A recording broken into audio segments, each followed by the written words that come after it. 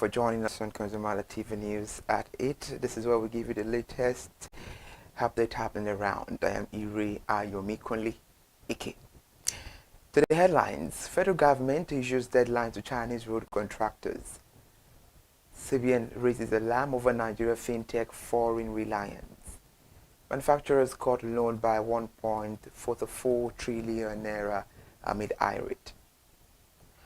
The federal government has issued a series of stern warnings and deadlines to China Arbor Engineering Company and its sister firm China Arbor Operation and Maintenance Company over alleged substandard work, slow mobilization and environmental hazard on key federal road projects across the country.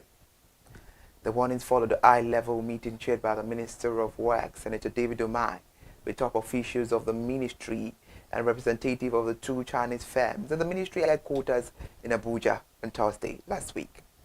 The companies are concessionaries on the Maraba Kefi Akwanga Lafia Makodi Dual Carriageway and are also handling other strategic road projects, including the Makodi Ninth Mile and Nugu Road and the 7th Access Road in Lagos.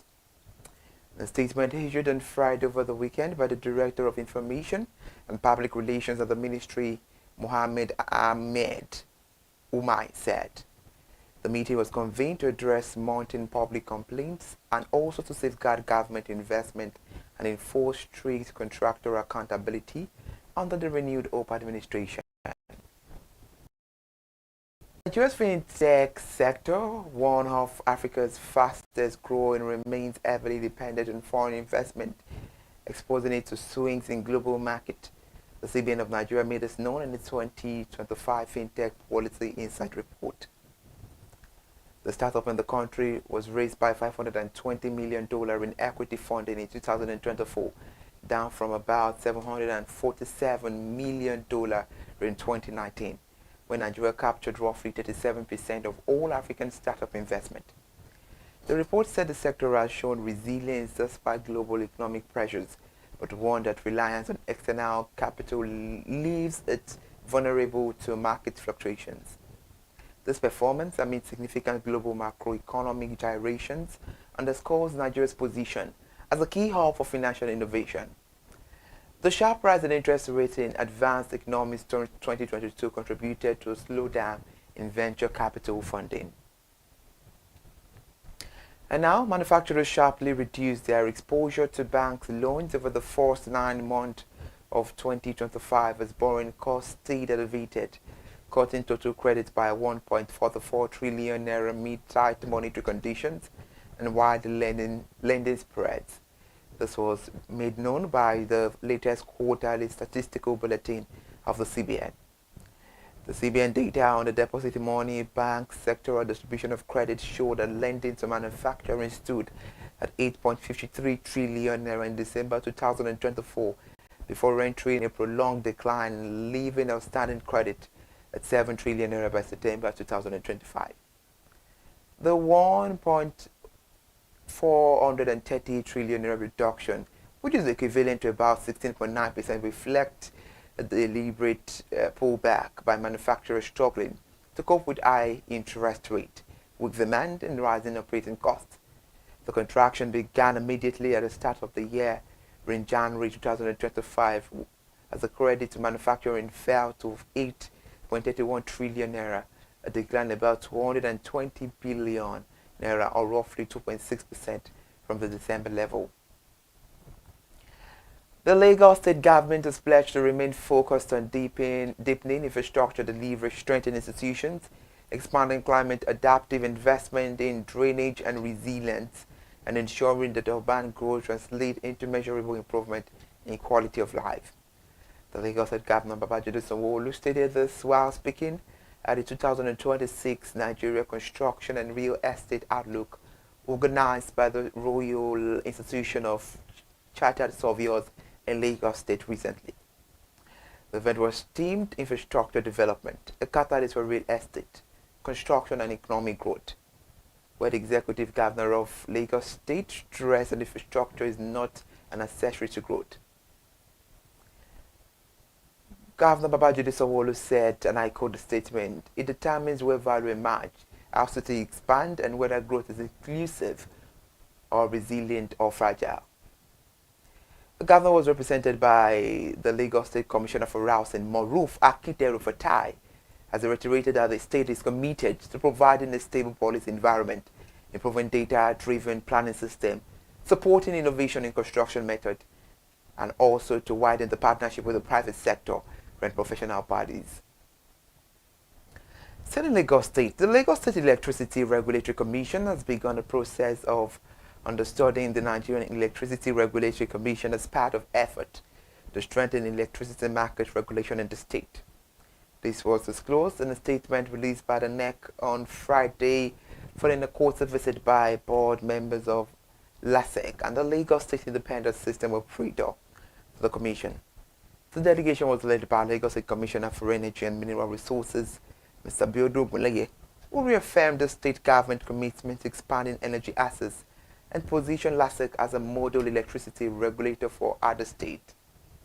Mr. Roguleye explained that while LASEC is responsible for regulating the electricity market in Lagos State, the Lagos State Independent System Operator oversees the operation of trade point meters and all bulk electricity measurement to ensure that energy sold within the state is properly accounted for. The Vice President, Oil and Gas of Dangote Industries Limited, Devakuma Redwin, has been honored with the prestigious Person of the Year award, the 9th annual award and lecture of the Daily Asset newspaper, in recognition of his contributions to Nigeria's oil and gas sector when his role in advancing the operations and strategic communication of the Dangote Petroleum Refinery and Petrochemicals. A statement from Dangote Group on Saturday over the weekend stated that the award was presented at a well-attended ceremony in Abuja that brought together government officials, industry leaders, media executives, and other key stakeholders. Moreover, speaking at the event on Thursday, the publisher of Daily Asset newspaper, Dr. Cletus Acquire, described Mr. Redwin as instrumental to the success of the Dangote Petroleum Refinery and Petrochemicals. He said that under Mr. Redwin's stewardship, the Dangote Refinery has continued to play a transformative role in boosting domestic refining capacity, enhancing product availability, and supporting Nigeria's economic diversification agenda.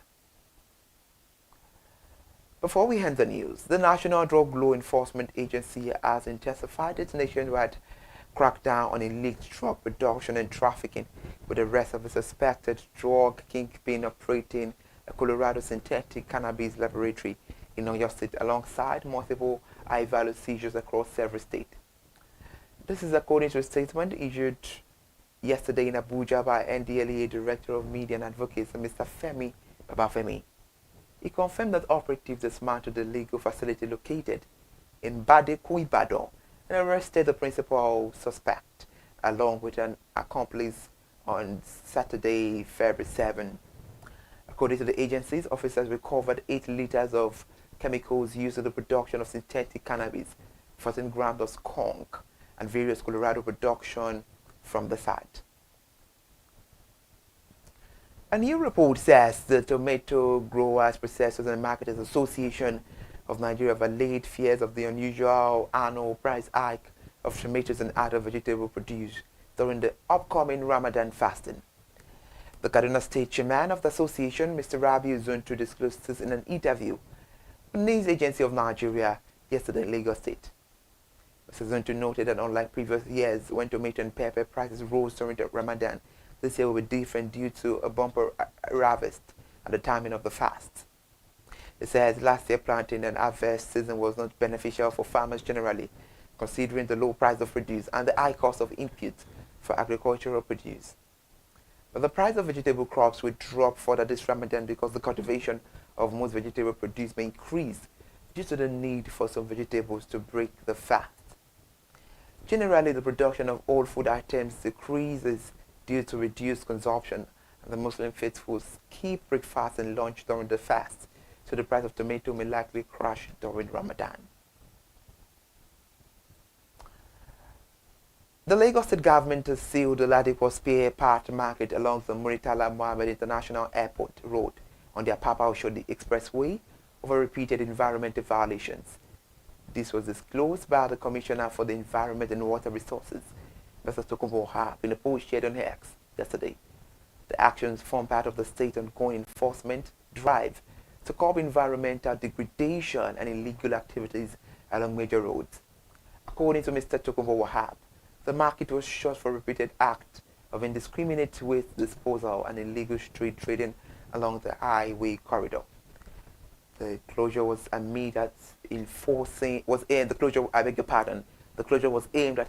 compliance with environmental regulations and restoring order along the highway. Good morning. Thank you so much for joining us on the news app, and you will stay with us for the rest of the day. I am Ire Ayomikole. Okay, bye for now.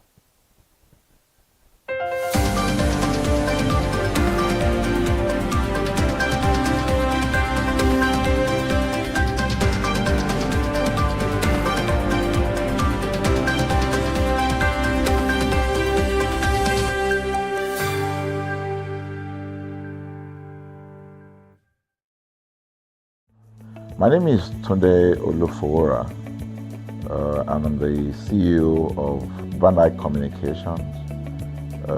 We are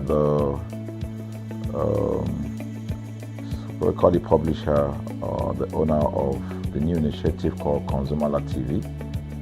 ConsumerHallaTV is actually Nigeria's first consumer-centered, or call it consumer-centric television platform that aims to bring voice to the over 220 million Nigerians.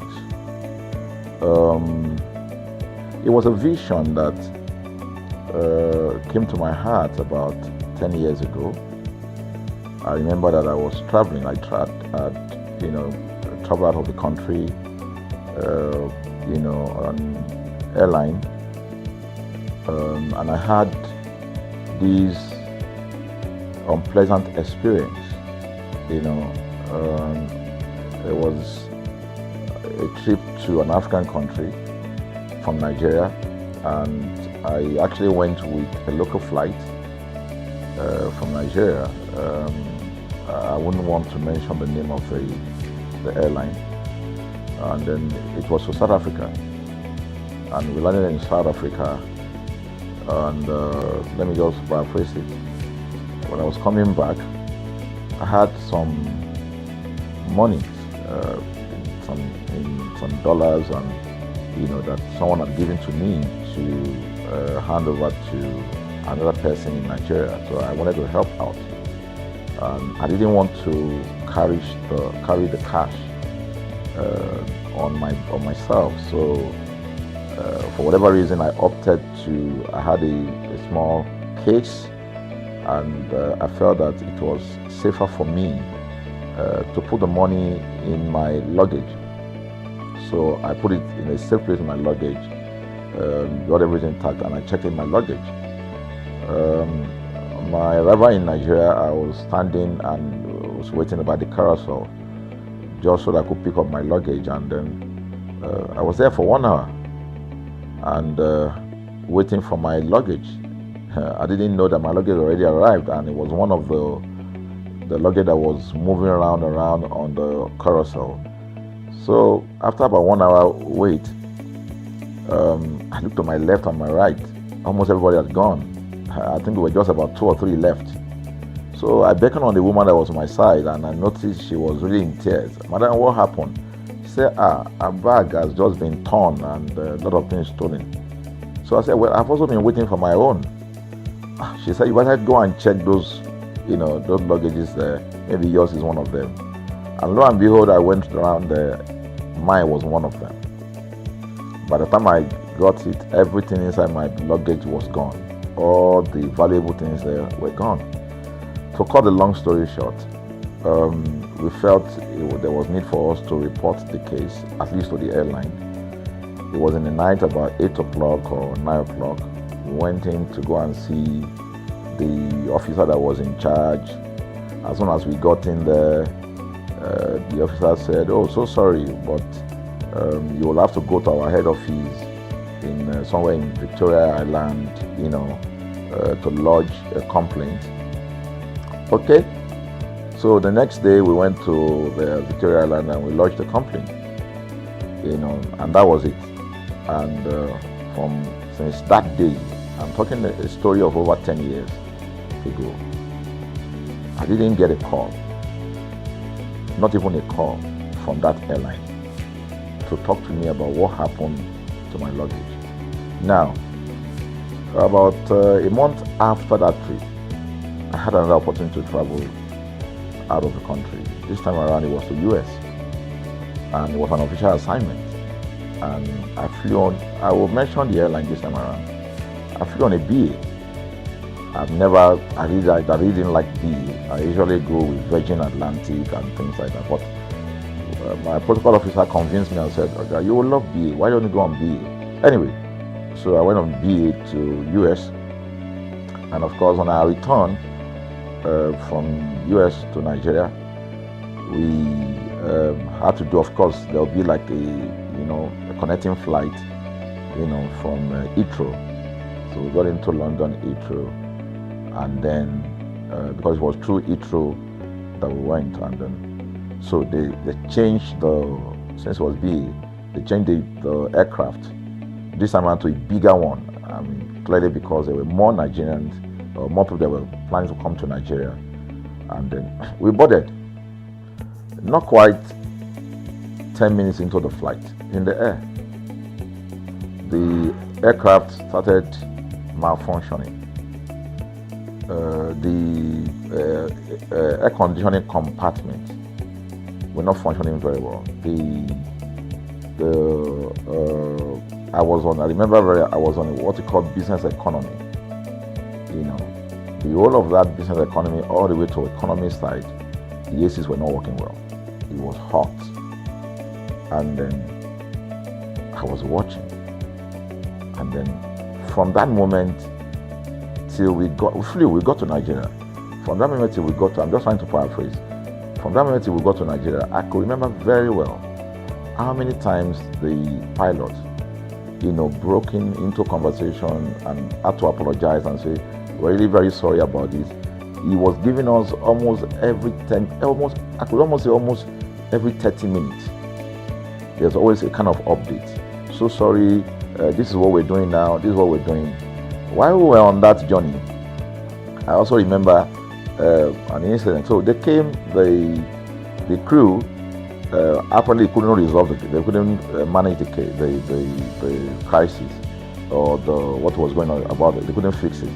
So they come up and said, we're so sorry, but for all the inconvenience, we're declaring, free lunch, free whatever it is you want, you can get.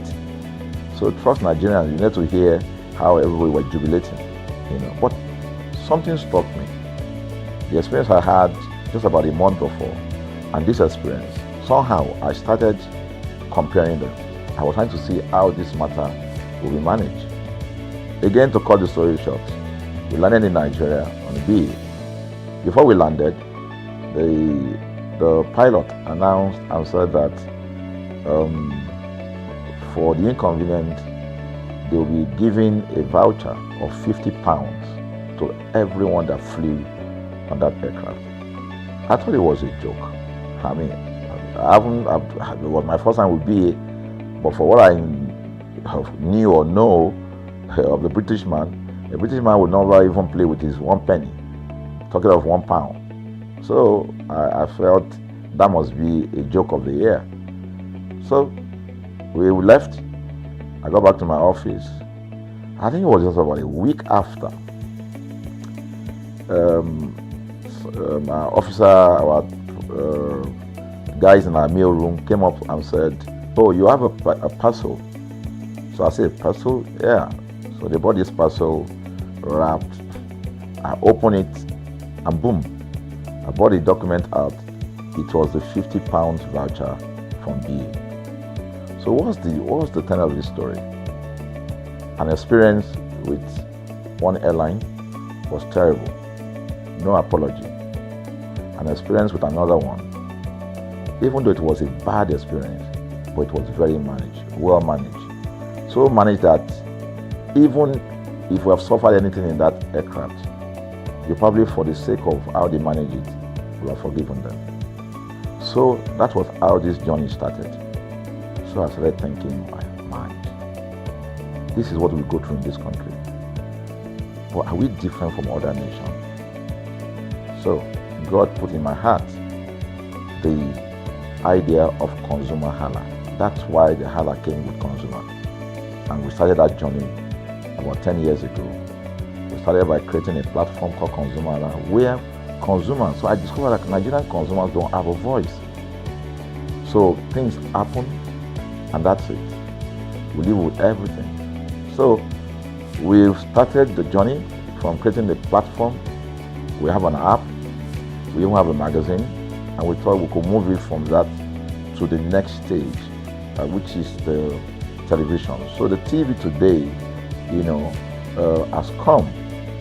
So I would say precept by precept, line upon line, we have been able to build on our aspiration, to finally bring to birth this unique and exciting platform, So it's a digital telecast, and our goal is to further connect consumers in Nigeria to brands with insightful news, development within the fast-paced world of consumers. The world of consumers is growing at a very fast pace, So we want to inform Nigerians. We want to get them educated about their rights, So our role is that we're going to educate consumers in Nigeria, all right?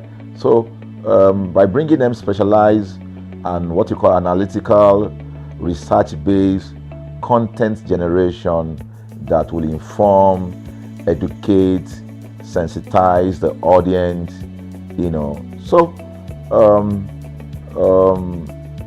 that's ConsumerHallaTV. So I call it an offshoot of our ConsumerHalla brand. ConsumerHalla brand actually was the first we call it the first complaint or consumer complaint resolution portal. When we started it about 10 years ago, or about 7 years ago, it became the first complaint resolution portal. We created it so that Nigerians can actually lodge complaint on that portal. We spent a lot of resources to build a very robust platform where today, if you have any complaint, about any brand, any leading brands in Nigeria, and you go on that platform, you can actually click, just a click, you can find the brand, you can actually lodge your complaint, and once you submit it, that complaint will be routed to that organization, and within 72 hours, we will obtain feedback for you. We build it in such a way that we have connection to almost all the organizations, and it's been working. We've resolved several complaints for people without having to charge them any penny, because the idea is not to charge. So what we have done with ConsumerHallaTV is to take it to the next level.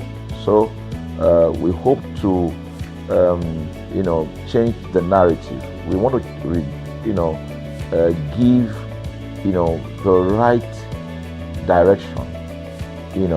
Nigeria has the largest consumer market in the world, with a population of over 220 million people. Why should we be the one that is suffering the most? Everywhere you turn to, it's as though Nigerian consumers don't have a voice. You're traveling, you buy a ticket. For whatever reason, an airline will wake up middle of the night,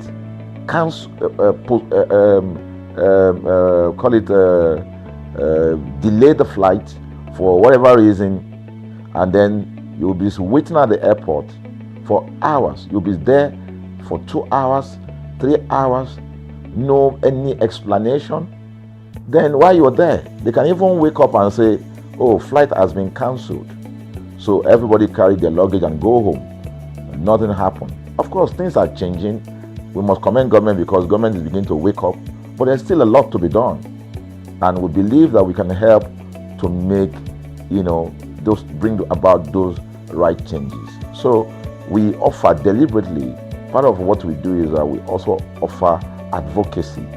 All right, we're not just an advocacy organization, but we offer advocacy. We have a legal team. We have lawyers that are registered on our platform. All right, that can also take up cases.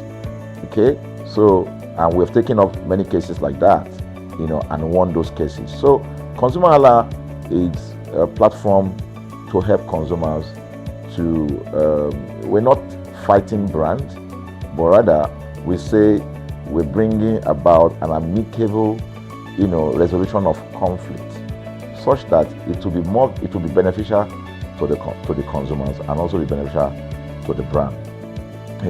I remember the word of Jeff Bezos.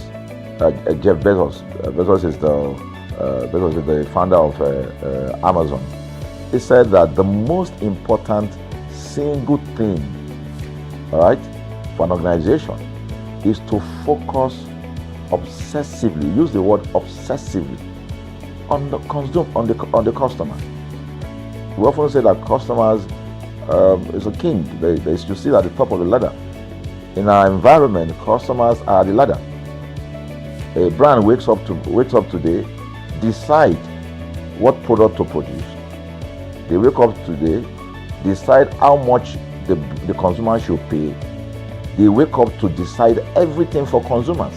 So consumers are just at the receiving end, and yet are milking the consumers. There's no price regulation in this country, none.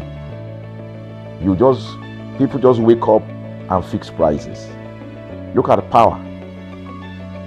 Government wakes up, we change policy, we wake up and we get people to pay more. We think it's time for consumers to begin to speak out. In speaking out, in engaging, we can get the brand to begin to do what is right. And of course, I know that the consumers themselves need to be educated. So our role, our vision also is to ensure that we educate consumers, we bring awareness. A lot of Nigerian consumers don't even know about their rights. You buy a product from a supermarket. I've had this experience.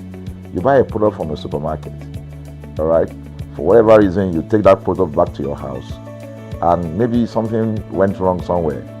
By the time you take that product back to the shop where you bought it from, and you say, Oga, this thing, you know what's going to tell you?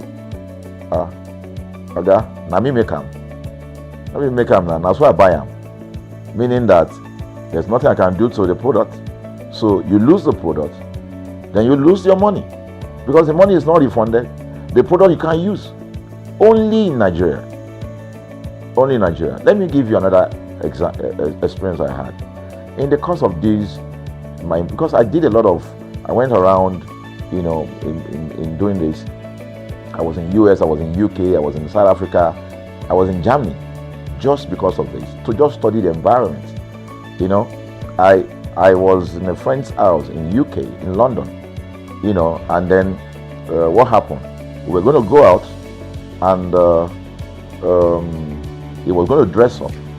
So he said, to me, I was seated in his sitting room. So he said, wait a minute, I picked up an iron, that's the pressing iron, 2 days ago or so from a store. Let me try this, let me just try and use that to iron my shirt and we can go out. So I was seated, the TV was on, I was watching. While I watched him, he brought out the pressing board, spread it out, brought the iron out in my presence, plugged in the iron, and then as soon as he switched on the power button, we just had a spark. Boom! Ooh. The guy was raged. Then he goes, What just happened? So he said, No, these guys are in trouble, they're in soup. I was thinking, what are you going to do? I was trying to compare that experience to what would have happened in Nigeria. In my presence there, he opened the pack. There was a card inside it. Inside that card was a call, number to call. And they called the shop or wherever he got the thing from. I was hearing the conversation that was going on. And all he said to them on the phone was, look, at, by the time he even called, clearly because they already, through the call, they could trace where he was calling from and who was calling. He said, yeah, I pick up this number, I pick up this iron yesterday, and guess what? I just plug it to power, and then this thing just, stop, didn't work. At the other hand, I could hear the voice, oh, we're so sorry. We're sorry about that. And they said, this is your address, yeah. Don't worry, we'll get you a replacement. All right. So my friend handed the call and dropped the. So I said, so what's going to happen? He said, don't worry yourself now. Shebi, we're here. They will bring a replacement. I said, they will bring a replacement. He said, yes. I said, they won't even try to check whether it was your fault, because it could have been your fault. Maybe you didn't do something well about the first. No, it can't be his fault. Now, Shebi is a brand new item that he bought. While we were still talking, in fact, I'm not even sure it was up to 30 minutes or so. We had a knock on the door. He himself said he must be the dispatch person. By the time he opened the door, it was a dispatch man that was on the other side. And then the dispatch man was at the door. Just watch this. Was at the door. I was seated in the sitting room. The guy was at the door to meet with the dispatch guy. The dispatch man that brought the replacement iron, I heard him say, we're so sorry. So I was so shocked. I mean, a dispatch man, this guy is a dispatch, so also apologize. I was so touched by it that even a dispatch man was so trained, to tell the guy, we are so sorry. And guess what? He brought the replacement iron. By the time my guy opened the iron, it was a bigger size iron. So they replaced with a bigger size iron. The guy never asked for the one that went back. He didn't say, Oga, where is the other one that we gave to you, so that he could take it back? No, he just bought a new one and gave it back. So I asked my friend, I said, can you interpret this to me? He said, here in London, if they didn't do this, they know the next thing I would do. So I'm just going to grab a lawyer, and I'm going to tell them they've destroyed something in my house. By the time I'm done, they will pay through their nose. Because the consumers are conscious of their rights. In Nigerian consumers, even those who are aware, won't even take the battle up. Everybody just go, what can we do now? Today they wake up and ban this. What can we do now? So we're going to change the narrative. We have to stand up. So the vision of ConsumerHallaTV is really to create an engagement platform that constantly mirrors the minds of consumers and provides right connections for meaningful brands in Nigeria. Thus, we believe, will be forming part of that our overall vision, of creating a more caring world of consumers where businesses thrive. So I think that we'll make our impact. We ask you to join us on this journey. ConsumerHallaTV will drive engagement. It will also be there to help to promote brands that are doing what is right. So we're not out to criticize any brand. Rather, we have to complement what the brands are doing, because there is no organization that or a business that was set up to fail. Nobody set up a business to fail. So there are just gaps that need to be fixed. So together we can fix things, and together we believe that we will create the right story for consumers in Nigeria. Thank you very much.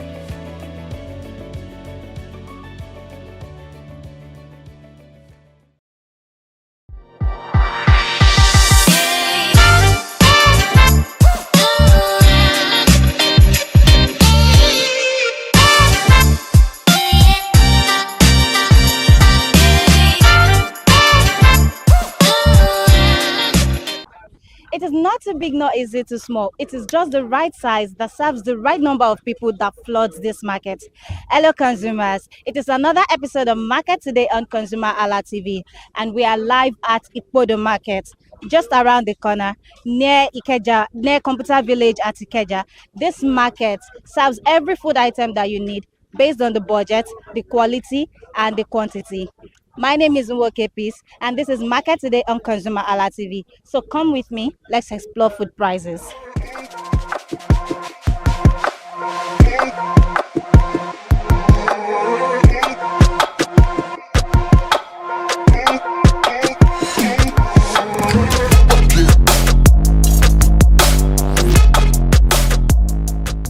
Hello, good morning, ma'am. Good morning. How are you today? Fine. Okay, so ma'am, can you tell me your name and what you sell in the Podo market? My name is Grace, the mighty grace of God frozen food. Anyway, yes. The 12.5 is 12.5, 13,000, depending on the brand we get. Then the small chops is 2.5 per pack of 12 pieces. We have shrimps 8,000, the prawn, no, shrimps is 6,000 as I what they supplied yesterday. For the The kilo? price was 2,000, 2,1, depending on how they supply it as well too. Then there are sausages for 1.5, depending on the brand. So your shop is basically a shop for frozen foods. But then you've mentioned the major, I mean, you've mentioned some frozen foods that you sell, here, but you've not mentioned a major frozen food. That's fish. You don't Fish, sell no, fish. we don't sell fish. Yeah, we are those selling fish are much. Okay. So we are not allowed to sell fish. We are selling turkey chicken. We can't sell fish. Oh, okay. Yes. So that's the rule of the market. All right, ma'am. So how long have you been in this market? Ah, hey, will I say this inherited? Because my mom that was here before, so when she died, took it off. So for me, I've been here for more than 7 years. Wow. This will make it 8 years. Wow. So and I hope you will say it's been sustainable for you. Thank God. Thank you. Okay. So where do you get your produce from? Where do you buy them from? We go to market, go to Cotonou. Either we send somebody, Yeah. or if you feel the road is too tight, you can buy outside. But majorly we go to the market. You go to the market. So in this shop you have frozen foods. What is the most expensive frozen item I can get here? It's turkey, Turkey. And that goes for 9,000. 9,000. Okay, so if we are talking the most affordable, we'll be talking the Soft chicken. soft chicken. Yes. Spring roll is not meat. It's small chops. Yeah, okay. Yes. Because I wanted to say this. Down is small chops. Yeah. But the affordable protein Yeah. available is soft chicken. Soft chicken, and that goes for 5,000 per kilo. per kilo. Per kilo. Okay. So, ma'am, do you think you have a loyal customer base? I mean, people that will always Yes. buy from you, no matter what. Yes. Why do you think they always come back? One, your behavior, Mm. the attitude you give to them. Mm. Yes. So you would Yes. say you're very accommodating. Yes. We are trying. Okay, I Even see with that. the manners, we are trying. You're trying. Yes. Okay. Okay, ma'am. Is there any challenge that you face in this market that affects how you buy, how you sell, how your customer buy from you, how you buy? The only challenges I face is if the exchange rate is high, maybe our money is lower compared to the money we want to change. Yeah. That's where we have issue. Because before we change 1,000 sefa for like 400 naira, 400 naira. Okay. But now we are using almost 2,000, our own 2,000 plus to collect 1,000 sefa. So that's the only challenges we have Wow. is the exchange rate. Aside that, the rest is Rest minor. Yes. okay. Okay, you mentioned that during the festive period the prices went Yes. up, everything went up. So should I assume or should I say it, emphatically that it was because of the festive season that the price went up? No, they had issues Okay. at Cotonou that Okay. period, Yeah. so it affected the goods. and then the demand was much. Yeah. So they use the opportunity that they have issues and the demand is on the high side. That was what happened. But now the demand has reduced. So and they are trying to settle their issues. So the exchange rate is dropping as well. Would you say that based on what you sell, the economy is stable? Hmm. Economy, I don't really know how to respond to this one. Okay, would you say that the prices of what you sell, or based on how your customers buy No, from don't selfish. You get from. based on what on how your customers have been buying, would you say that the price is stable? What would you say about the Price is economy? not Do you stable think it's because stable? those that buy carton before Mm-hmm. have reduced to like half carton. The companies, hotels that collect much before, they can't collect much like that again because of the price of the market. So it is not stable. Will you compare when we sell a kilo for 700 naira to now that we are selling a kilo for 6,000 naira? So Okay, you mentioned hotels that buy from you. So, who do you think your customer base are? Is it only hotels? Is it no, people that even buy people for that family? buy, yes, Yeah, okay. family use, those are they buy for self-consumption, Yeah. and hotels that buy for resale. So, is So it only hotels that buy for resale? That buy for, no, what no, about other people even that want to resell? yes, those that want to resell, I don't really have those customers. Okay. I don't really have those customers, but hotels that want to resell, those cooking it to resell, yes, yes, I have them more than those that want to cook and eat themselves. Yes, those are the people I really sell to. Okay, one last question, and this might be a little bit tricky, but in the next 3 months, do you have a prediction for how the prices will be? Do you think it will be higher? Do you think it will be more stable? I think it will drop. It will It will drop drop. than this. Yes, It will- I think, and I pray so, Yeah. because if it drops, Yeah. people will buy more. Yeah. So that's our prayer that it keep on dropping. Okay. Let's watch out for the next 3 months then. Okay, thank you so much for your time.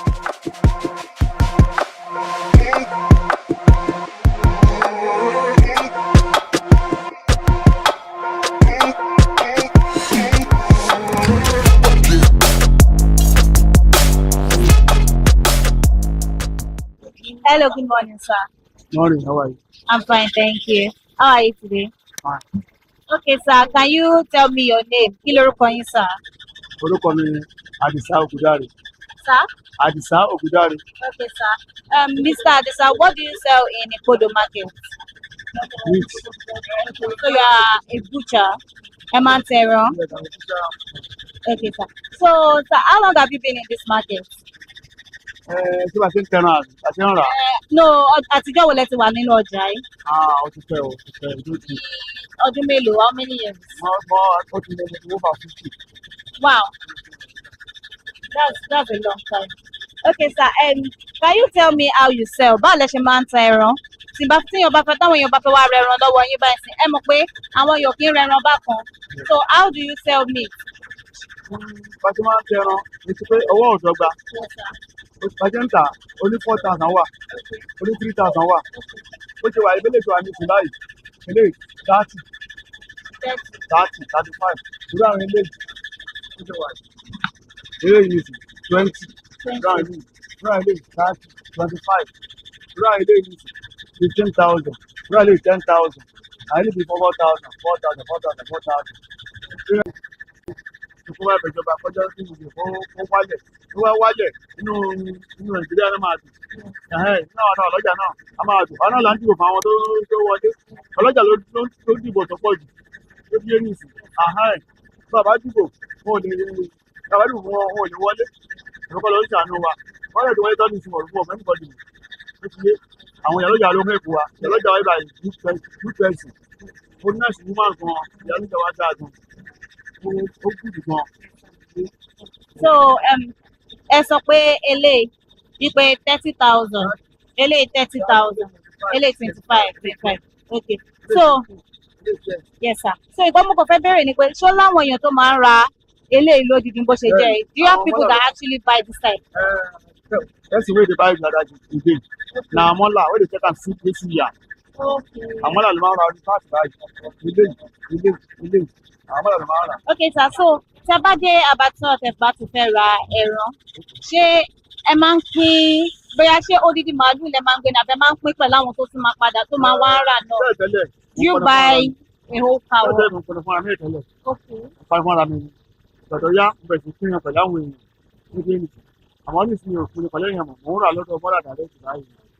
Oye Mọ́là á parọ́ sí tébùlù, ìyá lọ rà nínú ẹ̀, bàbá jẹ́ sọ́jà, òun ní ìsinmi ìsinmi yìí. Èwo ló wá pé yín dùn kẹ́ máa pa ẹran náà fúnra yín àbí kẹ́ máa rà lọ́dọ̀ Mọ́là? Gómìnà ni pé nípa yẹn pé mi, àmọ́ kò sí ọjà lọ́wọ́ yìí.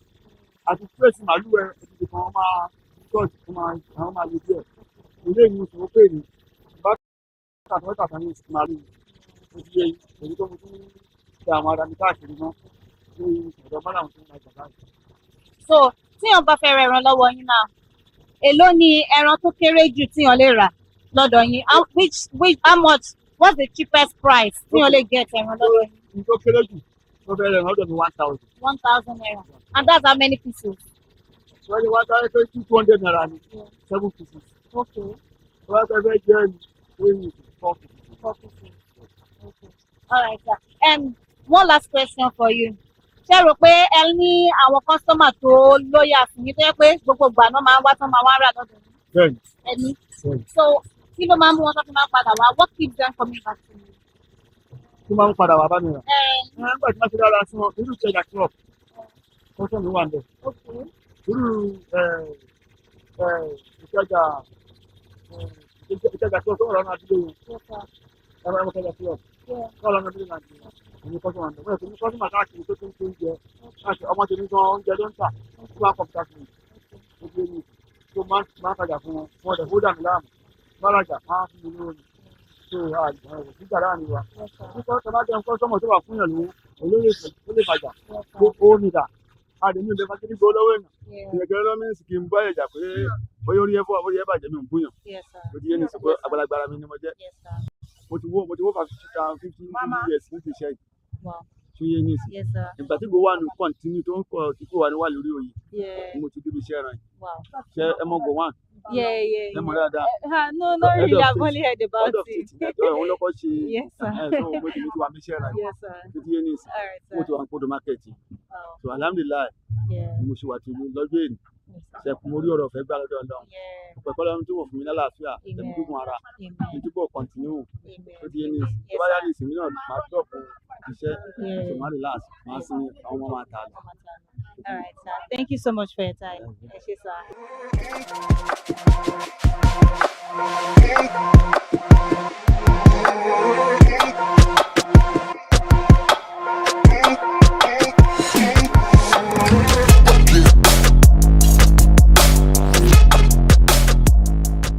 Hello, good morning, ma. Good morning. How are you today? I'm fine.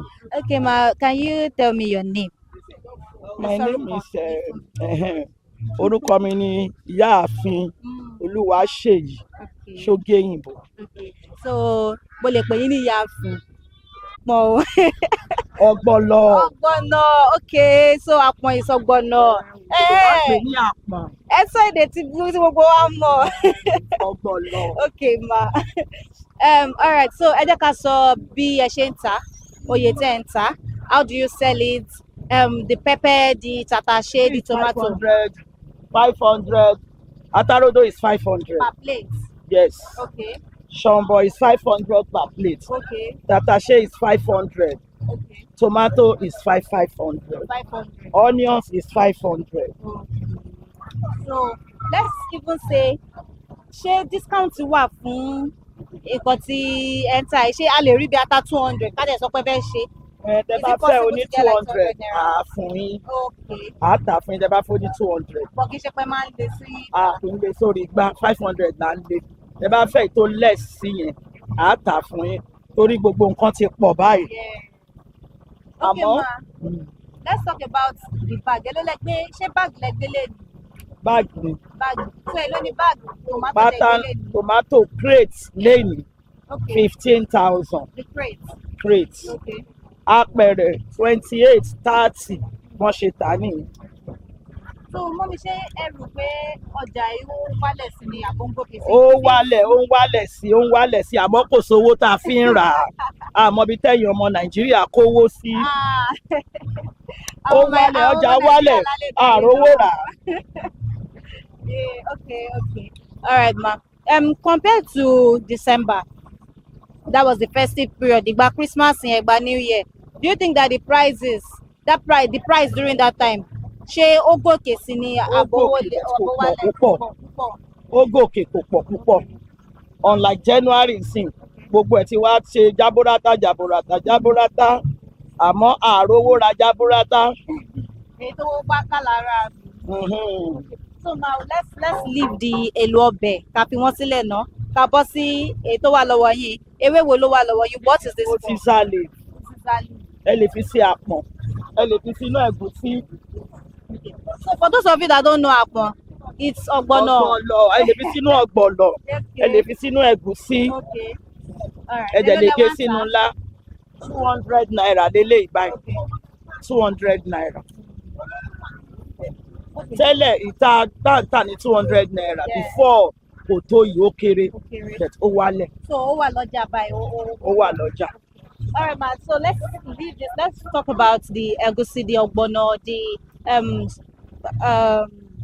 this fish that you have here, this dry fish, the crayfish, the stockfish that you have. So èló lẹ ń tà, báwo lẹ ṣe ń ta gbogbo àwọn èlò ọbẹ̀ kejì tó wà ní? Ọ̀pọ̀lọ yẹn cup 2005 fún mi. Cup ọ̀gbọ̀nọ̀ 2005. 25, okay. Ẹ̀gúsí cup 500. Cup 500. Panla oní 10,000 oní 1,000 wà oní 2,000 wà oní 2,500 wà bó bá ṣe tóbi sí ni price ẹ̀ ṣe wà sí. Edé yẹn kọ́. Edé cup. Edé kékeré, edé ńlá wà. Edé ńlá cup 2,000 naira. Edé kékeré cup 1,000 naira. So ma, how long have you been in this market? Ọjọ́ àtijọ́ wo lẹ ti wà ní ọjà yìí? Ọ̀nà ọjà iná bí mi sí o, ó ní mo dẹ̀ dàgbà sí. Wow. Bí náà mo ti lọ school primary, my secondary. Bí náà. Yes. Wow. So báwo ni ọjà yẹn ti ṣe rí fún yín? Ṣé ó wà sustainable fún yín? Do you think it's sustainable for you? Yes. Wow. I mean, that's really good. So, one last question, ma'am. Is there any challenge that you face in this market that affects how you buy and how you sell to your customers? Face challenge kankan torí bí ìkọlà ti ń rà a máa lọ sóyìnbó lọ rà irú àwọn ilé ẹ̀gúsí yẹn òyìnbó ni irú àwọn èèyàn tomatoes máa 12 ni so bàbá tẹ máa face challenges ọ̀hún yẹn ni tá a bá ti gbé débi ká lè ká tà á ni kò jù bẹ́ẹ̀ lọ. So tẹ́bàdé my 12 yẹn, is it that you have a regular supplier or ẹ kọ́ lọ sí ọ̀dọ̀ anybody? Kò sí àní supplier tẹ bá ti débẹ̀ ẹ máa wo nǹkan tí ẹ fẹ́ tó bá fine tó wù ní tí price ẹ̀ dẹ̀ wà affordable la máa ń rà. Ẹ máa rà. So ṣé wọ́n máa ń dá sílẹ̀ tẹ máa rí ni? Ó máa wà nù apẹ̀rẹ̀ ni ẹ máa wò ó. Tó bá jẹ́ tó wà nù crate ni ẹ wò ó ìtẹ́ bá láì. Báwo ni wọ́n máa wọ́n tó bá ti bàjẹ́ sínú bí wọ́n? Kò sọ́gbọ́n ẹ̀ka ẹ̀ máa mọ̀ torí ẹ máa rí ní ìṣọ́jú òkùnkùn. Ẹ mọ̀ pé tó bá ti gbé ẹ bá ti rápẹ̀rẹ̀ bá ẹ tú ẹ wò ó lẹ́gbẹ̀ẹ́. Tó tẹ bá láìkẹ̀ tó bá yẹ pé kò lẹ́ṣà púpọ̀ ẹ rà. All right, thank you so much for your time, man. Thank you for.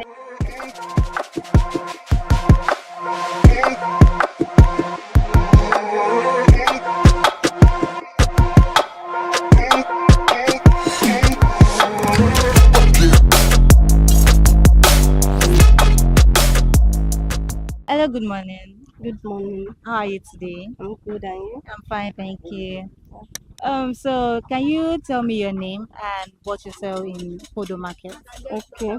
My name is Chine or Messi. Okay. I sell food stuff. Okay. Yeah. So you sell.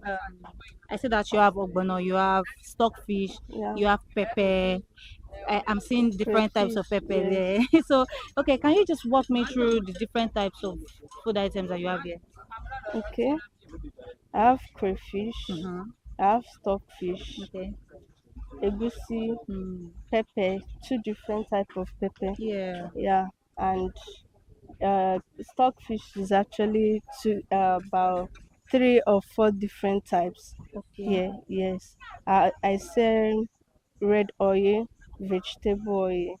another foodstuff. Okay, so Yeah. let's talk about. I'm actually interested in that pepper. So because I see that you have two different types of pepper. Yeah. What are their names? And Okay. that black one, is it the one used for Cameroon pepper? Yeah, that's the Cameroon pepper. Okay, Then the red one is just normal pepper. okay, Yeah.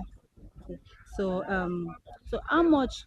Can you tell me the prices of these food items that you have here? How do Okay. you sell them? Okay. Crayfish. I sell paints. Okay, It starts from 200 to paint, okay, depending on what the customer wants, the okay, consumer wants. Yeah. Paint is 12,000, okay. depending on how we buy Oh, now actually, you buy here. because crayfish is not on fixed price. Mm-hmm. The price can go higher tomorrow and it can come down today. So we don't have fixed Fixed price price for it. for crayfish. Okay, Then the same thing goes to pepper and egusi. We have engine pea and hand pea. Hand pea is the hand pea is the one that is peeled manually, while this one is the one that machine actually peeled it. yeah, And the hand peel is more expensive than the engine peel. okay, And that one, the Rika will save the Rika paint. The Rika is 2,500 for the hand peel, while okay. the machine peel is 2,000 naira. 2000. Yes, but still, the machine peel, we've already selected it. There Okay, are some people that just sell it like that when they have not selected it. okay. So that one, they can say 1.5, but we will say 2,000 because we have done the work You've already. done, yeah. Yes, they don't have any work to do there. Okay. Yeah, Okay, so I see that you have this fish. yeah. How much is this one? This one is 2,000. 2000 naira. Yes. Okay. Then the ogbono. How The much other is what a cup a, derica? How do you a sell? cup is 2,000 naira.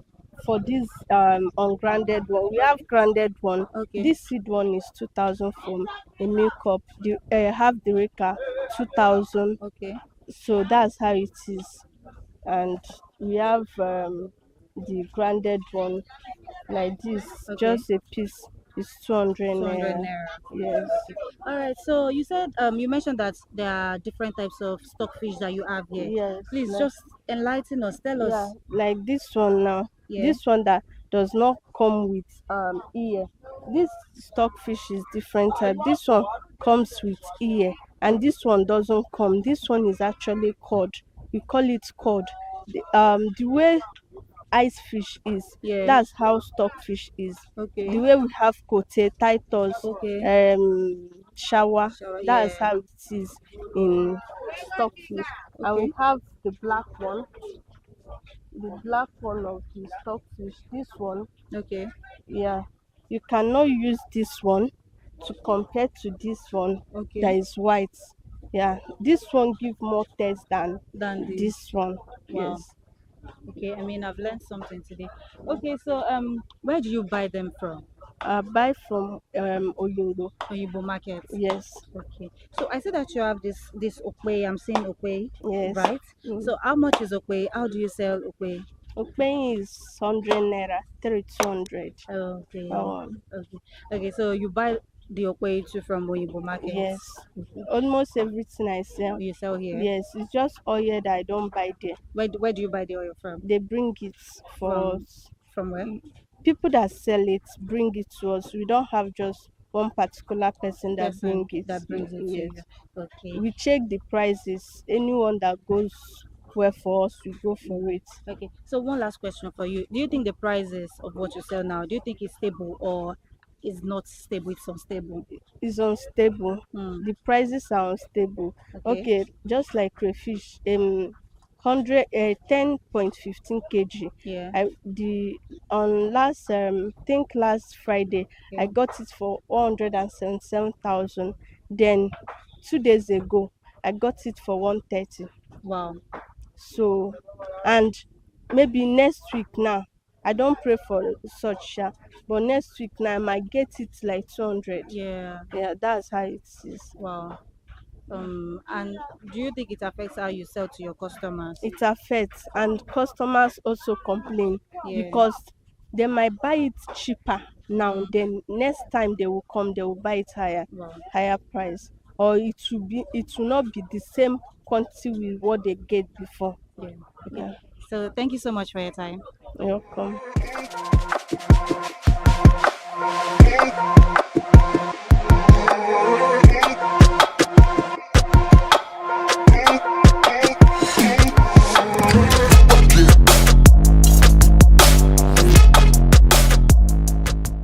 So there you have it. I was shopping today. Okay, so we have toured Ipodo Market and we have seen that whatever food item that you need is available based on your budget, based on the quality and based on the quantity. You have seen that you can get items as low as 200 naira. Is it fresh pepper? Is it grinded pepper? Whatever amount you have, you can get any food item here at Ipodo Market. So it is not over, but until the next episode, you can catch us on Consumer Alla TV on Instagram, Twitter, Facebook, YouTube, and TikTok. My name is Nwoke Peace, and until the next episode, bye for now.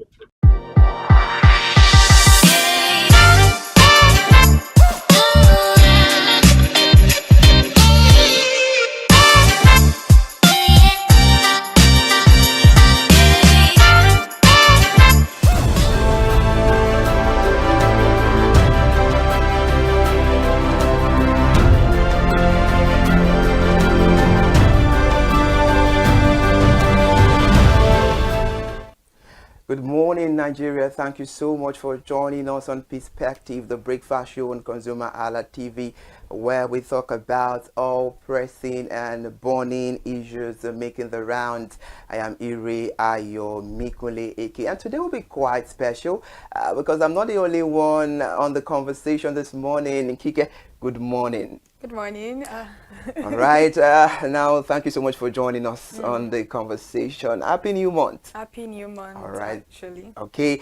I'm sure you're ready for the conversation. I am. This Okay. is my first time on Perspective. All right. so Good let's then. go. Let's kickstart. On today's edition of Perspective, we'll be metal decal a bit because we'll be looking into the crucial role of a medical laboratory scientist in the fight against the antimicrobial resistance. And the medical laboratory scientists are key players in fighting antimicrobial resistance, AMR, I beg your pardon.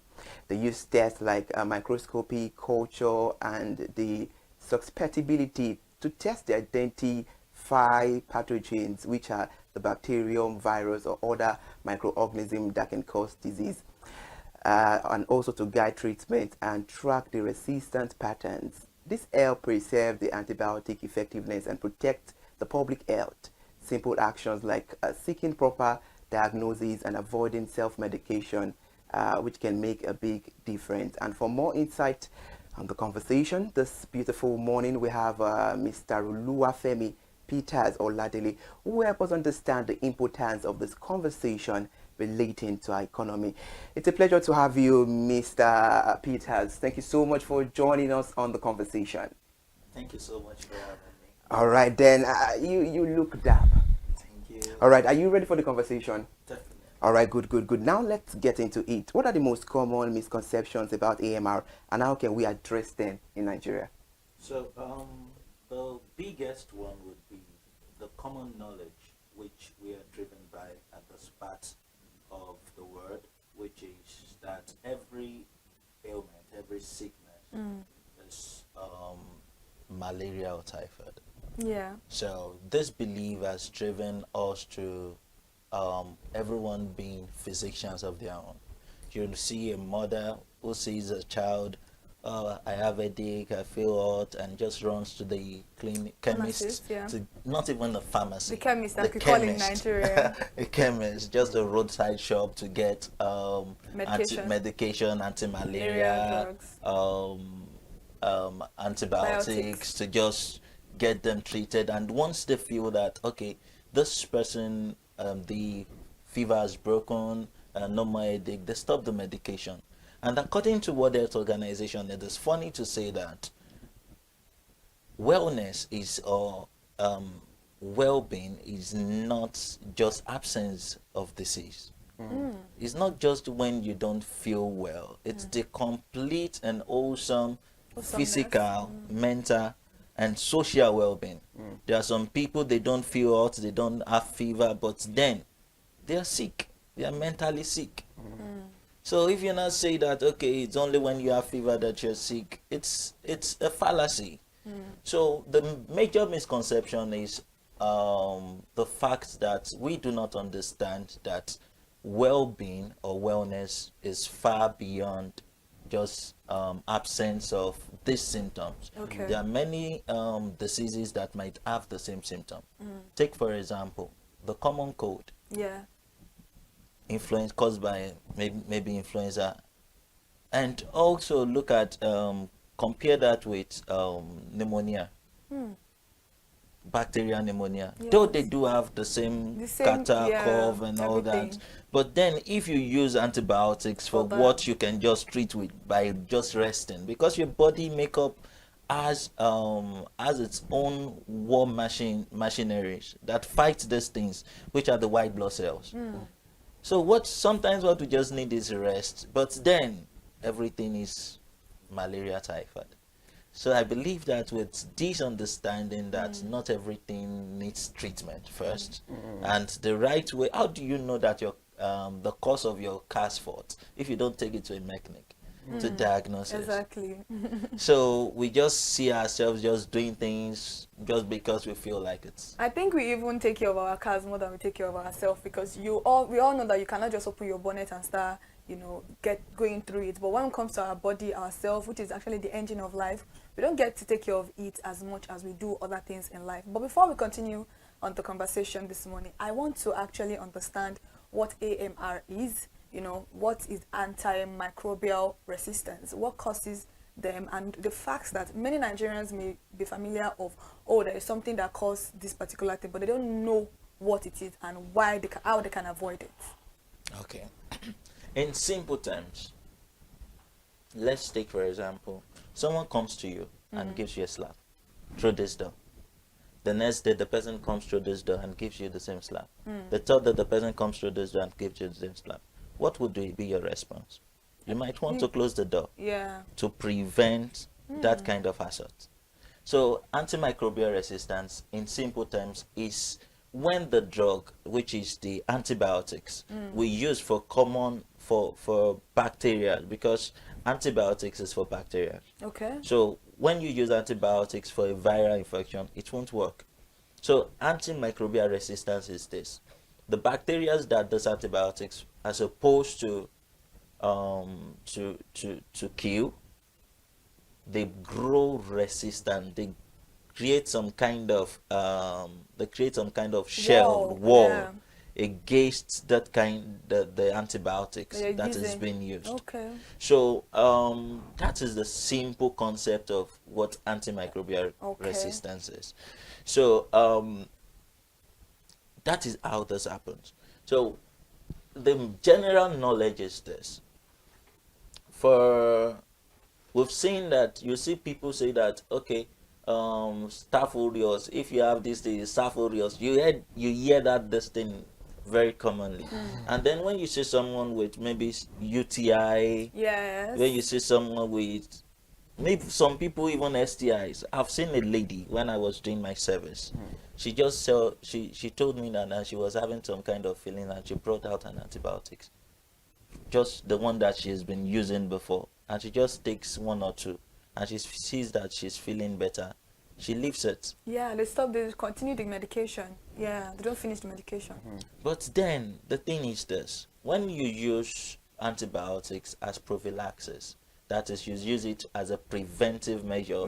Or you continuously use it. Yes, it creates some kind of the bacteria. It kills some of them, while it immunizes some of them. Okay, it empowers them, so that when you use that drug subsequently, it won't work for that. For the one what you're targeting it for anymore. Yeah. So I get that. That means that it's in common terms, it has killed all the good bacteria that's supposed to protect you when you're using the particular drug. Yes, there is that. There is that. Okay. And there is the fact that when you're supposed to use, this is how it works. When you use a medication, it goes through processes. Okay. your liver breaks it down, releases the active active part of that drug into your system, and then it is transported to that target cell where you're going to, where it's needed. Okay. So what happens is that when you use that drug, and there's something we call bioavailability of the drug. So when you use that drug, it kills some of them, and that is why, and when it gets to a point, the availability of that drug in the system reduces. Okay. Which is why some people will tell you use this drug twice in a day. Oh, use Because once a day. yes, Okay. yes. So because it is believed that after like 9 hours or 12 hours, the concentration of that drug has reduced. Okay. So you need to replenish it. Okay. So that the effect of the drug would continue. And that is why they tell you that, okay, use this for 5 days. Exactly, in limited time, not stay on it for the rest of your life. So use this for 5 days, but then you see people say after 2 days they feel well and they stop it. Yeah, especially with malaria drugs. Nigerians, we do that a lot. All right, interesting. Mr. Oluwafemi, I love those analyses. They are LD and they are sharp. Now, let's look into this. How can the medical laboratory scientists collaborate with healthcare professionals to optimize antibiotic use and reduce AMR? Well, that's a very lovely question. I think we are doing better now compared to some 10 years ago, because medical practice now is working towards even personalized medicine. And what do I mean by that? We've come to understand the importance of collaboration in the healthcare space, in the medical space, where we see the importance of the doctor, with the importance of the pharmacist, the importance of the nurse, the importance of the medical laboratory scientist. Okay. Some years ago, we do not have that. I could remember when during my training as a medical laboratory scientist, I went to a doctor in our clinic then, and I told him that, see, I've done tests and I've seen that I have malaria. And the guy was like, who told you that? It's only it's testing that will tell you that you have malaria. I was like, what are you even saying? The only way you can confirm if you have an ailment is when you go through testing. And now, because you want to prove some kind of superiority complex, you're trying to talk me down. And at the end of that conversation, he was telling me that, do you know you can still go back and do medicine? I was like, that's even out of the point. But now we've come to understand the unique roles of each healthcare professional. So the role of the medical laboratory scientist is even beyond diagnosis. We even do surveillance. Okay. Because you cannot say that a drug is resistant except we tell you that it's resistant. Oh. Because in a climb like ours, 2 weeks ago, I was in a conference, a summit, Impact Africa Summit. And then they asked a question like, okay, how do you know the effectiveness of the drug and all that? And the first thing the physician said was that, see, the first thing that comes to mind when you talk about, when you see a drug not functioning, is that you've prescribed or you've used a fake drug. There's that. There's that. There's that. And there is drug resistance. So the first thing that comes to mind for a random physician who is not that deep is that maybe it's a fake drug. Let's try and get from another source. But then you cannot confirm that a drug is resistant if we have not told you that it's resistant. Because what we do in the lab is that we try to isolate the organism. We try to grow it in the lab. And then we test different drugs. We identify it that, okay, this is this, this is that. Then we try to test different drugs against that organism. And then we now track the one that is effective, the one that is not effective. We call it resistant drugs, and we now dictate the ones that are sensitive. So you're saying that it's not only antibiotics that can be resistant to somebody. No. There can be other drugs also that can be resistant to somebody, because I think in the last 3 years, antibiotics has been the forefront of conversations for medical practitioners about resistance, about how they will do surgeries for people and then they will try to treat some infections with antibiotics, and it doesn't work anymore. All because of the fact that the people, Nigerians, we tend to use a lot of antibiotics. I don't know who is prescribing it for us, but any little thing we are going to, just like a UTI you mentioned, most ladies will tell you, I'll use Flagyl 400 and then I'm good to go. You didn't go to the hospital to know whether you can use it. You didn't even know whether you can take injection for it, because a lot of people think infection is stereotype alone to sexually transmitted disease, whereas you can get UTI as a lady in a different form, but they don't know. Maybe they are shy to talk about that with their doctors. Maybe they don't want to be judged, because most of them will be like, why would I go to the hospital to go and tell a male doctor or a female doctor that I have? They'll be like, oh, maybe I am loose. Those are conversations that medical practitioners need to actually have with different people. They need to bring out this awareness that there's some illness that is not even associated to STI, but many people don't know that. We are, according to maybe research or statistics, is common for women to actually have infection. Maybe because of where you are using your toilet, maybe the water you are using. The first time I got a UTI infection, it was the water in where I served in Ibadan.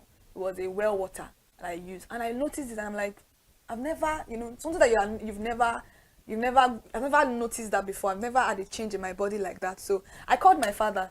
Like, Dad, this is like, okay, go to the hospital.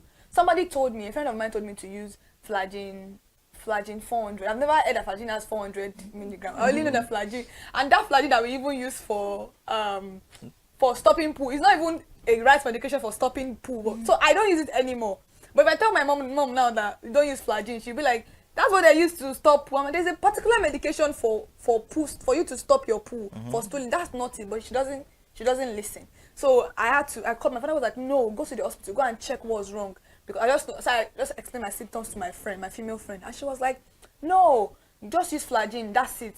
So maybe she has gotten it a lot of time, because that was the first time I was getting it. So I had to go to the hospital, and when I got, they were like, oh, buy a grapefruit or a grape wine, make sure you finish the whole bottle, and just come for 2 days medication, 2 days injection. And I went, and in that 2 days that was, and when I told her, I was like, are you sure it's gone? Because I treat mine sometimes for like 2 weeks. And I'm like, you can see the difference of someone that went to the hospital. And the doctor even explained to me that sometimes if you take a lot of grape, or what they call it, this grape juice, it tends to help your bladder release more, because you are forcing your pee, it's not coming out. But then your bladder is full, but because of the fact that you have a little bit of obstruction, that is the reason why. So just make sure you always take grape fruit, or I can't remember the name of but it tastes like grape. But I remember I took that Eva wine or something, that red one. That's what he recommended for, and I don't think he even gave me any medication. It was just those 2 days injections, and that was it. But for my friend, it was a different experience entirely. So it could be that for her now, maybe she's already getting that resistance that you are talking about. But how can you be on that Flagyl is very bitter. So I don't know how you're using it for a whole, and she's telling me 1 in the morning, 1 in the night. So you're telling me I'm going to use like 3 sachet for like, because I'm treating something. No, that's not going to work for it. So that's why I'm very particular about. It's not now just about antibiotics. There are also other medications that you can actually develop resistance for. Yes, there are actually other resistance is resistant. It can be to a viral drug, it can be to many kind of medications, any kind. But the most common one has been antibiotics. Biotics. Okay, because that's what is very common. That is the most common one. And people just believe that if it has worked the first time, it will work the second time, which is not entirely true. The body has take for example the UTI. The body has good microorganisms Okay. that actually protect you. But then when you use antibiotics indiscriminately, you kill them. Those are the good bacteria I was talking about. Yeah. Okay. I get that So now. you kill them, and then you allow for these bad microorganisms. To be playing ball. All right, interesting. Mr. Olafemi, while making your analysis the other time, you made mention of the role of the laboratory and you made mention of surveillance. Now, let me ask you, can you please elaborate on the role of surveillance in tracking resistant patterns and informing public health policies? So, like I said the other time, we've had a lot of policies around around antimicrobial resistance, which has helped also in preserving and protecting higher burden on our healthcare system. Because currently, you will talk about brain drain. I saw a consultant, I think nephrologist, saying that in the current statistics for consultant nephrologists is 1 to 1, is it 1 million in Nigeria?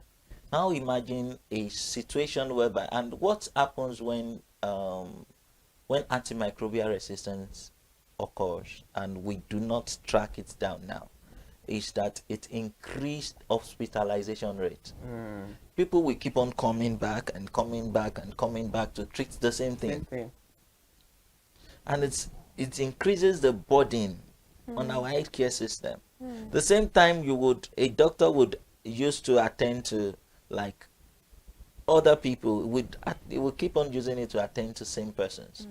So we see that, and then we've had the role of the medical laboratory scientist to help the physician track down and know how to make their treatments more effective. So, like I said the other time, you cannot know if a drug is resistant if we do not tell you that it's resistant. We are the ones that know the pattern. We see it from the lab that, okay, after a while, and that is the reason for data. We have our data. So we see it from pattern that, okay, over a while, and for example, we have MRSA, which is the methicillin resistant Staphylococcus aureus, which is being tracked right now. That is the role of a medical laboratory scientist. So we see the pattern, we see the drugs that are being resistant to these things, and then we alert the policymakers that, see, these are the drugs that we've seen over time that is becoming resistant to this class of organisms. So it involves and it informs them of the kind of policies that can be taken to prevent these things. So in the National Action Plan it took effect from last year 2024 to 2028, over a 4 years period. There is the antimicrobial stewardship, which is a policy that promotes the prudent use of antibiotics in both human and animal. Do you know, shockingly, that one of the major contributors for drug resistance, this particular question, is from animal? I wanted to ask you about agricultural livestock. That's where my question is going to come from, because it's very, like, I'm aware of the fact that the medication they use in treating what we ingest can also cause a lot of antibiotic deposits in our body. So I wanted to ask you that. I wanted you to even explain in great detail how that's, because a lot of Nigerians consume chicken, beef, pork, stuff like that, and these are the medication that these what will I say it? Will I say the owners of this poultry, they don't even have the knowledge. It's not as if they have a veterinary doctor that is taking care of their livestock. They just maybe let me just put antibiotics. Let me grind it into the water that they are drinking. Let me do that, and then they are feeding these things, and for us consuming it also is depositing in our body. I wanted you to explain that for me. Those are one of the questions that I wanted to ask you. Okay, so you see, we in this our country, we are used to. We believe so much in knowledge that we don't have. Some of us, we've turned ourselves to doctors, we've turned ourselves to veterinary doctors, we've turned ourselves to mechanics, we've turned ourselves to talk about anything. Talk about trades. So, and this is creating more harm than good. It is very right that antibiotic deposit comes from this livestock that we consume. Yeah. Talk about cows, chickens, and all that. So sometimes the antibiotics being used for this treatment in these poultries, sometimes they are used for prophylaxis. That means they don't see anything happening to those chicken or those birds or those. Just before anything happens. Yeah, they do it every and morning. all that. And that puts the drug deposit in the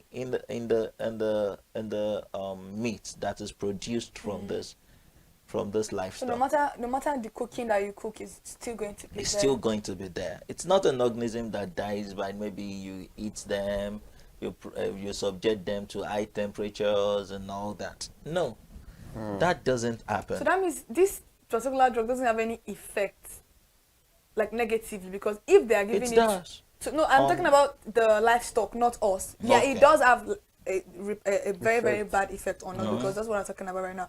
I'm talking about the livestock because I'm wondering how an animal will be taking this thing, and then the last consumers of this thing, are going to be the ones suffering from it. So that means maybe it doesn't have any effect on the animals, or what? Why exactly are they giving the animals those things?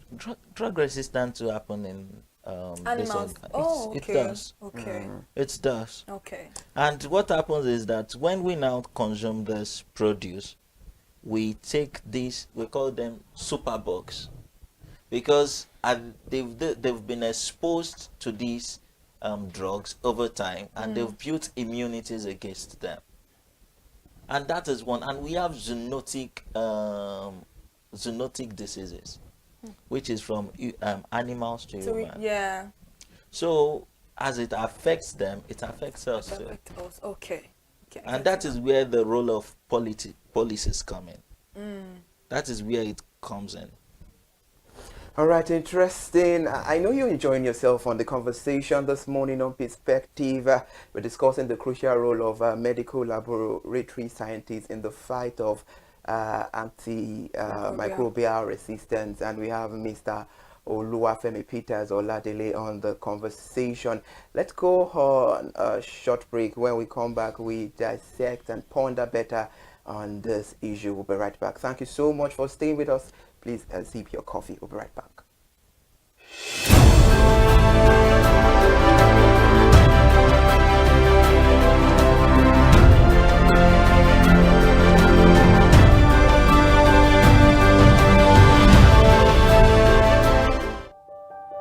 Hey there, do you know in the world today, everyone is a consumer, and as consumers, we all have the right to be heard.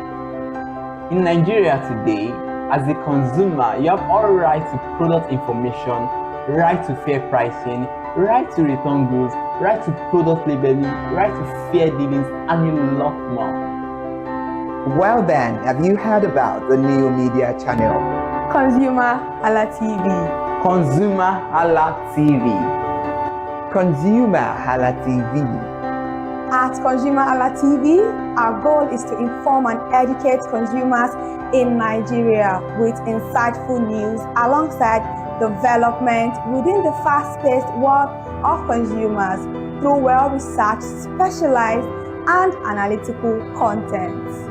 Our vision at ConsumerHalla TV is to create an engaging platform that provides right connections for meaningful brands in Nigeria. thus creating a more caring world for consumers where business thrive. And guess what? Our ConsumerHalla brand is the first consumer complaint resolution portal in Nigeria, powered by a 72-hour feedback mechanism. We offer consumer advocacy, informative talk shows, branding promotions, advertising, and lots more. Connect with us via our YouTube channel at ConsumerHallaTV. Follow us on our Facebook page, ConsumerHallaTV, our Instagram page, ConsumerHallaTV, and do well to subscribe to our YouTube channel. Subscription is free. ConsumerHallaTV. At ConsumerHallaTV, you deserve to be heard. At ConsumerHallaTV, you deserve to be heard.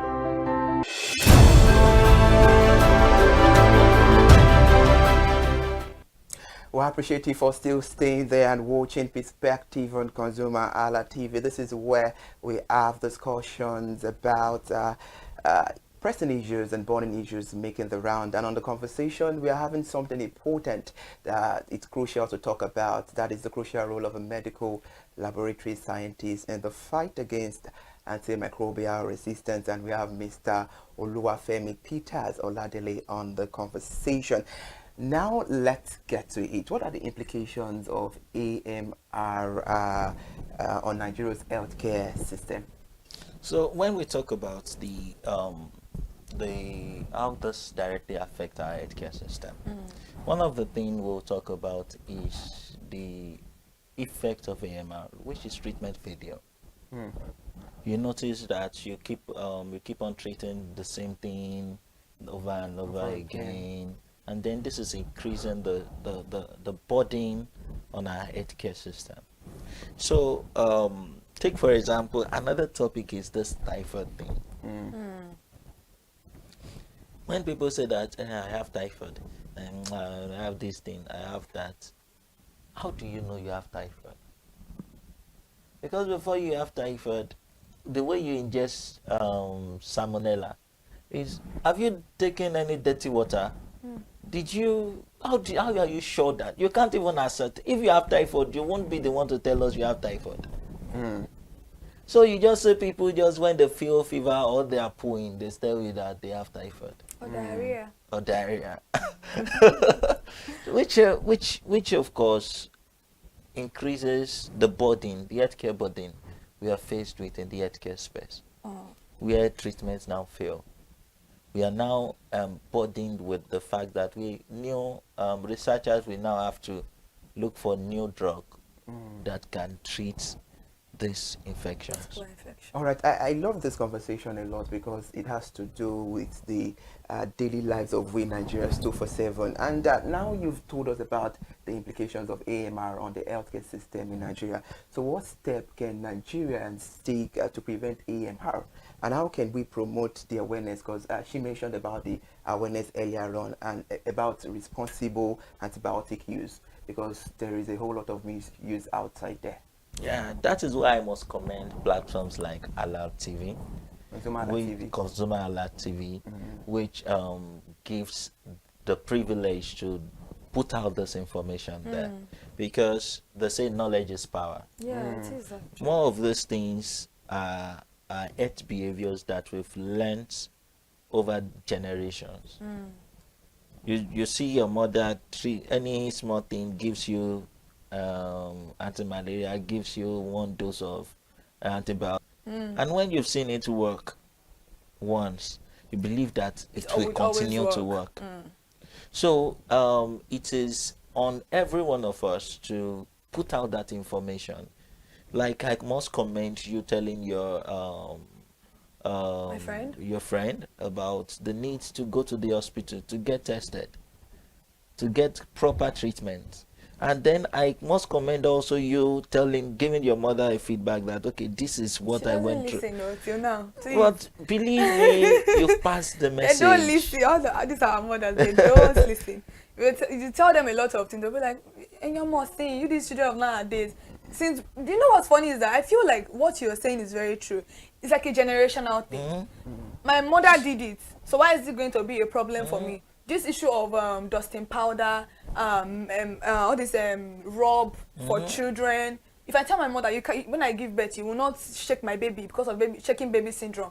She doesn't believe any of that. Didn't I do it for you? You know how did you? Did you die? She tell me, "Shock, like all those." They are very funny. That there are things that, and I now explain to her that. Do you notice that the mortality rate in the country has dropped because people that are giving birth after you guys are more aware. You can't compare the mortality rate of when you were giving birth as at that time, even up to 2007, compared to it now. Even we losing mothers now, some mothers already have their birth plan. They will ask you, do you have blood in store for me? Because they are informed of all of these things. So, but the older generation would not listen. They would not listen to you because we have that issue. And these are issues that I feel like the public healthcare system needs to address. Maybe there's a need for just not taking drugs to rural area. There is a need for proper education. And I love the fact that you came here this morning to address people, to let them know that this is what is going on in the country. You having your baby on the same bed with you is as you saying that you want to just kill that child. God forbid, a lot of people's children die. You just see them, we slept together yesterday night. What happened? You might have rolled, or the people might have rolled and suffocated, but they don't understand any of this because they've been doing it, and so it is very, very safe and practical, which is not always like that. Very true. All right. Now, what do you think is the fears of Nigerians that make them neglect hospitals and laboratory when they are feeling ill and prefer to do self-medication? Because this is becoming alarming, and right now we need to create that awareness that what you're doing is bad, and it's high time people stop it and do the right thing at the right time. You see, one of the things I must commend the Lagos state government for is their role in helping to reduce payment of healthcare services out of pocket. Okay. So you see the Lagos state, what do they call them now? I think, is it Lamasa or something, that are in charge of HMOs, Lagos State HMOs, Health Management organizations. Yes. So you see them going to rural communities to tell them that, okay, you can be on this platform and then you don't need to pay for healthcare services. A lot of them actually. So, Niger girls, I've seen a lot. Yeah. So one of the major contributors for people not patronizing it's money. And would you blame them? No. Because the economy has affected the healthcare system too. Take for example, some years ago, I'm a medical laboratory scientist.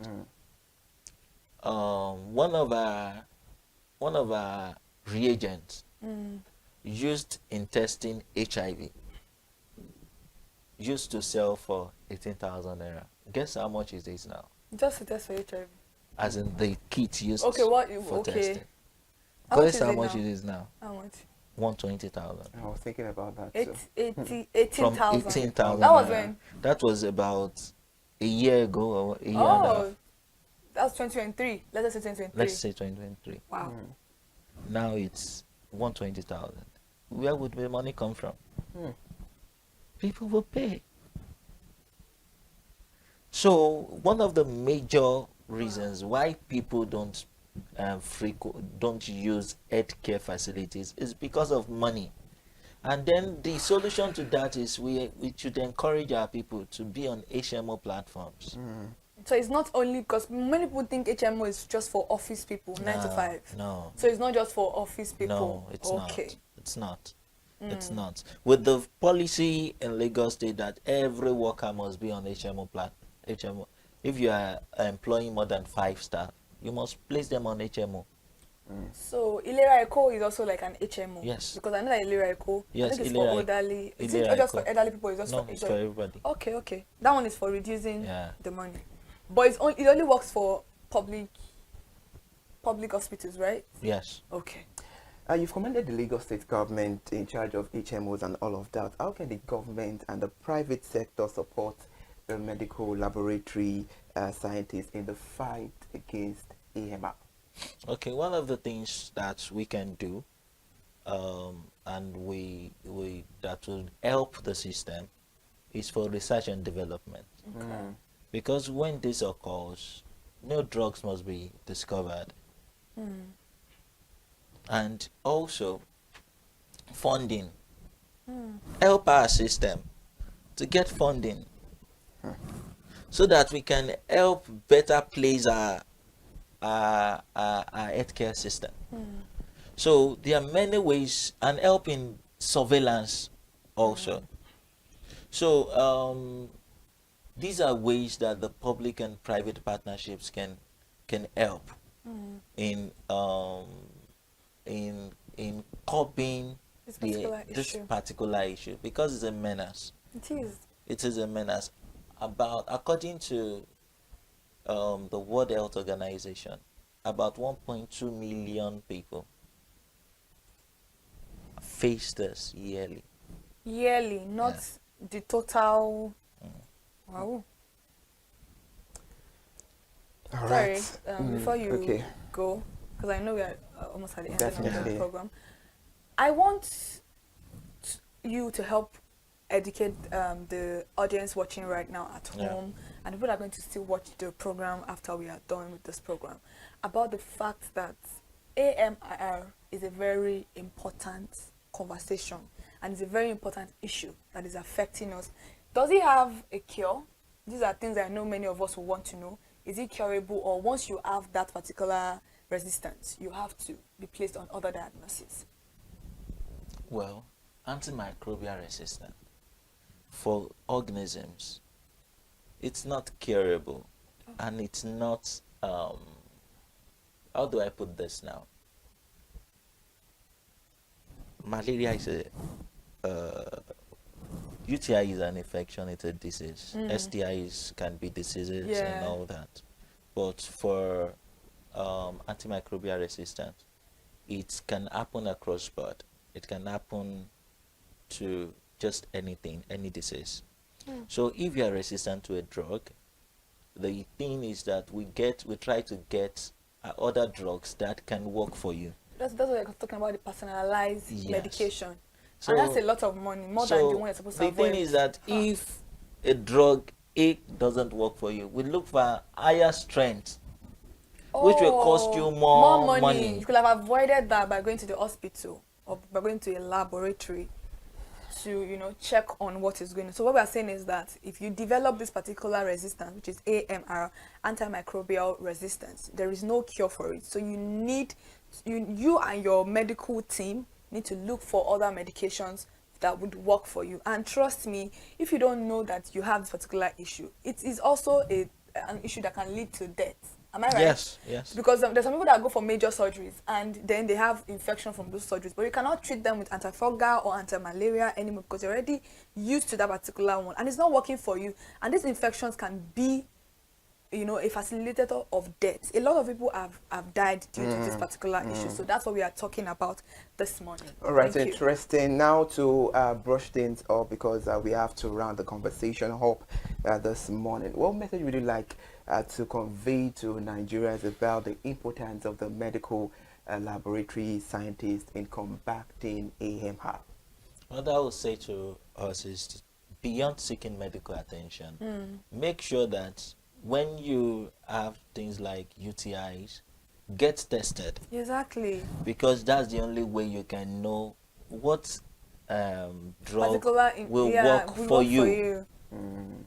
That's true. Drugs is not one shoe fits all. It's not one shoe fits all. The same this infection that person A has and person B has, maybe one of the drug can treat A and not treat B. Really? So it's due to the exposures we've had over time. Okay. So the thing is, when you have you believe that you are feeling sick, seek proper medical attention. Please do. And then when you need to use antibiotics, your doctor needs to use antibiotics on you, get tested. All All right, interesting. It's been a insightful and engaging conversation with the help of Mr. Oluwafemi Peters Oladele, joining us on Perspective Live in the studio this beautiful morning to talk about the crucial role of a medical laboratory scientist in the fight against antimicrobial resistance. And hopefully you've said all these things. I hope we, because I don't want to use Nigerians, because we all are Nigerians, so I hope we act swiftly to all these things, and definitely we might overcome the issue of AMR in Nigeria. It's a very beautiful conversation. Mr. Oluwafemi, thank you so much for joining us on the conversation once again. All right, we need to bring all things to an end on Perspective, another beautiful edition of Perspective will be back tomorrow. Remember, Perspective is where we talk about all the pressing and burning issues making the round. I am Iri Ayo Mikoleke. Bye for now, and do well to enjoy the rest of your day by being productive.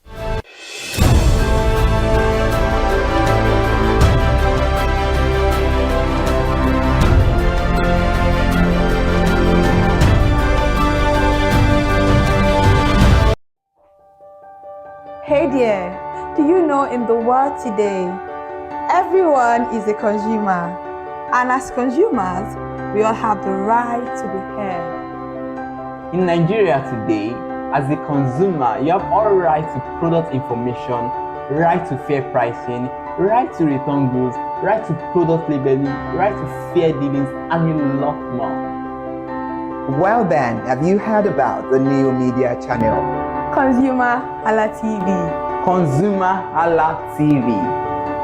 ConsumerHallaTV.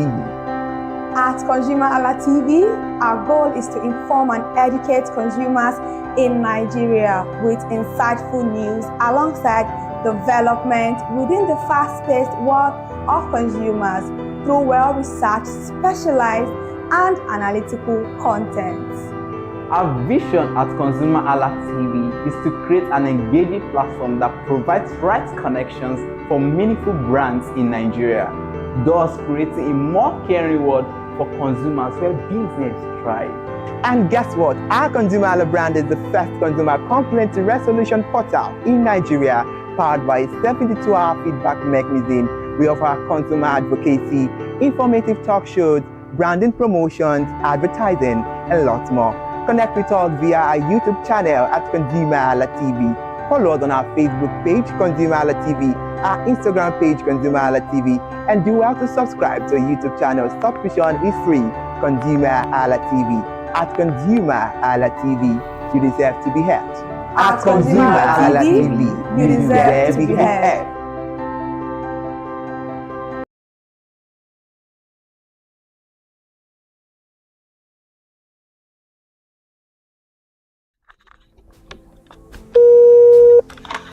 Hello consumers, you have the right to be heard, absolutely. So join us on the conversation, share your brand experience, where you tell us all your experiences about brand on the outer world via our YouTube channel every Wednesday from the hour of 4:20 to 5:20. You can watch us via our YouTube channel, ConsumerHallaTV, and subscription is free. Follow us on all our social media platforms, ConsumerHallaTV. Share your brand experience. It's about storytelling. It's about experiences. Hello consumers, you're welcome to another exciting episode of Consumer Voice on ConsumerHallaTV. I am Matilda Omenai. As you already know, Consumer Voice is a show where we'll be visiting different places in Lagos to check out people's preferences, hear what the consumers have to say about different leading brands that they make use of. Hello, it's your boy here, Iremofeko Foworola, and you know what? They call me the AWUF General Overseer. Every day is a blessing and it is meant to be enjoyed maximally with AWUF packages that put a smile on our faces. And guess what? That is why this show AWUF is for you. You can get to know about trendy market slashes, promos, offers, and juicy deals that put a smile on your faces, and you can always enjoy them maximally. And you know one thing that is so interesting about this show? It is a blend of English and Pidgin. As I dey run you English, now I go dey marry am with Pidgin, make them spicy. So catch me every time on the show to enjoy more about trendy AWUF packages. Peace. Public service announcement. Hello consumers, I am Kikelomo Ajibola and welcome to the Scam Alert segment on ConsumerHallaTV. Scam Alert educates viewers about various scams affecting consumers. We learn tips on how to identify fraudulent activities and provide advice on protecting our personal information. We aim to raise awareness and empower viewers to avoid falling victim to scams. We cover various topics such as phishing, identity theft, fraudulent investment schemes, and many more. You want to catch up on how these scammers invade our lives? Join us every Tuesday by 12:30 a.m. for Scam Alert on our YouTube channel at ConsumerHallaTV. Subscription is absolutely free. And in case you're not following us across all our social media platforms, follow us on Instagram, Facebook, X, TikTok at ConsumerHallaTV. Don't say I didn't do anything for you this 2025. Bye.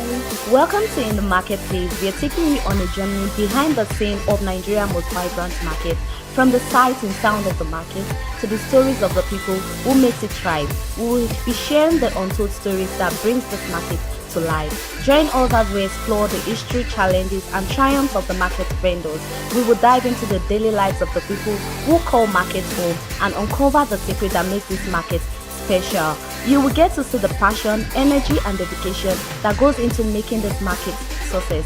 Tune in to the In the Marketplace on ConsumerHalla TV on Thursday by 11 a.m. to experience the sight and sound. Don't forget to follow us on all our social media handle on ConsumerHalla TV. I am Elizabeth Abefe. Hello fellow consumers, are you looking for a program where we give analysis about brands and a program where we project the voice of the consumer? Join my team and I on Consumer Analytics and Resolution Box by calling on the program to get your issues resolved. And in case you are wondering where Consumer Analytics and Resolution Box will be showing, please join us on our YouTube channel at ConsumerHallaTV. Subscription is free by 2 p.m. to 4 o'clock p.m. every Mondays and Wednesdays. Consumer Analytics and Resolution Box will be airing and will be here to provide you any information on brands and also issues that you have pending for us to resolve. Also follow us across all our other social media platforms, Instagram, Facebook.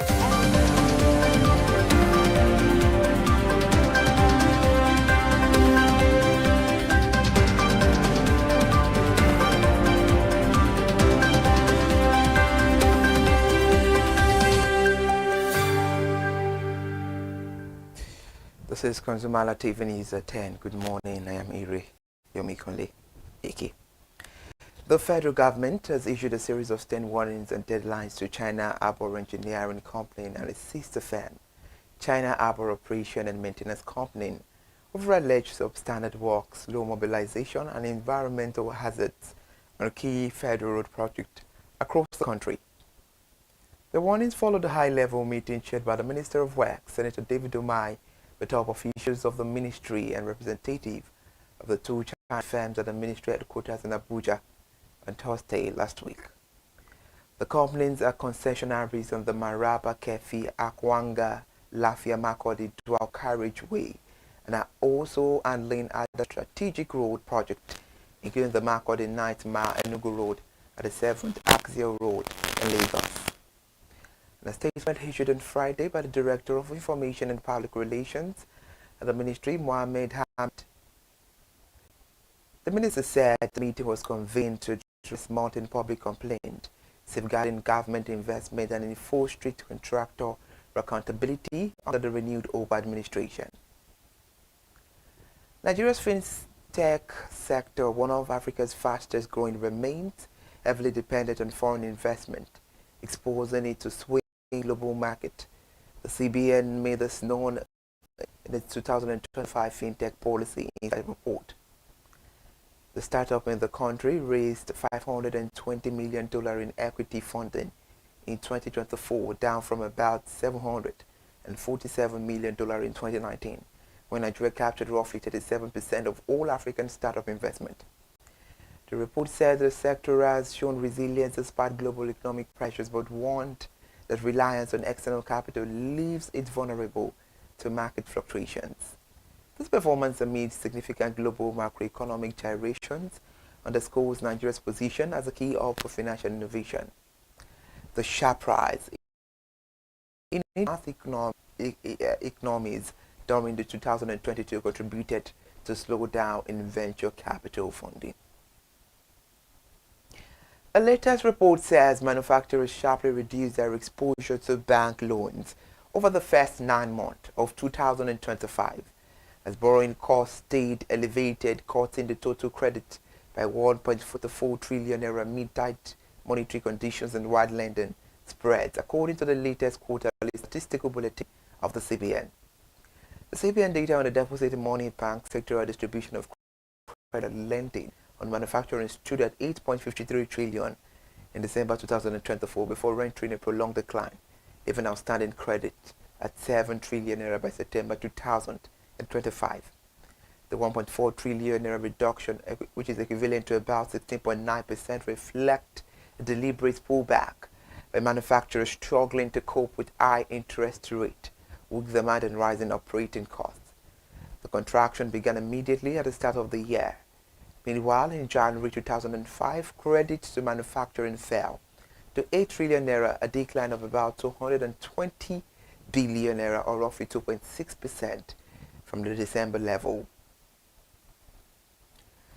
The Lagos State government is pledged to remain focused on deepening infrastructure delivery, strengthening institutions, expanding climate-adaptive investment in drainage and resilience, and also ensuring that urban growth translates into measurable improvement in quality of life.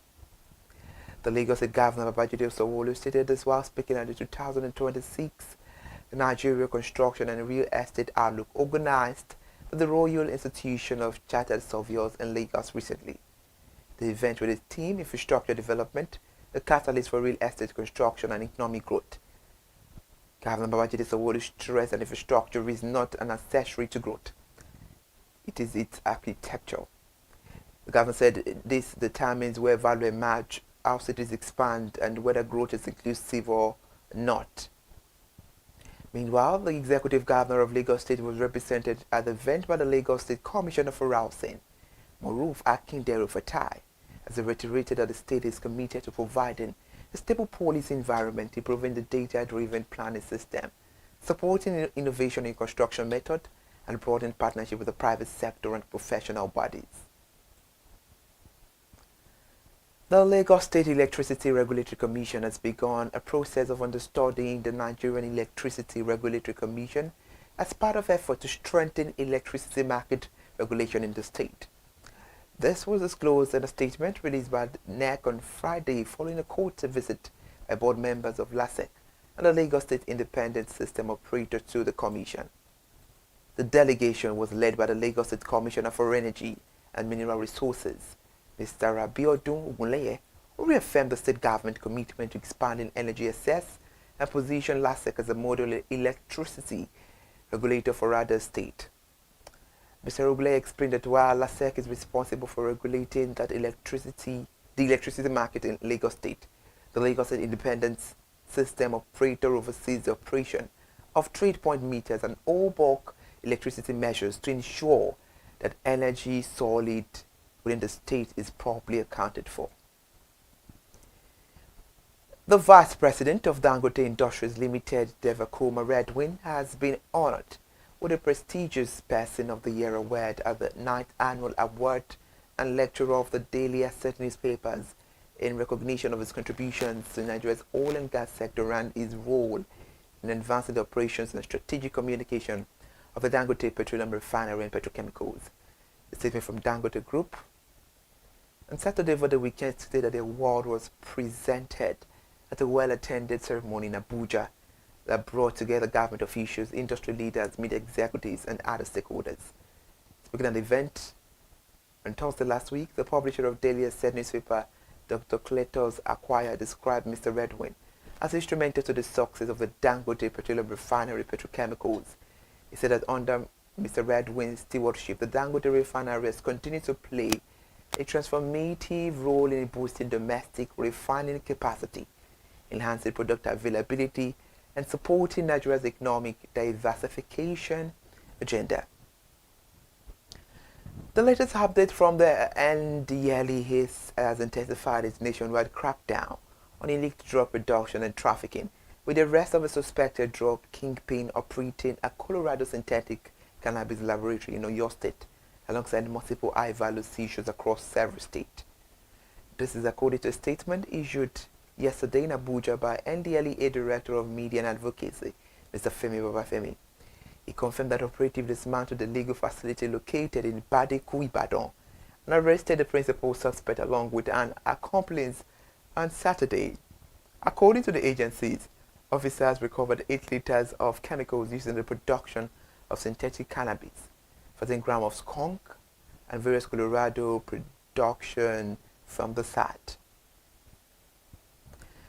And now let's talk about agriculture. The Tomatoes Growers, Processors and Marketers Association of Nigeria has allayed fears of the usual annual price hike of tomatoes and other vegetable produce during the upcoming Ramadan fast. The Kaduna State Chairman of the association, Mr. Rabiu Zuntu, disclosed this in an interview with the news agency of Nigeria yesterday in Lagos State. Mr. Zuntu noted that unlike previous years, when tomato and pepper prices rose during Ramadan, this year will be different due to bumper harvest and the timing of the fast. Mr. Zuntu says last year planting and harvest season was not beneficial for farmers generally, considering the low price of produce and the high cost of input for agricultural produce. The prices of vegetable crops will drop further this Ramadan because the cultivation of most vegetable produce may increase due to the need for some vegetables to break the fast. It further said generally the production of all food items decreases due to reduced consumption, and the Muslim faithful skip breakfast and lunch during the fast, so the price of tomato may likely crash during Ramadan. And we're back to Lagos State to end the news. The Lagos State government has sealed the Ladikwa spare parts market along the Muritala Mohammed International Airport Road on the Apapa Oshodi Expressway of repeated environmental violations. This was disclosed by the Commissioner for the Environment and Water Resources, Mr. Tokunbo Wahab, in a post shared on X yesterday. Reports say the action forms part of the state ongoing enforcement drive to curb environmental degradation and illegal activities along major roads. According to Mr. Wahab, the market was shut for repeated acts of indiscriminate waste disposal and illegal street trading along the highway corridor. Meanwhile, the closure was aimed at enforcing compliance with environmental regulations and restoring order along the highway. We've come to the end of the news this hour. I am Ire Ayomikunle. AK, good morning. Thank you so much for joining us.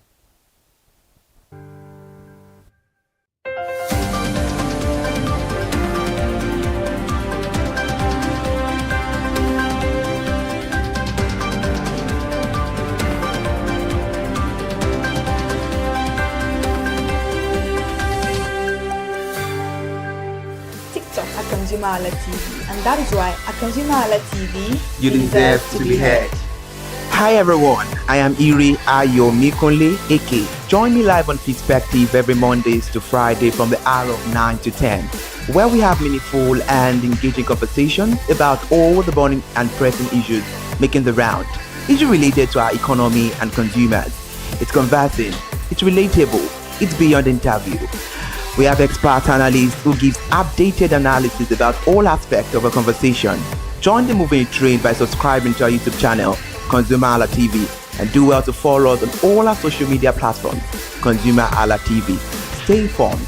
Thank you. I am Matilda Omenai. As you already know, Market Today is the show where we visit different markets across Nigeria, Lagos, to check out the prices of different things, ranging from household items to foodstuffs to cosmetics, electronics, every other thing. In a world of hustle and bustle, entertainment keeps us alive, and that is why at ConsumerHalla TV, we ensure you enjoy all around 360-degree entertainment program. Screen Time is the show for you, where you enjoy top 5 countdown, celebrity of the week, exclusive interview, and other segments. Don't mind, it's just a jealous person. Oh, New movie release, update, and screen time. I'm going to enjoy myself because this is my favorite time on the program. I get to recommend good movie for you, and I'm also waiting for you to recommend movies to me also in the comment section. Screen time is not just all about entertainment, it is relaxing and also educational. So that is why we are bringing to you Screen Time on ConsumerHalla TV. And in case you're wondering where to join us every Mondays by 5:00 p.m. at ConsumerHalla TV on our YouTube channel. Subscription is very, very free. And in case you have not followed us across all our social media platforms, please do so. We are begging you, on Instagram, Facebook, Twitter, and also TikTok at ConsumerHallaTV. What are you waiting for? Click on that follow and subscribe right now. And from the I to the R to the E to the M to the F to the E, my name is Iremofe Koforola. The man always clothed in went and strength. And I'm Kikelomo Ajibola. Ta-da!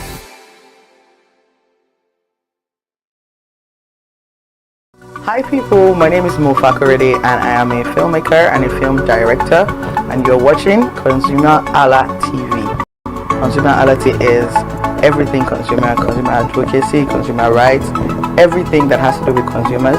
On this TV, you'll watch, you'll learn, you'll be educated, and you'll be entertained. Keep watching ConsumerHalla. My name is Olubukola Ozone, a photographer and a social media enthusiast. You're watching ConsumerHallaTV. It's a consumer advocacy TV. If you have a problem, anything, any consumer related problem, just holla at them, just like their name implies, and they're going to get it sorted for you. Keep watching, stay tuned. Thank you very much. Hi guys, my name is Joba Jalabi. I'm a marketing communications professional. I currently lead marketing at Flash Change, a fintech startup. Keep watching ConsumerHallaTV, a consumer advocacy channel. Hello, my name is Sharon Rotimi. I'm an actor and I am on ConsumerHallaTV. Now, ConsumerHallaTV is a consumer advocacy channel. So if you have any issues, consumer-related issues with brands and services, you can reach out to them and they will be sure to handle it or to cater to you. Thank you so much. Hi guys, my name is Iyebiye Adeton. I'm a film poster designer and illustrator. This is ConsumerHallaTV. It's a consumer advocacy channel. We show content on consumers-based news, entertainment, and all of that. So I urge you guys to stay tuned to ConsumerHallaTV. My name is Anoluwapo Alao, a sales consultant for Star Times Nigeria. This is a ConsumerHallaTV, where they discuss anything consumer needs and get knowledge about anything about consumer. So keep watching it. Hi, my name is Adebola Ogushino. I'm a filmmaker and you're watching ConsumerHallaTV. Any consumer related issues, they've got you. Hi, my name is Stephen Olorunshisi. I'm a strategy and sales professional, currently working with Obey, and you're watching ConsumerHallaTV. I mean, this is one of the channels that you don't want to but stay on. Consumer advocacy, brand promotion, everything consumer, what you need to learn for your business to grow. This is a channel where you learn, where you experience entertainment too, but it's good for businesses, for brands, and for an entrepreneur. If you want to know more about businesses, want to know more about brands, please stay watching. Alright, thank you so much, ConsumerHallaTV. Keep watching. Hello, good day. My name is Tunde Balogun. I'm the lead pastor at the Kingsborough Church in London. And you're watching ConsumerHallaTV, which is a new initiation into the TV industry in Nigeria, the first of its kind in Nigeria. And I know that it's going to bring value and quality into the service industry. ConsumerHallaTV is here to offer value to service industry and to give a voice to consumers, bring awareness to the brand industry, and also bring education to what it is to have quality for what you paid for. I know that through ConsumerHallaTV, you are going to be able to get what you have paid for quality-wise and also give a voice to you in wherever it is that you do. I am here to support and give a shout out to say that keep watching ConsumerHallaTV and we'll have a better quality for value in Nigeria and in the global space. Please continue to watch ConsumerHallaTV because it is here to make things work better for you. It is on this note that I would like to say a big congratulations to the chairman and CEO of ConsumerHallaTV, Pastor Tunde Olufowora, and all the staffs of this great organization. Thank you for what you do. You are making things happen for us, and I pray that God bless you. Thank you. Hello, my name is Toyin Balogun. I'm here to give a shout out to ConsumerHallaTV, #1 platform helping you to shop smart, spend wisely, and live better. Anytime you have any kind of issues with your shopping, or you want to know a very honest review please contact ConsumerHalla TV here to help you, and please join the community where we can all make life easy and better for all of us. Hey there, do you know in the world today, everyone is a consumer, and as consumers, we all have the right to be heard. In Nigeria today, as a consumer, you have all right to product information, right to fair pricing, right to return goods, right to product labeling, right to fair dealings, and a lot more. Well then, have you heard about the new media channel? ConsumerHalla TV. ConsumerHalla TV. ConsumerHalla TV. At ConsumerHalla TV, our goal is to inform and educate consumers in Nigeria with insightful news alongside development within the fast-paced world of consumers through well-researched, specialized, and analytical content. Our vision at ConsumerHalla TV is to create an engaging platform that provides right connections for meaningful brands in Nigeria, thus creating a more caring world for consumers where business thrive. And guess what? Our ConsumerHalla brand is the first consumer complaint resolution portal in Nigeria, powered by a 72-hour feedback mechanism. We offer consumer advocacy, informative talk shows, branding promotions, advertising, and lots more. Connect with us via our YouTube channel at ConsumerHalla TV. Follow us on our Facebook page, ConsumerHalla TV, our Instagram page, ConsumerHalla TV, and do well to subscribe to our YouTube channel. Subscription is free. ConsumerHalla TV. At ConsumerHalla TV, you deserve to be heard. At ConsumerHalla TV, you deserve to be heard.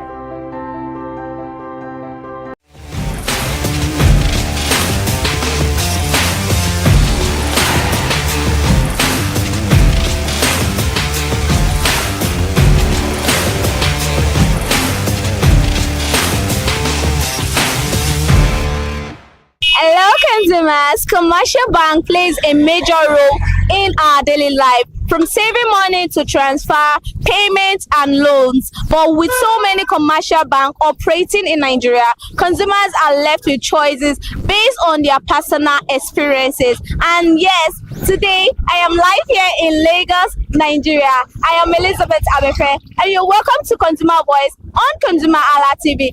This is a platform where consumers share their experiences and also make their choice. And today we will be asking every understanding Nigeria out there their experience with commercial bank. Why do they bank with them, and what makes this bank very special to them? Come with me, let's go here. Real banking experience.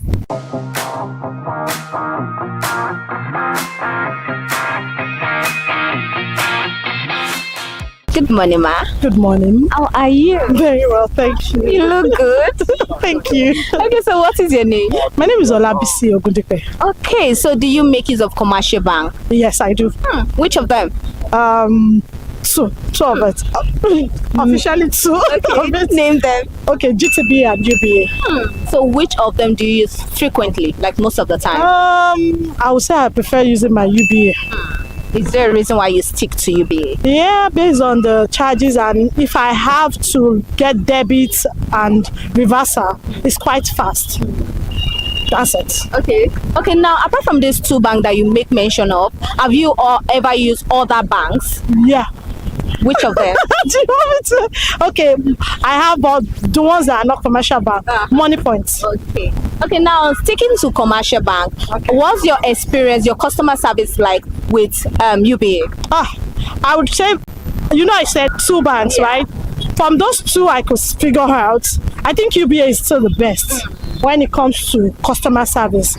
This same discussion we are having right now, we had the same thing at home. So at some point, I myself like, no, it's not like that, they pay me. And I thought it's not that they paid me, right? But the thing is my experience with them. I initially was using, it was not UBA initially, it was those days when I was still in school. So the merger days, so the merger become UBA. But my experience with them has been awesome. Customer service wise, I've never walked into the bank maybe when I have issues. I always do everything online, especially on X with UBA. Once I give them on X, Immediately they'll call me. I know how to escalate my matter myself. So UBA will give you a call if they are saying that you're not even responding to that your tweets. But please don't go to GTB. Why? Yes, I am boldly saying it. Yes, why? I could show you on my phone a tweet, a DM I've given them 2000 now. We're in 2026. Yeah. I think that should be like 2021. Wow. And no response. But if you want to really get to their customer care, you call them around 8 o'clock. Wow. Yeah, I'm telling you, that's why you call them. Yeah, you have to load your phone at least maybe a 500 naira time. You call them, that you get response for GT. But saying you want to deal with them online, sending mail, you're just wasting your time. Okay. I'm serious. So is there a time whereby you've been debited or you were shocked with the amount of money that was removed in your account and you were shocked? And maybe recently, and that was still with GT. Wow. That was still with GT. I never experienced such with UBA. That was still with GT. And I got maybe like 100 and something for SMS charge. Wow. 1,000 something. Not 200. 1,000 something. I think they said from December to January. And I'm like, at some point I've gone to the bank that I don't want to receive SMS. I filled several forms and still did not stop. So my experience with them, but I still use them because most of my international customer, I'm a fashion designer, so that have left the shore of Nigeria still have their account, so they prefer to do transfer to that bank for me because the charges will reduce bank to bank. You understand? Okay, so now can you trust your money with UBA? Wholeheartedly, I'm telling you. They don't pay me for this advert. I'm just a client. Okay. But I can tell you, UBAs. Okay, now let me ask you this. Can you trust your money with GT Bank? No. I can't. No, I can't. Mainly because of your experience with Yes, and the thing is, the way they deduct is so ridiculous and it's annoying. And you when you get into the banking hall, I'm not shading anybody. This is not a paid advert. Yes. But the way the staff reacts is as if you are nothing.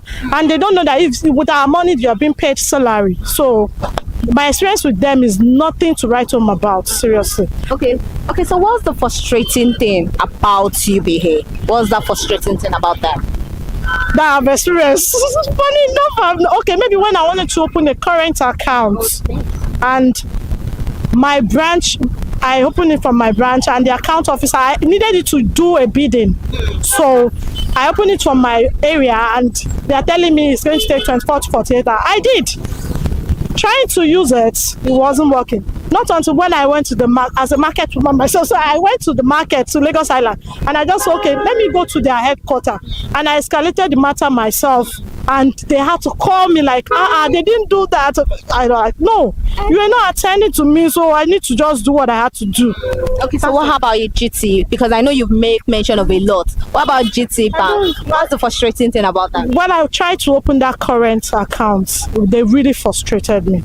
So, and I didn't, they're like, oh, go and bring these affidavits. I brought my NIN and they're like, the name, the Oluwafumi is not the Oluwafumi. Go and do the, no, it was really frustrating. The whole day was spent and nothing, no results. I just had to drop the form and that was why I head back to UBA to do that current account. Okay, so are you the type that make use of the app most of the time, online transaction, than going to their office? Yes, I do. I prefer using the app. Okay. And I must be honest, the app is okay for me. Okay, so on a scale of 1 to 10, I want you to rate UBA over 10 and also rate GT Bank over 10. That. So rate UBA. Don't do that. Okay, I'll rate UBA. Okay, for the sake of the current account I had in okay, I'll give them 9.5. Wow, that's a pass mark. Yeah. Okay, so what about GT Bank? I'll give them 5. 5 over 10? Yeah. No, in fact, -5. So they're owing you? They're owing me. They're owing me. Okay, so is there anything you like these two banks to improve on? Please, for GT, I want them to work on their customer service. It's very, very poor. It's not encouraging. I have a friend now that stopped using that bank because they debited money from her account and she's been going up and down to the bank in all. I had to give her my experience. Just wake up 8 a.m. put a call through, just load your phone. They are going to waste your time, but you are going to get attended to.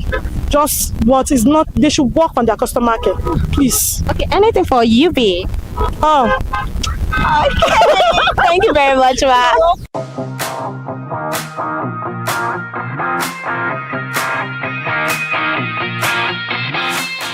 Morning, ma.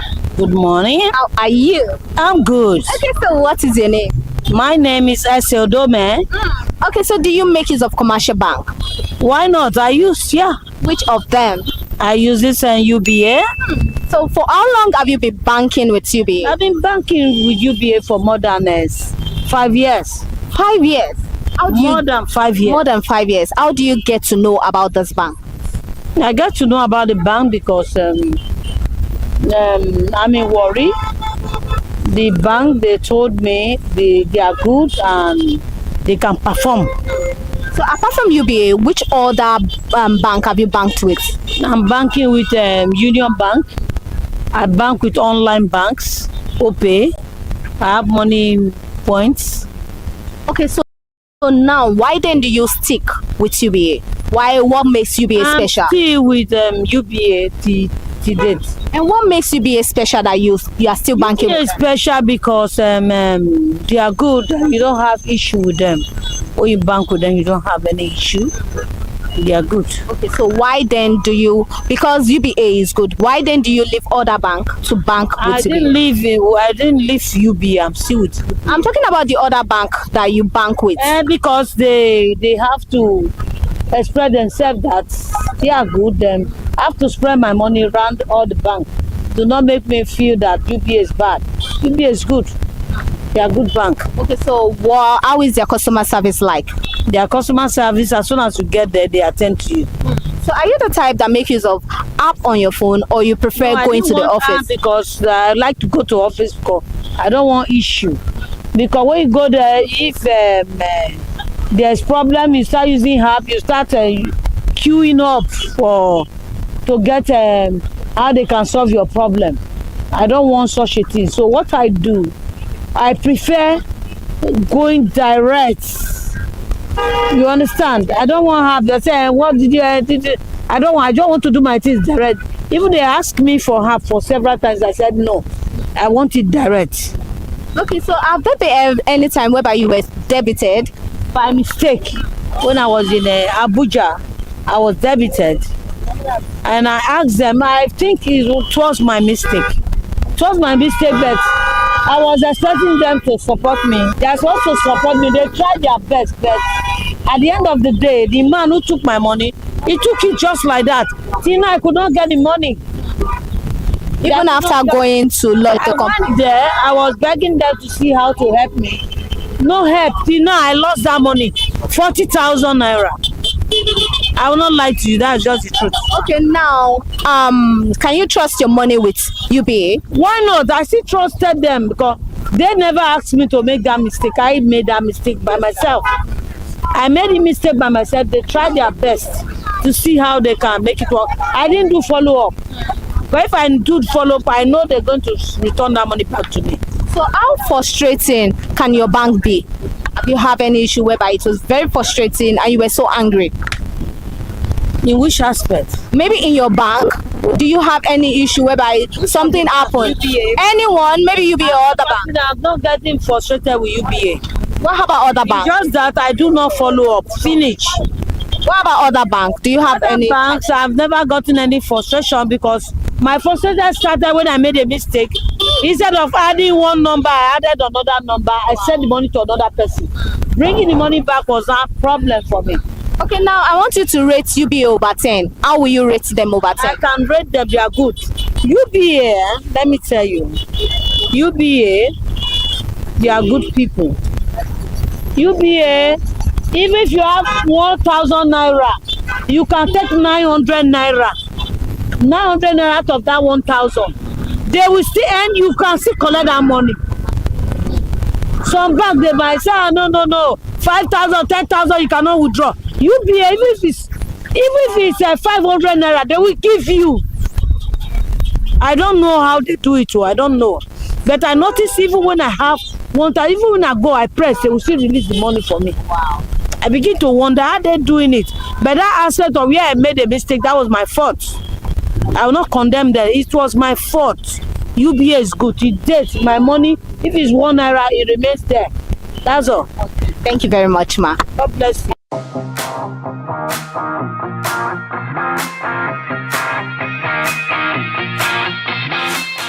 Good morning, sir. Good morning, my presenter. How are you? I'm fine. Okay, so what is your name?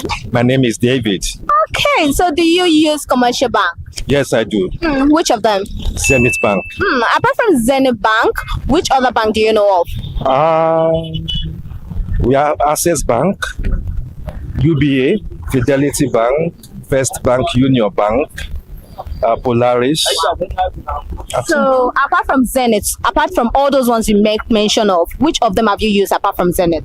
Yes, I've used Access. Then back then, Diamond, that is no more. GT Bank. Okay, so why then do you now stick to Zenith? From the onset, it has been Zenith I've been using, and every other ones that I use came later. So I'm used to Zenith and I like their service. Okay, so now you make mention, you make use of which other bank? GT Bank, Diamond that is no longer in existence, and Access. Okay, now why do you now open bank with other ones? It has to do with the place I was working then. It was the place I was working, they were using Diamond Bank, and at the time Diamond was no more in existence. Now Access took over. That's the reason for that. And as regard that of GT, also the same thing where I worked then, back then. But that of UBA, I think a marketer came and just spoke to me about that, and that was how I had to open UBA accounts. Okay, so for how long have you been banking with Zenith Bank? That should be back then, 2007. Wow. Yeah, 2007. Okay, now speaking about the customer service, how is the customer service of Zenith Bank? Oh, the customer service of Zenith Bank has been awesome, very good, friendly. Yeah. So is there a time where you have issues, maybe with transaction? How were you able to deal with it? Of course, that happens in all the banks anyway. Whenever such thing occurs, I just be patient about it, because I know that in no time they will fix it up. It's not a bank that you will your mind will just be like at the top.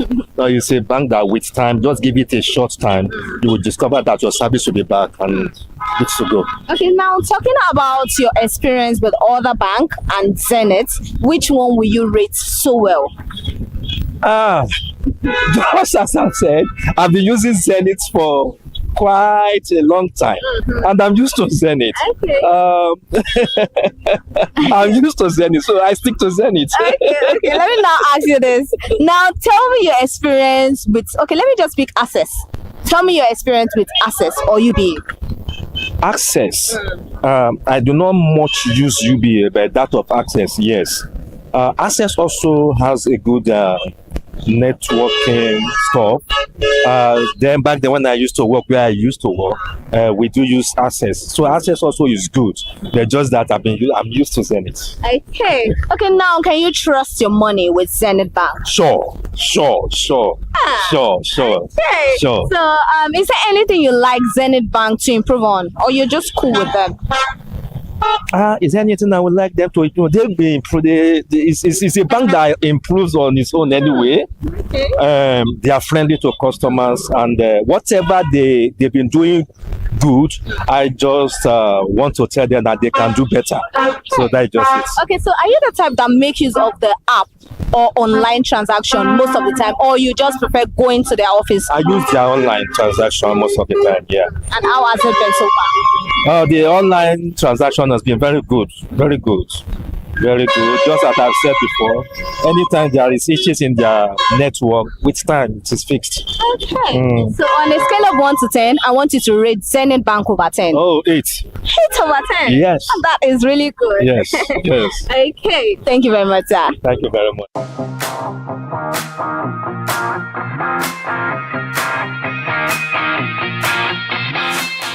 My name, sir. Good morning, ma. How are you? I'm fine, ma. Okay, so what is your name? My name is Michael. Okay, so do you use commercial bank? Yes, I do use commercial bank. Which of them? UBA and Jubilee Mortgage Bank. Are you serious? Yes. Which one do you use the most? UBA. UBA. Why do you prefer UBA? Because I like their service. How do you get to know about UBA? How do you get to be banking with them? One of my cousins actually introduced them to me. And ever since then, you've been using it? Yes, ever since I've been using it. Okay, so how is their customer service? Oh, it has been nice, but the only issue that I have with them maybe sometimes is the network issue. Okay, so apart from network issue, have you had any issue like maybe transfer, reversal, and all of that with them that you had to like go to the bank? If yes, how were they able to rectify it? I think the last time I had that issue of transfer with them, I think the money was not reversed. So after some time, I used to go to the bank, but the queue is much. So when I misplaced that my phone, I was unable to go to the bank to meet the customer service to retrieve it. So the money just went like that. So you just left the money like that? Yes. Okay, so on a scale of 1 to 10, how will you rate UBA? Over 10 now. I want you to rate UBA over 10. How will you rate them? Maybe 6. Why 6 over 10? Because of the network issue and sometimes, and my major challenge with them now is I don't think I'm the one that asks for that service because my transfer limit now I cannot. It has not been upgraded. Up to 0 this thing. When you get to 7,000, I cannot make any other transaction. Yes. Okay, so that's the main reason. Based on your experience, that is why you're giving them 6 over 10. Yes. Okay, so is there anything you like this bank to improve on? The network and I think basically network. Network. Yes. Okay, thank you very much, sir. Thank you, ma'am.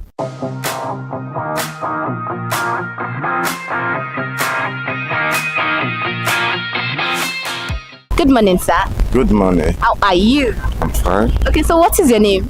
My name is Nogden Kodri. Okay, so do you make use of commercial bank? Yes, of course. Okay, so which of them do you use? I use Access Bank and UBA. Access and UBA. So which one do you use mostly? Most of the time. Mostly, which of them do you use? Access is my first. Okay. Okay, so why do you stick to Access? Why do you prefer Access? Why do you use Access most of the time? Well, both of them are the same, but Access is still more better than UBA in the sense of their service, because UBA, sometimes their charges is too. Sometimes they will debit unnecessary debit. They will charge electrical charges, different of charges, but the same to Access too. But Access is still better than UBA. Okay, so now apart from Access and UBA, which other commercial bank do you know of? I've used Union Bank before. My first bank is Union Bank. That was when I was still in secondary school, So, but now I use Access and UBA. My Union Bank account have dormant, you understand? So I don't use them again. So, but I'm using Access and UBA. So is that the main reason why you just decided to let go of Union and stick to Access and UBA? It's not like that. It's because the account are dormant. Okay. So that's why I left it. But if I still have a chance, because I still have a little money there. In there? Yes, I still have a little money. But if I have an opportunity to meet them, whether they can reopen it for me, so I can still use it. Okay, now talking about Access, how do you get to bank with them or open an account with them? There was a lady that met me on the road, you understand, like this. So I opened it and I asked her which branch is it. He said it's Okota branch. but then I'm living at Ikotu. Okay. So, and my office is very close to Okota. So I'm along Okota Road, you understand? That's where the girl met me, and I bank with them. Okay, so what about UBA? How do you get to know about UBA? UBA, there was a time I'm working at Ilukweju because I'm an artisan. So I work at Ilukweju, and then, so when I'm doing the work, they pay me money there. So I have to keep the money. So I don't want to spend it. So now there is a UBA branch at Ilukweju. So I just went in and opened an account there. Okay, now let's student account. Okay then. Okay, now let's stick to the assets that you use mostly. Okay, now how is the customer service of Access? Their customer service is poor. Sometimes they disappoint. Okay. They disappoint. So, like this weekend, this Saturday, is this Saturday that passed. So I bought a fuel in this station, and I want to do a transfer to the attendant. So I do it twice.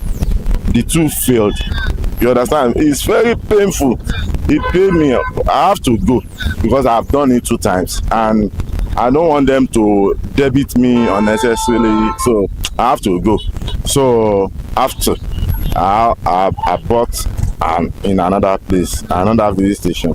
So no, I don't even buy anything. I went to POS and do another transfer. So I now collect cash and buy the fuel. Okay. So very painful, and they disappoint. There's 2 of them. Even say UBA.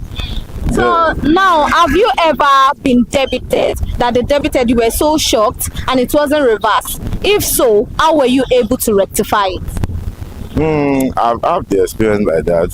So they debited me, but I make a complaint to them and they reverse it back to me. Okay, now between the app we have on our phone, banking app, and going to their going to the bank, which one do you use mostly? Which one do you mostly use the bank, or you prefer walking into their bank? I prefer using the Apple. Apple is better. So Apple is better, but you know sometimes app too used to have feel ahead. They used to up sometimes. So see, the last time I went to bank, I can't remember. So I normally use my app. Okay, so is there any reason why you don't like going to the bank?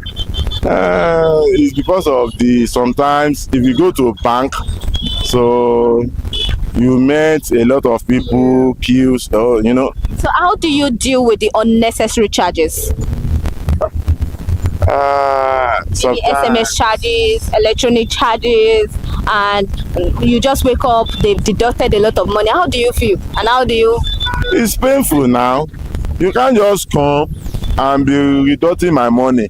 You understand? They normally, both of them, UBA Access, both of them, they normally deduct our money.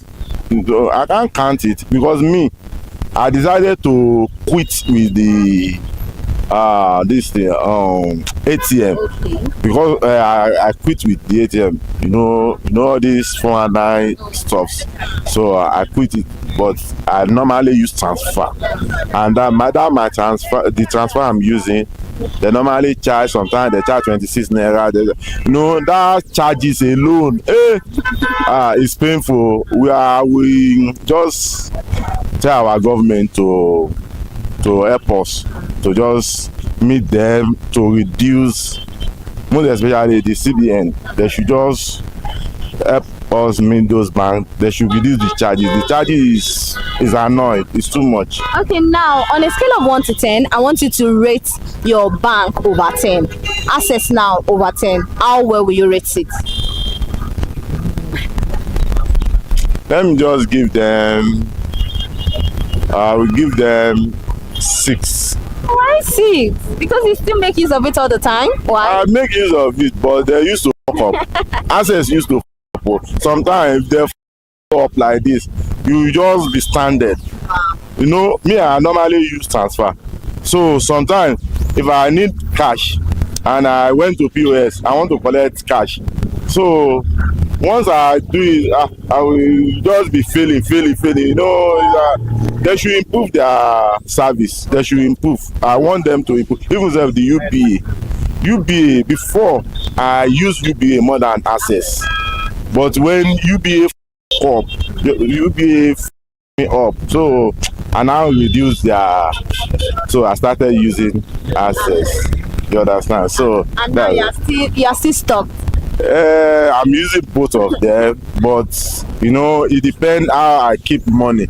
But I use Access for my job, my contract money. You understand? But sometimes I use UBA for my own service, my own personal service. So that's how I use it. Sometimes if I make a gain from work, because that gain I make, I put it in UBA.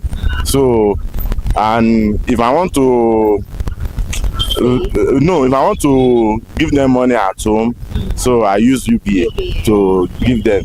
You understand? But for work, I want to buy materials, I want to buy this, I normally use Access. Okay. Because Access is very, it's still better than UBA. Okay, thank you very much, sir.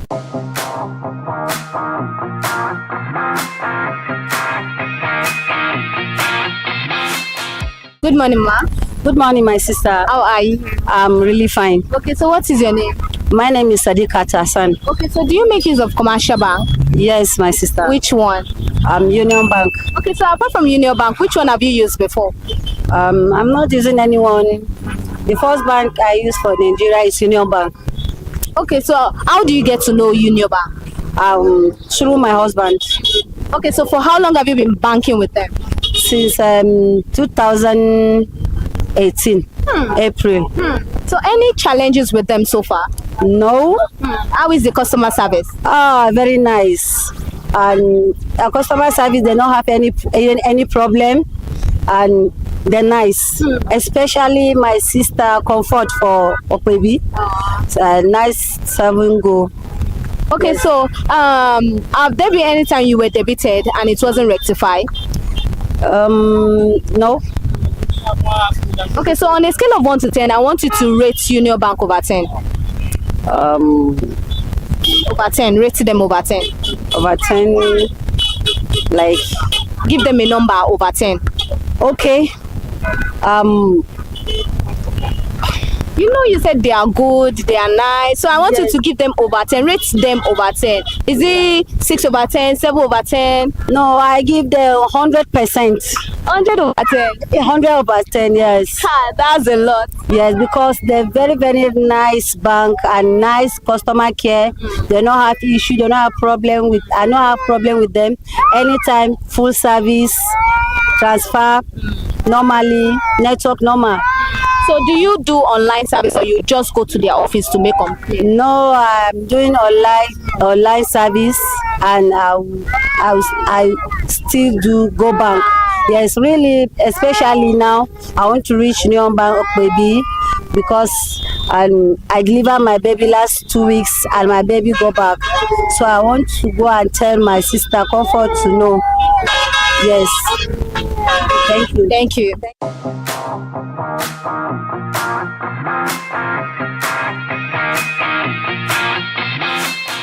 Morning, sir. Yeah, good morning. How are you? I'm fine. Okay, so what is your name? My name is Marco Yola Mati. Okay, so do you make use of commercial bank? Yes. Which of them? I use GTB, First Bank, Access. So you are using 3 commercial banks? Yes. Which of them do you use most of the time? Which one is the one you make use mostly? I use GTB Bank.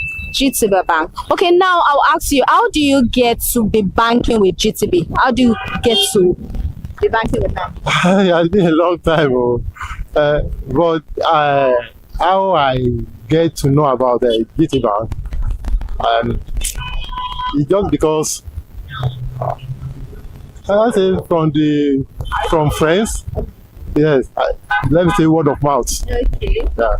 Okay. So what about the other banks? How do you get to be banking with them? First Bank, First Bank is like the name implies first. Yeah. So we have been using that one for a long time.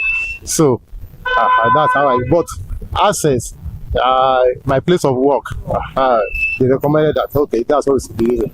That was how I started using the Cherry Bank. Okay, now I want you to talk about the customer care service of GT Bank and also Access, because you make use of Access majorly because of work, and GTB you make use of it most of the time. Yeah, when it's called customer service, the customer service is that to me, when I have any issue with any transaction or with bank, it's easier for me to communicate with customer service of GTB, because I can talk to them on WhatsApp or by mail and they will respond. They will respond. They don't take time, unlike other banks. Yeah, unlike other banks. Yeah, sometimes like I'm using Senate as well. Sometimes maybe last year December, I have an issue because like me, I don't even like go and queue in bank. So anything that is not that major, I think I should be able to communicate through any means at my own comfort. Yes. So that's why I enjoy most with GTB. What about Access? Any issue? How is the customer service like? Yeah, Access. Personally, I don't have that issue with them that I need to even look for their maybe WhatsApp contact or whatsoever. No, I don't have. Okay. So is there a time whereby you were debited and you were so shocked, or maybe you made a transaction, they refused to reverse it? Have you ever have experience with any of that? With any of that, no. Because the reason why I say no is that even though if they debited me and I have issue, I know that I have to hold on for at least 24 hours. So before that time, I will just see that they reverse it. The theory of the bank, even the fall of the bank, I'm using. So that one. So I don't really bother. I don't have issue with that. So apart, I can remember there was a time that with my first bank that I will use ATM to collect. So, and these days, for like 3 years now, I don't even use ATM. Even though I have it.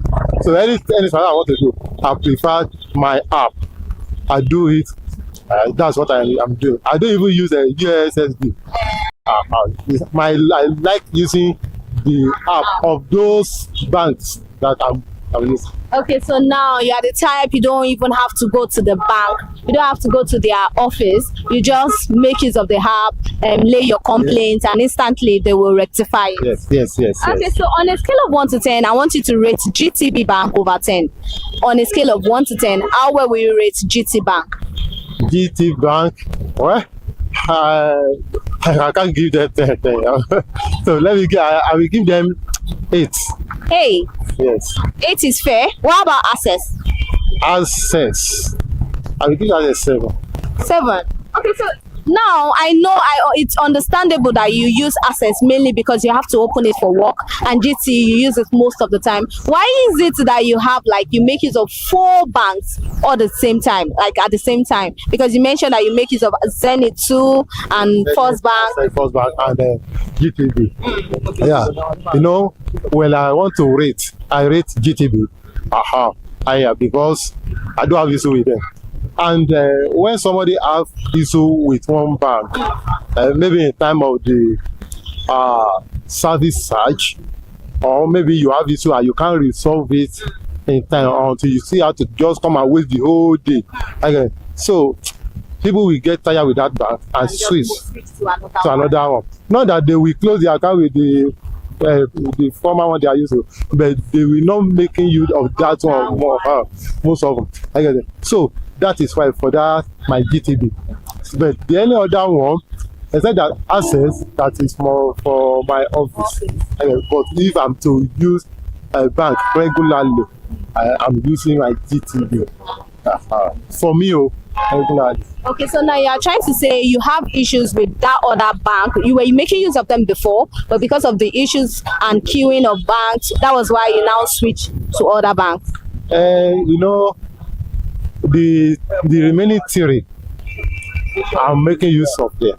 But the one I'm making use most often, frequently, is GTV. GTV. Okay. So, Okay, thank you very much, yeah, sir. you're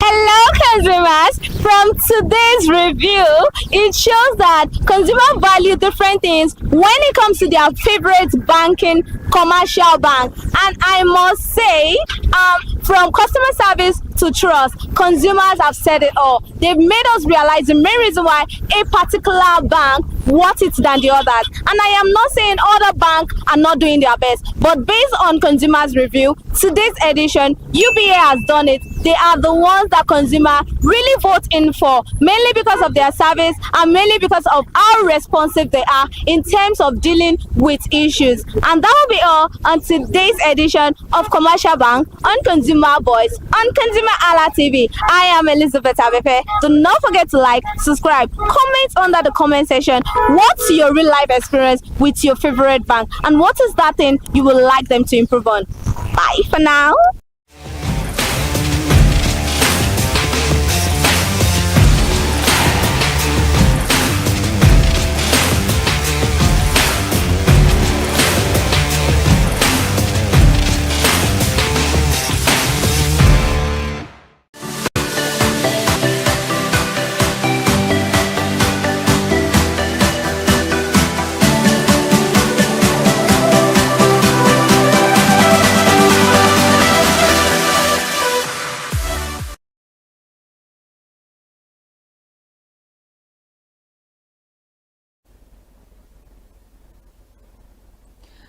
Alright guys, good afternoon and welcome to LD Living on ConsumerHallaTV. I am Kike Lomo Ajibola, and today I have a special guest with me in the studio, Irimufe. Irimufe has been here before, so he's not the special guest. I'm not. But I have a special guest with me in the studio this afternoon, Mr.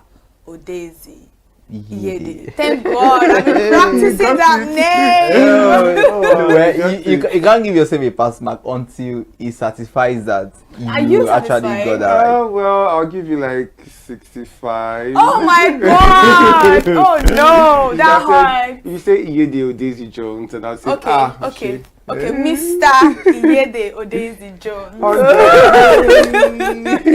Oh wow! So we are here this afternoon to talk about something very beautiful, something it's more of like an educational one this morning. I'm very excited to be on the program this afternoon. Thank you so much for joining us. Thank you all for having me. I don't know if you've seen this man before or you know him, but to me, I am so excited to actually meet him. He has become a celebrity. Oh, celebrity, yeah. People have fame through different forms, but I think your kind of fame that has come through activism is something that is not so common, and activism in this sense, because people are not so bold. I was telling him before the program, I was saying, you are so bold. Boldness, being audacious to come out and say, one thing, I am this person, and I want people to learn from me.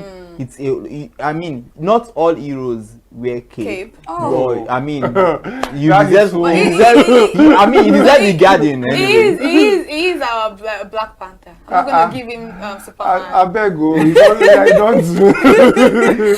All right, guys. Today we're going to talk about HIV, misconceptions, and truth. Trust me, HIV is a very broad conversation. I know a lot of us are not ready to have that conversation. Yeah, and I think it's 2 weeks now. What is the December 4th? What globally? Globally. December is like a whole month for other than Christmas and that's sweet. The first 2 weeks of thereabouts in December is just for various organizations, they just pick a date and do World AIDS Day and just celebrate it. So we are still in the World AIDS Day. So we are still there. So we have you guys are like on schedule. Oh, that's good. I mean, and I think it's what most people don't even know. Yes, we actually need to know that because it's not just about Mother's Day, Father's Day. This is a very sensitive one. It's a very sensitive conversation because, like I said earlier on, the conversation today is about the misconceptions and also about the truth that actually is embedded in HIV. Yeah. Mr. Jones, I don't want to say Odezi. Dr. Jones. Yeah. I get my PhD. Oh, really? Yeah. Oh, wow. Seriously, you have your PhD already. No, he wants to get it. That is. Hey God, though. we have an educationalist in the No, studio. seriously, because couple with fathers, with the circumstances around, one thing I think that can make you so bold is your personal achievements. Yes. Because sometimes people think because of this kind of life, then you are never where to over. do. Yeah, you understand? So it's not over. In fact, let me just say, honestly, it's a beautiful life because in as much as people might talk about the stigma, might talk about so many things, it takes someone who is like. Let me use the word. I don't want to use that word, but it takes someone who is very crazy. Let me put it that way. I agree with you. Yeah, seriously, to say that this is my truth and I'm going to live it. Yeah. All right, before we go into the program, please, can I know who Mr. Odezi Jones Iyede is? Iyede Odezi Jones is first an activist. He is a person living with HIV. He is also a data analyst. He's a research monitoring and evaluation associate. He's a fitness model. I love that part. Yes, so he is a human. So sweet. Interesting. He's a human because it takes a human to do what you're doing. With the stigma, like you said, surrounding HIV positive and every other thing, it takes a lot, especially you being on Twitter. I can't imagine that. Why did you choose Twitter of all places? No, Twitter. Yeah, Twitter was. Well, I'm more active on Instagram, but Twitter is just a space. In fact, my Twitter, I mentally avoid it. I mentally avoid it. I only go there to just drop my message and run because. Away.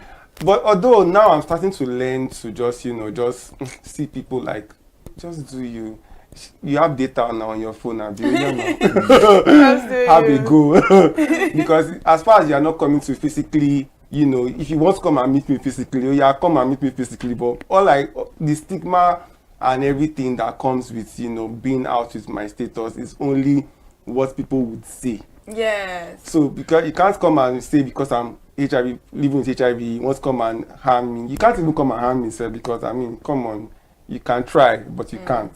So it's just like, it's just the stigma is just what people will say generally, or how they will perceive you and all of that. So, and if you are somebody that's like me, I've grown beyond caring too much about what people, because what people will say is the only place that affects is your ears, not your body. So if you are a person, if you can understand that fact, nothing can actually really get to you. Can I ask a quick question? Do you think culture also what will I say, plays a role? Plays a role, promote this stigma a lot in Nigeria? Yes. Now everybody feels like, when you are living with HIV, the major mode of transmission for HIV is sex. So everybody feels like, oh, you had sex, but everybody has sex. Yeah, exactly. So it's not everybody basically, but when you are like, of the age, it's likely. Exactly. Yeah. So but then there are people who are born with the virus, who did not even have to go and have sex to get it. There are people who just get it from blood transfusion. So there are so many other most, but people just generally just see it like, so we should go and tell a 1-year-old child that living with HIV that, oh, you got HIV through this. But people will just, because of culture, because of the word HIV, they just attach everything to it. And it's just how it is. And there's just really nothing that can. There are so many things that organizations have been doing to reduce stigma, to educate people, create awareness. But that cultural norm is something that people will have to unlearn and then relearn before we can now start saying, okay, there's type of reform and all of that. But until that happens, well, we are still here. Seriously, it's. Oh, you want to say something? Yeah, I want to say that with the kind of information, the kind of education, awareness that we have created, I feel like people at this point, people are just being stubborn and don't want to accept the truth. You know, ever since I, came out with my status, I've been able to see people in a very, very clear, like I see people clearly now, right? You can now tell that even with all the education, yes, even those who are educated, right? So there's this thing I saw, my best friend posted that people tend to confuse being educated for being stupid. Yes. Because you can have all the degree in this world and you exactly. will still be a stupid person. Sorry to use that word. But then it's true. That's the because truth. Why would you be educated and after the whole education you have degree and you now still see somebody that is living with HIV and you stigmatize and then the person that is not educated, but the person just understands, knows just one or two things. Even the empathy matters. You know, that was what I was saying. That I think the awareness has been enough. Like, people are just being. They just want to believe whatever they want to believe. I was having a conversation with somebody, I think 4 days ago. It was particularly about the cruise, whatever. You know, we just sit in my street and everything, and I was talking to them about U equals U, undetected and everything. They're like, no, it can never happen. I'm like, what do you mean it can never happen? So what are the drugs for? People are achieving taking drugs for? Do you know what the lady asked me? Can you marry somebody that is on? I said, yes, I can. I can marry somebody that is on. As long as you are undetected. I'm not you know what you are doing. And you have to be there for your partner. If you want to protect yourself, I believe I'm not going to leave. The only thing I will not do is leave you alone. I'm probably going to keep on reminding you that have you done this? Have you taken your drugs?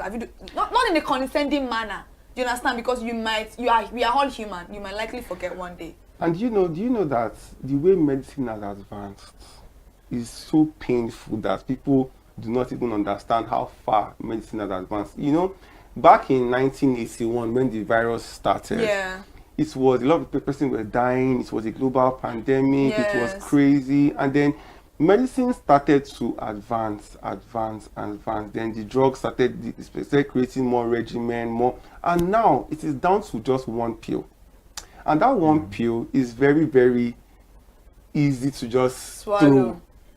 Just the same way you drink water or you eat food every day. Wow. You even know you've taken anything. Are you serious? Just carry. Sometimes when I want to take I just carry my medicine. Like the drug is very, very easy to just enter your throat. It doesn't even taste. They've made it so basic that it is not even so. If I hear that somebody died of AIDS, I'm wondering where, why, how, because it's for starters, it's free. You can go to engineer hospital. They didn't believe me when I said that too. You can go anywhere. It is not for the rich because HIV is not just for. There are so many people, women, children. If the numbers of persons living with HIV in Lagos alone is getting over maybe 10 to 12K. So it's that high. But people would think that it's just because of the stigma and the fear that a lot of persons have. Maybe like one of those 15,000 people that just came out. That is down to even as close as your inner circle. Exactly. But you will not know because the person will be looking at you like, I've been to the hospital one day whereby there was the person sitting next to me that went to do dialysis, right, for kidney. And being that I want to just collect my medication and go my merry way, the person was looking at me like, and me, I'm like, you are even, exactly. You are like your condition is what? Exactly. I was looking at, is there any other person? Are you joking? I was like, I just smiled and just said, "Oh, you'll be okay." I just get, it's that high, and you'll be wondering that this is just, it's not terminal. It's a virus. It's not a disease. AIDS is the disease. HIV is a virus. So people just want to just people. And also one thing about Nigerians is that Nigerians love to something that you can just channel all their hate into. Yes, I agree with you. To make them feel better. And me personally, I've understood that factor. So I don't always just, like I always keep saying that stigma. I know a lot of persons let's say in my gym, right, that are my friends personally, like they are my friends, but they will see me in the gym because of they don't want to be branded. Because if they talk to me, because out of following the video, my activism, cruise, and all of that, a lot of persons now are aware that I'm a person living with HIV and I'm out with it.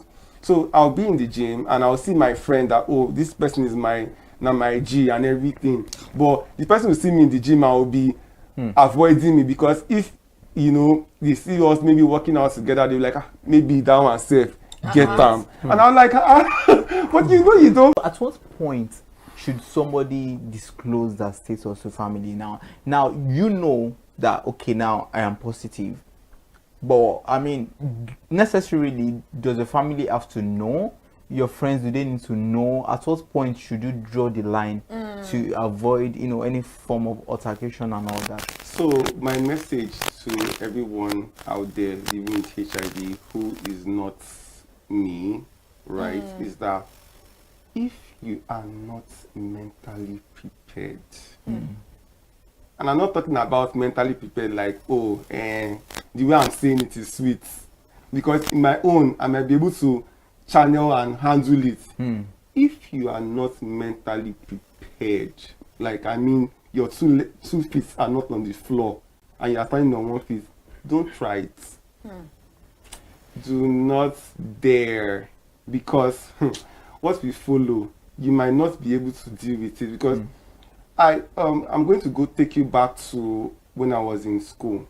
Because when I found out I was sick for half of a year, I was going to various hospitals, going to clinic, and it was so bad because the healthcare, I was going to so many, I was doing lab tests like nobody thought of it. It was like my detect it.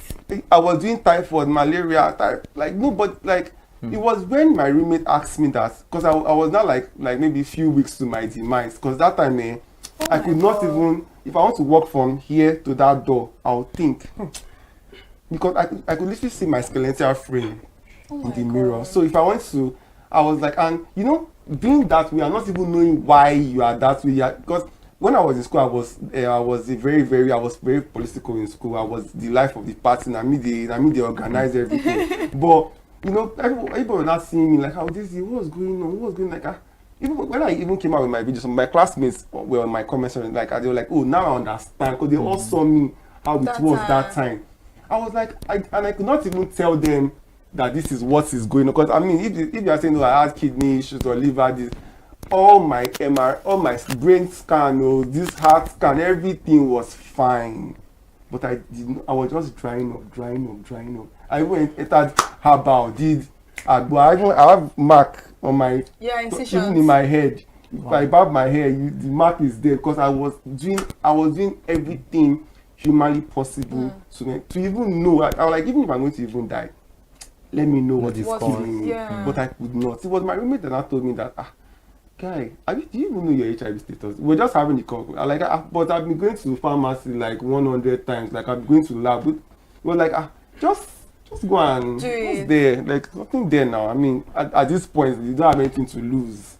So like, okay, now let me because that time it was so bad that I was supposed to do my IT defense. My IT just took one look at me. I was like, please give him B. Because if I would go to class like this, everybody would just be giving, because I was very, very fragile, like very fragile. So I got there and they did the test for me. So when I was asking the healthcare provider, so why did I not know these things? And she was like, do you know that? Don't you know that some people prefer to tell you that you have cancer or something than tell you that you have this? They would prefer to just like, because they don't want to do as wedding. So I got there, I was sitting in front, and then people were like, oh, one of my friends sat next to me. The way you're sitting, like, I heard you were sick. I was like, oh yeah, I'm getting better. And we were like, I heard it's that one that if you don't take drug every day, you will die. He was not amplifying his voice so that everybody could hear. He said that. I was like, So the stigma was, so all this stigma, I had to deal with all this stigma. Like, so I've come to a point whereby I've seen it all. Like, I've seen the stigma in in both family, in friends, relatives, and also I'm here. That's what I'm saying to those people who have not ever experienced stigma before. If you are not ready to deal with everything, my own might be this one.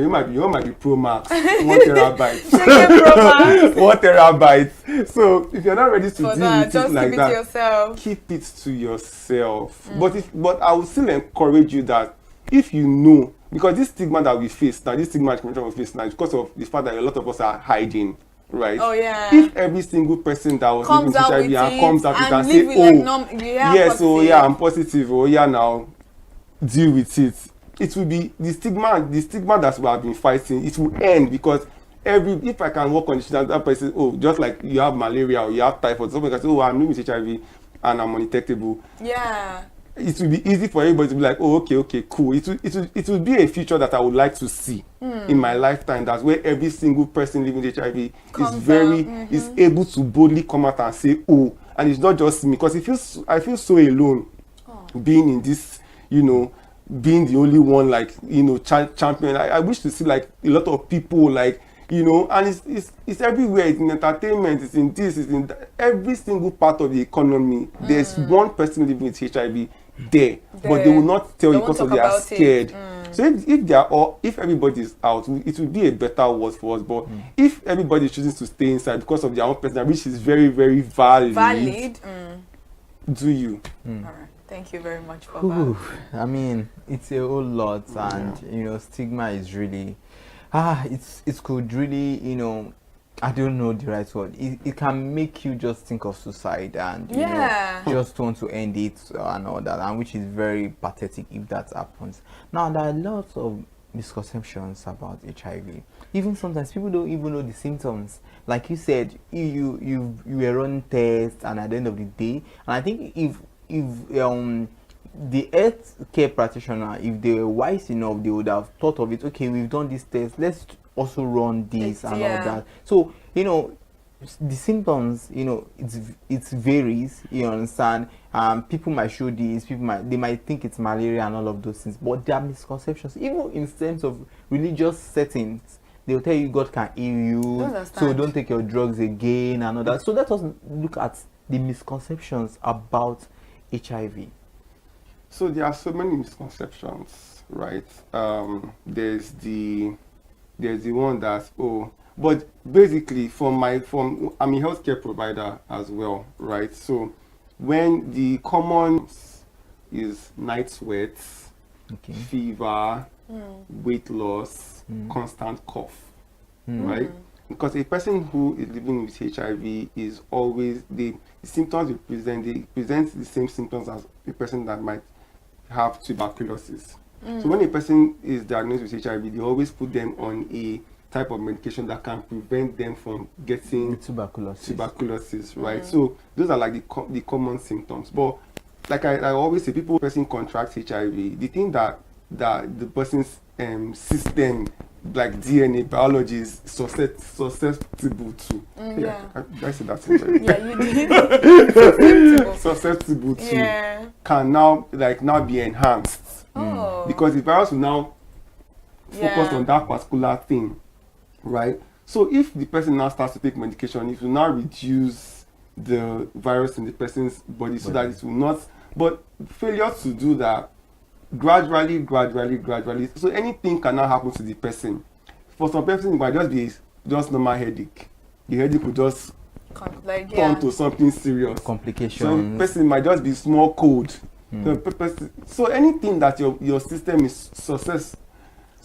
You just love that word. Susceptible to. You go catch on. You get, so that is why. So now the misconceptions now is that, like they always say, they show for face. So that's why it's always very important that people do their test like every 3 months. If you are a person that is sexually active and they use condom, every 3 months is very, very important to get tested, right? But if you are now not doing all of that and the Sharia law, anything can happen. Even the people that will say, I'm not sexually active, I don't have to run any test because. What about when they are making your hair? Like, especially for women that use use needles, share needles, those things. Oh, sharp. Oh, or even December. your nails. Your nails. You clean cuticles. You don't go customer shop. Oh yeah, sharp. You are next person. It's passing. Or people that inject drugs, people who use drugs, who chip from there. So there are so many modes of transmission. It's not just sexually. It's not just sexually. So many people, okay, or blood or organs transplants, you are going to get an organ, or you are going to get blood from someone. It's not screen. Sharp. Maybe in an emergency situation, the person needs blood quickly. You can. So there are so many. So anything that involves blood to blood contraction from a person living with HIV to a person who is not living with HIV can potentially cause HIV. And then another thing now is that if the person that is living with HIV is undetectable. Please, can you explain that? Because some might not. Some people they might don't not understand that. what So undetectable means that you equals to you. It means that the person has taken their medications to a point whereby they are now virally. There's a term called viral suppression. The viral load, the virus in the person's body is now suppressed to the point whereby the person can no longer. If person like Sherry Law, because if that has not happened, I kid you not, everybody in this country or this world will have HIV. That's true. So now, being undetectable, is it just now, you can't transmit? Now, does it then apply to probably, the use of sharp objects? What about blood? To everything. So blood, you can't transfer it through blood. If you are undetectable, once your blood is undetectable, that undetectable means they no see virus inside. Yes. It's there, but the virus has been suppressed to a point whereby it can no longer be seen. So it's more like living like apologies for that. It's not like you're not living normally like people who don't even have. So if it's the HIV virus is undetectable by the definition means you cannot see it. Yes. It's there, but you cannot see it. It's when you can see it. It's when they do a viral load test for you and they can see it. So let me explain. So now, if a person's viral load copies are above 1,000, can transmit. Oh. But once you are now below 1,000, from that 900 to 200 is considered safe, but there's still a chance. So you can still. So once it's from 200 down to like 21, it's undetectable, but it still needs some adjustment. But once it's now below 20,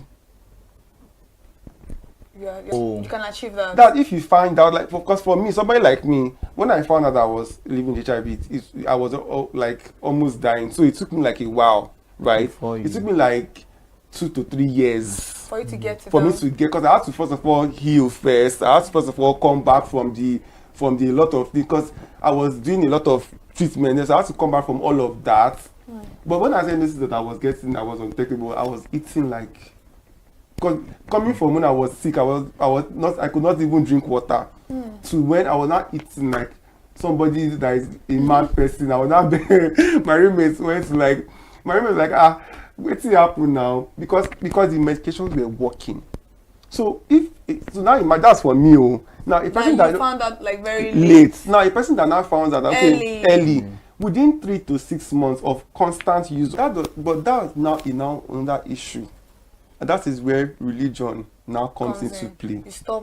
Now, if a person becomes undetectable, in some cases, the person can go for a test and come out negative. I've tested negative before to HIV. Like, I've actually done a HIV test and I came out negative. And I'm like, I just laugh. I just like, hey, period.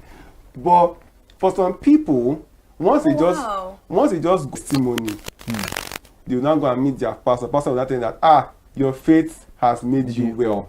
So me that I'm the healthcare provider, that I'm the stupid one, and I'll be calling you, how far now your medication, now come and take your medication, now you are due for medication and everything. The person will now start seeing you like you don't want healing for them. Their pastor have told them that their faith has made them well. Who are you? that HIV person, who are you? You know, you'll just tell you that, oh, I get that. I'm like healed by the precious blood of Jesus. So please carry your HIV kidney to someone else. The person will now stop, and it's better for you to actually not even take the medication safe. And stop it. Once that one pill enters into your mouth, the HIV now knows that you are fighting. You are fighting it. So when you now stop, the HIV virus will now come back stronger. That is dead. When you now, even when you now start taking the medications back, it will not work. They will not, and there are 3 lines of HIV treatment. There's first line, second line, and third line. The first line is what almost everybody living with HIV currently now. The second line is like rare, but third line, once you are on third line medication, the drugs are more. Side effects are like more. just using one pill. Second line is minimal. But after that third line, if the third line cannot help the HIV virus in your stem, then just pack your bags and say goodbye to planet Earth. Because but for you to get to that point, it means that you are so like careless. Because the first line is what is available to almost everybody living with HIV. So you cannot say that, oh, you don't want to take it, because if you now go and meet your pastor, but that your pastor that you're going to meet, if he gets malaria and typhoid, you go to the hospital. If your imam, they tell you, say your faith has made you well, fall sick, you go to the hospital. But you, that they've told your faith has made you well, you start down.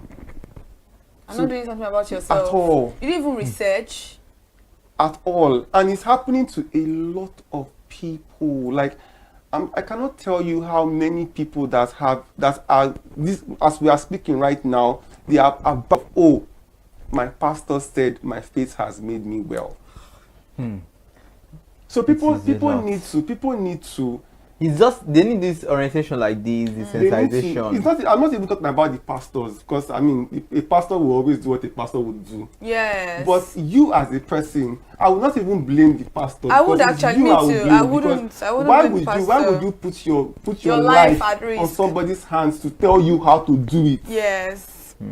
So I think people forget that pastors are also religious leaders, not only pastors. Religious leaders are also human. Let me give you a funny story.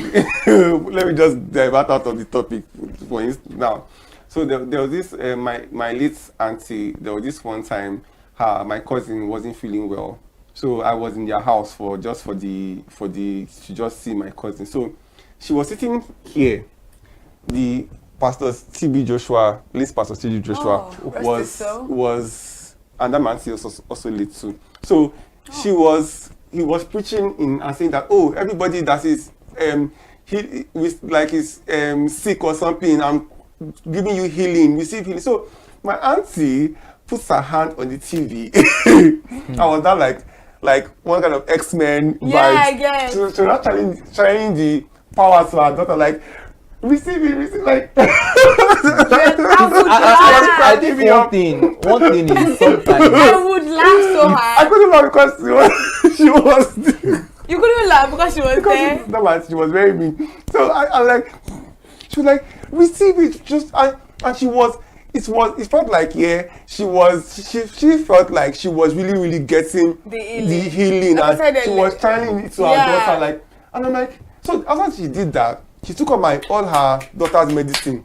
Packed it. Oh yeah, pastor has healed you. Yeah, you are okay. Yeah. She threw everything, and those medicines were so expensive. She threw everything away. That, oh, Pastor Joshua has given me healing, so let me. Was she healed?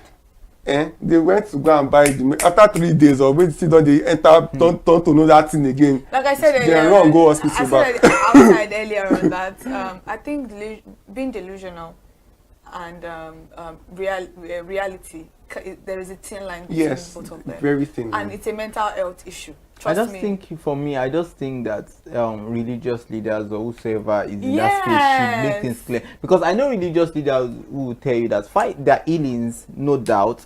You understand? People can get ill. Maybe another. No, I'm not talking in respect to this. I'm not. No, let me make the points clear. I'm not saying in respect to this. I'm not trying to let people know there's no form of contradiction. I'm saying there could be healings in some forms, but there are pastors who will tell you that in as much as you are sick, please take your drugs. Yes, some pastors do that. Some religious leaders do that. Please take your drugs, even if you have the faith that you are ill. Don't say because you have the faith that you get ill, then don't take your drugs. You understand? So people need to understand these things and ensure. But when it comes to this particular virus, it's very, very important that you take your, even if you are undetectable, take your drugs. I was going to ask something. Oh, apologies. I'm sorry. Okay. I want to add to what you're saying. For me, I feel like healing, when it comes to medical, you've already ascertained that it is a scientific problem. Yeah. You have to be in the hospital.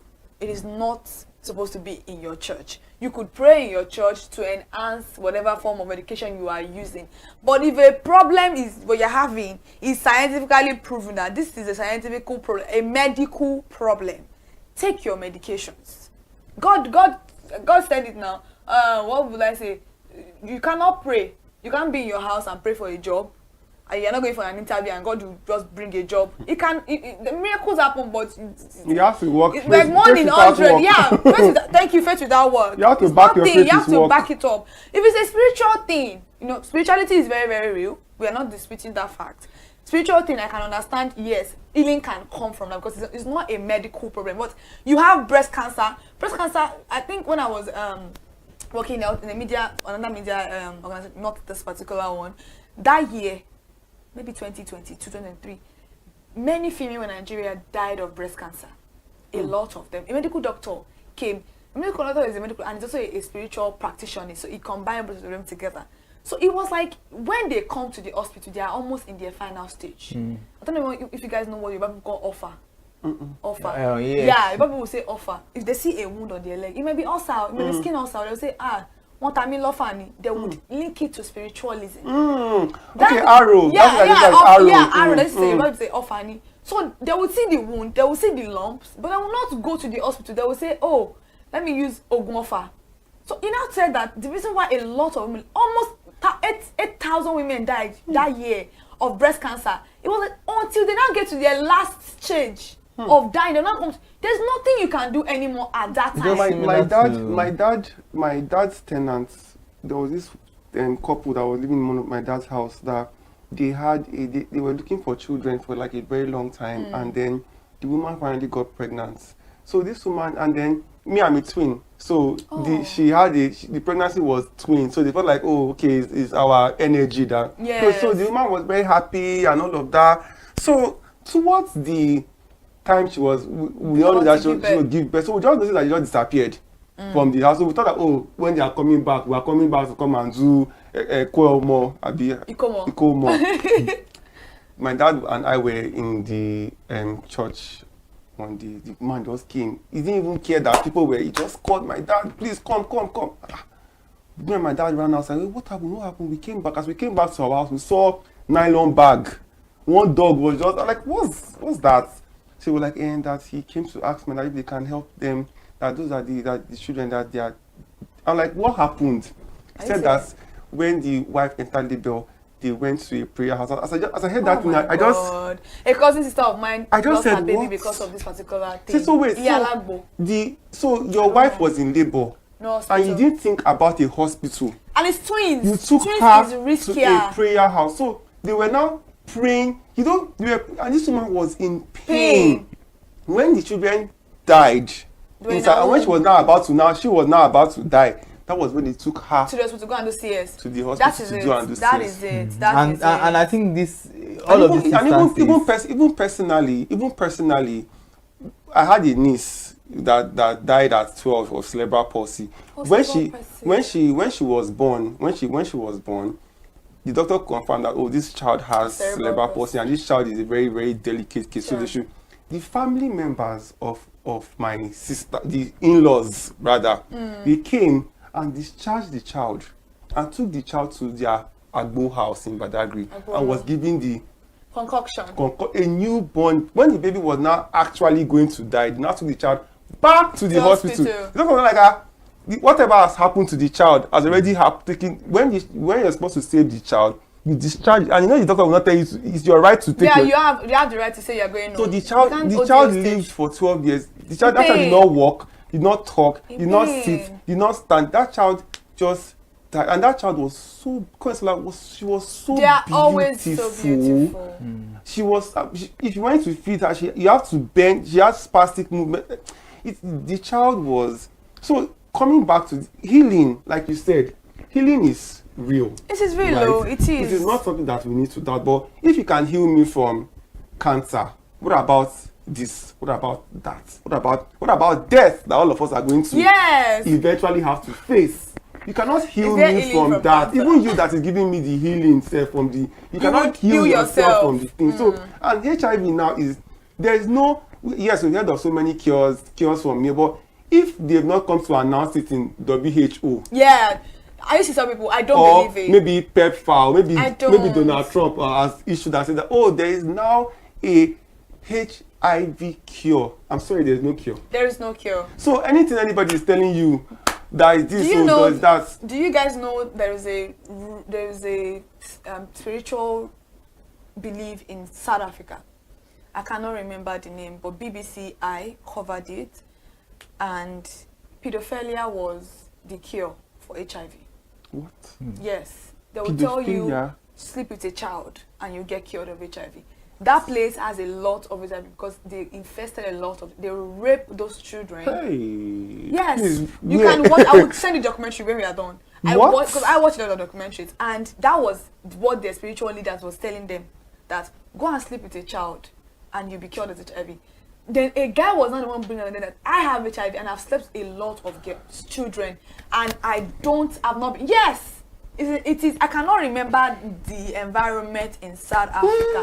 I would send you. And was there any kind of judicial punishment for that? That place, it was enough because there's a place in South Africa too that they sexually assault girls for a living. Do you know what those girls are doing now? They're not taking laws into their hand. Once they catch the rapists, they burn them alive. Before? That's what they do. The lady that is actually... burning them alive. That's what they are doing now. It's able to mess with. Put them in the torture them. The journalist that did the interview had to move away with his family because after he was done with exposing that interview, he moved away from that particular place to another city entirely. But why? It's just so crazy that the world has gotten to this point. He said his friend's son, when his friend he left his son, and the son has probably sexually molested, sexually assaulted. And because he thinks it's okay. Yeah, he has been talking to him.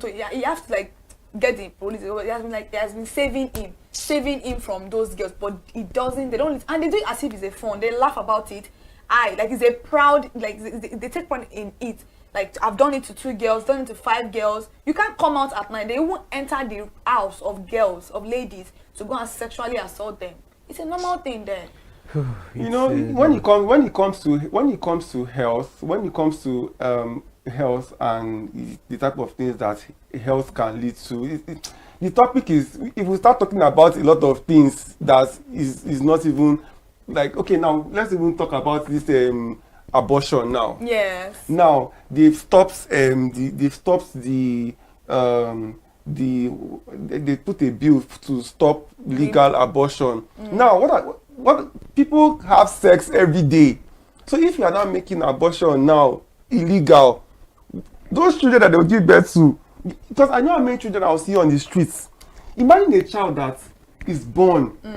And the child is, we have some type of privilege because of the Now imagine that you were born and the only thing you know is that if you don't go and beg somebody on the street, you cannot. It as a child. Do you know that the government? I want to talk about the government initiative right now because I think this conversation is a very broad conversation. That's why we have to touch on some little things. The government of Nigeria, we may not accept. Nigerians have this misconception that the government is likely not working, but in some areas, the government is working.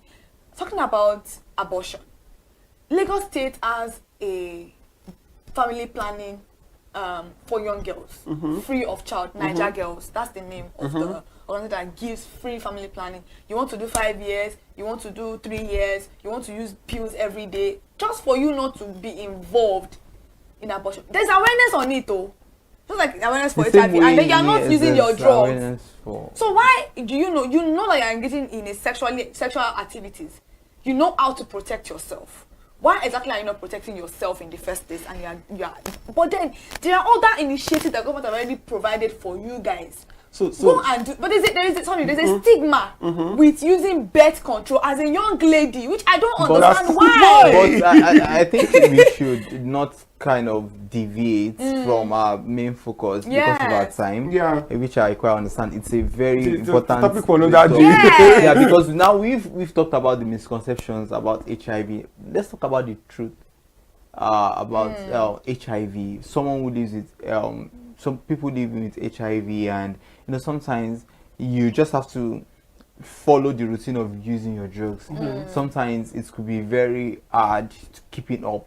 Now, and probably you miss a day, you miss 2 days, and you are just frustrated. And let's look at the truth about HIV. At what point does HIV kill, or when does it become a death sentence? Yes. It becomes a death sentence. It's very simple. When you don't use your medication, that's when it becomes a death sentence. Clarify that, right? Actually. So, but when the drug is a daily drug, right? But so here's the hack: if you set alarm, right? Like for me personally, I take my drugs by 10 o'clock in the night because I like to just sleep with it, right? I like to just let it just sleep with me, basically, because having to think about, I'm waking up in the morning, that's the first thing I'm doing, just kind of just makes me feel, but if you can't like do it that 10 o'clock, look for a time that is comfortable, and you not miss that time. And there's always a 2-hour grace period. Like some healthcare workers will tell you that if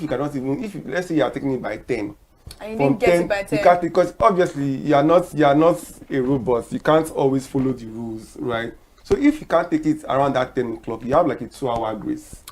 From that 10 to 12, make sure you take within it that period. You can take it. But if you don't now take it that period, you can't go and start. There's people that take their medication, they don't take it properly. Now they call it dosage.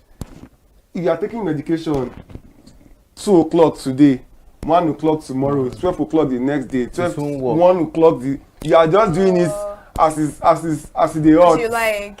They call it drug to drug. It's your kidney that you are affecting. Drug to drug interaction. You will just start affecting your kidney in a way that is because the kidney is already is a 24-hour pill. So those 2 hours that you have for yourself is the range. But me personally, I got it to that point whereby it's kind of like easy for me. Once my alarm does boom 10 o'clock, even if I'm asleep, once I just hear that alarm. So there was this one day I actually like stood off my alarm to see 10 o'clock. You woke up. As I just carried my phone, I just 10 o'clock. Your system already used to it. Yeah, so it's just, I mean, it's been 10 years, so I have to, it's already like, I'm already used to. So everybody that is taking medication, there's some person that take their own by 8, some people by 9, by whatever time works for you. Just understand that, okay, this particular time is my drug time, and you are good to go. Or you can have an accountability partner, like what you said about if you were going to marry a person that is equal. Yeah. You can be. You always remind the person. It's 10 o'clock. For my own safety. Yeah. Have you used your medication? Or you can have I think there's an app that Yes, there's an app that you can just use to. Even the apps will tell you. But then alarms are like the easiest thing to do. Yeah. Yeah, that's true. So now, please, let's quickly talk about government initiatives surrounding it as a healthcare provider. Let's talk about the government initiatives surrounding sensitizing people in the country about HIV. And you've spoken about that the medication is free. Maybe you should help us stress on that, because I don't understand why some people are not taking their medications. So the government, I would say that in Lagos State here, I would give them a thumbs up. I mean, I'm not a government I know, we're Nigerians but, now. Exactly, but when it comes to HIV yeah. response in Lagos, Nigeria, I would say that Governor Sanwo-Olu has tried. Wow. I'll give him a pass mark, personally give him, because they are trying. Because I mean, come on, it's not like it's not his business, because of course it can't really. But when it comes to the HIV response, Governor Sanwo-Olu has really tried, because making the drugs available, making them, there's no general hospital you will go to in this Lagos that you cannot get it from. For free? For free. Wow. Like FREE, free. If you go anywhere and they tell you that, even with the whole Donald Trump stop order and whatnot, yes, it kind of shook Lagos for a bit, for a little bit of time. There was a little bit of panic. Yeah, but the response was quick. So now, and they are even talking about, when I went for Lagos State AIDS Control Agency, their word is it, they talked about, they want to start producing and start, doing their own, just in case of, they want to start, and it's very good, because if that happens, it will mean that people can like sleep easy and know that the drugs are being imported. So yes, all over the world, USAID, PEPFAR, so we sign treaties, and so that we can enable. So, but now the reason why it's affecting because of Trump order is yes, it's happening, but the reason is because US has been the one paying for the fund, for the research, for the program through PEPFAR, through USAID. So it's a lot of funding, and it's just US that is carrying it. So if other countries don't join, and other rich countries don't, so that's what it's trying to say, that it's should not just be just US that is doing it. Other countries too should join. It, okay. So, but Nigeria, well, I don't know, Sha. I don't know what with I'm not, but but for when it comes to Lagos State, they are trying. Interesting. Yeah. So nobody has an excuse. Like, don't you take your medication? Yeah, you don't have an excuse. In Lagos, you don't have an excuse. Oh wow! So they tried their absolute best when it comes to HIV. When it comes to Lagos State, we don't know about others. But Lagos State, they do try. Yes, exactly. Can you get the medication for somebody? Can you take it for someone, or? So you would have to. It would have to be like somebody that you've gone to the clinic with. Okay. You can't just go there and just go and demand for. So you have to be selling. So when they want to be selling it, sell. Okay, you can't even. How do you want to sell it? Who will give you to sell? If they allow people to be collecting for others. Yes, they will start monetizing it. Nigerians. Yeah, exactly. So what do you think are the preventive measures that people need to take to avoid being infected? Well, there are so many. There are 4 major preventive methods. 1, use of condoms. Secondly, abstinence. People preach abstinence a lot. Thirdly, regular checkups. And then fourthly, you can use like PrEP and PEP. Yeah. PrEP is called pre-exposure prophylaxis. It's a drug you take if you are somebody who is sexually active and you want to prevent yourself from getting HIV. Only HIV, not sexually transmitted diseases, but just for HIV alone. Is that one? It's not free though. It's free. But it's free also. But it's not available like that. Yeah. Right. Because I think some agencies part of the things that affected us, Nigeria, is that's PrEP and PEP. PrEP is pre-exposure. PEP is post-exposure. So for PrEP, you take there are two different types of PrEP. There's event-driven PrEP and there's PrEP. Event-driven PrEP is for people who plan their sex. Like if, let's say, I'm a person that plans to, I'm not a person that has sex all the time, but I want to just particular day. So you can now take 2 pills of PrEP, 2 to 24 hours before the sex. Then 24 hours after that 2 pill, you take 1. 24 hours after that 1, you take another one. They call it 2-1-1. That's event-driven PrEP.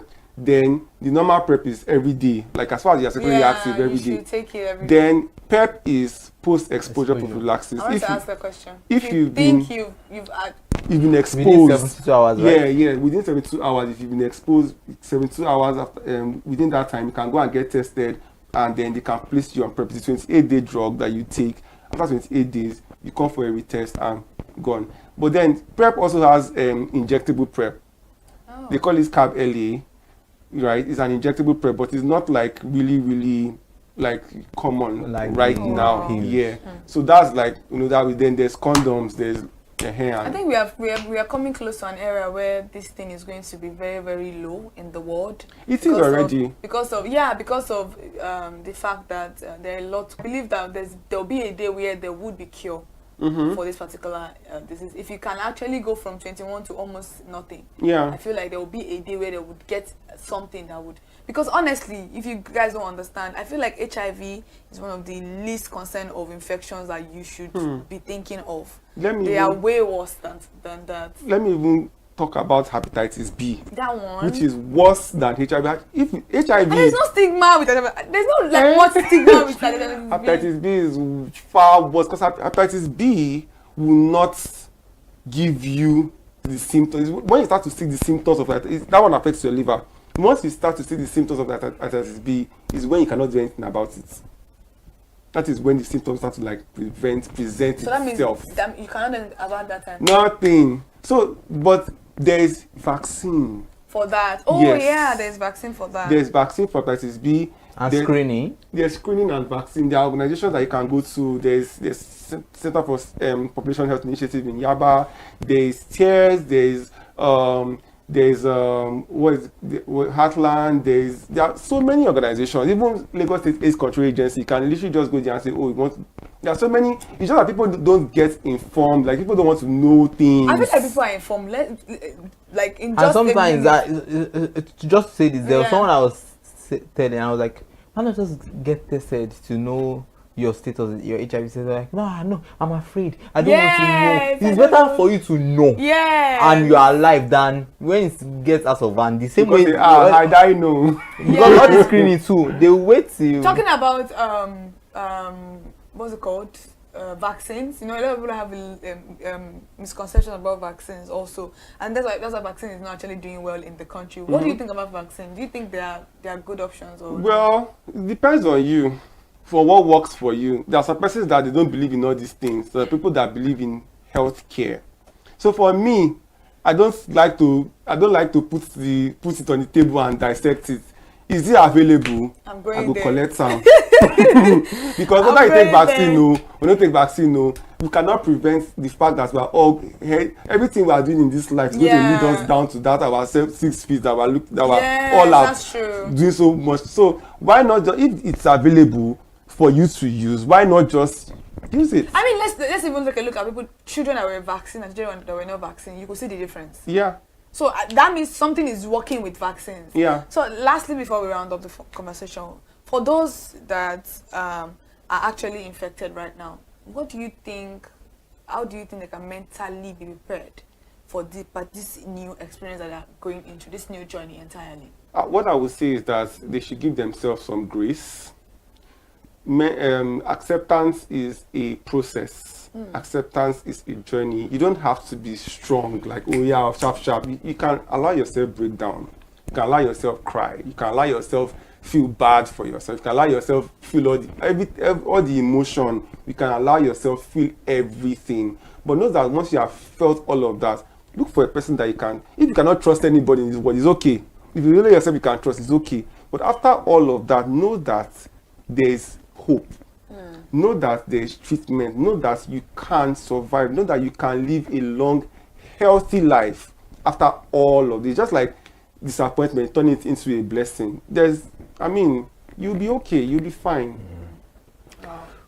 Interesting. It has really been an insightful session, seriously, because now people know what the misconceptions are and the truth about HIV, and it's better to know your status than living in denial of what probably, if you had known, you would have lived even longer, because there are people who celebrate 40 years of living with HIV and they are here, and just be truthful to yourself and choose to live rather than die.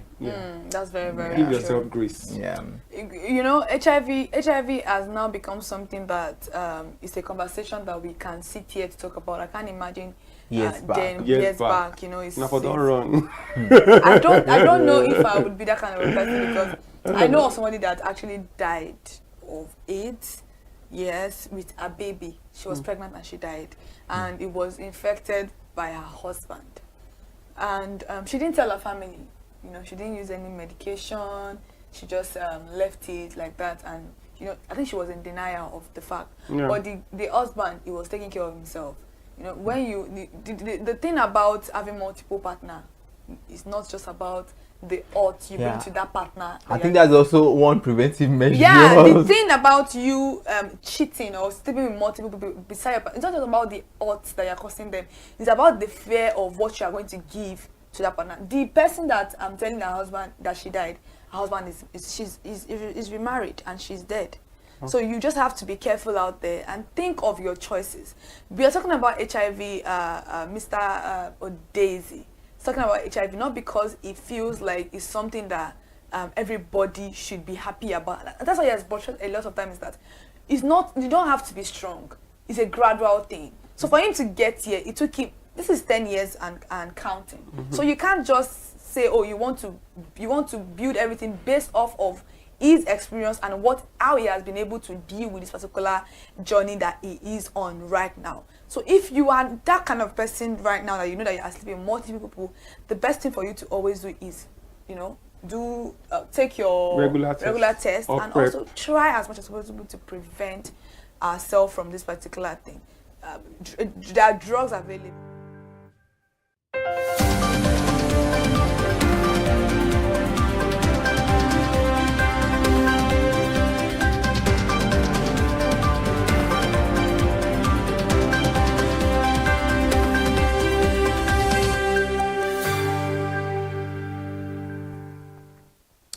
It's the Media News. Good afternoon. I am Iri Ayomikole Eke. The federal government has signaled the imminent takeoff of a landmark 1 megawatt solar electrification project at the newly established Federal University of Agriculture and Technology, OKO, in Oyo State, marking a major milestone in the institution's infrastructure development. The project, facilitated by the Rural Electrification Agency, is part of a broader national initiative to provide sustainable energy to 16 selected universities across Nigeria. This was contained in a statement signed by the personal assistant to the Vice Chancellor on current issues, Dr. Bolaji Olaomo. Meanwhile, Funato stands as a key beneficiary in the Southwest Zone alongside Adeyemi University of Education and the Federal University of Health Sciences, Oyo. Away from that, the Nigerian Meteorological Agency has predicted a mix of sunshine and cloudiness from Monday to Wednesday across the country.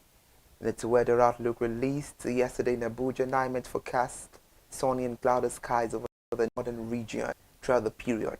According to the agency, similar sunny and cloudy conditions are expected to prevail across the region during the forecast window. NIMET also predicted sunny skies over the southern region with patches of cloud and chances of isolated thunderstorms accompanied by light rain over part of Bayelsa State, Rivers State, Akwa Ibom, and Cross River State later in the day. But move away from that, the federal government has issued a series of stern warning and deadlines to China Arbor Engineering Company and its sister firm, China Arbor Operation and Maintenance Company, over alleged substandard work, slow mobilization and environmental hazard on key federal road projects across the country. The warnings followed high-level meeting chaired by the Minister of Works, Senator David Umai, with top officials of the ministry and representative of the two Chinese firms at the ministry headquarters in Abuja on Thursday last week. The companies are concessionaries on the Maraba Kefi, Akwanga, Lafia, Makodi, Dual Carriageway, and are also handling other strategic road projects, including the Makodi 9th Mile and Nugu Road and the 7th Axio Road in Lagos State. And now in a statement issued on Friday over the weekend by the Director of Information and Public Relations at the Ministry, Mohammed Ahmed, the Minister said the meeting was convened to address mounting public complaint, safeguarding government investment and enforce strict contractor accountability under the renewed OPA administration. Nigeria's fintech sector, one of Africa's fastest growing, remains heavily dependent on foreign investment, exposing it to swings in global market. The CBN said this in its 2025 FinTech Policy Insight Report. The startup in the country was raised by $520 million in equity funding in 2024, down from about $747 million in 2019, when Nigeria captured roughly 37% of all African startup investment. The report said the sector has shown resilience despite global economic pressures, but warned that reliance on external capital leaves it vulnerable to market fluctuations. Moreover, this performance amid significant global macroeconomic gyrations underscores Nigeria's position as a key hub for financial innovation. The sharp rise in interest rate in advanced economies during 2022 contributed to slowdown in venture capital funding. Taking the news further, manufacturers sharply reduced their exposure to bank loans over the first 9 months of 2025, as borrowing costs stayed elevated, cutting total credit by 1.44 trillion naira amid the tight monetary conditions and wide lending spreads. This was made known by the latest quarterly statistical bulletin of the CBN. Furthermore, the CBN data on the deposit money bank sectoral distribution of credit show that lending to the manufacturing stood at 8.53 trillion naira in December 2024, before entering a prolonged decline, leaving outstanding credit at 7 trillion naira by September last year.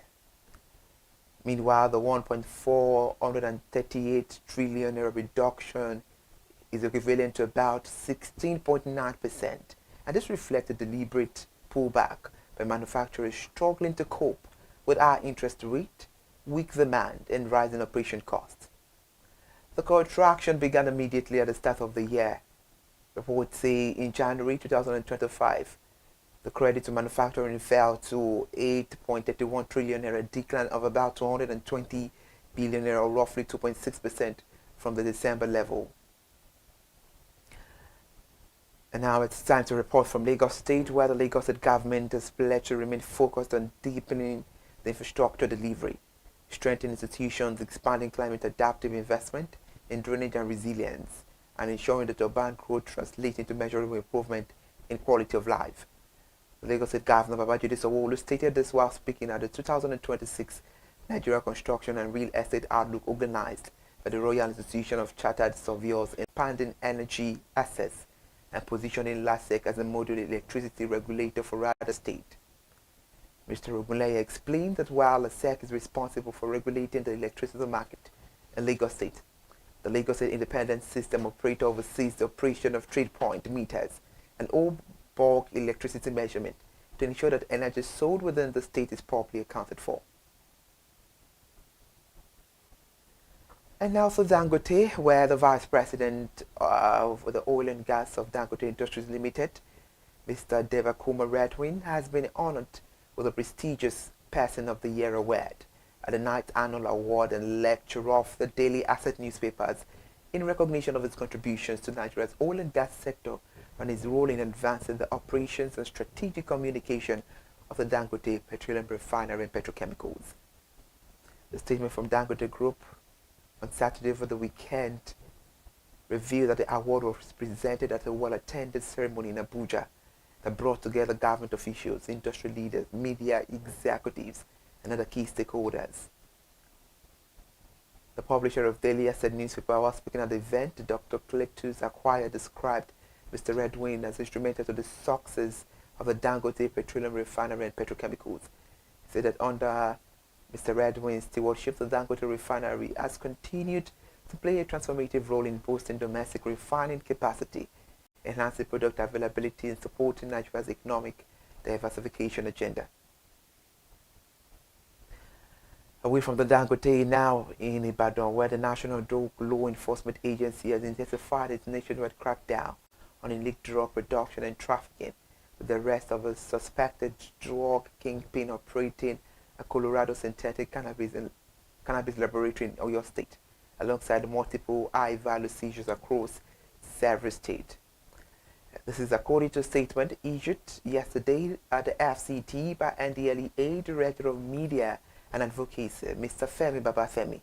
as it confirmed that operatives dismantled the legal facility located in Badikwi, and arrested the principal suspect along with an accomplice on Saturday over the weekend.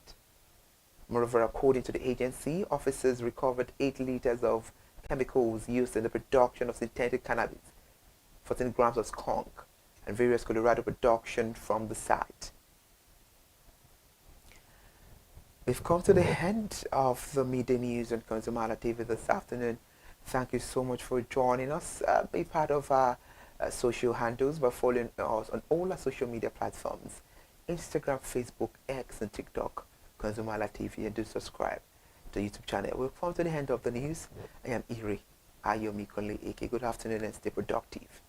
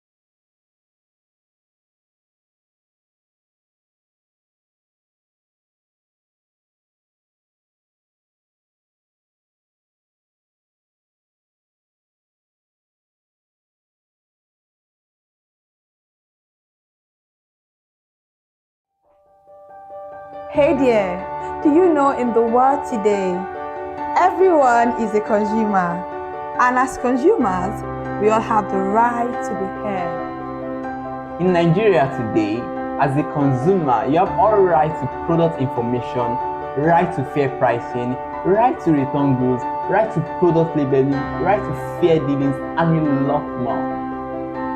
Well then, have you heard about the new media channel? ConsumerHallaTV. ConsumerHallaTV. ConsumerHallaTV. At ConsumerHallaTV, our goal is to inform and educate consumers in Nigeria with insightful news alongside development within the fast-paced world of consumers through well-researched, specialized, and analytical content. Our vision at ConsumerHallaTV is to create an engaging platform that provides right connections for meaningful brands in Nigeria, thus creating a more caring world for consumers where business thrive. And guess what? Our ConsumerHalla brand is the first consumer complaint resolution portal in Nigeria, powered by a 72-hour feedback mechanism. We offer consumer advocacy, informative talk shows, branding promotions, advertising, and lots more. Connect with us via our YouTube channel at ConsumerHallaTV. Follow us on our Facebook page, ConsumerHallaTV, our Instagram page, ConsumerHallaTV, and do well to subscribe to our YouTube channel. Subscription is free. ConsumerHallaTV. At ConsumerHallaTV, you deserve to be heard. At ConsumerHallaTV, you deserve to be heard. Hello everyone, my name is Olanite Abidemi Additional. I'm the lead principal partner at Holland Tech, and I'm a core artificial intelligence researcher. So I will advise everyone out there to remember that the only thing constant is change, and so we're in the era where you as a consumer, you have to adapt to that change, and that change is technology. And ConsumerHallaTV has come to showcase the need for technology in today's practice, as a consumer on one end and as a consumer stakeholder on the other end. Either you have a product you're pushing out there, ConsumerHallaTV is available for you to tell you the best approach to go on how to infuse technology to drive the product, and as a consumer, how to use technology to analyze the best product that will satisfy and give you the best opportunity. So stay tuned, join us regularly, and keep getting the latest updates and the best service a consumer can get on our social media, Facebook, Instagram, YouTube, at ConsumerHallaTV. Thank you very much, and we always have you the best of it. Hello everyone, my name is Oluwafemi Peter Aladele. I'm a medical laboratory scientist. I'm the chairman for the Young Medical Laboratory Scientists Forum for Lagos State. Encouraging you to always be on this platform, the ConsumerHallaTV, for everything consumer related, where you get information about the market, about brands, and all things around that. I promise you it's very engaging, very enlightening. Knowledge is power. Stay connected on all social media platforms, and trust me, you won't want to miss it. My name is Dr. Anjibade, Media and Insight Manager at I'm on ConsumerHallaTV, and I want you to be watching this TV because it's a consumer advocacy TV. Anything have to do with consumers, anything have to do with your complaints, any issues that you have, concern anything, this is a platform that you can come to actually air your opinion. And you can follow them on all social media platforms, and also on YouTube. ConsumerHallaTV, the best channel for you. Hey, hello, this is Alex Afolalu. I'm a property lawyer in Nigeria, and you're watching ConsumerHallaTV. If you are having any consumer rights issues or consumer rights have actually been violated, always make effort to reach out to ConsumerHallaTV. They are go-to person. They're actually going to help you. They're going to connect you with the right channel to actually help you solve any consumer violation issues or problems you are actually having. So ConsumerHallaTV is the name. Hello consumers, you have the right to be heard, absolutely. So join us on the conversation, share your brand experience, where you tell us all your experiences about brand on the outer world via our YouTube channel every Wednesday from the hour of 4:20 to 5:20. You can watch us via our YouTube channel, ConsumerHallaTV, and subscription is free. Follow us on all our social media platforms, ConsumerHallaTV. Share your brand experience. It's about storytelling. It's about experiences. Hello consumers, you're welcome to another exciting episode of Consumer Voice on ConsumerHallaTV. I am Matilda Omenai. As you already know, Consumer Voice is a show where we'll be visiting different places in Lagos to check out people's preferences, hear what the consumers have to say about different leading brands that they make use of. Hello, it's your boy here, Iremofeko Foworola, and you know what? They call me the AUF General Overseer. Every day is a blessing and it is meant to be enjoyed maximally with AUF packages that put a smile on our faces. And guess what? That is why this show AUF is for you. You can get to know about trendy market slashes, promos, offers, and juicy deals that put a smile on your faces, and you can always enjoy them maximally. And you know one thing that is so interesting about this show? It is a blend of English and Pidgin. As I dey run you English, now you go to marry am with Pidgin, make am spicy. So catch me every time on the show to enjoy more about trendy AUF packages. Public service announcement. Hello consumers, I am Kikelomo Ajibola and welcome to the Scam Alert segment on ConsumerHallaTV. ConsumerHalla educates viewers about various scams affecting consumers. We learn tips on how to identify fraudulent activities and provide advice on protecting our personal information. We aim to raise awareness and empower viewers to avoid falling victim to scams. We cover various topics such as phishing, identity theft, fraudulent investment schemes, and many more. You want to catch up on how these scammers invade our lives? Join us every Tuesday by 12:30 p.m. for Scam Alert on our YouTube channel at ConsumerHalla TV. Subscription is absolutely free. And in case you're not following us across all our social media platforms, follow us on Instagram, Facebook, X, TikTok at ConsumerHalla TV.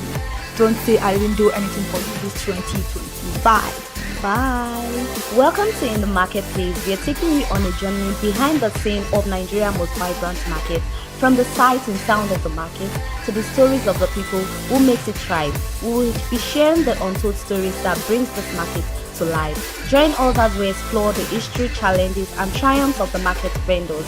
We will dive into the daily lives of the people who call markets home and uncover the secret that makes this market special. You will get to see the passion, energy, and dedication that goes into making this market success.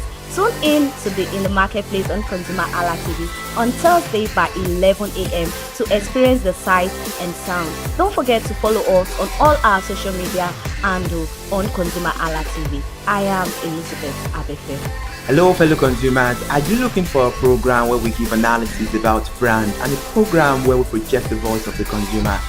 Join my team and I on Consumer Analytics and Resolution Box by calling on the program to get your issues resolved.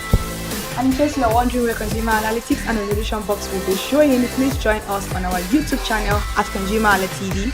Subscription is free by 2 p.m. to 4 o'clock p.m. every Mondays and Wednesdays. Consumer Analytics and Resolution Box will be airing and will be here to provide you any information on brands and also issues that you have pending for us to resolve.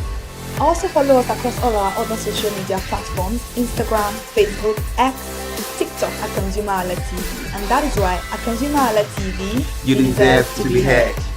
Hi everyone, I am Iri Ayomikunle Eke. Join me live on Perspective every Mondays to Friday from the hour of 9 to 10, where we have meaningful and engaging conversations about all the burning and pressing issues making the round.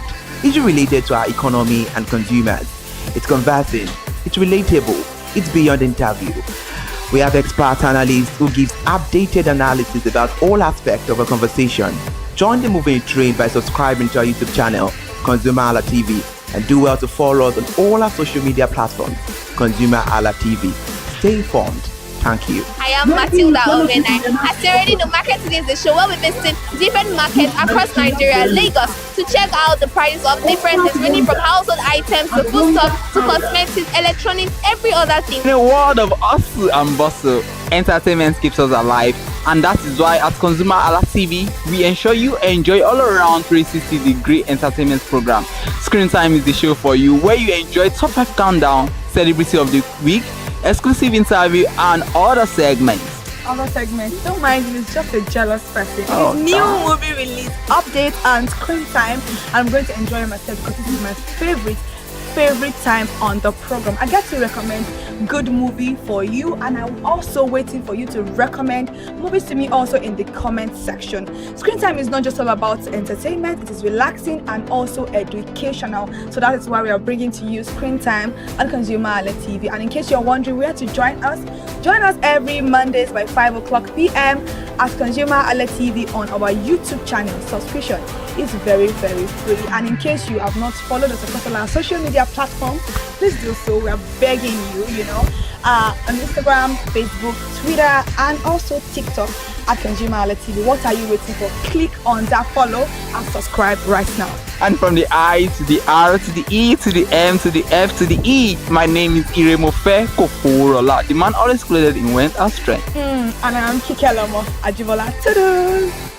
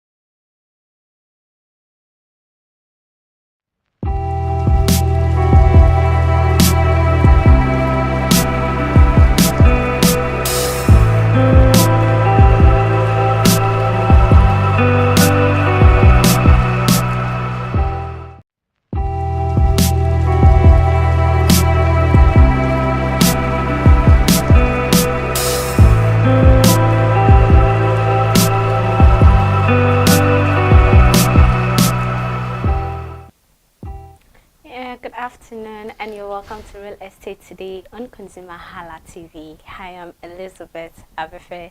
You know what we do about on this program. This program brings you verified development, shaping Nigeria real estate sector from government regulation and policy to market trend, infrastructure, housing supply, and investment direction. But you know how you do it. You don't have to see me alone on this program. You have to see my partner. Yeah. Hi, partner. Good afternoon, and thank you for joining us on Real Estate Today. Yeah. Good afternoon. Okay, so let's begin with the most impactful story. The first story on the list today is federal government moves to tighten control over Banana Island. The federal government restricts new shoreline approval on Banana Island. The federal government of Nigeria has announced a restriction on new shoreline approvals and boundary extensions on Banana Island, Lagos, one of the country's most premier real estate location. The announcement was made through the Federal Ministry of Housing and Urban Development following the work of an interministerial technical committee involving the ministry, the National Inland Waterways Authority (NIWA), and the Office of the Surveyor General of the Federation. The Honorable Minister of Housing and Urban Development, Architect Ahmed Musa Dangiwa, said the decision was necessary to restore planning, order, strengthen environmental protection, and also reduce long-term risks associated with unregulated coastal development. Now, what led to this? It means authorities raised concern over shoreline encroachment and also flooding risk, structural safety, and regulatory abuse in high-value waterfront zone. Then I know you'll be asking, why does this affect me? What does it mean? It means buyers must confirm shoreline approval before purchasing waterfront properties. It also means developers may face review or suspension of non-compliant extension. It also means stronger regulation helps protect property value, safety, and legal ownership. When it comes to inland property, I just believe that a lot of development has to be done, and everything is just for environmental safety. Yeah, so it's very important that the federal government is taking a very crucial decision and development at this point. Yeah, just like I said, what it means as a consumer when you are trying to purchase or buy anything along that area around Banana Island, it means you must confirm the shoreline approval before purchasing waterfront property. Very, very important. Okay, so moving on, EFCC warns real estate against financial crime abuse. EFCC warns real estate sector must not become a haven for financial crimes. The executive chairman of the Economic and Financial Crimes Commission, EFCC, Mr. Ola Olukoyede, has warned the Nigerian real estate sector must not be allowed to become a safe haven for money laundering and terrorism financing. The warning was delivered at the 17th annual general meeting of the Real Estate Developers Association of Nigeria, REDAN, in Abuja, where Olukoyede was represented by Mr. Kazim Oseni, Head of Compliance at the Special Control Unit Against Money Laundering, SCOML. He stressed that undergoing tax reform property transaction will face increased scrutiny and developers must improve transparency and compliance. Why does it matter to consumers? It means it encourages clean, traceable property transaction. It also protects buyers from fraudulent and suspicious developments. It also signals stronger regulatory oversight across the sector. And I think majorly, myself and Iremufe talked about a lot of real estate agents all around, whereby we don't even know who is the real from the distant. So I guess this development now, it helps to signal scrutiny and also help for against fraudulent, which I feel it's a very important decision being made. When it comes to one of the sectors that really needs proper scrutiny is the real estate sector, because away from house agents, we also have developers who might one way or the other be involved in fraudulent practices, and it cuts across different quarters. So that is why some might even use real estate as an opportunity for them to, delve into money laundering. So and anytime EFCC comes, you know, when you know that there is this kind of situation, you know that yes, EFCC is ready to hunt down anyone that is found wanting. So because people could be very funny. Real estate is meant to be a very lucrative business. It's meant to be something that allows for people who are ready to really work hard and work legitimately be involved in it. So why then use it for any means of fraud? So that is why at this point it's going to really serve as a form of warning to anyone that is involved in any of those practices. Okay, so next on the list, expert project investment surge in Nigeria real estate sector. According to Guardian Nigeria, industry experts are optimistic that Nigeria's real estate and construction sectors will record stronger investment activity in 2026, driven by infrastructure expansion, capital inflows, and rising residential demand. The outlook highlights housing, logistic, mixed-use development, and infrastructure-linked properties as key growth drivers. Why does it matter for consumers? It means its increased investment may lead to more housing supply. It also means infrastructure-linked areas are likely to see price appreciation. Buyers can also track emerging corridor for long-term value. Yeah. I think we've once talked about this in one of the episodes. And real estate definitely in 2026 is really going to attract a lot of investors. It's going to attract a lot of partnerships and collaborations. So people need houses, people need properties, people need a lot of things. So that is why it's really going to be a catalyst for development. There's infrastructure, there's capital inflow, there is a lot of opportunity for people who really want to invest in. So why not? Definitely people need houses, people need investments, people both for the buyers angle and also from people who are really involved in real estate.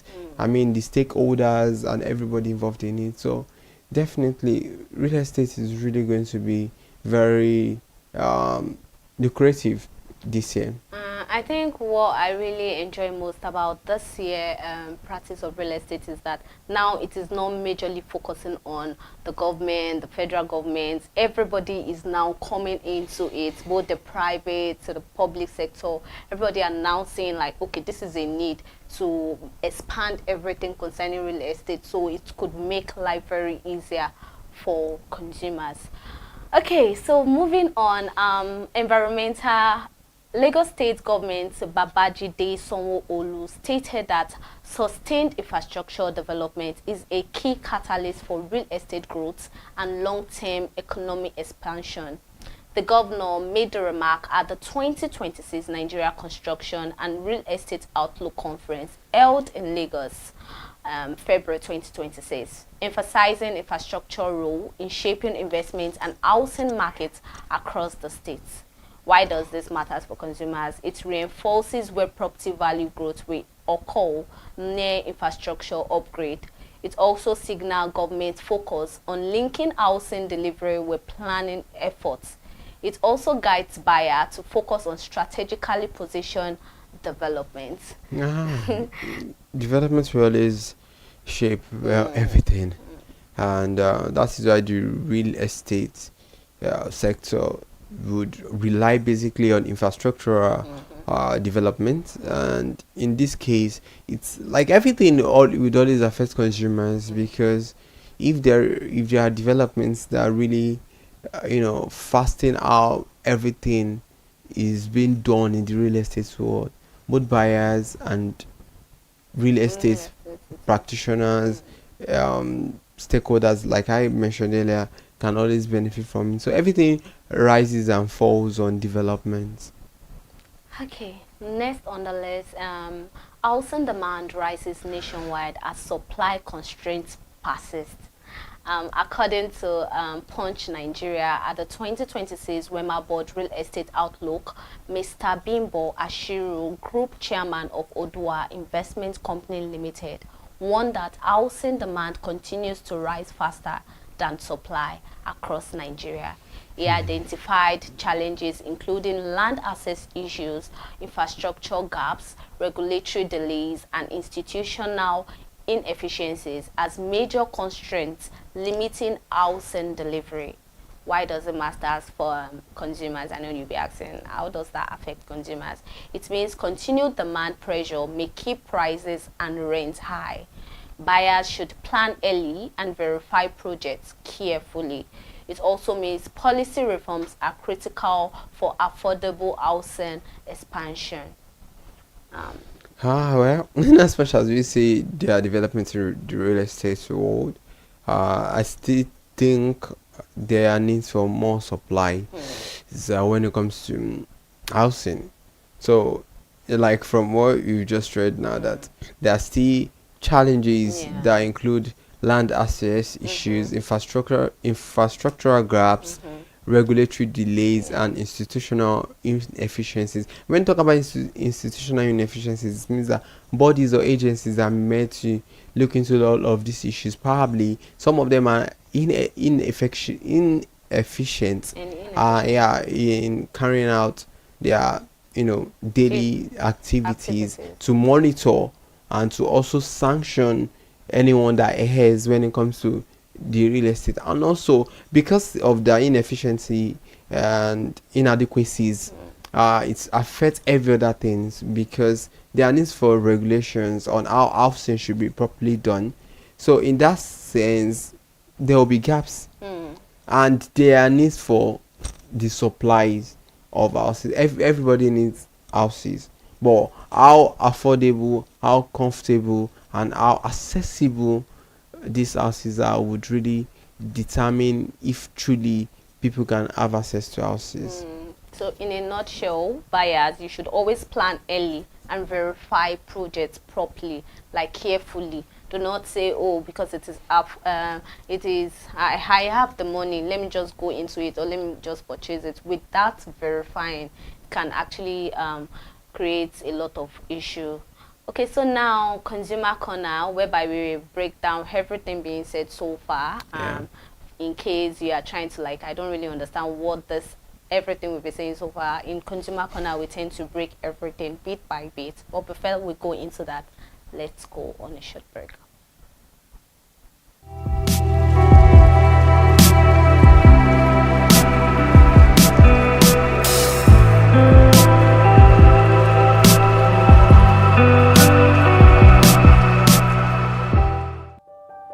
Hey there, do you know in the world today, everyone is a consumer, and as consumers, we all have the right to be heard. In Nigeria today, as a consumer, you have all right to product information, right to fair pricing, right to return goods, right to product labeling, right to fair dealings, and a lot more. Well then, have you heard about the new media channel?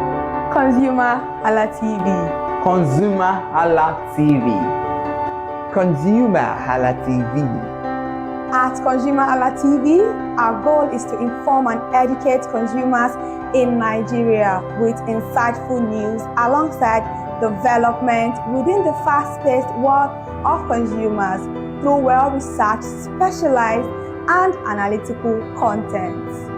Our vision at ConsumerHallaTV is to create an engaging platform that provides right connections for meaningful brands in Nigeria, thus creating a more caring world for consumers where business thrive. And guess what? Our ConsumerHalla brand is the first consumer complaint resolution portal in Nigeria, powered by a 72-hour feedback mechanism. We offer consumer advocacy, informative talk shows, branding promotions, advertising, and lots more. Connect with us via our YouTube channel at ConsumerHallaTV. Follow us on our Facebook page, ConsumerHallaTV, our Instagram page, ConsumerHallaTV, and do well to subscribe to our YouTube channel. Subscription is free. ConsumerHallaTV at ConsumerHallaTV. you deserve to be heard. At ConsumerHallaTV, you deserve to be heard.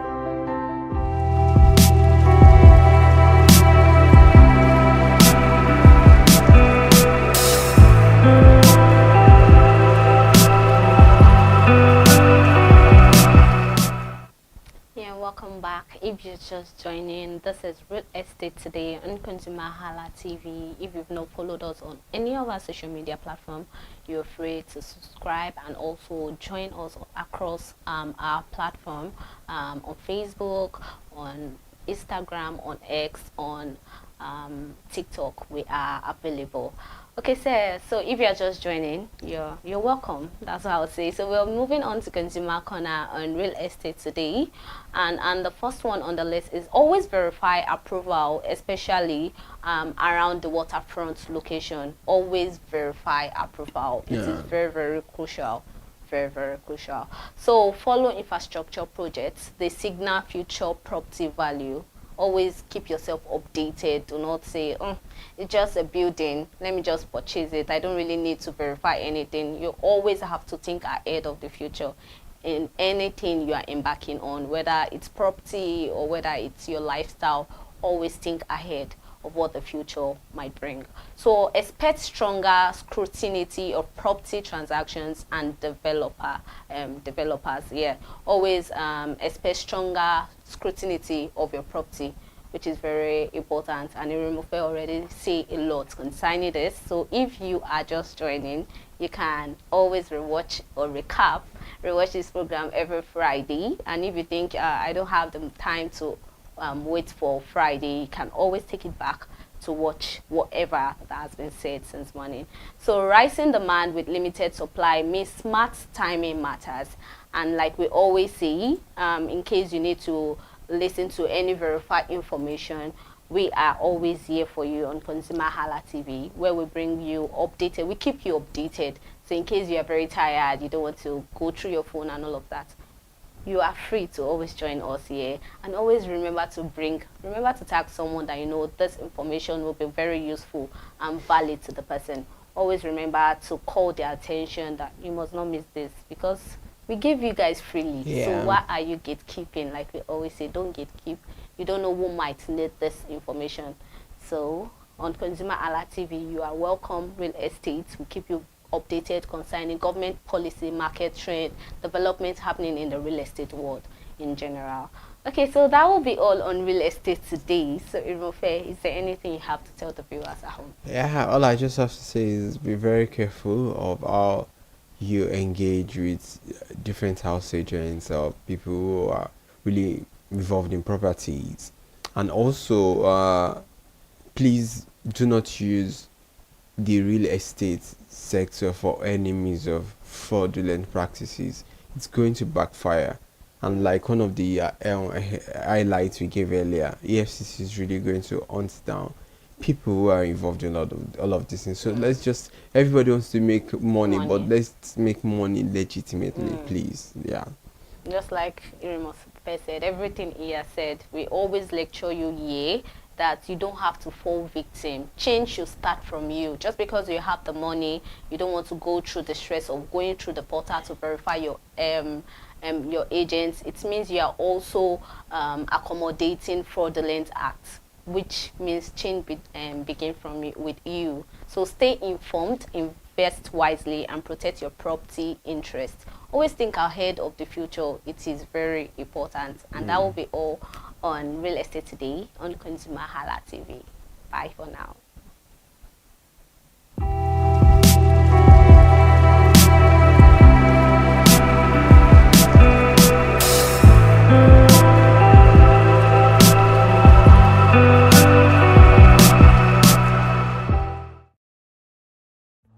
My name is Tunde Olufowora. I'm the CEO of Bandai Communications. We are we call the publisher or the owner of the new initiative called ConsumerHalla TV. ConsumerHalla TV is actually Nigeria's first consumer-centered, or call it consumer-centric television platform that aims to bring voice to the over 220 million Nigerians. It was a vision that came to my heart about 10 years ago. I remember that I was traveling. I traveled out of the country, on airline, and I had this unpleasant experience. It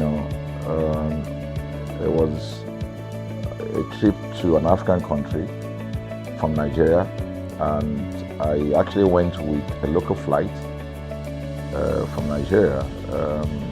I wouldn't want to mention the name of the airline, and then it was to South Africa, and we landed in South Africa, and let me just paraphrase it. When I was coming back, I had some money, some dollars, and that someone had given to me. To my arrival in Nigeria, I was standing and was waiting by the carousel just so that I could pick up my luggage, and then I was there for 1 hour and waiting for my luggage. I didn't know that my luggage already arrived, and it was one of the luggage that was moving around on the carousel.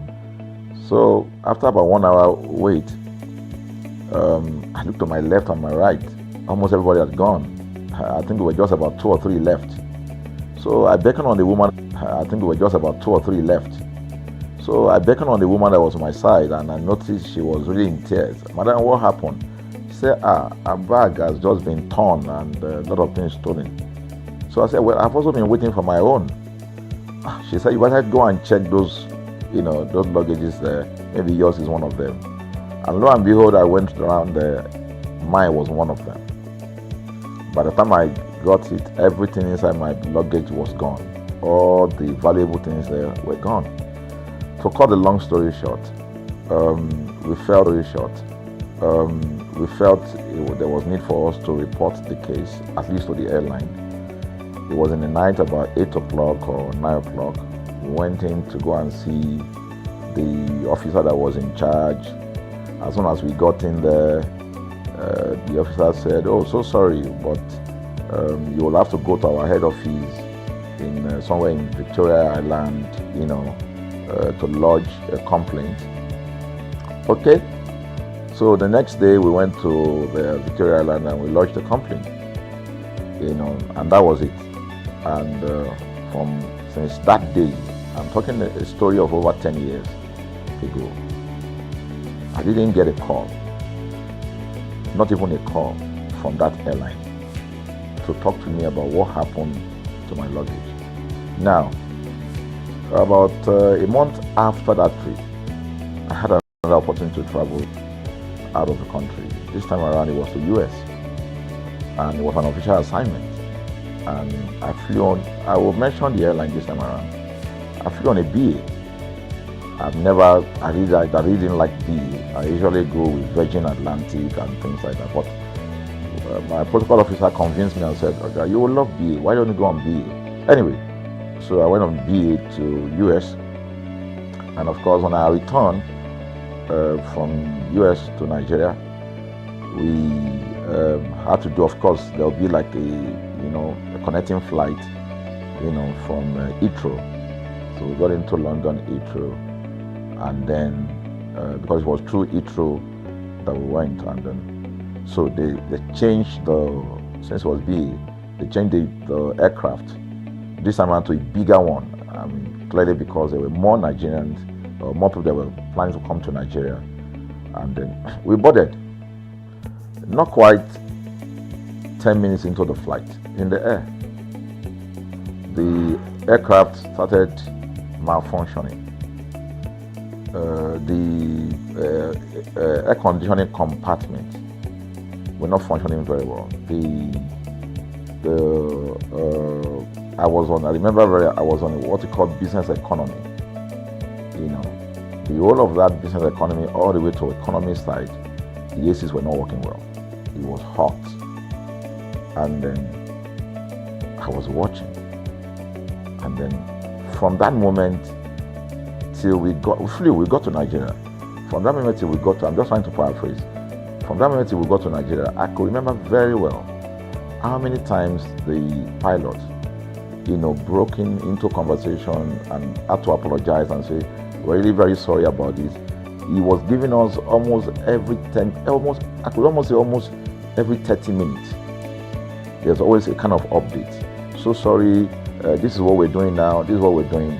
While we were on that journey, I also remember an incident. So they came, the crew, apparently couldn't resolve it. They couldn't manage the crisis or what was going on about it. They couldn't fix it. So they come up and said, we're so sorry, but for all the inconvenience, we're declaring, free lunch, free whatever it is you want, you can get. So trust Nigerians, you need to hear how everybody was jubilating, But something struck me. The experience I had just about a month before, and this experience, somehow I started comparing them. I was trying to see how this matter will be managed. Again, to cut the story short, we landed in Nigeria on BA. Before we landed, the pilot announced and said that for the inconvenience, they will be giving a voucher of 50 pounds to everyone that flew on that aircraft. I thought it was a joke. I mean, it was my first time with BA, but for what I knew or know of the British man would never even play with his 1 penny, talking of £1. So I felt that must be a joke of the year. So we left. I got back to my office. I think it was just about a week after. Our officer, our guys in our mail room came up and said, "Oh, you have a parcel." So I said, "Parcel? Yeah." So they brought this parcel wrapped. I opened it and boom, I brought the document out. It was the 50 pounds voucher from BA. So what's the tenor of this story? An experience with one airline was terrible. No apology. An experience with another one, even though it was a bad experience, but it was very well managed. So managed that even if we have suffered anything in that aircraft, you probably, for the sake of how they manage it, will have forgiven them. So that was how this journey started. So I started thinking, my mind, this is what we go through in this country. But are we different from other nations? So God put in my heart the idea of ConsumerHalla. That's why the Hala came with consumer. And we started that journey about 10 years ago. We started by creating a platform called ConsumerHalla, where consumers, and that's it, we live with everything. So we've started the journey from creating the platform. We have an app, we even have a magazine, and we thought we could move it from that to the next stage, which is the television. So the TV today, has come. So I would say precept by precept, line upon line, we have been able to build on our aspiration, to finally bring to birth this unique and exciting platform, So it's a digital telecast, and our goal is to further connect consumers in Nigeria to brands with insightful news, development within the fast-paced world of consumers. The world of consumers is growing at a very fast pace, So we want to inform Nigerians. We want to get them educated about their rights, So our role is that we're going to educate consumers in Nigeria, all right? So by bringing them specialized and what you call analytical, research-based content generation that will inform, educate, sensitize the audience, So that's ConsumerHallaTV. So I call it an offshoot of our ConsumerHalla brand. ConsumerHalla brand actually was the first we call it the first complaint or consumer complaint resolution portal. When we started it about 10 years ago, or about 7 years ago, it became the first complaint resolution portal. We created it so that Nigerians can actually lodge complaint on that portal. We spent a lot of resources to build a very robust platform where today, if you have any complaint, about any brand, any leading brands in Nigeria, and you go on that platform, you can actually click, just a click, you can find the brand, you can actually lodge your complaint, and once you submit it, that complaint will be routed to that organization, and within 72 hours, we will obtain feedback for you. We build it in such a way that we have connection to almost all the organizations, and it's been working. We've resolved several complaints for people without having to charge them any penny, because the idea is not to charge. So what we have done with ConsumerHallaTV is to take it to the next level. So we hope to change the narrative. We want to give the right direction. Nigeria has the largest consumer market in the world, with a population of over 220 million people. Why should we be the one that is suffering the most? Everywhere you turn to, it's as though Nigerian consumers don't have a voice. You're traveling, you buy a ticket. For whatever reason, an airline will wake up middle of the night,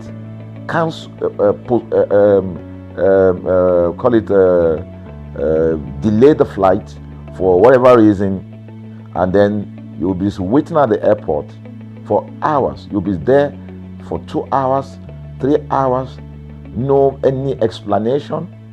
Then while you're there, they can even wake up and say, oh, flight has been cancelled. So everybody carry their luggage and go home. Nothing happened. Of course, things are changing. We must commend government, because government is beginning to wake up, but there's still a lot to be done. And we believe that we can help to make, bring about those right changes. So we offer deliberately, part of what we do is that we also offer advocacy. All right. We're not just an advocacy organization, but we offer advocacy.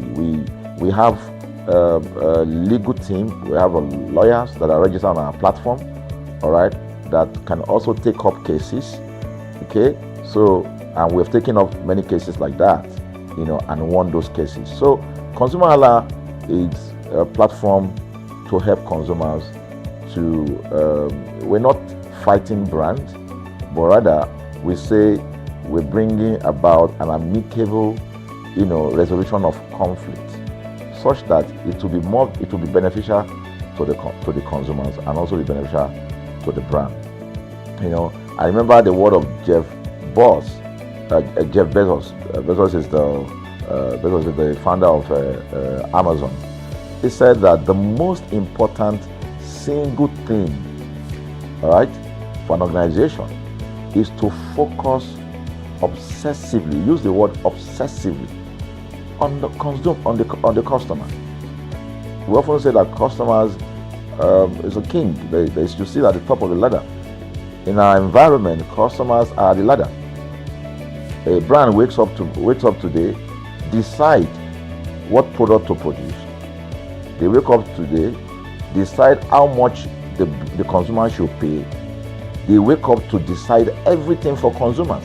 So consumers are just at the receiving end, and yet they are milking the consumers. There's no price regulation in this country, none.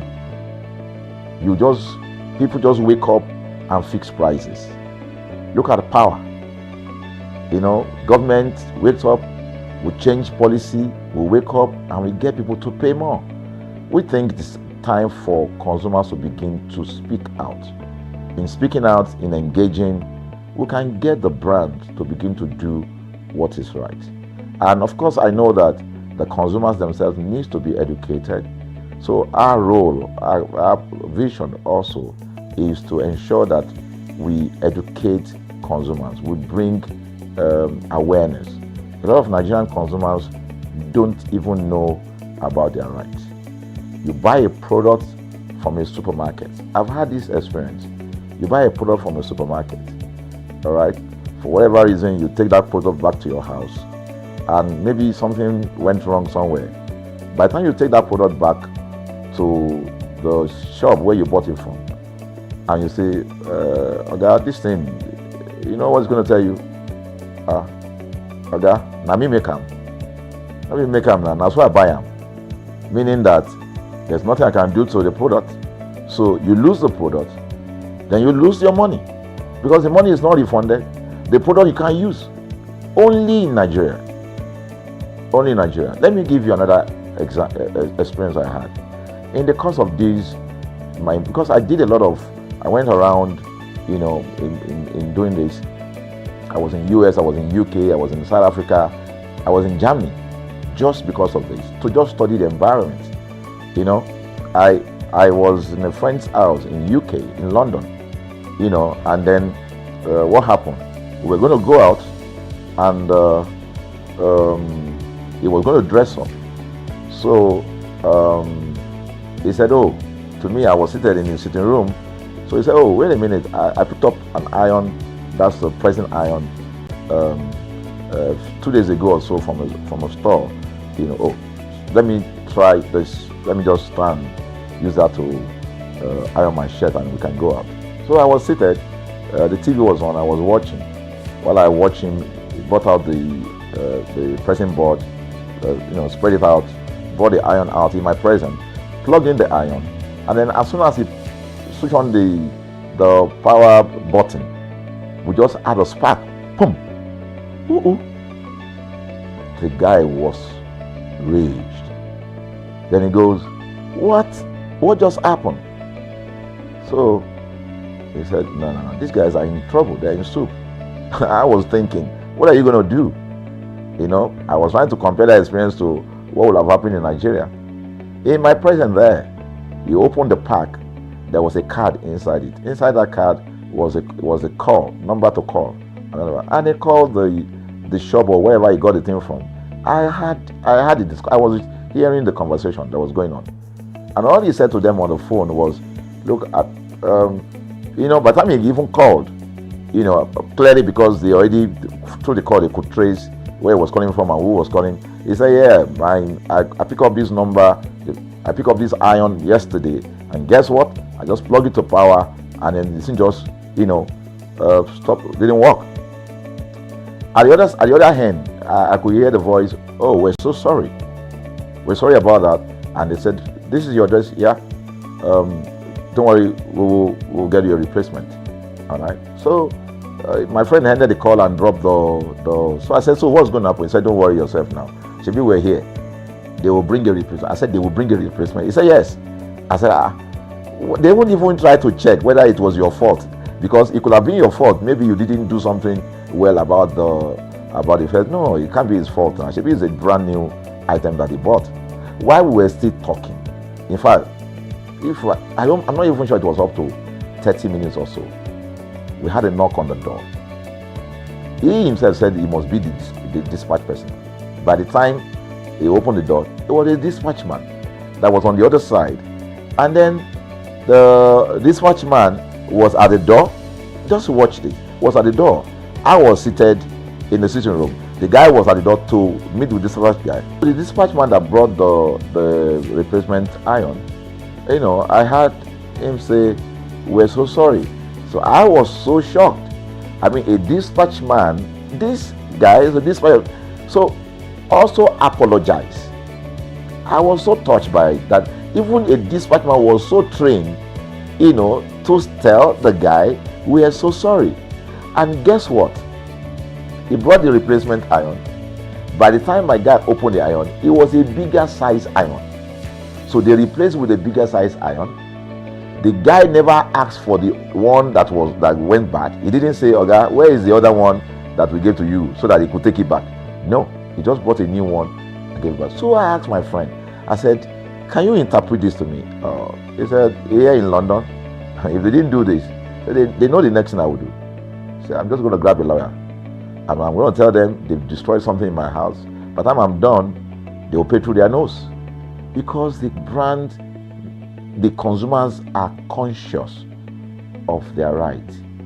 In Nigerian consumers, even those who are aware, won't even take the battle up. Everybody just go, what can we do now? Today they wake up and ban this. What can we do now? So we're going to change the narrative. We have to stand up. So the vision of ConsumerHalla TV is really to create an engagement platform that constantly mirrors the minds of consumers and provide right connections for meaningful brands in Nigeria. Thus, we believe, will be forming part of that our overall vision, of creating a more caring world of consumers where businesses thrive. Please. So, I think that we'll make our impact. We ask you to join us on this journey. ConsumerHalla TV will drive engagement. It will also be there to help to promote brands that are doing what is right. So we're not out to criticize any brand. Rather, we have to complement what the brands are doing, because there is no organization that or a business that was set up to fail. Nobody set up a business to fail.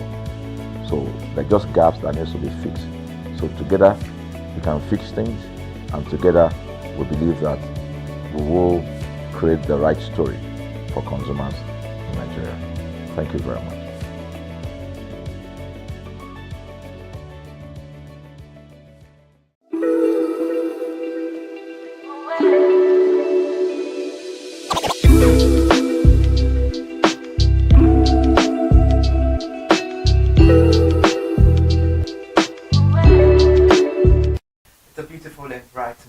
Good morning, Nigeria. Thank you so much for joining us on another beautiful edition of Consumer Watchdog. Consumer Watchdog is where we dissect and inform consumer rights protection and safety. Today we'll be looking at something vital and important.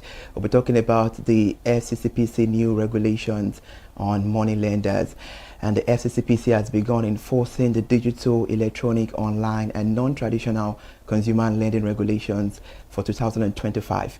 Delisting the digital money lending operators that failed to regularize their status by the 5th of January 2026 deadline. The Chief Executive Officer, Tunji Bello, confirmed the withdrawal of conditional approval for non-complaint lenders to enhance the market integrity. An emphasis was placed that the compliance deadline was the 5th of January 2026, making the end of the transition. Experts say the measure's aim is to uphold regulatory standard, curb harassment and prevent data breaches in the digital lending sector. And now the FCCPC is conducting a phased, rigorous enforcement process with further sanctions possible for continued non-compliance. And meanwhile as well, the Commission has urged consumers to only engage with approved digital lenders and report any illegal or harassing activities. And joining me on the conversation for better understanding on this critical situation, we have Barrister Emmanuel Inyada. But let's go on a short break. We'll be right back.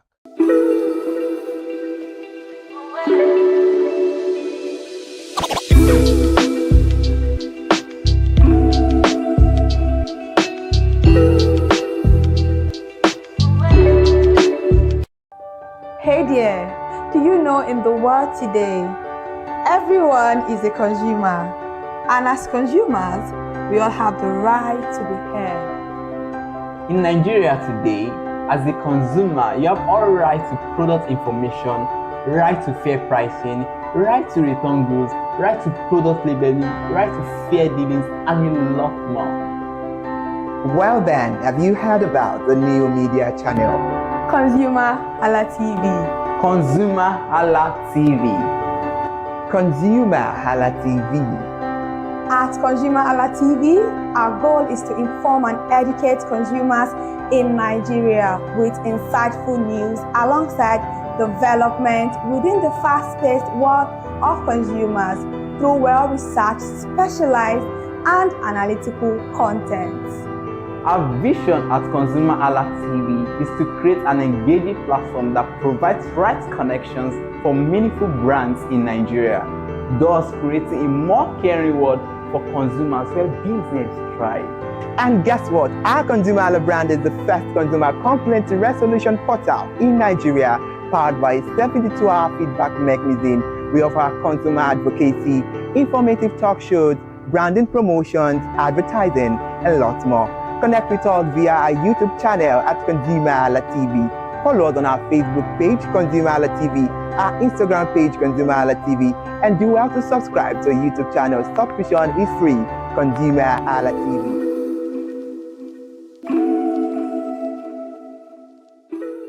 Fell victim of this harassment, and it was a whole lot. I knew the battle. I have to call it battle. I knew the battle. I went in before we made sure everything was sorted out. So this new update, these new regulations from the FCCPC, in brief, what does this mean, and how will the FCCPC enforcement measures affect consumers who have taken loans from non-complaint digital lenders? Okay, thank you so much, Iri Ayomiko. That's the name, Iri Ayomikole. Ayomikole. So it's a good regulation because I think one way or the other, we are all victims of this regulation. And again, thank you for having me on the show. Yeah, you're welcome. One way or the other, we are all victims. I'm sure you, like you mentioned, the experience of your cousin. I've had the experience as well with family members and friends from these. They call them loan sharks. Some of them are predatory lenders. And the truth is that many of them operate without licenses, in quotes. So, but the FCPC's role as a consumer protection or watchdog in regulating these people is a welcome development. So with the DION regulations, which is the digital, electronic, online, and the non-traditional lenders regulations, is more or less a regulation to control them, to curb predatory lending practices from lenders, to protect the consumers now, those who take loans from these companies, and to also provide a redress mechanism for them to lay complaints and also impose its penalties. So it provides for registration. So everyone in the space, in the lending space, they have to register with the FCPC. And after that is done, they also have to comply with the provisions of the regulations as it deals with the interest rate, for instance. It must not be excessive. That is one. Another thing is that they have to also ensure that they handle data properly. So the fact that you have access to my data does not mean that you now start contacting third parties, especially in cases of recovery. And of course, also to prevent harassment. So that's what generally the regulation is about to... All right, I'm happy about these regulations, but now let's move more into the conversation. When you were making your analysis earlier on, you made mention of license or something like licenses. Do you think it's ideal for anyone to venture into the market without having license or licenses? Well, it's not ideal, because in Nigeria, it's also very regulated, especially when you are operating in the lending space. We have the CBN, who regulate banks and other financial institutions. But what we usually have when it deals with, when we talk of money lending, is that there is a category of license called the money lender's license, and it's usually granted by states. So many of these people get this license and of course, they get it from the state government, and they start operating without taking other steps to comply with regards to protection of user data. And many of these tech companies as well, because due to, of course, we are in the age of technology, everything we do with our phone, the internet and all, so they take advantage of the internet, they build software applications, get a money lending license, and they more or less build for the technology for the purpose of technology and getting money, not necessarily to comply with regulation. So it's not ideal, but it's a regulated space. So if they don't have a license, it means that they're actually violating the law. But the role of the FCCPC now, by passing this regulation, as a consumer protection watchdog, what they did is to make sure that predatory lending practices are curbed with this regulation. So that's now let's get into the conversation better, because for me, I think a lot of consumers are still not clarified about this new regulation, so they need clarity, they need more awareness about this. I think it's high time we understand the regulatory framework about this new development, and what are the key provisions of the digital, electronic and online and non-traditional consumer lending regulations 2025, and how do these regulations protect consumers aside from the fact of harassment? Okay, so the regulations was passed last year, I think sometime in July, 21st of July 2025, and the key provisions includes, of course, the general purpose of that regulation is to protect consumers and also provide a regulatory framework for digital lenders to, or should I say lending institutions generally, to carry out their business practice in a responsible way. So the first thing is that it made for mandatory registration. So all digital lenders. So the regulation basically creates a broad scope of who are digital lenders. So it covers both regulated institutions, banks, and microfinance banks, so all down to even individuals. Like, so if you're an individual and you have a money lending license, you are more or less, by reason of the regulation, a lender under that regulation. So that's one. So they have to register, and failure to register means that they are operating illegally in Nigeria. So that's number one. The second is that it created a system of transparency. So more or less the way they handle user data, and user information, and also the interest rates. They have to very, very clearly state what those things are. So interest rates, for instance, one of the reasons why people are not able to pay back their loans is that you are, for instance, you are borrowing from them, and they tell you you have to pay 30% interest rate. And the next thing, the way they calculate it, it's unclear. They are saying 30% per week, whereas in your mind it's maybe 30% for the tenure of repayment. So they have to be very clear. And coupled with the fact that if you are not meeting up with the deadline, the interest rates will be accumulating more and more. And more and more. So those are some of the practices that this regulation is trying to curb. That you have to be very transparent, very clear, explaining to the simplest terms what this interest rate are and how do you calculate it. And even if you are doing it, it must not be too high. It must not be so high that it's unconscionable and unfair, because you borrowed me 100,000, you are collecting 240,000 naira. That's a whole lot. That's terrible. So that's what this regulation also does. Another thing also, I mentioned data protection earlier. User data is very sensitive, so they have to handle it with care. So the regulation also provides for that. So you don't, even if you get access to my contact, you don't just call them and start harassing them. You don't just call them and start telling them, sending curses at them. And of course, I know the FCPC, they've worked with the Nigerian Data Protection Agency, the NDPA, to NDPC Commission, to Nigeria Data Protection Commission. Yes, to regulate the aspect of how users or consumers are harassed, especially in relation to frequent calls. Like you can get 50 calls in a day. I think frequent call is still better. Some people will go as far as posting posters that this person is HIV, a criminal, has HIV, slept with dog, a whole lot of harassment going out right there. Absolutely, and that's what it's regulating. Of course, they've taken steps before the regulations. They've taken steps in the past to enforce against these institutions. Several fines have been meted out after investigation to many of them. So, but they put out these regulations for digital lenders to understand that these are important. And also the issue of the issue of penalties. So the enforcement mechanism, it's also it's also stated there. What are these administrative penalties when you flat the regulations? So those are some of the key provisions in the...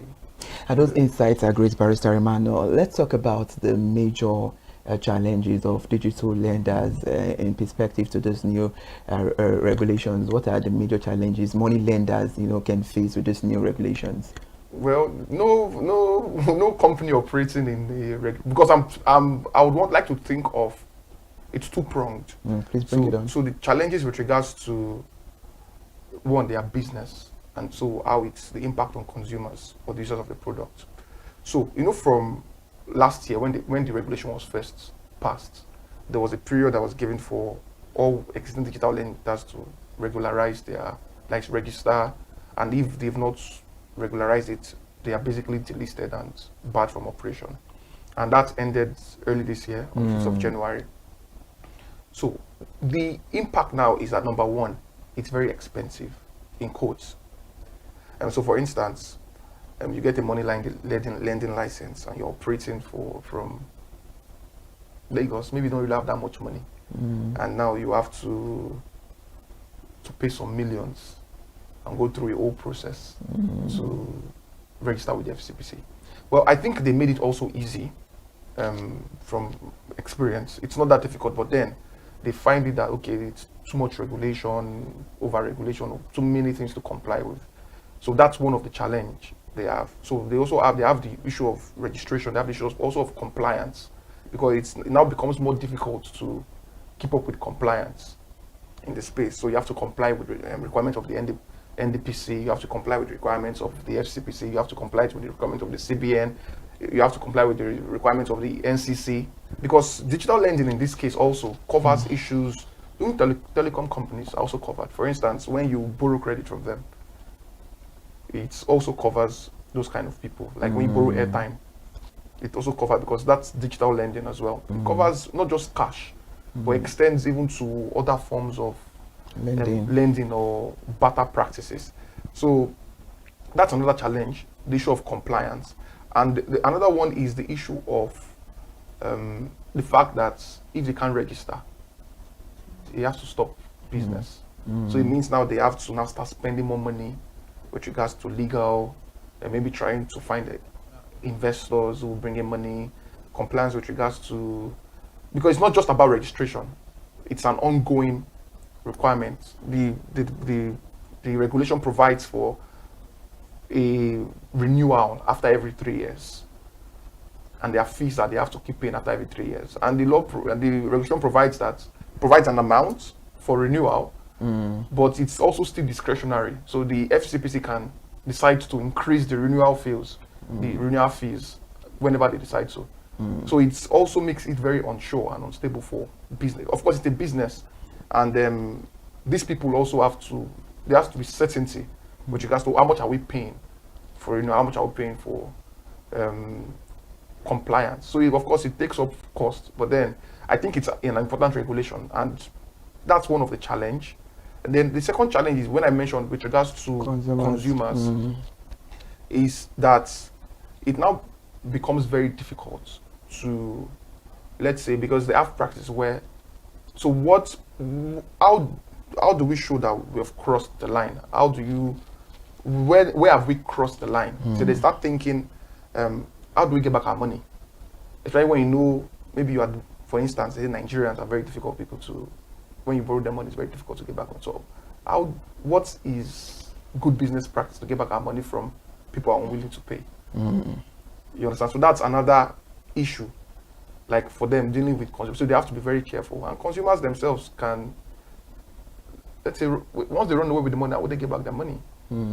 So that's why a lot of them carry out this predatory practice, which is, of course, it is condemnable, but then we have to balance it out, make it less expensive to comply with the law, and also make it easier for them to be able to, let's say, report consumers as well who refuse to, let's say, pay back their loans. There was no provision in that regard. So those are some of the challenges. Interesting. You making mention of crossing the line. I think that will lead us through to this aspect or angle right now. What specific actions constitute harassment under the new regulations, and how will the FCCPC determine if a lender has crossed the line?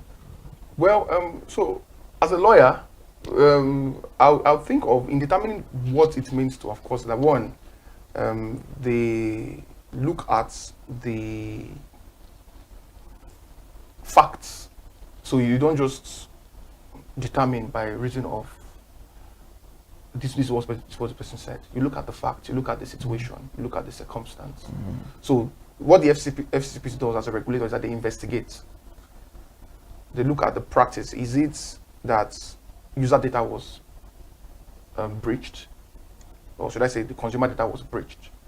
That's one. Did they send unsolicited messages to third parties? Were there frequent calls and threatening messages? So those are some of the things they look at when they look at the facts. So there's a redress mechanism, a complaint mechanism. So I feel what the FCP does is that they look at the facts because and they look at both sides. So that's where they now determine that, okay, this is actually, and of course that also determines the severity of the penalty of the fine they met out to the erring party. So that's all right, if you're just joining us now, this is Consumer Watchdog on ConsumerHallaTV, where we inform consumers about their right protection and safety. And this morning on the program, we're having a detailed conversation about the FCCPC new regulations on money lenders. And with me in the studio for more clarity, helping us dissect this pressing issue, we have Barrister Romano. Barrister Romano, let me have your standpoint on this issue. What are the necessary measures you think FCCPC has to take to protect consumers from predatory lending practice, and how effective are these measures? The measures they have to take. Well, I think the most they can do is the first thing they can do is basically, of course, regulation, which they are doing well in that regard. So, and we've had issues where they've had to take down apps from app stores, from several digital So is it that the platforms. consumers that borrowed money before taking out the app are not going to pay the money? Or Well, no, I'm saying they've enforced against erring lenders, okay, all right. where they've had to take down some of these apps.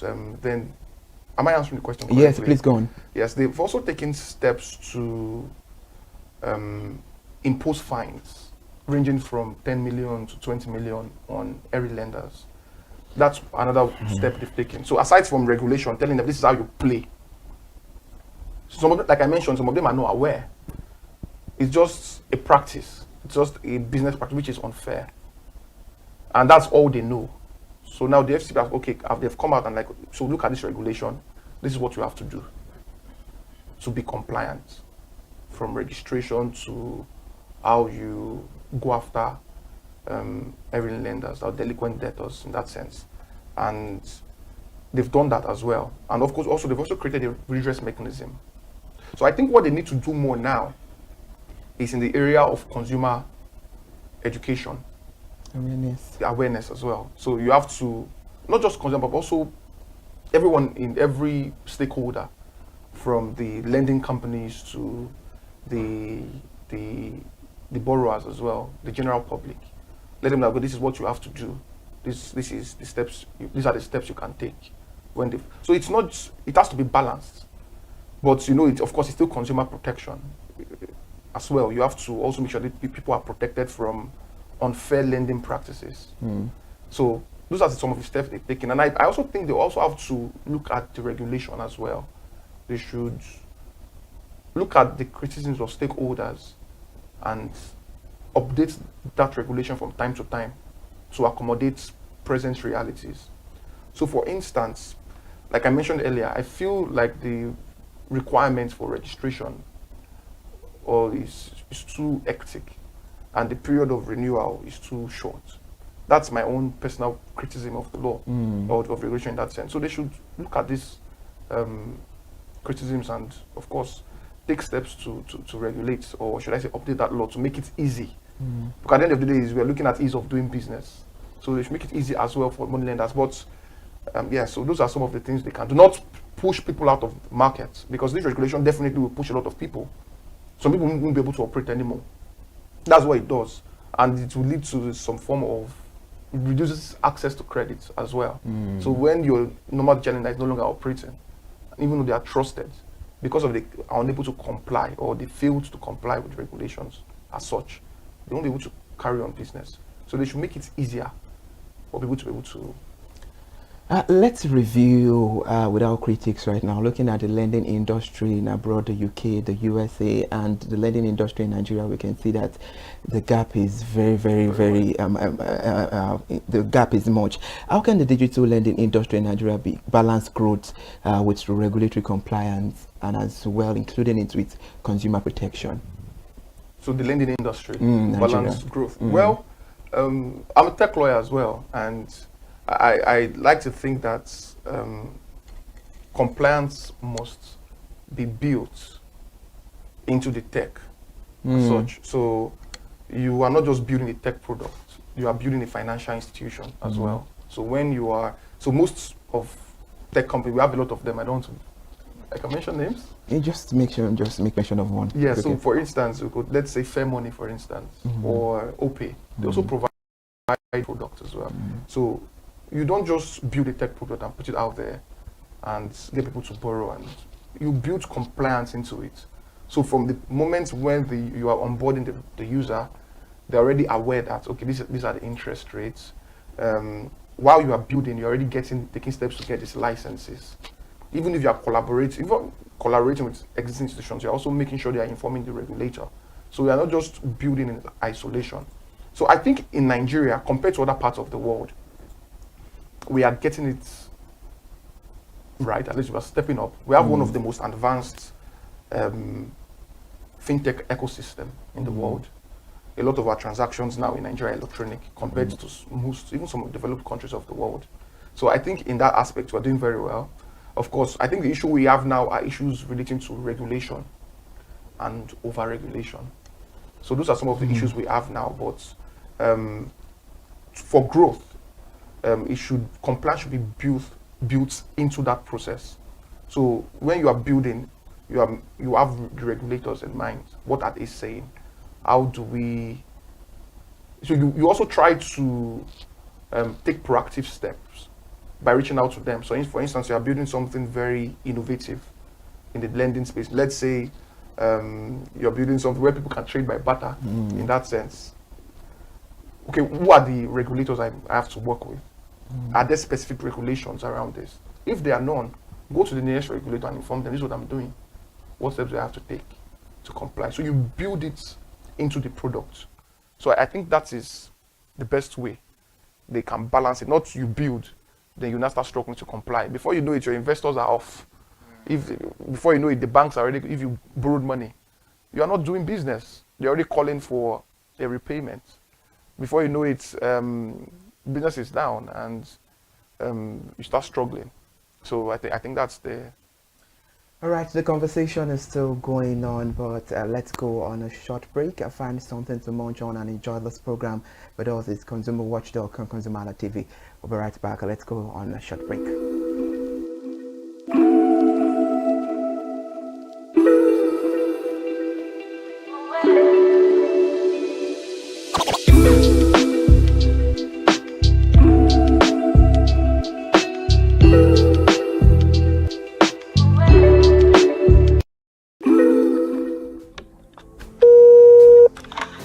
Hello consumers, you have the right to be heard, absolutely. So join us on the conversation, share your brand experience, where you tell us all your experiences about brand on the outer world via our YouTube channel every Wednesday from the hour of 4:20 to 5:20. You can watch us via our YouTube channel, ConsumerHallaTV, and subscription is free. Follow us on all our social media platforms, ConsumerHallaTV. Share your brand experience. It's about storytelling. It's about experiences.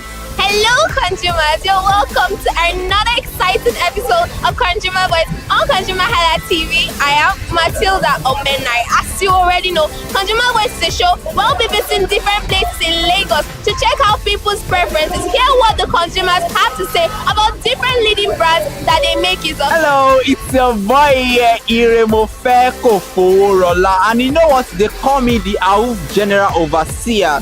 Every day is a blessing and it is meant to be enjoyed maximally with AWUF packages that put a smile on our faces. And guess what? That is why this show AWUF is for you. You can get to know about trendy market slashes, promos, offers, and juicy deals that put a smile on your faces, and you can always enjoy them maximally. And you know one thing that is so interesting about this show? It is a blend of English and Pidgin. As I dey run you English, now I go dey marry am with Pidgin, make am spicy. So catch me every time on the show to enjoy more about trendy AWUF packages. Peace. Public services.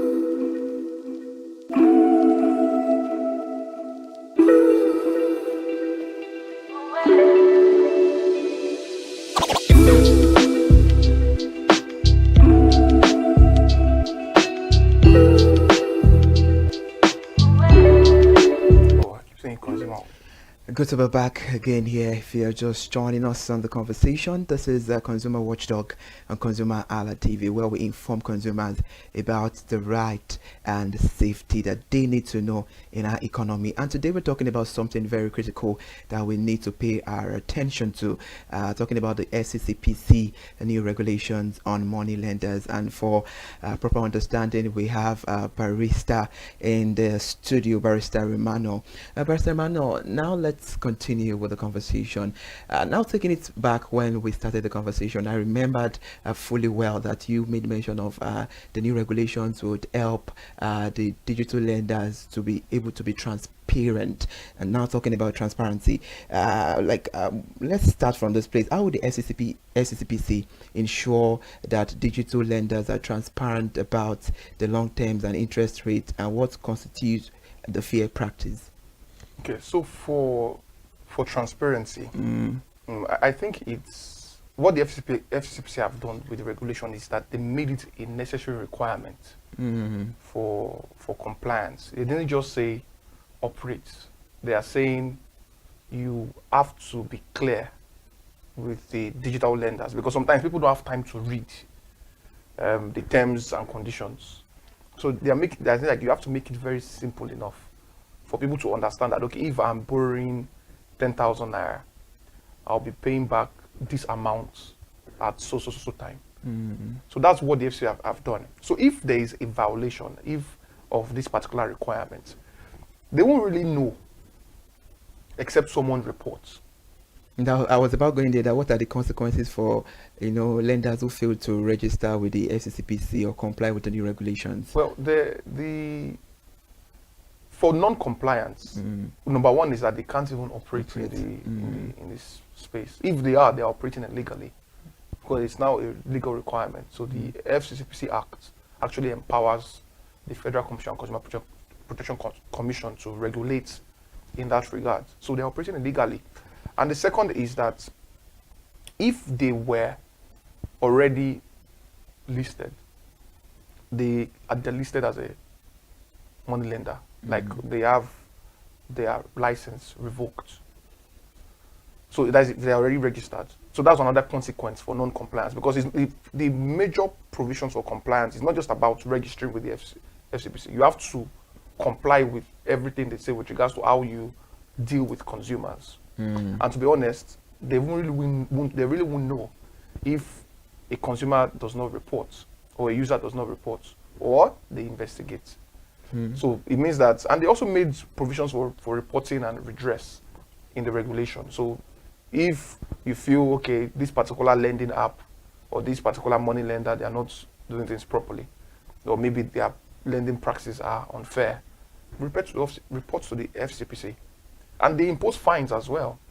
So aside from the listing, they also impose fines if they find them guilty, and of course, there are cases where individuals, aside from going to the FCPC, they can take up, let's say, or the FCPC can take up maybe criminal action, or can also lead to civil liability as well for the company.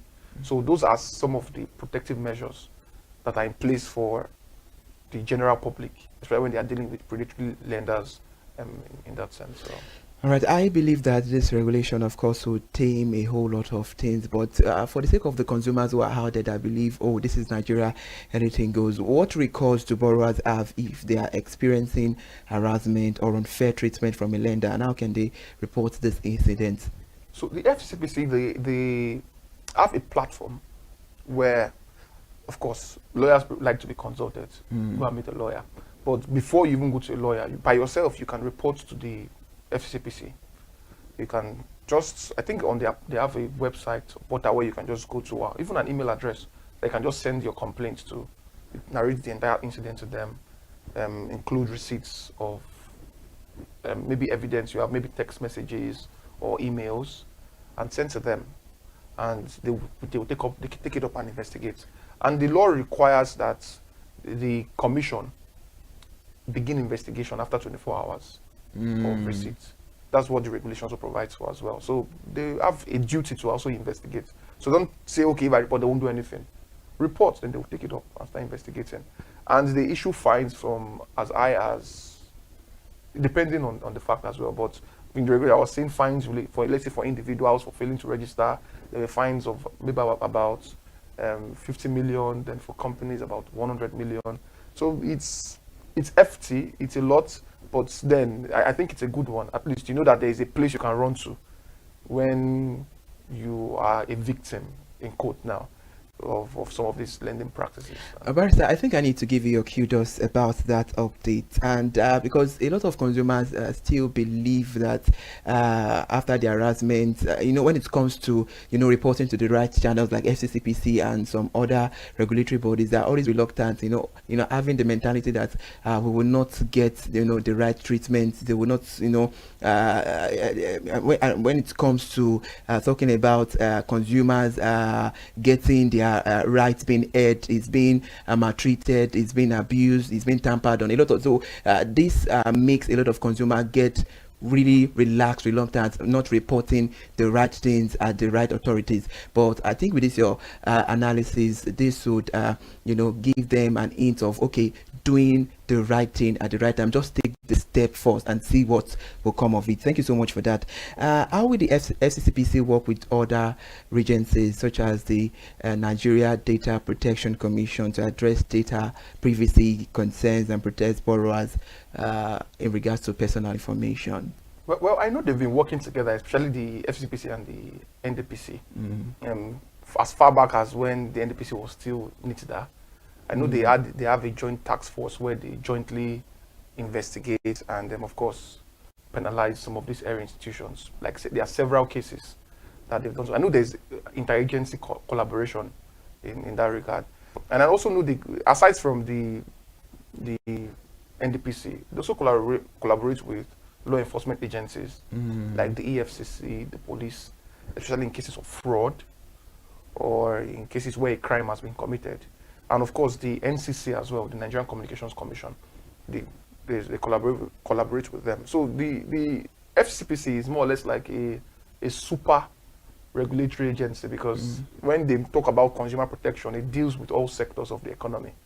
So it means that they have to also collaborate with all these sector regulators, especially when it deals with, let's say, issues relating to consumer protection for those agencies. Or they also regulate competition when we're looking at unfair business practice from one business to the other, and of course setting up anti-competitive measures to regulate the industry. So they collaborate with a lot of industry. And I know they have a joint task force with the NDPC when it deals with data privacy concerns. Barrister Emmanuel, we are moving gradually to the end of the conversation, but right now curiosity make me ask, because there are a lot of consumers at home watching us, and that's this question will be crossing their mind.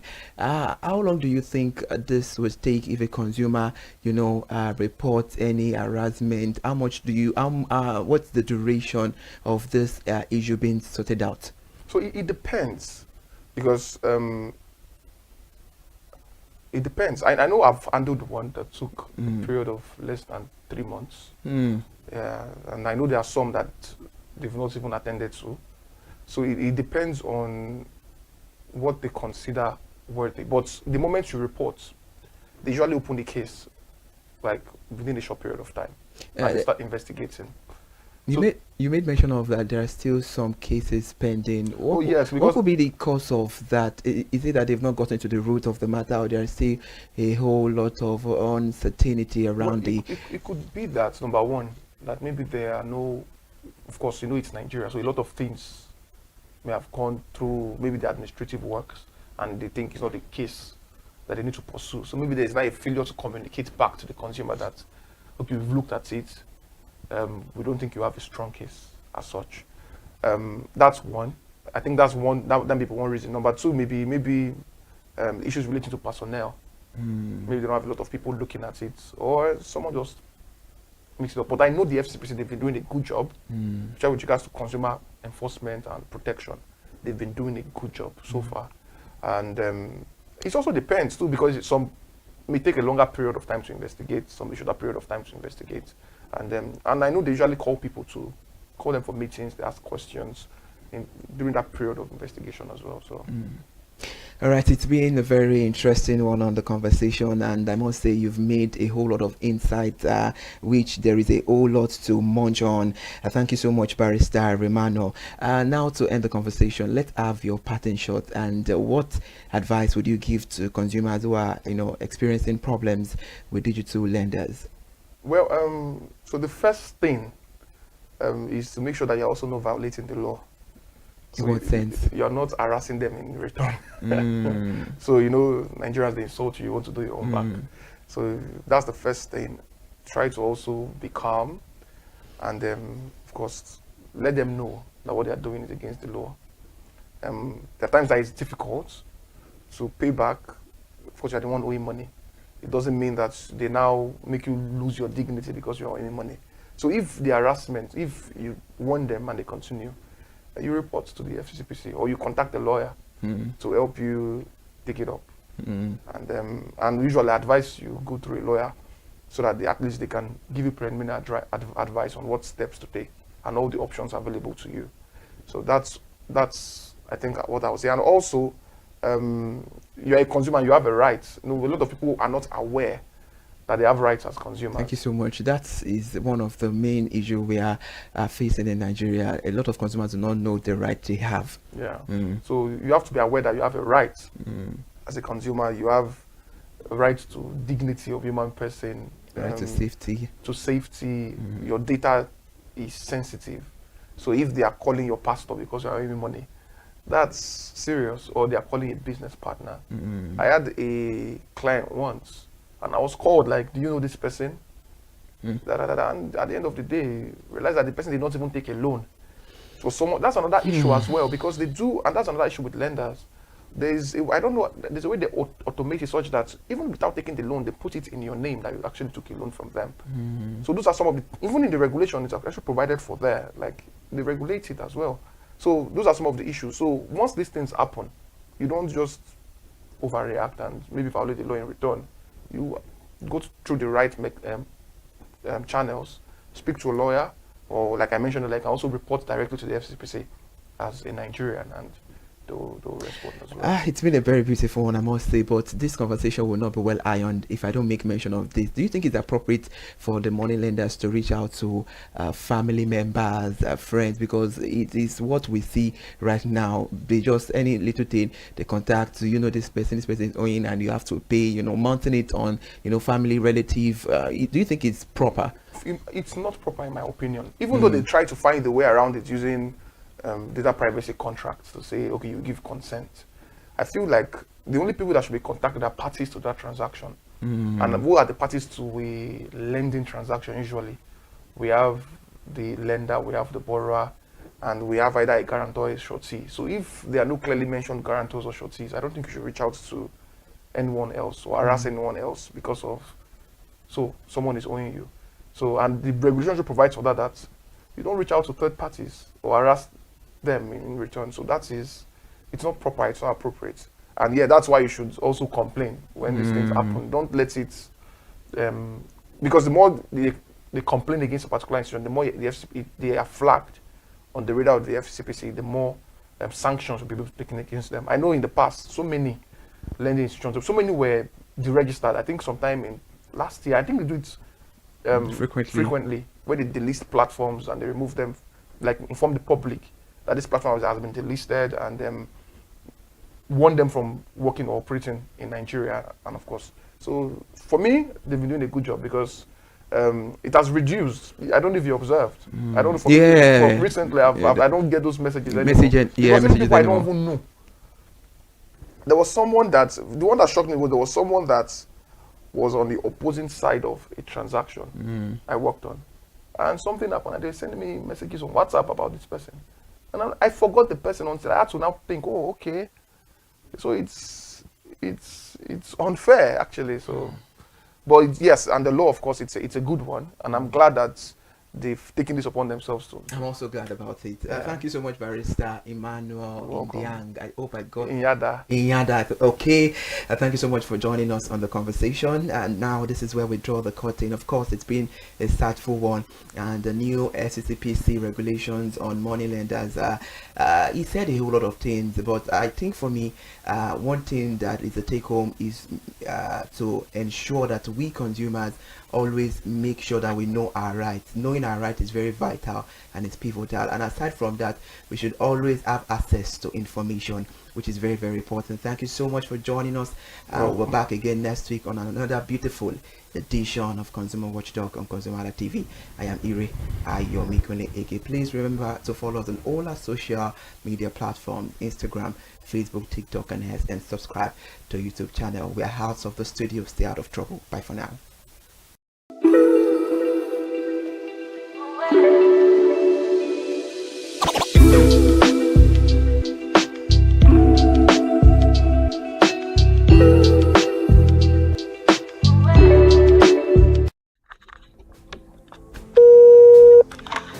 Hello consumers, you have the right to be heard, absolutely. So join us on the conversation, share your brand experience, where you tell us all your experiences about brand on the outer world via our YouTube channel every Wednesday from the hour of 4:20 to 5:20.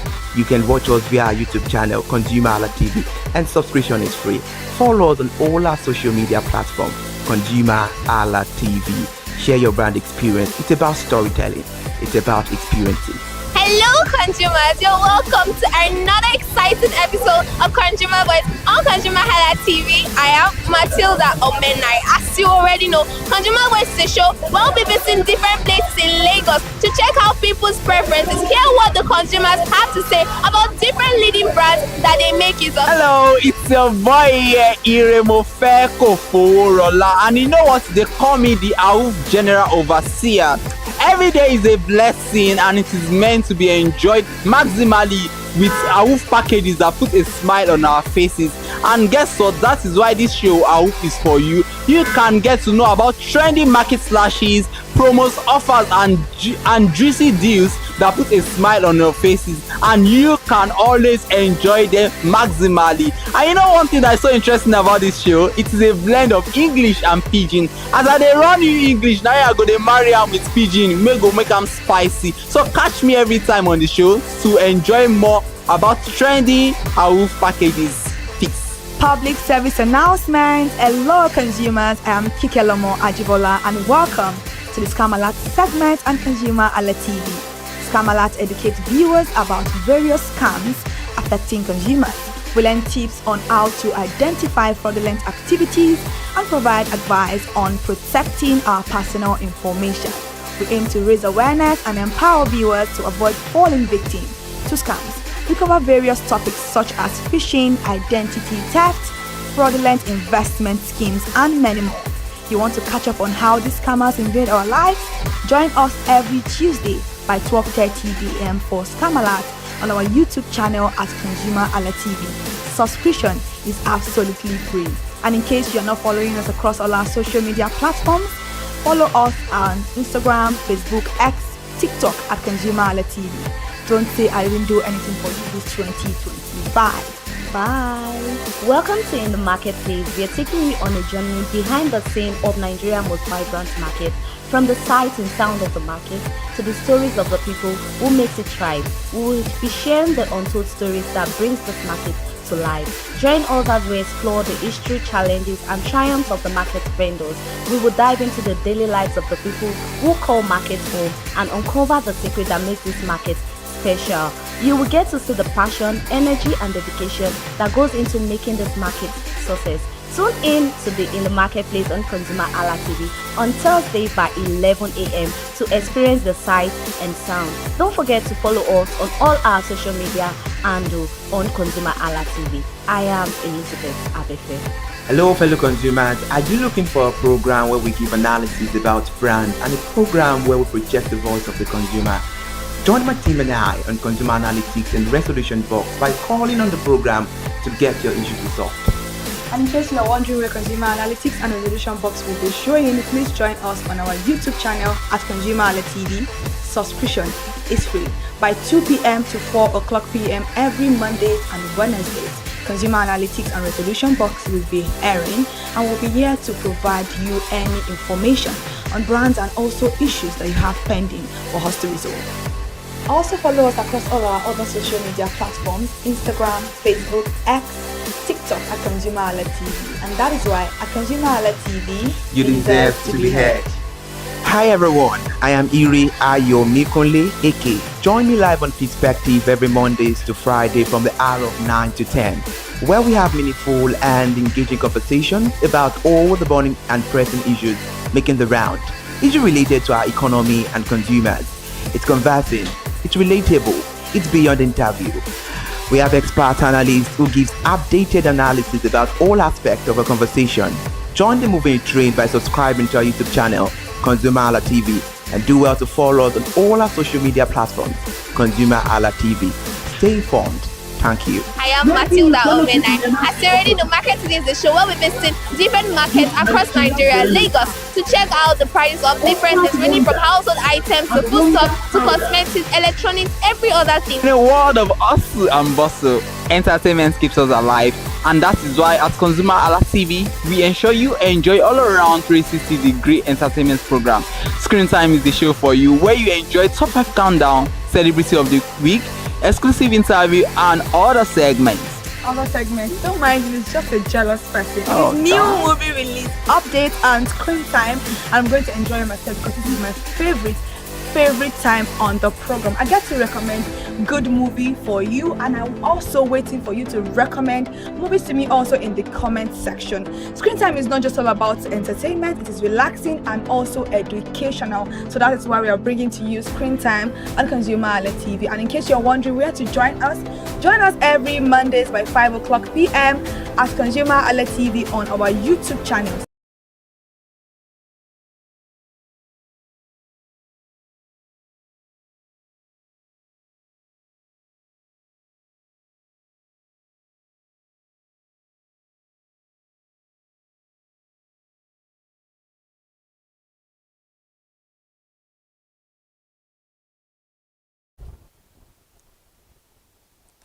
Good afternoon and welcome to the news at 2 on ConsumerHalla TV. I am Kike Lomo Ajibola. The federal government has signaled the imminent takeoff of a landmark 1 megawatt solar electrification project as the newly established Federal University of Agriculture and Technology, Okeho, in Oyo State, marking a major milestone in the institution's infrastructure development.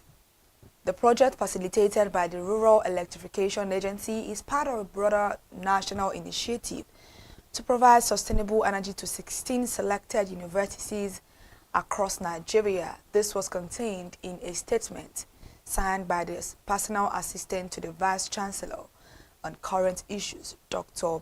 Bolaji Olaomo, on Monday. Funato stands as a key beneficiary in the Southwest Zone, alongside Adeyemi University of Education and the Federal University of Health Science, Oyo.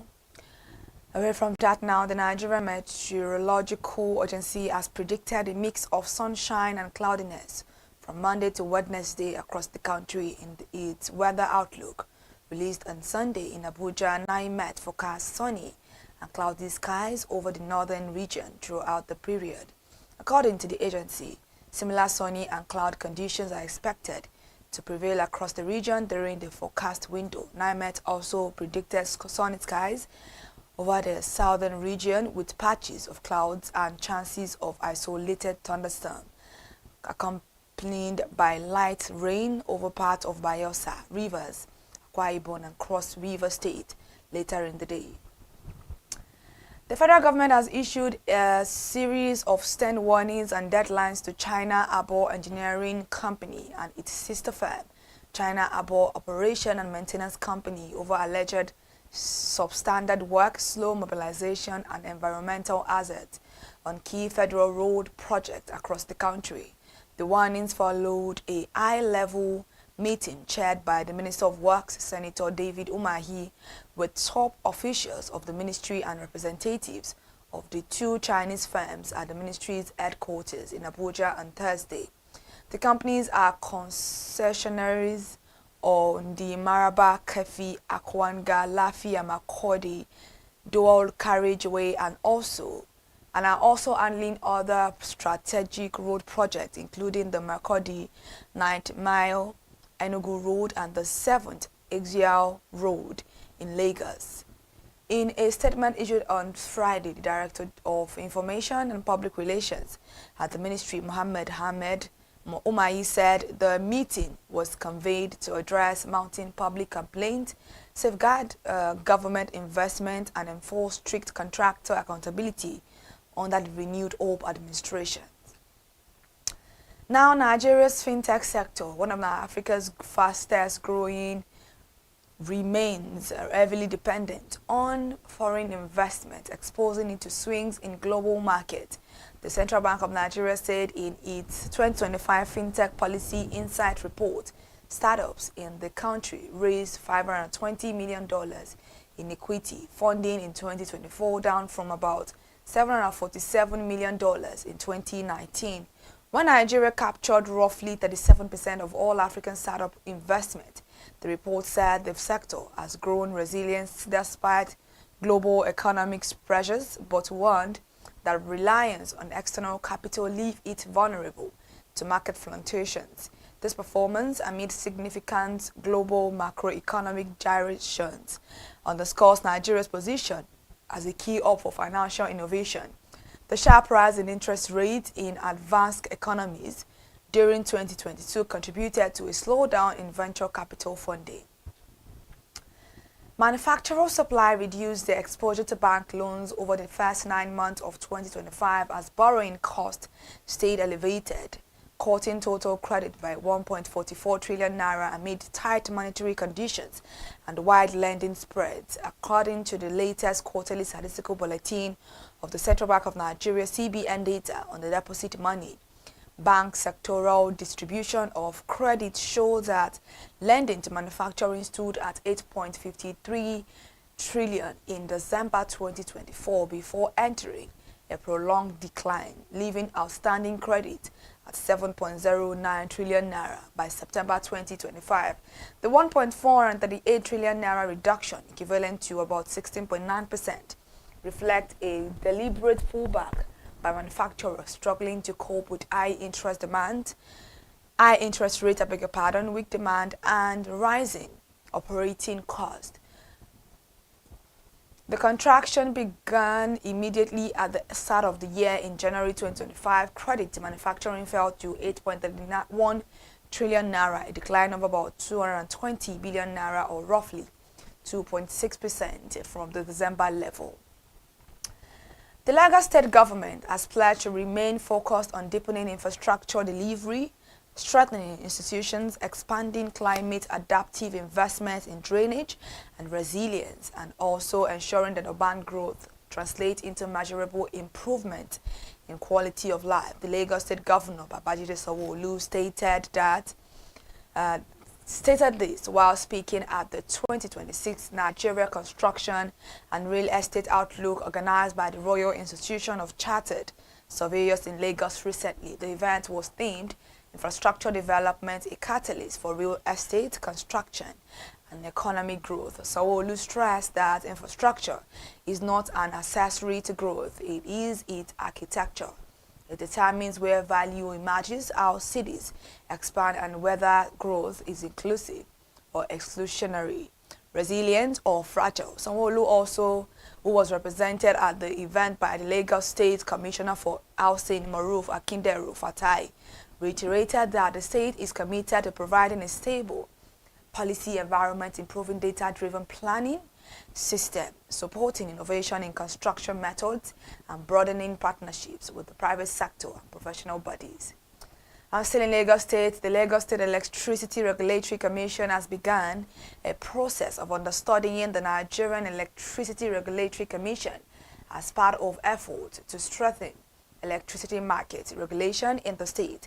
This was disclosed in a statement released by the NERC on Friday following a courtesy visit by board members of LASERC and the Lagos State Independent System Operator to the commission. The delegation was led by the Lagos State Commissioner for Energy and Mineral Resources, Mr. Biodun Ogunleye, who reaffirmed the state government's commitment to expanding energy access and positioning LASERC as a model electricity regulator for other states. Ogunleye explained that while LASERC is responsible for regulating the electricity market in Lagos State, the Lagos State Independent System Operator oversees the operation of trade point meters and all bulk electricity measurement to ensure that energy sold within the state is properly accounted for.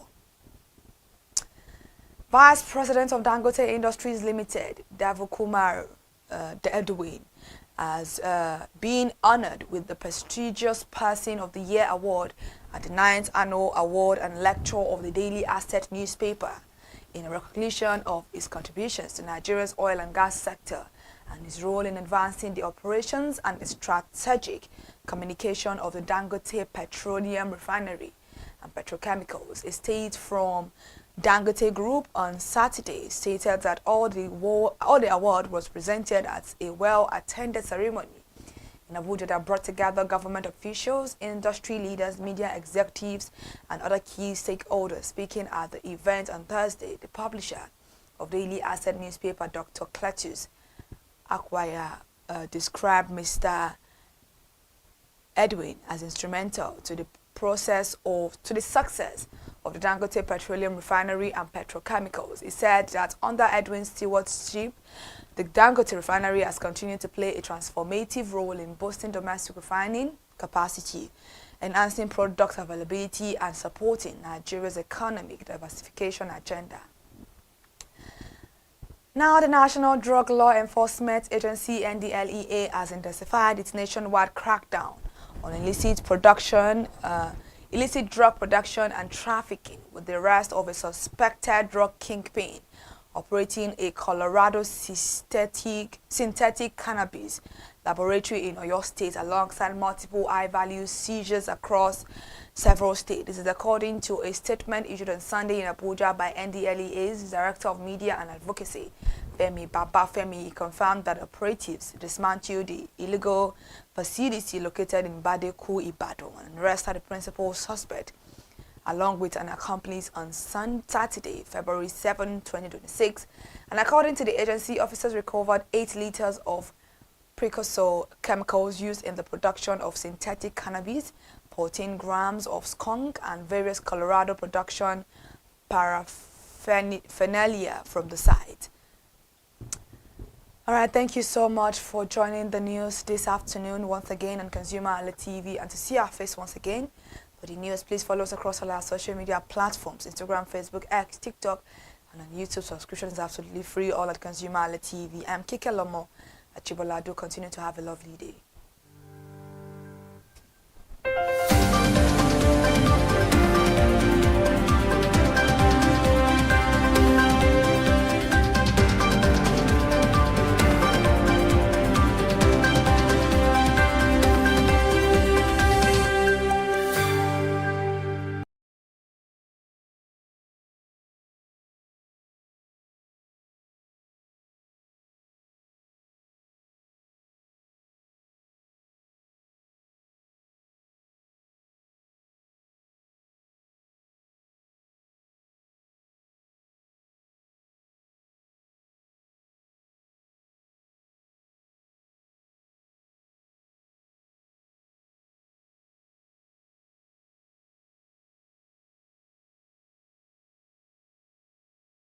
Hello everyone, my name is Advocacy.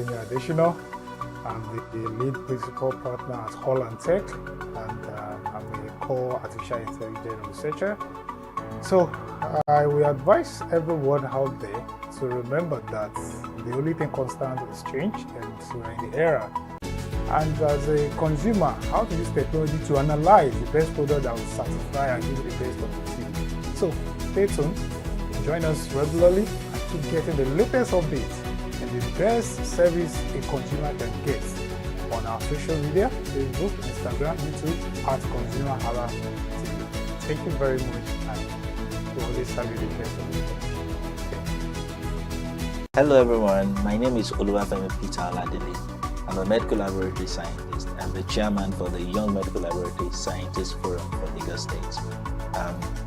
Encouraging you to always be on this platform, the ConsumerHallaTV, for everything consumer related, where you get information about the market, about brands, and all things around that. I promise you it's very engaging, very enlightening.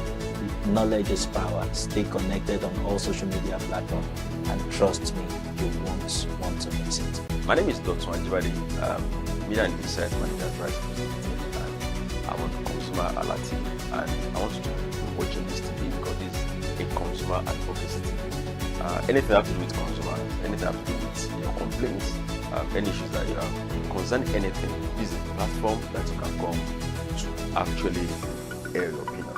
And you can follow them on all social media platforms, and also on YouTube. ConsumerHalla TV, the best channel for you. Hey, hello, this is Alex Afolalu. I'm a property lawyer in Nigeria, and you're watching ConsumerHalla TV. If you are having any consumer rights issues or consumer rights have actually been violated, always make effort to reach out to ConsumerHalla TV. They are go-to person. They're actually going to help you.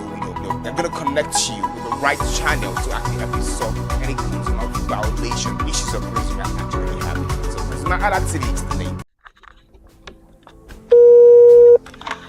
Hello consumers, you have the right to be heard, absolutely. So join us on the conversation, share your brand experience, where you tell us all your experiences about brand on the outer world via our YouTube channel every Wednesday from the hour of 4:20 to 5:20. You can watch us via our YouTube channel, ConsumerHalla TV, and subscription is free. Follow us on all our social media platforms, ConsumerHalla TV. Share your brand experience. It's about storytelling. It's about experiencing. Hello consumers, you're welcome to another exciting episode of Consumer Voice on ConsumerHallaTV. I am Matilda Omenai. As you already know, Consumer Voice is a show where we'll be visiting different places in Lagos to check out people's preferences, hear what the consumers have to say about different leading brands that they make use of. Hello, it's your boy Iremofeko Foworola, and you know what? They call me the AUF General Overseer. Every day is a blessing, and it is meant to be enjoyed maximally with AUF packages that put a smile on our faces.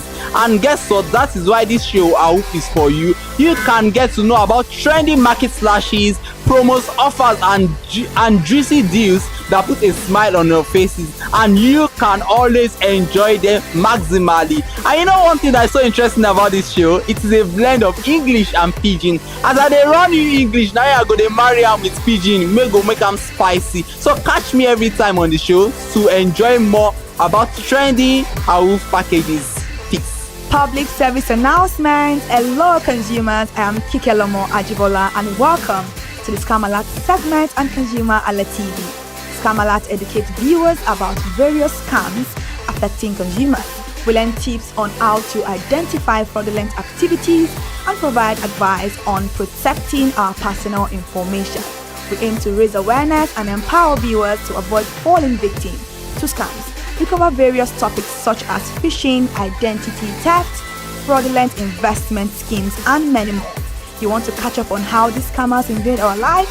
Join us every Tuesday by 12:30 p.m. for Scam Alert on our YouTube channel at ConsumerHalla TV. Subscription is absolutely free. And in case you're not following us across all our social media platforms, follow us on Instagram, Facebook, X, TikTok at ConsumerHalla TV. Don't say I didn't do anything for you this 2025. Bye. Welcome to In the Marketplace. We are taking you on a journey behind the scene of Nigeria's most vibrant market, from the sight and sound of the market to the stories of the people who makes it thrive. We will be sharing the untold stories that brings this market to life. Join us as we explore the history, challenges, and triumphs of the market vendors. We will dive into the daily lives of the people who call markets home and uncover the secret that makes this market special. You will get to see the passion, energy, and dedication that goes into making this market success. Tune in to In the Marketplace on ConsumerHalla TV on Thursday by 11 a.m. to experience the sight and sound. Don't forget to follow us on all our social media handle on ConsumerHalla TV. I am Elizabeth Abefe. Hello fellow consumers, are you looking for a program where we give analysis about brands and a program where we project the voice of the consumer? Join my team and I on Consumer Analytics and Resolution Box by calling on the program to get your issues resolved. And in case you are wondering where Consumer Analytics and Resolution Box will be showing, please join us on our YouTube channel at ConsumerHallaTV. Subscription is free by 2 p.m. to 4 o'clock p.m. every Mondays and Wednesdays. Consumer Analytics and Resolution Box will be airing and will be here to provide you any information on brands and also issues that you have pending for us to resolve. Also follow us across all our other social media platforms: Instagram, Facebook, X, TikTok at ConsumerHallaTV. And that is why at ConsumerHallaTV, you deserve to be heard. Hi everyone, I am Iri Ayomikunle Eke. Join me live on Perspective every Mondays to Friday from the hour of 9 to 10, where we have meaningful and engaging conversations about all the burning and pressing issues making the round.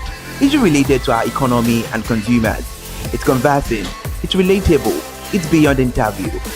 We have expert analysts who gives updated analysis about all aspects of a conversation. Join the moving train by subscribing to our YouTube channel, ConsumerHalla TV, and do well to follow us on all our social media platforms, ConsumerHalla TV. Stay informed.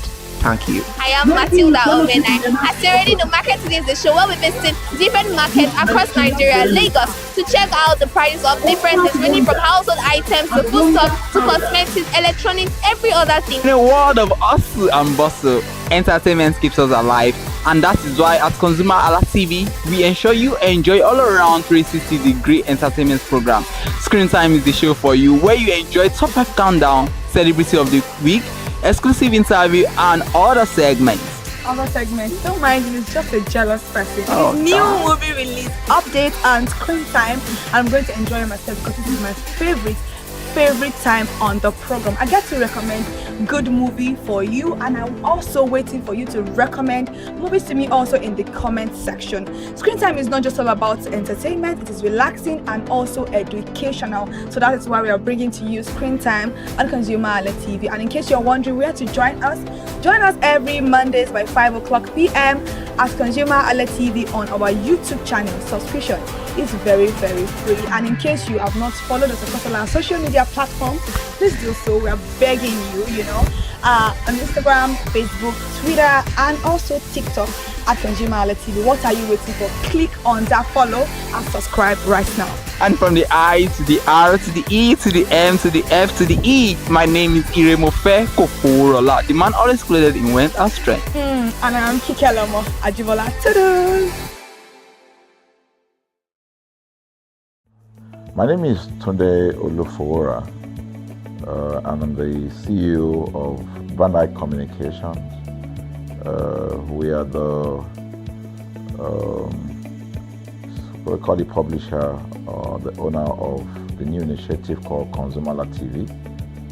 ConsumerHalla TV is actually Nigeria's first consumer-centered, or called a consumer-centric television platform that aims to bring voice to the over 220 million Nigerians. It was a vision that came to my heart about 10 years ago. I remember that I was traveling. I traveled out of the country, on airline. And I had this unpleasant experience, It was a trip to an African country from Nigeria, and I actually went with a local flight from Nigeria. I wouldn't want to mention the name of the airline, and then it was to South Africa, and we landed in South Africa, and let me just paraphrase it. When I was coming back, I had some money, some dollars, and that someone had given to me to hand over to another person in Nigeria. So I wanted to help out. I didn't want to carry the cash on myself. So for whatever reason, I opted to. I had a small case, and I felt that it was safer for me to put the money in my luggage. So I put it in a safe place in my luggage, got everything intact, and I checked in my luggage. My arrival in Nigeria, I was standing and was waiting about the carousel just so that I could pick up my luggage, and then I was there for 1 hour and waiting for my luggage. I didn't know that my luggage already arrived, and it was one of the luggage that was moving around on the carousel. So after about 1 hour wait, I looked to my left and my right. Almost everybody had gone. I think there were just about 2 or 3 left. So I beckoned on the woman that was on my side, and I noticed she was really in tears. Madam, what happened? She said, her bag has just been torn and a lot of things stolen. So I said, well, I've also been waiting for my own. She said, you better go and check those luggages there. Maybe yours is one of them. And lo and behold, I went around there. Mine was one of them. By the time I got it, everything inside my luggage was gone. All the valuable things there were gone. To cut the long story short, we felt there was need for us to report the case, at least to the airline. It was in the night, about 8 o'clock or 9 o'clock. We went in to go and see the officer that was in charge. As soon as we got in there, the officer said, "Oh, so sorry, but you will have to go to our head office in somewhere in Victoria Island, to lodge a complaint." Okay. So the next day we went to the Victoria Island and we lodged a complaint, and that was it.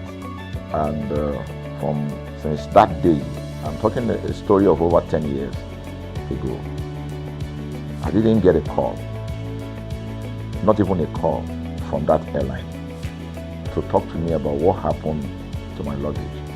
Now, about a month after that trip, I had another opportunity to travel out of the country. This time around it was to US, and it was an official assignment. And I flew on, I will mention the airline this time around. I flew on a BA. I didn't like BA. I usually go with Virgin Atlantic and things like that. But my protocol officer convinced me and said, "Okay, you will love BA. Why don't you go on BA?" Anyway, so I went on BA to US. And of course, when I returned from US to Nigeria, we had to do, of course, there'll be like a connecting flight, from Heathrow.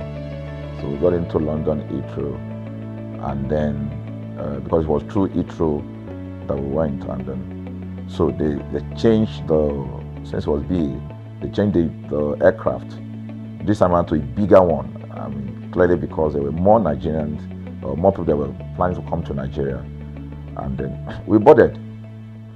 Not quite 10 minutes into the flight in the air, the aircraft started malfunctioning.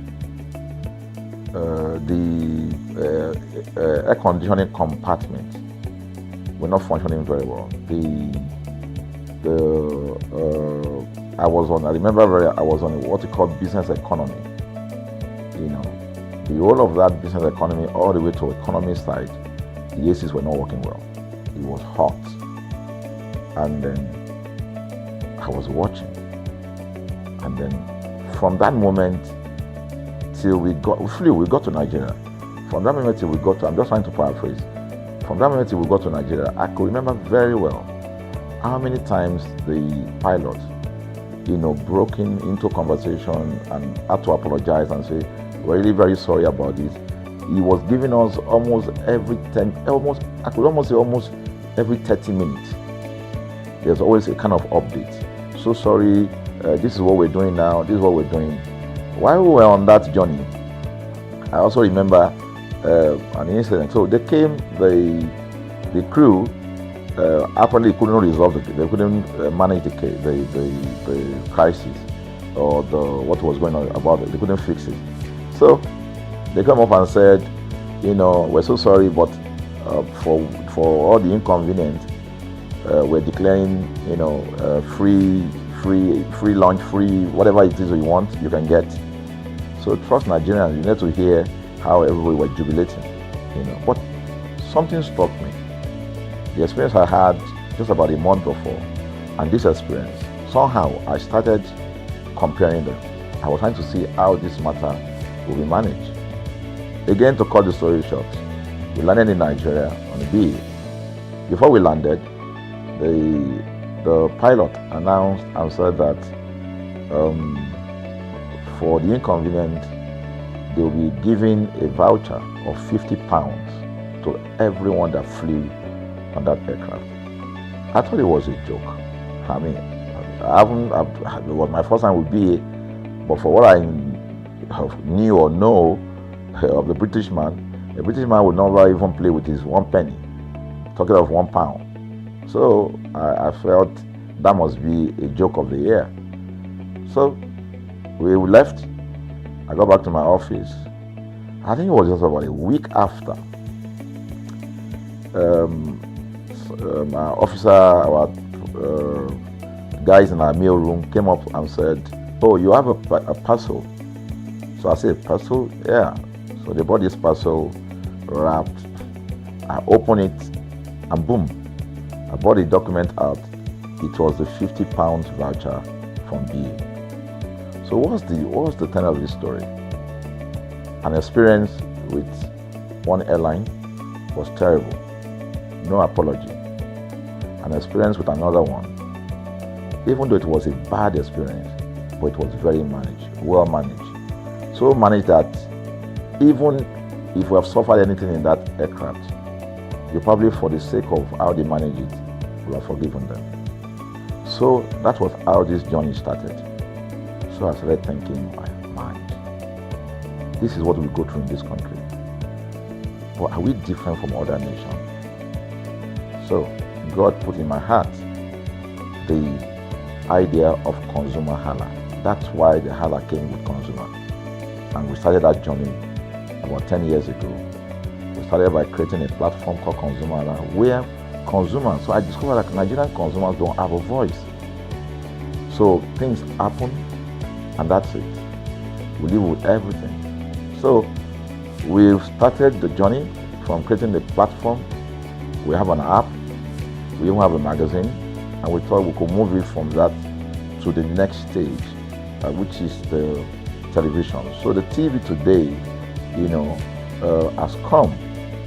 So I would say precept by precept, line upon line, we have been able to build on our aspiration, to finally bring to birth this unique and exciting platform, So it's a digital telecast, and our goal is to further connect consumers in Nigeria to brands with insightful news, development within the fast-paced world of consumers. The world of consumers is growing at a very fast pace, So we want to inform Nigerians. We want to get them educated about their rights, So our role is that we're going to educate consumers in Nigeria, all right? So by bringing them specialized and what you call analytical, research-based content generation that will inform, educate, sensitize the audience, So that's ConsumerHallaTV. So I call it an offshoot of our ConsumerHalla brand. ConsumerHalla brand actually was the first consumer, we call it the first complaint or consumer complaint resolution portal. When we started it about 10 years ago, or about 7 years ago, it became the first complaint resolution portal. We created it so that Nigerians can actually lodge complaint on that portal. We spent a lot of resources to build a very robust platform where today, if you have any complaint, about any brand, any leading brands in Nigeria, and you go on that platform, you can actually click, just a click, you can find the brand, you can actually lodge your complaint, and once you submit it, that complaint will be routed to that organization, and within 72 hours, we will obtain feedback for you. We build it in such a way that we have connection to almost all the organizations, and it's been working.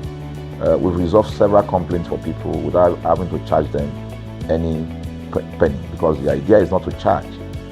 So what we have done with ConsumerHallaTV is to take it to the next level. So we hope to change the narrative. We want to give the right direction. Nigeria has the largest consumer market in the world, with a population of over 220 million people. Why should we be the one that is suffering the most? Everywhere you turn to, it's as though Nigerian consumers don't have a voice. You're traveling, you buy a ticket. For whatever reason, an airline will wake up middle of the night,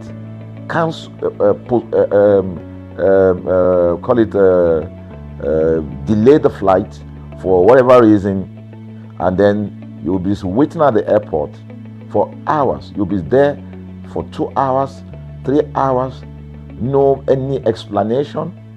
Then while you're there, they can even wake up and say, oh, flight has been cancelled.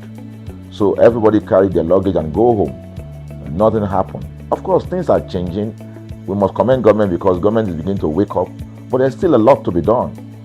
And we believe that we can help to make, bring about those right changes. So we offer deliberately, part of what we do is that we also offer advocacy, all right? We're not just an advocacy organization, but we offer advocacy. We have a legal team, we have lawyers that are registered on our platform, all right, that can also take up cases, okay? So, and we've taken up many cases like that, and won those cases. So, ConsumerHalla is a platform to help consumers to, we're not fighting brands, but rather we say we're bringing about an amicable, resolution of conflict, such that it will be beneficial to the consumers and also be beneficial to the brand.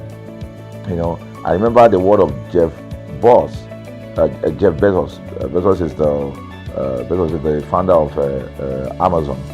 He said that the most important single thing, all right, for an organization is to focus obsessively, use the word obsessively, on the customer. We often say that customers is a king. They should sit at the top of the ladder. In our environment, customers are the ladder. A brand wakes up today, decide what product to produce. They wake up today, decide how much the consumer should pay. They wake up to decide everything for consumers. So consumers are just at the receiving end, and yet they are milking the consumers. There's no price regulation in this country, none. People just wake up and fix prices. Look at the power.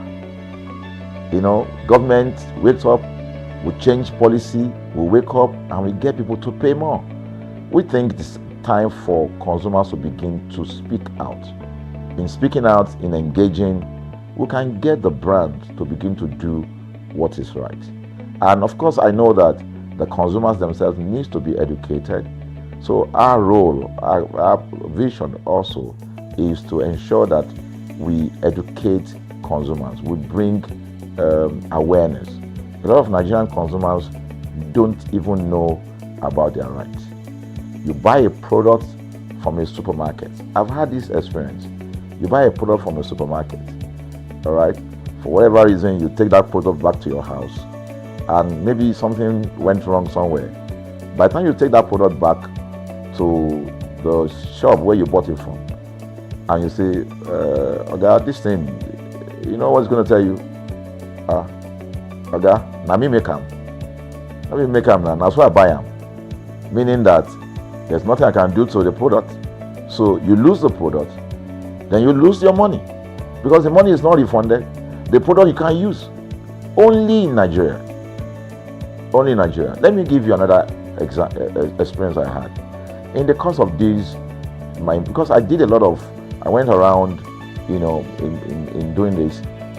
I was in US, I was in UK, I was in South Africa, I was in Germany, just because of this, to just study the environment. You know, I was in a friend's house in UK, in London, you know, and then what happened? We were going to go out, and he was going to dress up. So he said, oh, to me, I was seated in his sitting room. So he said, oh, wait a minute, I picked up an iron, that's the pressing iron, 2 days ago or so from a store. You know, oh, let me try this, let me just stand, use that to iron my shirt, and we can go out. So I was seated, the TV was on, I was watching. While I watched him, he brought out the pressing board, you know, spread it out, brought the iron out in my presence, plugged in the iron, and then as soon as he switched on the power button, we just had a spark. Boom! Ooh. The guy was raged. Then he goes, what just happened? So he said, no, these guys are in trouble, they're soup. I was thinking, what are you going to do? You know, I was trying to compare that experience to what would have happened in Nigeria. In my presence there, he opened the pack, there was a card inside it. Inside that card was a call, number to call. And he called the shop or wherever he got the thing from. I was hearing the conversation that was going on.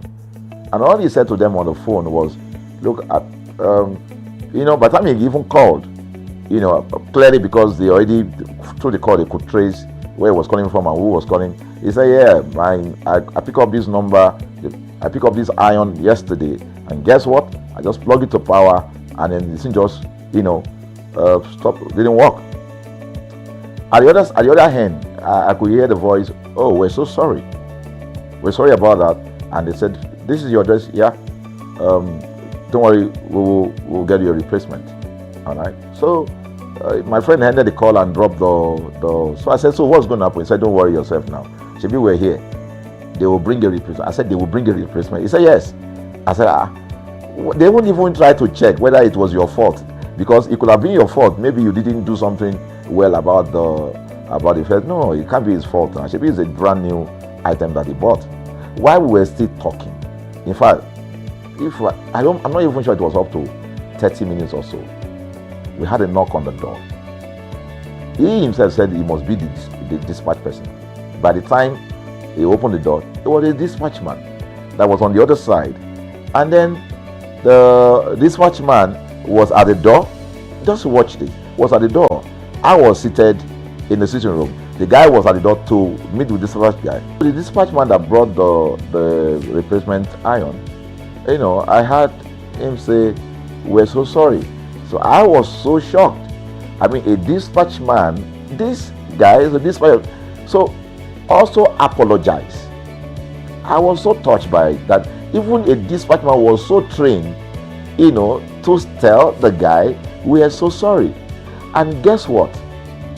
He brought the replacement iron.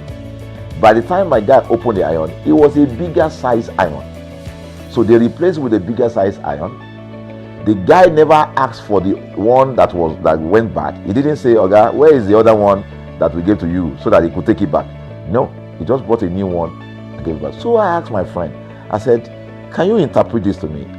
He said, here in London, if they didn't do this, they know the next thing I would do. So I'm just going to grab a lawyer. And I'm going to tell them they've destroyed something in my house.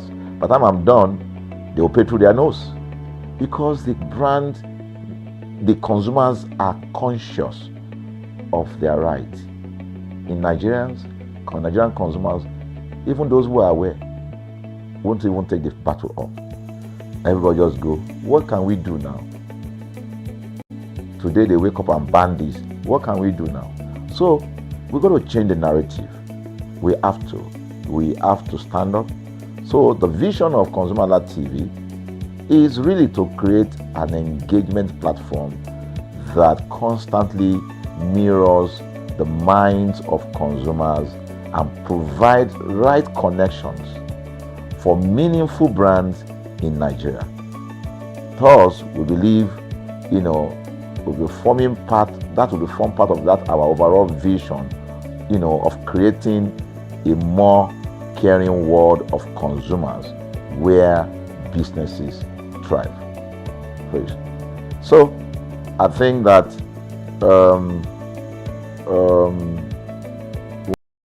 we'll make our impact. We ask you to join us on this journey.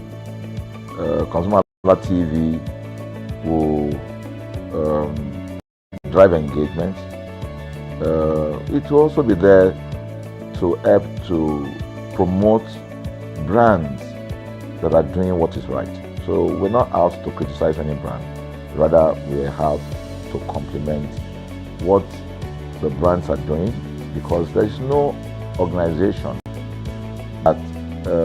or a business that was set up to fail. Nobody set up a business to fail. So there are just gaps that need to be fixed. So together we can fix things, and together we believe that we will create the right story for consumers in Nigeria. Thank you very much.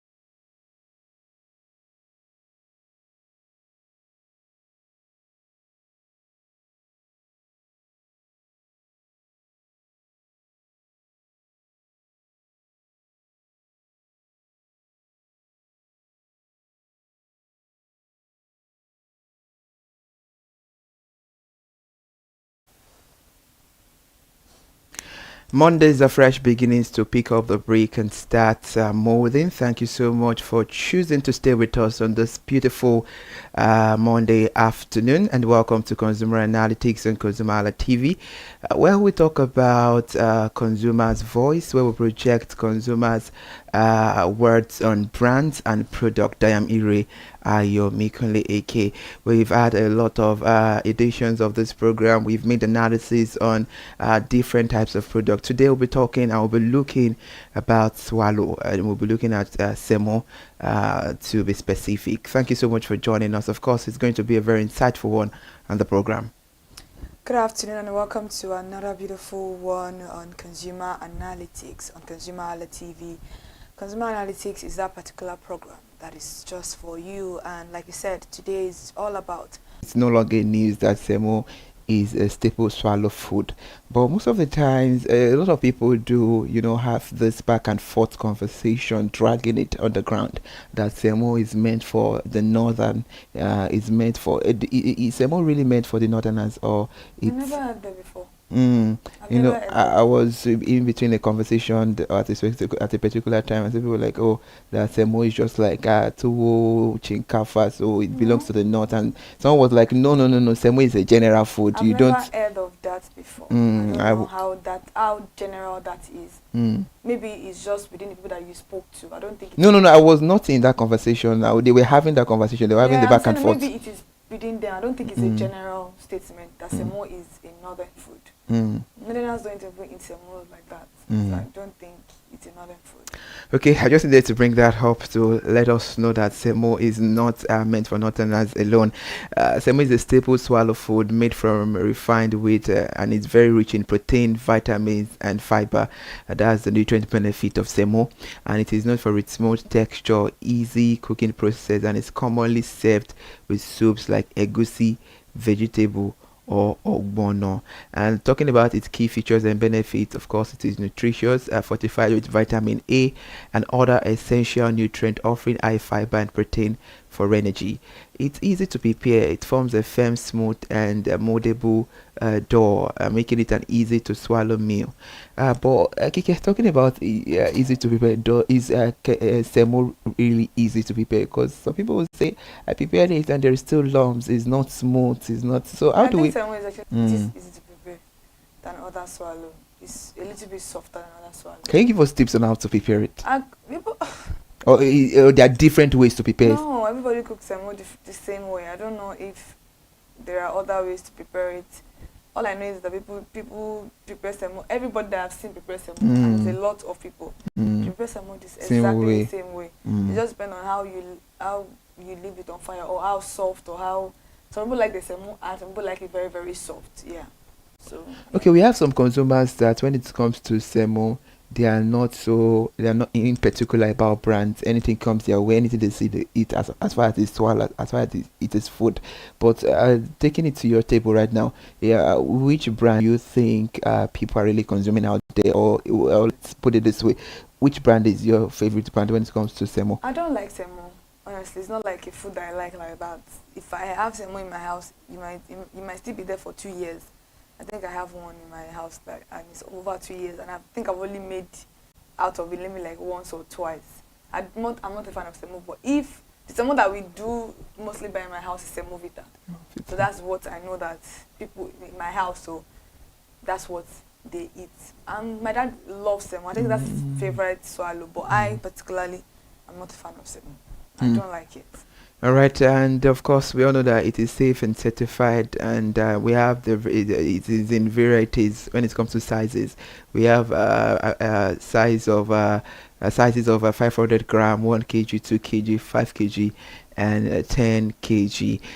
So let's reach out to our reporter to see what the consumers are saying about semo and their most preferred brand.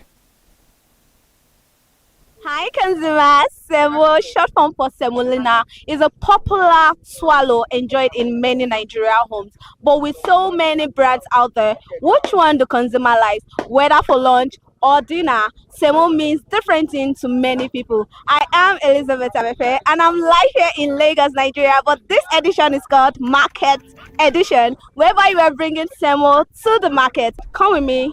Let's hear what consumer have to say concerning their brand. This is Consumer Voice on ConsumerHalla TV. Do you eat Semo? Yes. Which brand do you like eating? Golden penny. Golden penny. Honeywell. The yellow color. That's Semovita. Park. That's Semolina. Yeah. Semolina.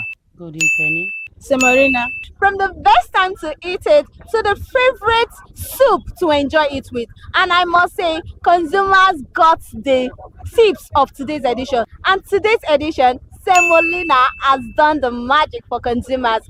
I will say probably of what they grew up knowing and how it is, the texture, how easy it is to prepare. Consumers have said it. And that will be all on today's edition of Semo Flow from ConsumerHalla TV. And I am Elizabeth Abefe. Do not forget to like, subscribe, comment under the comment section which Semo has done the magic and which soup do you enjoy eating it with. Till I grace your screen again. Bye for now. Okay, that was a very interesting one, and of course, Semolina is topping the chart. Kike, what's the difference between Semolina and Semovita?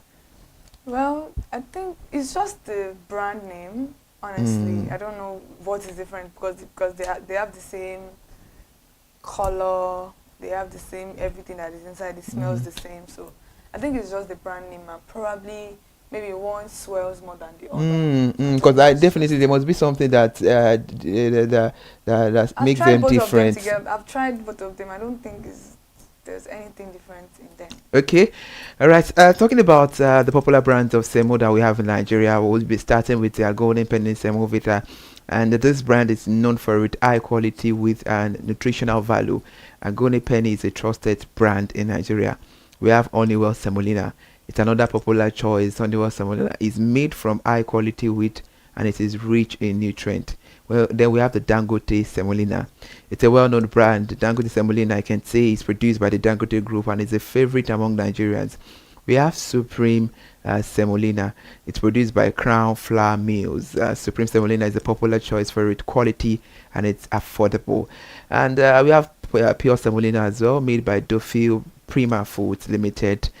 Pure Semolina is a trusted brand in Nigeria. Then we have one, Mama Gold. Yeah, we have Mama Gold. Yeah, and to me, I think Mama Gold is my favorite, and because it's very, soft and tender. When it's not popular in Lagos State. Okay, all right then. Let's see the analysis of the consumers about their brands of Semo.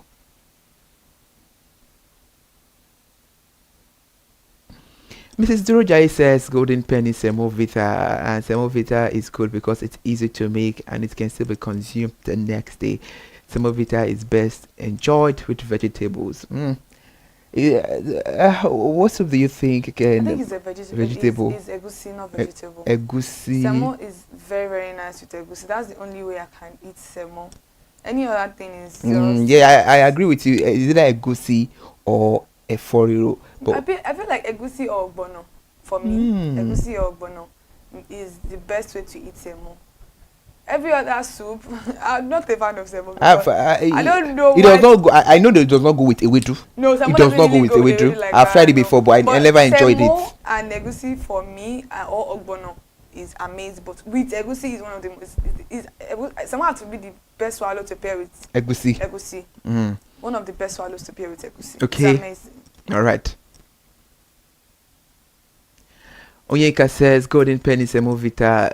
I love it because it's very easy to make. This is the one that I believe the price is on the high side and they should please reduce the price. Rating is 8/10. Okay. Stanley says Honeywell Semolina. Semo is he said Semo is not his favorite swallow because it melts after a long time. He suggests that the manufacturer should improve how it softens or melts after a while. I think it's the way you prepare it though. And let's talk about it. A lot of people I get that point, but I think it's the way you prepare semo that so it not last long. Okay, so now we take us back to the question I had. How do we prepare it? That I think it's mostly like people don't let semo get done because it's already mold. You think the semo is done. Some people you eat the semo and it's tasting like sugar. It's not yet done. That is why your semo would kind of start drawing with the next day. If you make semo very well, you can make your semo for 2 days and there's nothing wrong with your semo. Depends on how you make it. So if you are making your semo and you can still taste, like the way we mix our semo powder in water before we pour it in this thing. That one that you've mixed, make sure it thickens. Like make sure it is not sweet anymore. If you are tasting it, you're not tasting any sweetness before you add your normal semo powder. And after you've added the normal semo powder, put a little bit of water, depending on how you want your semo to be soft or how hard you want it to be. Put water, close it, let it be properly closed. Once it's probably closed, leave it for almost like 5 to 7 minutes and you stir it. Make sure you are not tasting any sugary part. Once you can taste that sugary part, semo is going to get spoiled in the evening. If you make it in the morning, most likely in the evening or the second morning, it is already spoiled. Some people eat cold semo. I like cold semo and ogbono. You eat cold semo, maybe like I made my semo this night. The next day, in the night, I can eat my semo with my cold semo with ogbono without even putting it in the fridge. It will be in the cooler. So depending on how you make your semo, that is how food gets spoiled. Same thing as fried rice. Depending on how you make it, that's why you say, oh, I made fried rice today, tomorrow morning it's already slimy. It depends on how you make your food. Your food have to be properly cooked before you put them down. Even your soup. You see some people say, obemiti.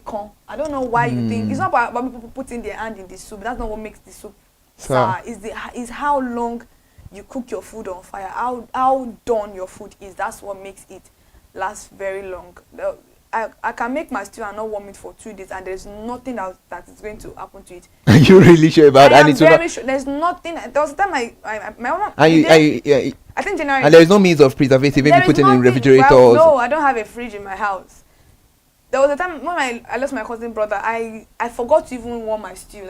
Because it was early in the morning that I got the call, so I had to rush around 5:30 a.m. that I got the call. I had to rush to my cousin's house, and when I got there, I was there from morning to the next day, and I didn't warm my stew from maybe like in the evening or afternoon time of the second day. So I was there until the second day because we're going to cut back and forth.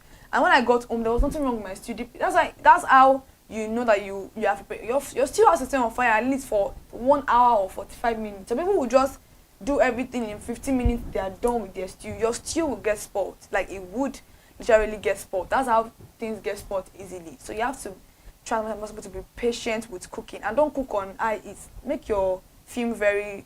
I know we all want to get things done quickly, but that's not how to preserve food. Honestly, do people in the olden days have fridge? They don't have fridge now, and they preserve their food for a long time.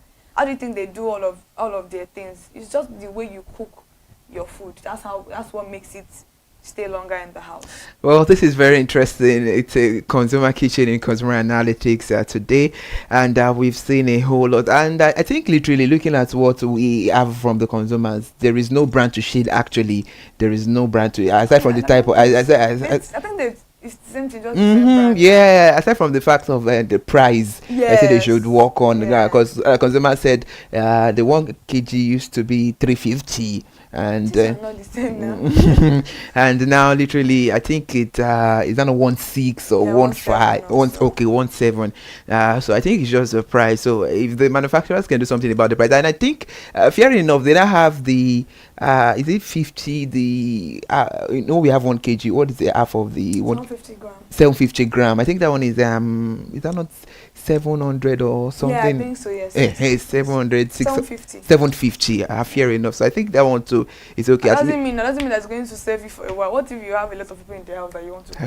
That's true. But if someone is single, at least you can still take it twice. Yeah, definitely. Even 3 times. What are you eating? Do you want to eat the whole world? Hey, can you take twice or thrice? So I think considering what is happening right now, the society and all of that, so they've actually economized and given the consumer something. Honestly, things are very expensive, so we should understand that manufacturers are also trying to make their own money. They can't want to sell something that is expensive or pricey to us because they also want to sell. It's just that their hands are tied together, and maybe by us trying to also talk to them, we can try as much as possible to let them understand the fact that it is costing a lot from us to actually buy stuff from them. And even give it or take it, everything being equal, the they draw a very close line, not minding what is happening, so that consumers will be well satisfied. So They do they are, try. yeah, they are doing a very beautiful job. So be it Mama Gold, Semolina, Semovita, Honeywell, it's a very beautiful job, and I must say that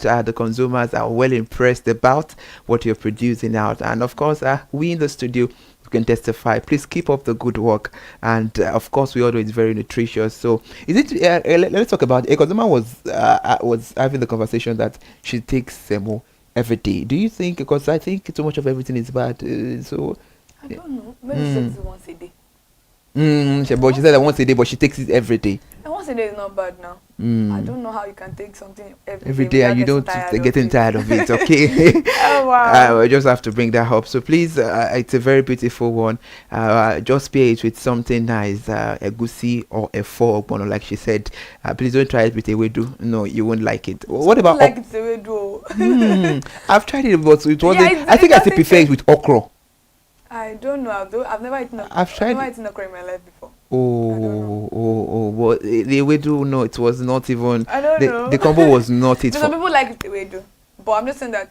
I didn't know the best food for ewedu is amala. Leave it or take it. Not everybody likes ewedu. I'm not really a fan of ewedu. I don't know even, but I agree with you that the best way to eat amala is to eat ewedu and gbegiri. I would say ewedu and gbegiri, not just ewedu alone. Fan of like that. Okay, all right. Thank you so much for joining us. Of course, we've had a whole lot to do. It was a consumer kitchen and consumer analytics. Thank you so much for joining us. It was a very beautiful one, interesting, insightful, and brief. And now we've come to the end of the conversation. Please eat healthy and always remember that you should stream ConsumerHalla TV on our YouTube channel and follow us on all our social media platforms. Thank you, consumer, for making a brief, a good note of all the brands of Semo. Bye for now.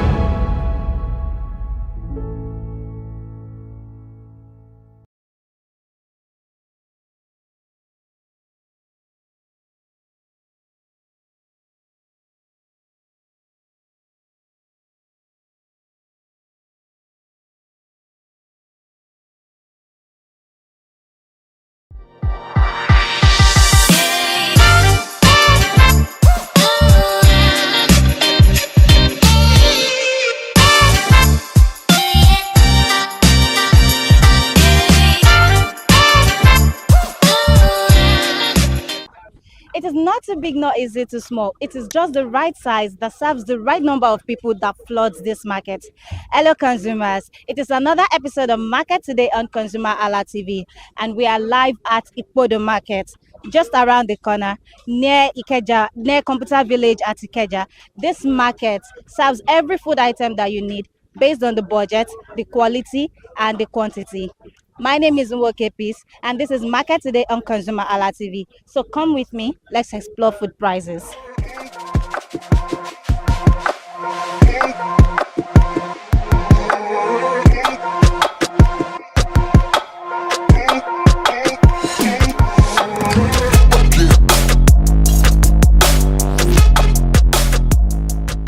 Hello, good morning, ma'am. Good morning. How are you today? Fine. Okay, so ma'am, can you tell me your name and what you sell in the Ipodo market? My name is Grace, the mighty grace of God frozen food. Anyway, yes. We sell frozen food, turkey, chicken, gizzard, sausage, fries, small chops, anything frozen, seafood. Oh, okay. So let's talk about, we already know that you sell frozen foods. So let's talk about the prices. So for the turkey, the chicken, the sausage, the what again? Fries and all that. Yeah, the fries, the small chops. So just give us the prices. For Orobo, the price is not stable. Okay. Because during the festive period, the price went up. So the price is not stable now. We sell kilo for 6,000 now. Okay. So we don't know what we even get next week. Turkey is 9,000. Chicken wings is 7,000. The prices are dropping. Turkey gizzard is 8,000. Chicken gizzard 5,500, 6,000, depending on how the supply is. We have small chops 2,500 per pack of 12. Fries we have 1 kg. We have 2.5.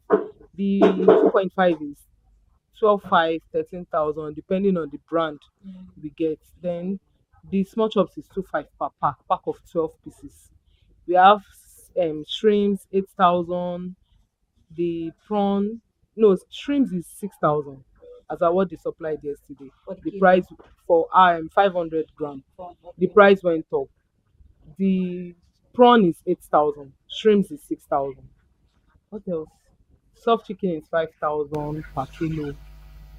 Sausage, depending on the brand as well too. Yeah. There is by 10, there is by 12, there is beef sausage. The beef sausage is 3,000. We have menu mena, those ones 2,000, 2,1, depending on how they supply it as well too. Then there are sausages for 1,500, depending on the brand. So your shop is basically a shop for frozen foods. But then you mentioned the major, I mean, you've mentioned some frozen foods that you sell, but you've not mentioned a major frozen food.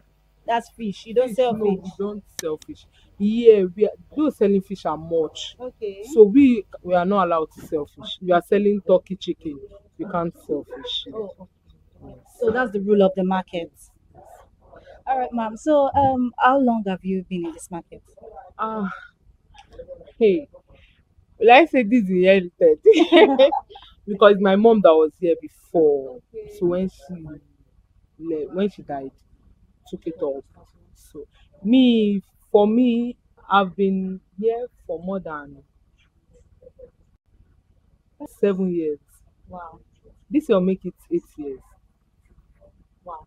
So and I hope you will say it's been sustainable for you. Thank God. Thank God. Okay. So where do you get your produce from? Where do you buy them from? We go to market, we go to Cotonou. Either we send somebody, or if you feel the road is too tight, you can buy outside. But majorly we go to the market. You go to the market. So in this shop you have frozen foods.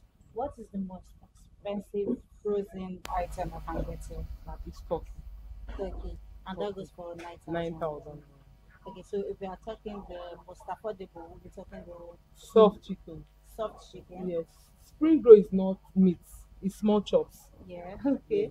Because I wanted to say this. Down is small chops. Yeah. But the affordable protein available is soft chicken. Soft chicken, and that goes for 5,000 per kilo. per kilo. Per kilo. Okay. So ma'am, do you think you have a loyal customer base? I mean, people that will always yes. buy from you no matter what. Yes.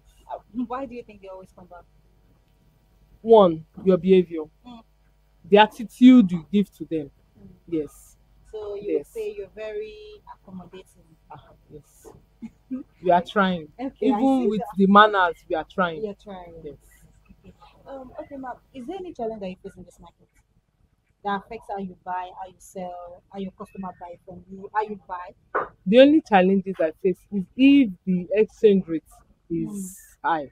Maybe our money is lower compared to the money we want to change. That's where we have issue.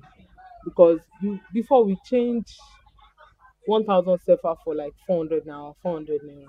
But now we are using almost 2,000, our own 2,000 plus to collect 1,000 sefa. So that's the only challenges we have.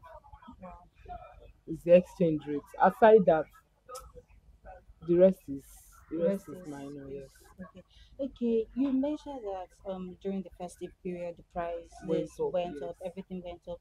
So should I assume or should I say it, emphatically that it was because of the festive season that the price went up? No. They had issues at Cotonou that period. So it affected the goods. And then the demand was much.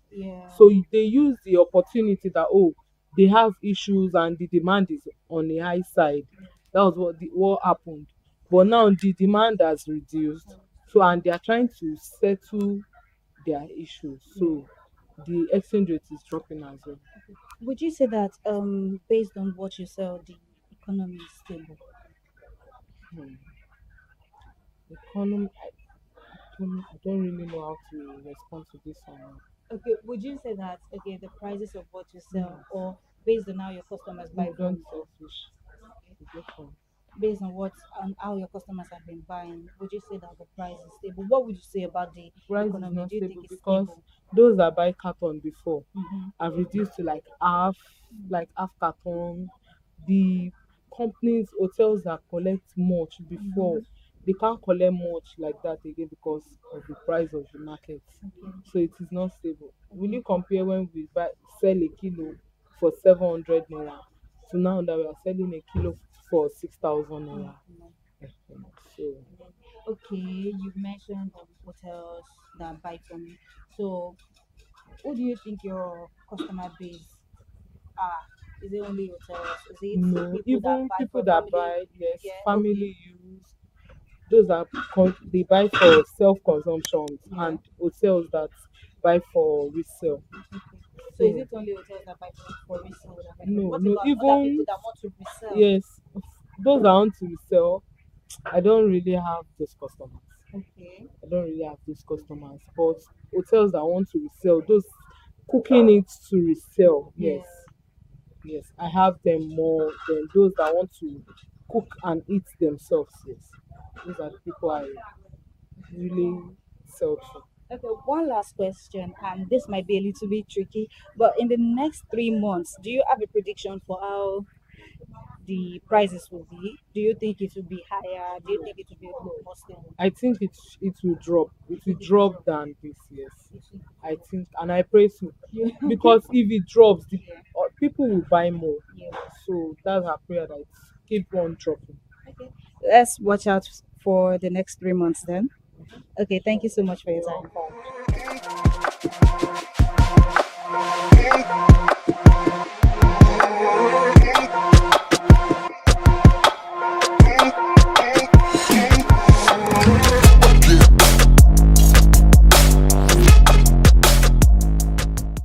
Hello, good morning, sir.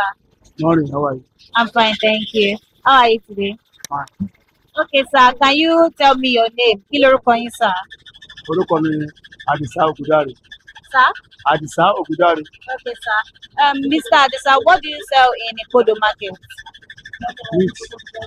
So you are a butcher, a man tailor? Yes, I'm a teacher. Okay, sir. So, sir, how long have you been in this market? Tí wàá ṣe ń tẹran àti ń rà. No, àtijọ́ wo lẹ ti wà nínú ọjà yìí? Ó ti pẹ́ o, ó ti pẹ́ ojú ti.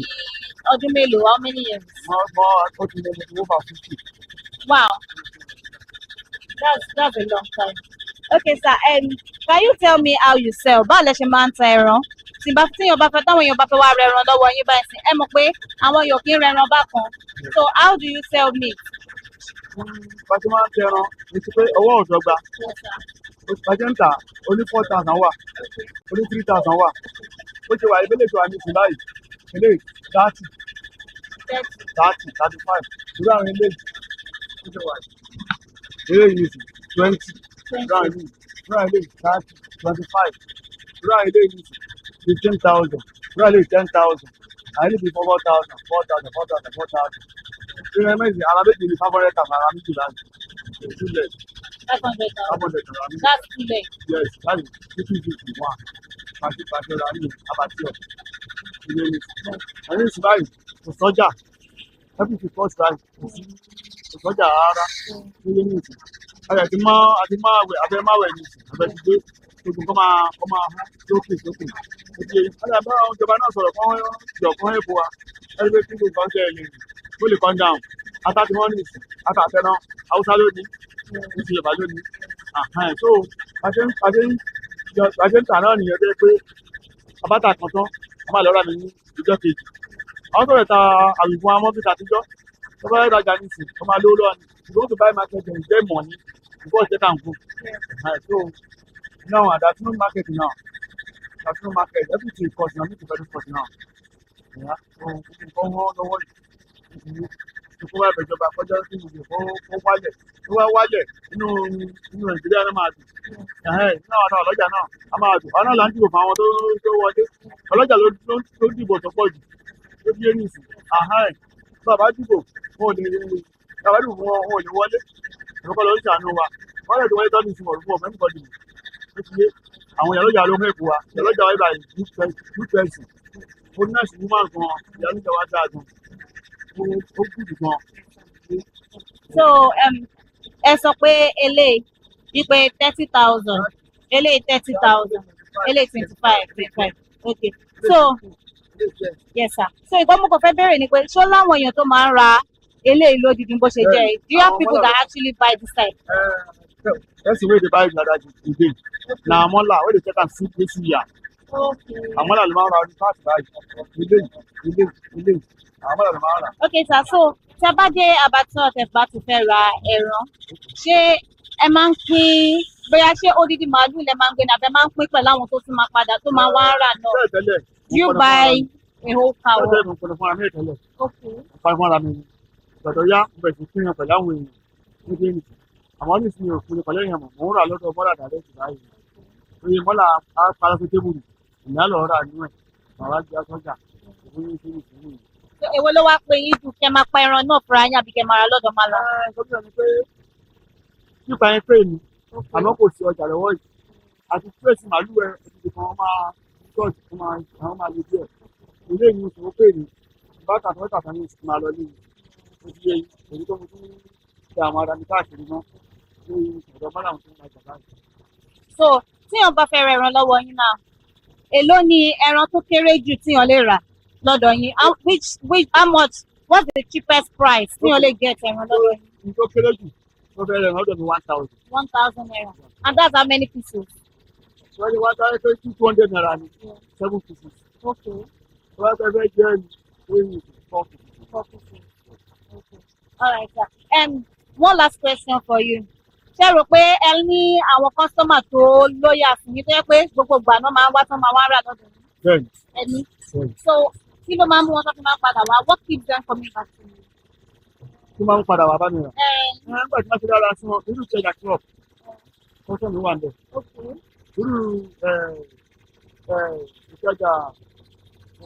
ìṣẹ̀dá club tó wà lọ́nà àdúgbò yẹn. Ẹ̀rọ ìṣẹ̀dá club. Wọ́n lọ́nà àdúgbò Nàìjíríà. Èmi kọ́sọ́mà ń bẹ̀. Wọ́n ti ní kọ́sọ́mà káàkiri tó ń oúnjẹ. Káàkiri ọmọ tèmi gan oúnjẹ ló ń tà. Ó máa kọ̀ pìtàkì. Ó gbé mi. Tó máa ń tajà fún wọn. Wọ́n dẹ̀ kó dà mí láàmú. Bárajà máa ń fún mi lówó ni.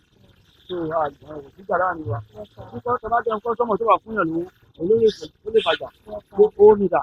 Àdèmí ìbẹ̀ fásitì gbó lọ́wọ́ èèyàn. Ìrẹ̀kẹ́ lọ́mẹ́sì kì í bá ẹ̀jà pé bóyá orí ẹ̀fọ́ àbóyá ẹ̀bàjẹ́ mi ò ń búyàn. Ó di yẹn ní sọ́kọ́ àgbàlagbà mi ni mo jẹ́. Mo ti wó 50 years ní ti ṣe yìí. Tún yé ní ìsìn. Ìgbà tí gbowó wà ní kọ́ńtínú tó ń kọ́ tí kò wà ní wà lórí oyè. Mo ti débi iṣẹ́ rẹ̀. Ṣé ẹ mọ Gowon? Ẹ mọ dáadáa. No, not really. I've only heard about it. Òun lọ́kọ́ ṣe. Yes, sir. Mo ti wà.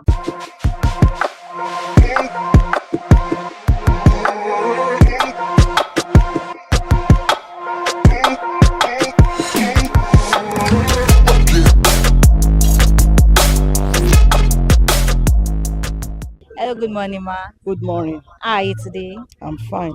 Okay, ma, can you tell me your name? My name is orúkọ mi ni Ìyáàfin Olúwaṣèyí Ṣógéyìnbó. Okay. So, mo lè pè yín ní Ìyáàfin. Okay. So, Ìyáàfin, what do you sell in Ipodo market? Kí lẹ ń tà gangan ní Ipodo? Mo ń ta èlò, ó dẹ̀ ń ta ẹ̀gúsí, àpọ̀n, edé. Àwọn nǹkan tí mò ń tà nìyẹn. Èmi náà fídíò ẹ rí nǹkan tí mò ń tà. Yes, I remember. So, èlò ọbẹ̀, ẹni ata, ṣọ̀mbọ̀, you have onions. Àlùbọ́sà, tomatoes, ẹ̀gúsí, àpọ̀n, edé, panla. Ẹjọ́ èwo ló ń jẹ́ àpọ̀n o? Ọ̀gbọ̀nọ̀. Ọ̀gbọ̀nọ̀, okay, so àpọ̀n is ọ̀gbọ̀nọ̀. Pè ní àpọ̀n. Ẹ sọ èdè tí gbogbo wa mọ̀. Ọ̀gbọ̀nọ̀. Okay, ma. All right, so ẹ jẹ́ ká sọ bí ẹ ṣe ń tà, oye tẹ́ ń tà. How do you sell it? The pepper, the tatashe, the tomato. 500. Atarodo is 500. Per plate. Yes. Okay. Shombo is 500 per plate. Okay. Tatashe is 500. Okay. Tomato is 500. 500. Onions is 500. So let's even say ṣé discount wà fún nǹkan tí ẹ ń tà yìí? Ṣé a lè rí bí ata 200 ká dẹ̀ sọ pé fẹ́ ṣe? Tẹ́ Is bá it fẹ́ possible oní to get like 200 naira? àá fún yín. Okay. Àá tà fún yín tẹ́ bá fẹ́ oní 200. But kì í ṣe pé máa ń le sí. Kì í lè sórí igbá 500 là ń lé. Tẹ́ bá fẹ́ tó less sí yẹn àá tà fún yín torí gbogbo nǹkan ti pọ̀ báyìí. Okay, Àmọ́ ma. Let's talk about the bag. Èló lẹ gbé, ṣé báàgì lẹ gbélé ni? báàgì ni. Báàgì. So èló ni báàgì tomato lẹ Pátá gbélé ni? tomato crate lẹ́yìn Okay. 15,000 The crate. crate. Okay. Apẹ̀rẹ̀ 28 30 wọ́n ṣe tà nìyẹn. So mọ́mi ṣé ẹ rò pé ọjà yìí ó wálẹ̀ sí ni àbó ń gòkè sí? Ó ń wálẹ̀ sí àmọ́ kò sówó tá a fi ń rà á. Àmọ́ bí tẹ́yìn ọmọ Nàìjíríà kówó sí. Ó wálẹ̀ ọjà wálẹ̀ àrówó rà. Yeah, okay. All right, ma. Compared to December, that was the festive period. Ìgbà Christmas yẹn, ìgbà New Year. Do you think that the price during that time, ṣé ó gòkè sí ni àbó wálẹ̀? Ó gòkè kò pọ̀ púpọ̀. Unlike January nsìn, gbogbo ẹ̀ ti wá ṣe jábúrátà. Àmọ́ àrówó ra jábúrátà. Èyí tó wá ká lára. So now let's leave the èlò ọbẹ̀ ká fi wọ́n sílẹ̀ ná ká bọ́ sí èyí tó wà lọ́wọ́ yín. Ewé wo ló wà lọ́wọ́ yín? What is this for? Tísàlè. Ẹ lè fi sí àpọ̀n. Ẹ lè fi sínú ẹ̀gúsí. So for those of you that don't know àpọ̀n, it's ọ̀gbọ̀nọ̀. Ẹ lè fi sínú ọ̀gbọ̀nọ̀. Ẹ lè fi sínú ẹ̀gúsí. Ẹ dẹ̀ lè gé sínú ńlá. 200 naira lélẹ̀ ìbáyìí. 200 naira. Tẹ́lẹ̀ ìta tàǹtà ní 200 naira before kò tó yìí ó kéré but ó wálẹ̀. So ó wà lọ́jà báyìí. Ó wà lọ́jà. All right, ma. So let's leave this. Let's talk about the egusi, the ogbono, the this fish that you have here, this dry fish, the crayfish, the stockfish that you have. So èló lẹ ń tà, báwo lẹ ṣe ń ta gbogbo àwọn èlò ọbẹ̀ kejì tó wà ní. Ọpọlọ yẹn cup 2005 fún mi. Cup ọgbọnọ. 2005. Okay. Ẹ̀gúsí cup 500. Cup 500. Panla oní 10,000, oní 1,000 wà, oní 2,000 wà, oní 2,500 wà. Bó bá ṣe tóbi sí ni price ẹ̀ ṣe wà sí. Edé yẹn kọ́. Edé cup. Edé kékeré, edé ńlá wà. Edé ńlá cup 2,000 naira. Edé kékeré cup 1,000 naira. So ma, how long have you been in this market? Ọjọ́ àtijọ́ wo lẹ ti wà ní ọjà yìí? Ọ̀nà ọjà iná bí mi sí o, ó ní mo dẹ̀ dàgbà sí. Wow. Bí náà mo ti lọ school, primary, my secondary. Bí náà. Yes. Wow. So báwo ni ọjà yẹn ti ṣe rí fún yín? Ṣé ó wà sustainable fún yín? Do you think it's sustainable for you? Yes. Wow. I mean, that's really good. So, one last question, ma'am. Is there any challenge that you face in this market that affects how you buy and how you sell to your customers? Face challenge kankan torí bí ìkọlà ti ń rà. A máa lọ sóyìnbó lọ rà irú àwọn ilé ẹ̀gúsí yẹn òyìnbó ni. Irú àwọn èèyàn tomatoes máa 12 ni. So, bàbá tẹ̀ máa face challenges ọ̀hún yẹn ni. Táwa bá ti gbé débi ká lé ká tà á ni. Kò jù bẹ́ẹ̀ lọ. So, Tabade myself here, is it that you have a regular supplier or ẹ kọ́ lọ sí ọ̀dọ̀ anybody? Kò sí àní supplier tẹ́ bá ti débẹ̀ ẹ máa wo nǹkan tí ẹ fẹ́. Tó bá fine tó wù ní tí price ẹ̀ dẹ̀ wà affordable la máa ń rà. Ẹ máa rà. So ṣé wọ́n máa ń dá sílẹ̀ tẹ́ máa rí ni? Ó máa wà nù apẹ̀rẹ̀ ni ẹ máa wò ó. Tó bá jẹ́ tó wà nù crate ni ẹ wò ó ìtẹ́ bá láì. Báwo ni wọ́n máa wọ́n tó bá ti bàjẹ́ sínú? Kò sọ́gbọ́n ẹ̀kẹ́ ẹ máa mọ̀ torí ẹ máa rí ìṣọ́jú òkùnkùn. Ẹ mọ̀ pé tó bá ti gbé ẹ bá ti rápẹ̀rẹ̀ bá ẹ tú ẹ wò ó lẹ́gbẹ̀ẹ́. So tẹ́ bá like ẹ̀ tó bá yẹ pé kò lẹ́ṣà púpọ̀ ẹ rà. All right, thank you so much for your time, man. Thank you for.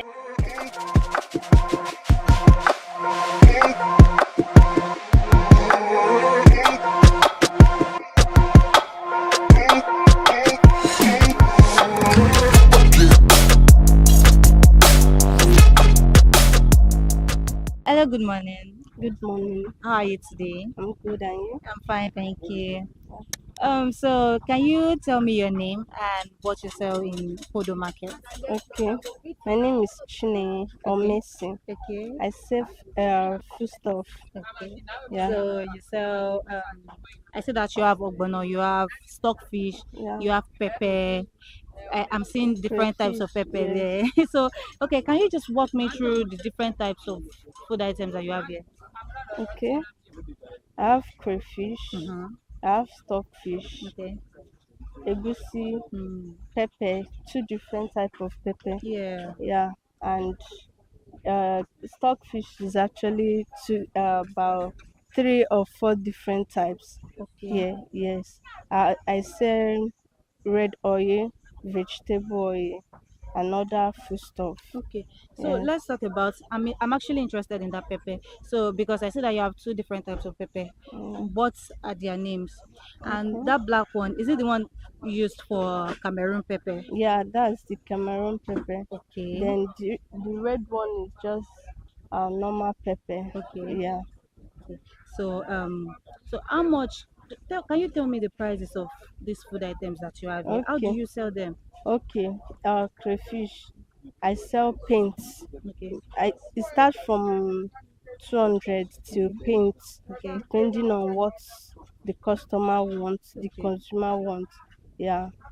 Paint is 12,000, Okay. depending on how we buy Oh, actually, now you buy here. because crayfish is not on fixed price. Mhm. The price can go higher tomorrow and it can come down today. So we don't have fixed Fixed price price for it. for crayfish. Okay. Then the same thing goes to pepper and egusi. We have engine pea and hand pea.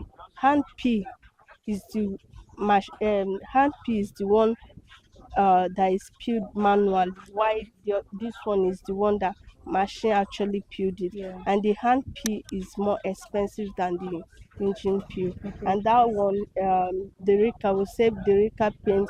The Rika is 2,500 for the hand peel, Okay. while the machine peel is 2,000 naira. 2,000. Yes, but still, the machine peel we've already selected it. Okay. There are some people that just sell it like that when they have not selected it. Okay. So that one, they can say 1,500, but we say 2,000 because we have done the work already. Yeah. Yes, they don't have any work to do there. Yeah. Okay, so I see that you have this fish. Yeah. How much is this one? This one is 2,000. 2,000 naira. Yes. Okay. Then the ogbono. How The much ogbono- is what a cup derica? How do you A sell? cup is 2,000 naira. For this ungrounded one, we have grounded one. Okay. This seed one is 2,000 from a milk cup. The half the reka 2,000. Okay. So that's how it is. And we have the grounded one like this. Okay. Just a piece is 200 200 naira. naira. Yes. Okay. All right. So you said you mentioned that there are different types of stockfish that you have here. Yes. Please like- just enlighten us. Tell Yeah, us. like this one now. Yeah. This one that does not come with ear. This stockfish is different type. This one comes with ear, and this one doesn't come. This one is actually cod. We call it cod. The way ice fish is, Yeah. that's how stockfish is. Okay. The way we have kote, titus, Okay. shower, that's yeah. how it is in stockfish. And we have the black one. The black one of the stockfish, this one, Okay. yeah, you cannot use this one to compare to this one Okay. that is white. Yeah, this one give more taste than Than this one. Wow. Yes. Okay. I mean, I've learned something today. Okay. So where do you buy them from? I buy from Oyinbo market. Yes. Okay. So I see that you have this okwe. I'm seeing okwe. Yes. Right. Mm. So how much is okwe? How do you sell okwe? Okpei is 100 naira, 200. Okay. Oh. Okay. Okay. So you buy the okwe too from Oyinbo market. Yes. Okay. Almost everything I sell. You sell here. Yes, it's just oil that I don't buy there. Where do you buy the oil from? They bring it for us. From where? People that sell it bring it to us. We don't have just one particular person that Person bring it. that brings it to Yes. you. Okay. We check the prices. Anyone that goes well for us, we go for it. Okay, so one last question for you. Do you think the prices of what you sell now, do you think it's stable or is not stable? It's unstable. It's unstable. Hmm. The prices are unstable. Okay. Okay, just like crayfish, 10.15 kg. Yeah. The on last think last Friday, Yeah. I got it for 177,000. Then 2 days ago, I got it for 130. Wow. So, and maybe next week now, I don't pray for such, but next week now I might get it like 200. Yeah. Yeah, that's how it is. Wow. And do you think it affects how you sell to your customers? It affects, and customers also complain Yeah. because they might buy it cheaper now, then next time they will come, they will buy it Wow. higher price, or it will not be the same quantity with what they get before. Yeah. Okay. Yeah. So thank you so much for your time. You're welcome.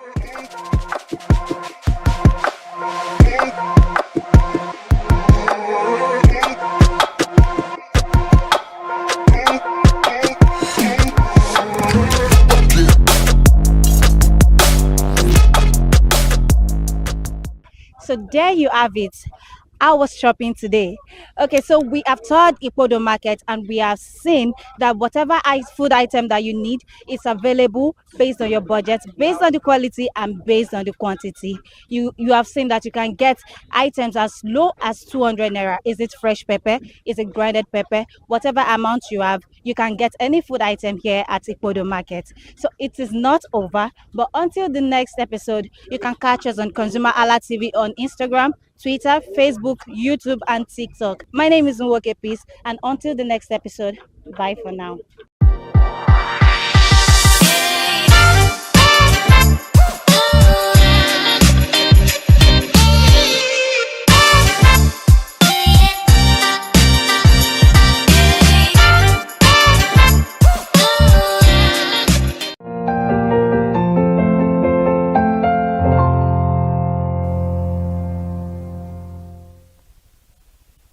It's a beautiful time on your screen to enjoy tips and tricks. Good afternoon. We appreciate you for watching. This is Tips and Tricks, where we give you all the tips and tricks that you need to live and maintain a healthy lifestyle. And we've bring something beautiful, something relatable, something we will discuss proper on the program this afternoon. I am Iri Ayomikole AK. Good afternoon, and thank you so much for joining us once again.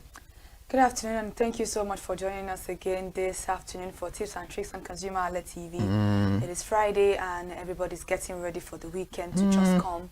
But we all know Monday is knocking at the door. But today, Tips and Tricks is going to be beautiful, entertaining, sweet, and very short. It's an essential topic to talk about for every person, every individual, be it old, young, married, single, anything. This particular topic cut across all variants of age group and everything that you want to think about. So this particular topic is very important, and it is how to effectively secure your home in Lagos. We all know Lagos is a crazy market when it comes to apartments, looking out for apartments. In fact, agents are a whole lot of different deals entirely. If you have not even been part of the old palaver or old shenanigans of agents, you don't know what God has done for you. I'm Kike Lomo Ajibola. Thank you so much for staying connected to ConsumerHallaTV.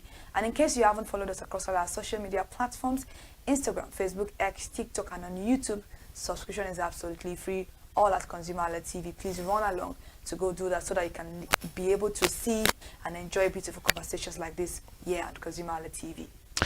All right, interesting. And in summary, we'll be giving you the tips and tricks on how to effectively secure your homes in Lagos State. But Kike, before we move into the conversation, let's talk about looking for a house. We all know it's not an easy task. It's just like you embarking on a project, and it's very, very difficult. Most of the time, you will call the agent will call you, and you have to pay money for transportation to go there. When you get there, you'll be like, is this the house they called me for? And I was doing something more productive.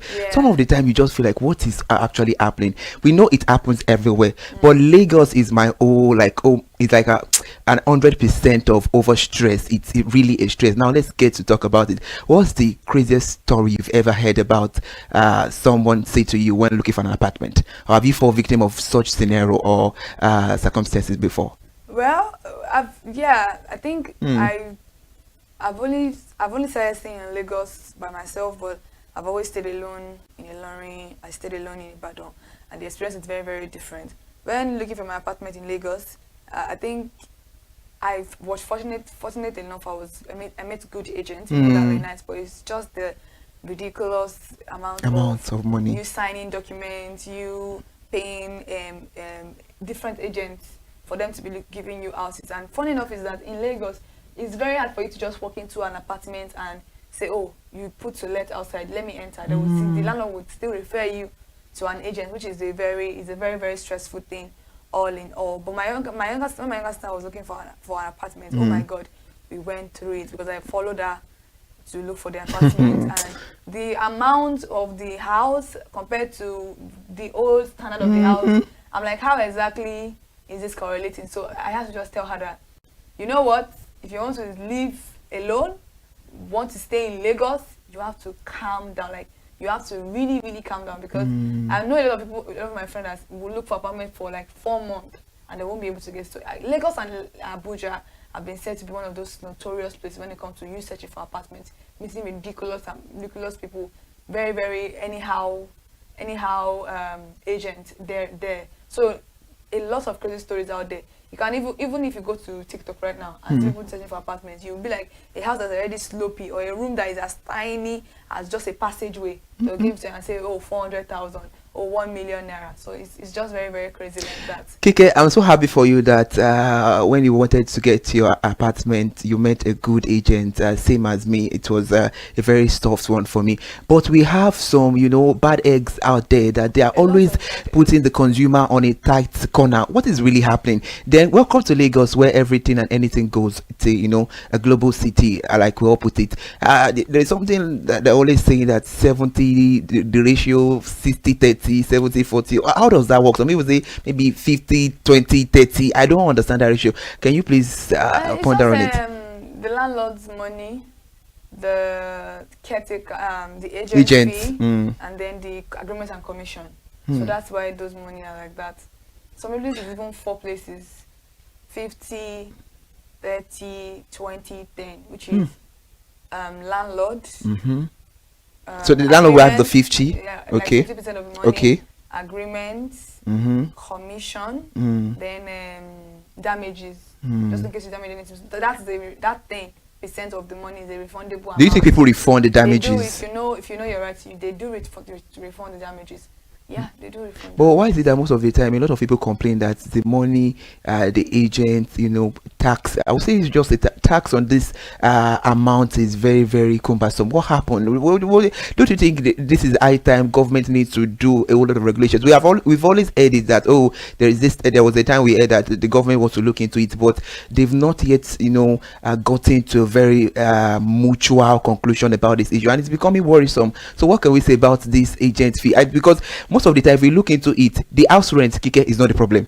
But the agent fee, people are always having they're always, afraid, panicking, and all of that. Like the agent fee is not as much as the money for the house, honestly. Yeah, because if you are taking an apartment, maybe like you're taking an apartment of 350,000 naira, it's not even the agent fee. It's still all going to the landlord. It's just that it's a fee particularly for the agent in that money. So agreement and commission, probably like you are taking a house of 400,000 naira. Agreement and commission may likely be 140 or 120 or 130 thereabout, and then the all damages is 50, so you're paying around 600,000 naira. So the money is not most likely from the agent. I just feel like if that money can be left out, it will be better for a lot of people. We have to really talk about this, and that is what we are doing on this program, because most time agents will even treat consumer, this house is good, there's always light 247, and the consumer will pack into the house 2-3 months, you will not see light. That is why we'll be giving you these tips and tricks so that you can be on your toes when you want to search an apartment, because searching for an apartment in Lagos can be exciting yet challenging experience, and here are some tips and tricks to help you navigate the process effectively. You have to set a budget, and I think this is one thing. When you call an agent, they will ask you, what's your budget? So that budget is very, very important, for you to determine your maximum rental budget, considering additional expenses like utilities and maintenance, which is very, very important. And for the tricks about that, use a chart to visualize how different rent amounts impact your overall monthly finances, which is very, very important.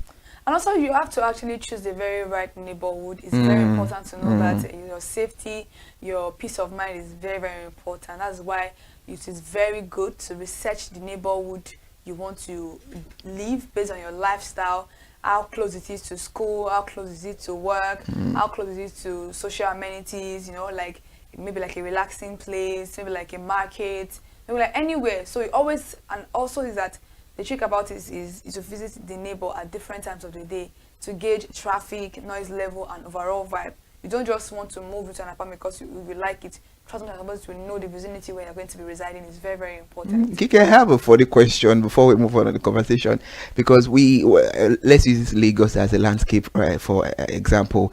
We know some areas that we know that, oh, this area is kind of a slum area, or this area is, we know it's a bad area, bad boys are always there. If consumers are, opting away, moving away from all these bad places, who are going to live in this place? Well, I feel like it's just about it's just your own preference, because not a lot of people can navigate that kind of life.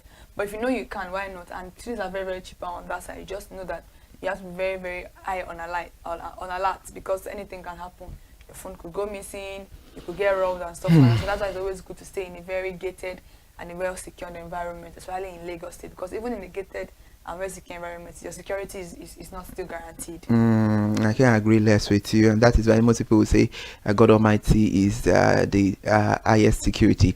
Now, she made mention about something, and that is where I made it to that when you go to TikTok looking for houses and stuff like that, this is where our online resources come in. Use online resources, utilize a reputable real estate website and apps for listing and reviews. Set up alerts for new listing within your criteria for timely notifications. And about that, real estate today is always on Monday, where you meet our colleague in the studio, where you get some tips and highlights that will help you as well. It's very beautiful tips and tricks I just dished out. Another one is to inspect the property thoroughly. Always visit the apartment in person. Don't let them just show you pictures. Trust me, in Lagos State, a lot of what I ordered versus what I get is exactly what you'll be getting. Check for the plumbing, electrical issues, and overall cleanliness. And the trick is that to bring a checklist to ensure that you don't miss any important details during your inspections. It is very, very important to know that when you are visiting the apartment, if it has a running tap, check all of the taps. Trust me, you wouldn't even know. Check the flush, check the electricity, check everything. It's always important to do this, because you wouldn't know what you're actually getting yourself into. Once you've paid, there is no refund. They don't refund you. So shine your eyes. Then ask the right questions. Of course, Yoruba will say "Biru Faja." I mean, you asking question, of course, does not lead to fight or chaos. The tip is inquire about the lease terms, maintenance policies, and included utilities. And then the tricks is to prepare a list of questions ahead of time to stay organized and ensure you get all the necessary information. It's very important to ask questions. And also check safety and security feature. Looking for security measures like gated access, security personnel, and functional smoke detectors. Not all Lagos State houses are like that, because you may not be where you may not be in Uko, you may not be in Lekki, but try as much as possible to understand that ventilation is very, very important when you are cooking in your apartment. So even if there's no smoke detectors, always make sure you have a cross ventilation in your apartment. And also talk to current residents about the experiences regarding safety in the environment. Don't be shy. Try as much as possible to actually talk to them. Even if you don't get to talk to your neighbor, try as much as possible to talk to someone that is living beside your house or 3 places away from your house. They may know 1 or 2 things about the house. Then negotiate the rent. Negotiation is very, very important. Don't hesitate to negotiate the rental price, especially if the property has been on the market for a while. So the research you made mentioned earlier on, you have to research similar listings to strengthen your negotiation position.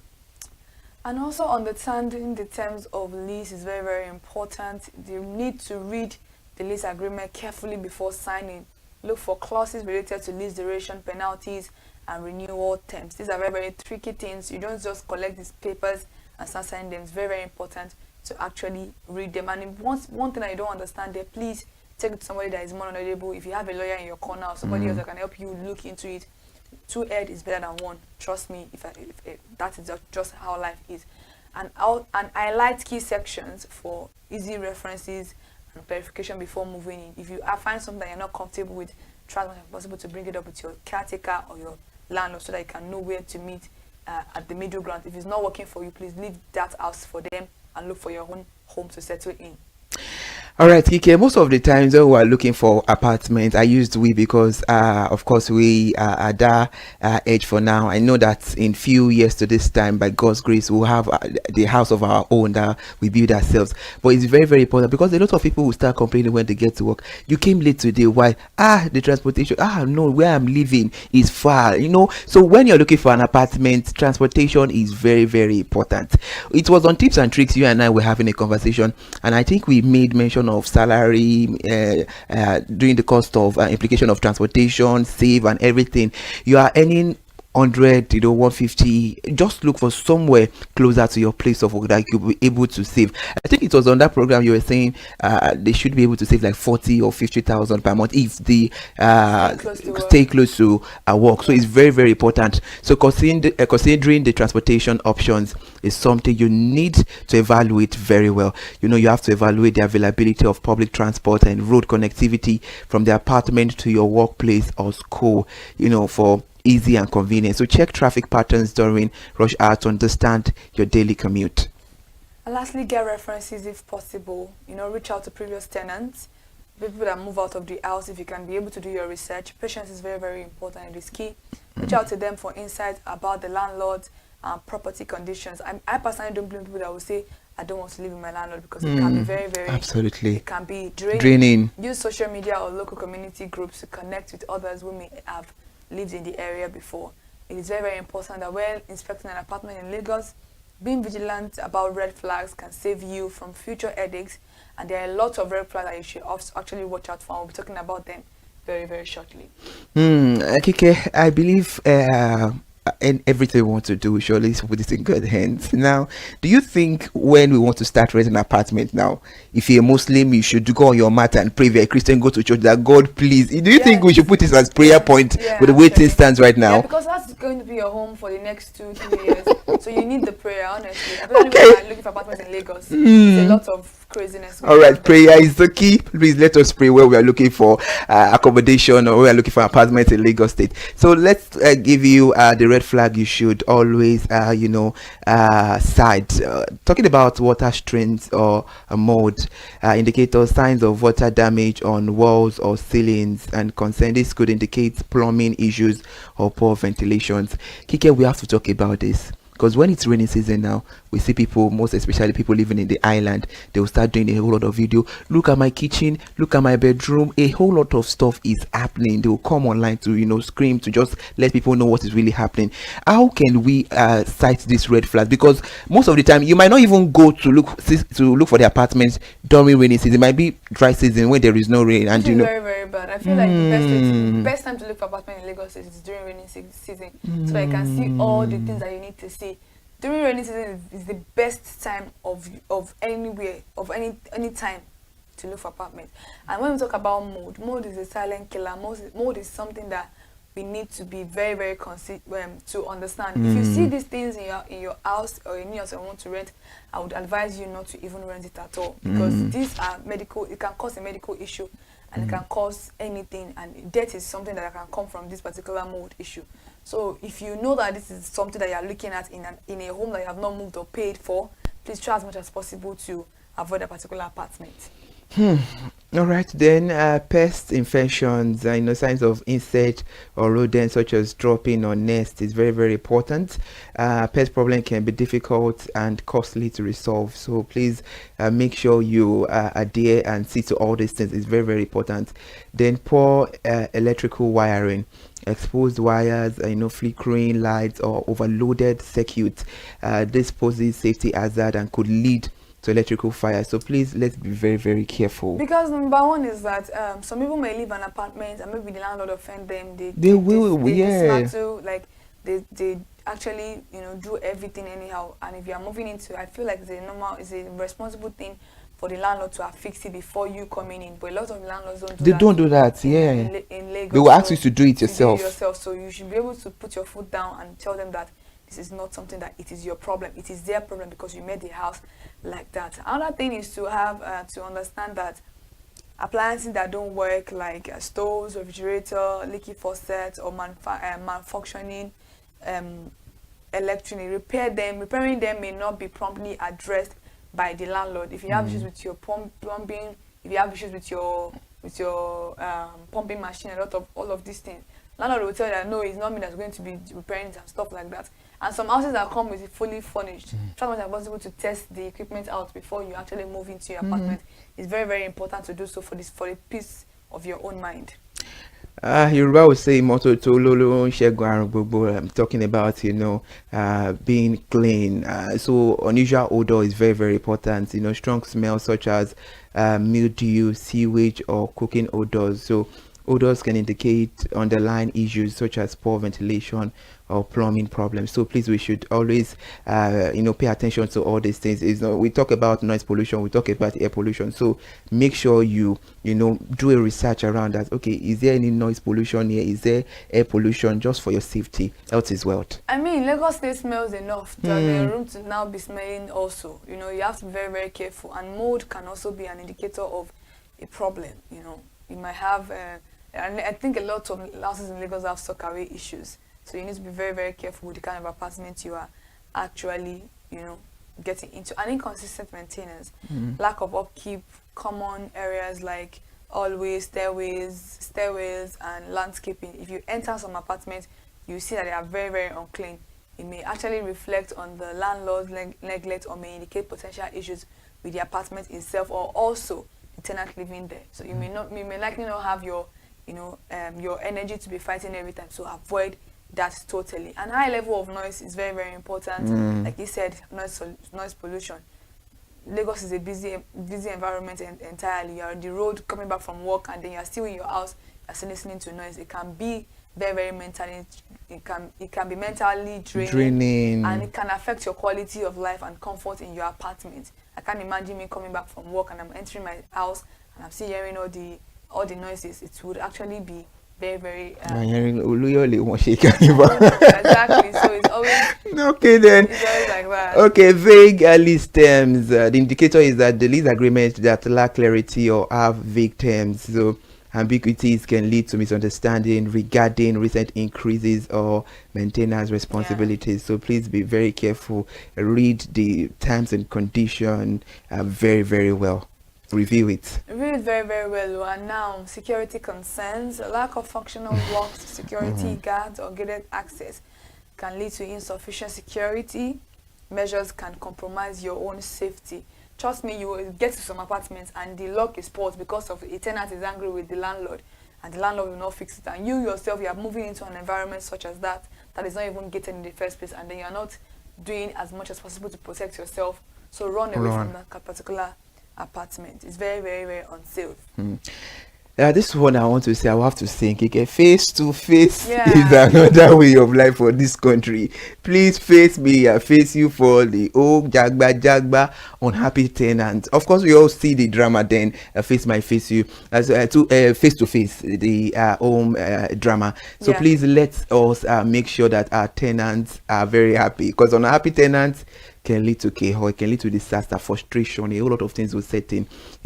Expressing dissatisfaction with management. This might signal a larger issue with the property or the landlord management style. So please, unhappy tenants, you should do the first day you set your leg into the apartment, you want to secure your neighbor. You're meant to ask, who are my neighbors? Of course, an English adage says, first impression last longer. So in the first day you see them, the impression they give you and everything really matters a whole lot.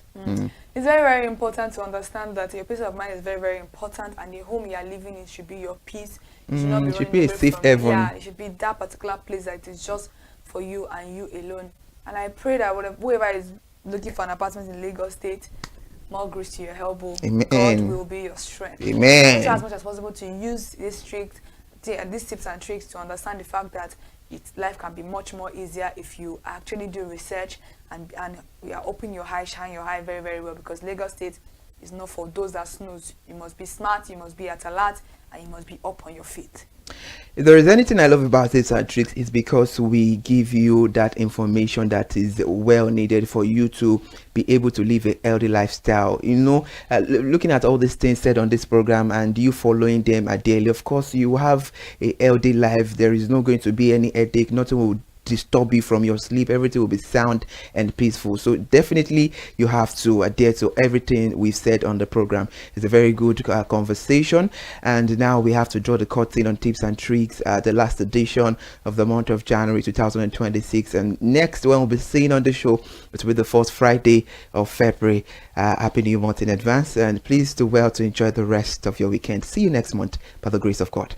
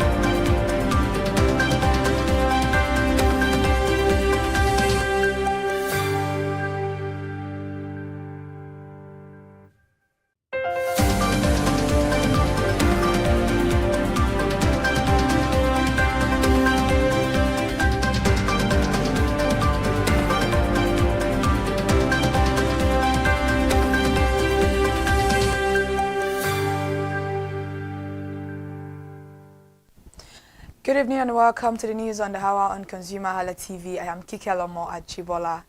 The first news this evening is the Nigerian Communications Commission has commenced a review of the National Telecommunications Policy 2000, nearly 3 decades after its approval, citing rapid technological changes and evolving market realities that have outspaced the existing framework. The Commission announced the commencement of the review process on Monday, as it released a consultation paper seeking stakeholders' input to the proposed changes to the review. The NCC said the review is aimed at repositioning Nigeria's telecommunications policy to reflect current dynamics in digital services, internet governance, satellite communications, broadband expansion, and universal access, while sustaining the sector's role as a key driver of economic growth. And now, what began as a casual roundtable quickly escalates into a high-spirited debate as host Igor Dress sits down with Arnold Dublin Green, Tunji Andrews, Otumba Dele, and Sam to discuss the forces shaping Nigeria's economy in the episode of Drinks and Mics. The conversation began with an examination of Nigeria's economy, focusing on inflation and GDP growth. According to the group, the major causes of inflation and GDP growth are the increasing amount of money circulating in the system and the constant weakening of the naira against foreign currencies. Still on the news, beyond the theory, the panel also examined the National Bureau of Statistics methodology for calculating inflation, particularly its decision to update the base year. The mood grew even more intense when the conversation moved to the capital markets and the Securities and Exchange Commission's new recapitalization requirement for market operators. Here, some panelists criticized the regulator for what they described as limited consultation, saying industry players were often informed after decisions had already been made. And now the federal government has signaled the imminent takeoff of a landmark 1 megawatt solar electrification project at the newly established Federal University of Agriculture and Technology, OKO, in Oyo State, marking a major milestone in the institution's infrastructure development. The project, facilitated by the Rural Electrification Agency, is part of a broader national initiative to provide sustainable energy to 16 selected universities across Nigeria. This was contained in a statement signed by the personal assistant to the Vice Chancellor on current issues, Dr. Bolaji Olaumo, on Monday. Funato stands as a key beneficiary in the Southwest Zone alongside Adeyemi University of Education and Federal University of Science, Oyo. Moving away from that now, another beautiful news story right here. The Nigerian Meteorological Agency has predicted a mix of sunshine and cloudiness from Monday to Wednesday across the country in its weather outlook released on Sunday in Abuja. NIMET forecast sunny and cloudy skies over the northern region throughout the period. According to the agency, similar sunny and cloudy conditions are expected to prevail across the region during the forecast window. NIMET also predicted sunny skies over the southern region with patches of clouds and chances of isolated thunderstorms, accompanied by light rain over part of Bayelsa, Rivers, Akwa Ibom and Cross River states later in the day. Still on the federal government matters, the federal government has issued a series of stern warnings and deadlines to China Arbor Engineering Company and its sister firm, China Arbor Operation and Maintenance Company, over alleged substandard work, slow mobilization and environmental hazard on key federal road projects across the country. The warning followed a high-level meeting chaired by the Minister of Works, Senator David Umahi, with top officials of the ministry and representatives of the two Chinese firms at the ministry headquarters in Abuja on Thursday.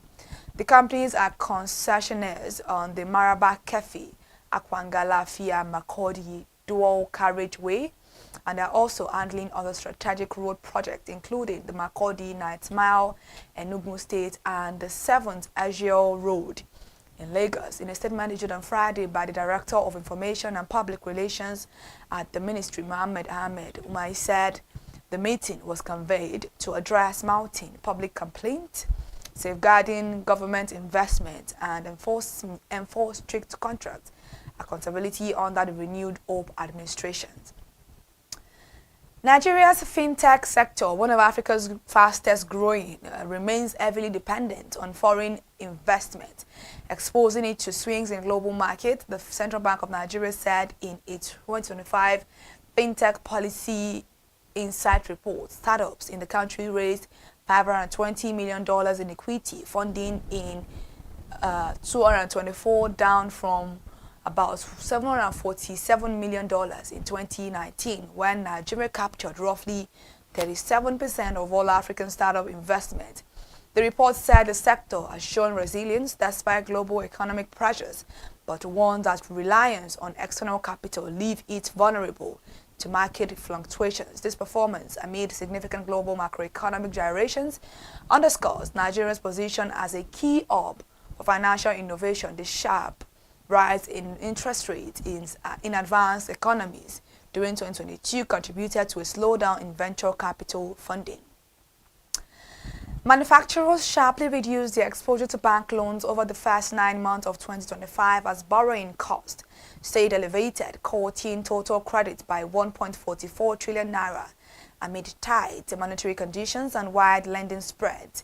According to the latest quarterly statistical bulletin of the Central Bank of Nigeria, CBN data on the deposit money bank sectorial distribution of credit showed that lending to manufacturing stood at 8.53 trillion naira in December 2024 before entering a prolonged decline, leaving outstanding credit at 7.09 trillion naira by September of 2025.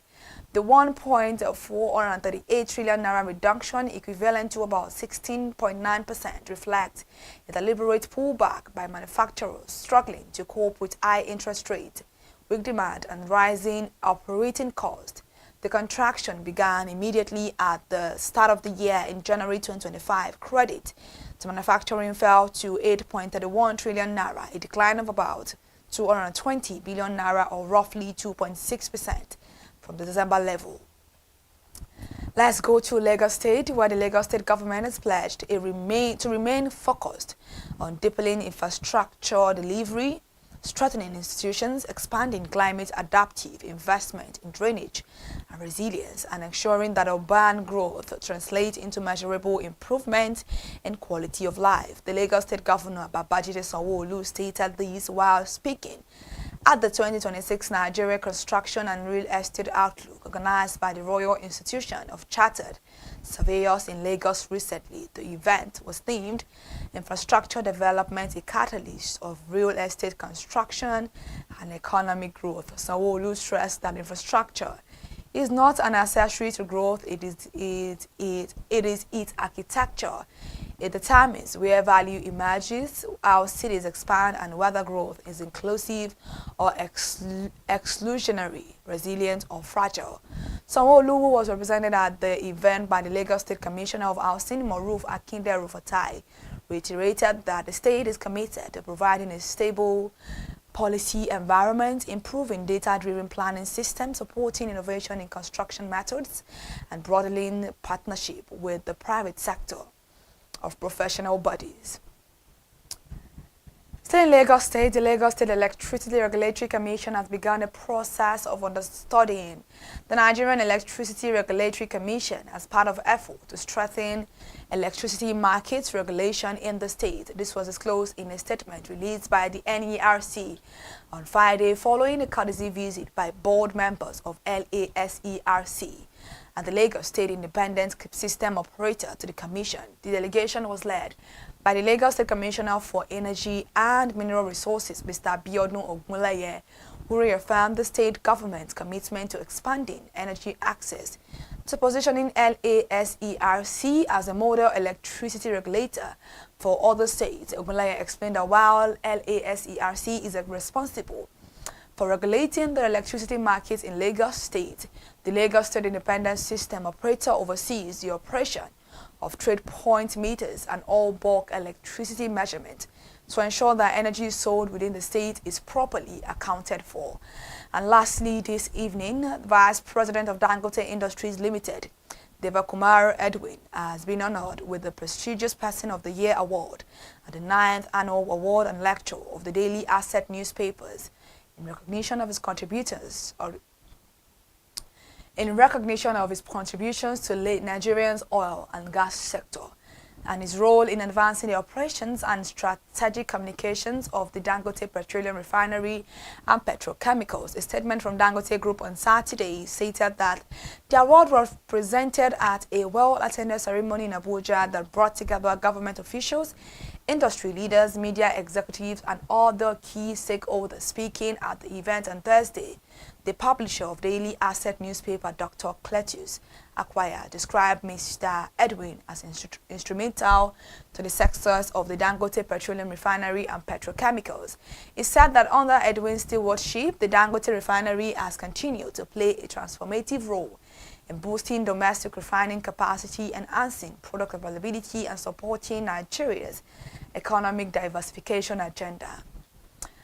All right, thank you so much for staying connected to ConsumerHallaTV, and thank you so much for listening to the news at 4 on ConsumerHallaTV. To stay connected and to see us once more before we round off on the program, please follow us across all our social media platforms: Instagram, Facebook, X, TikTok, and on YouTube. ConsumerHallaTV. I am Kike Lomo at Jibola. Continue to enjoy the rest of your day.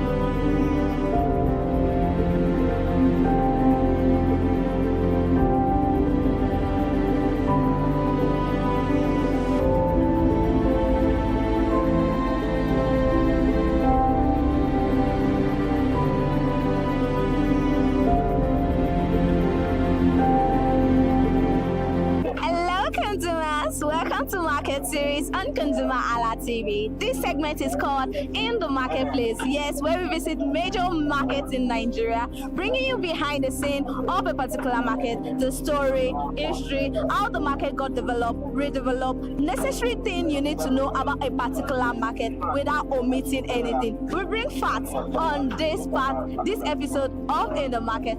But today, I'm live here at Ijora Fish Market. Ijora Fish Market is a bustling hub nestled in the heart of Lagos with a history dated back.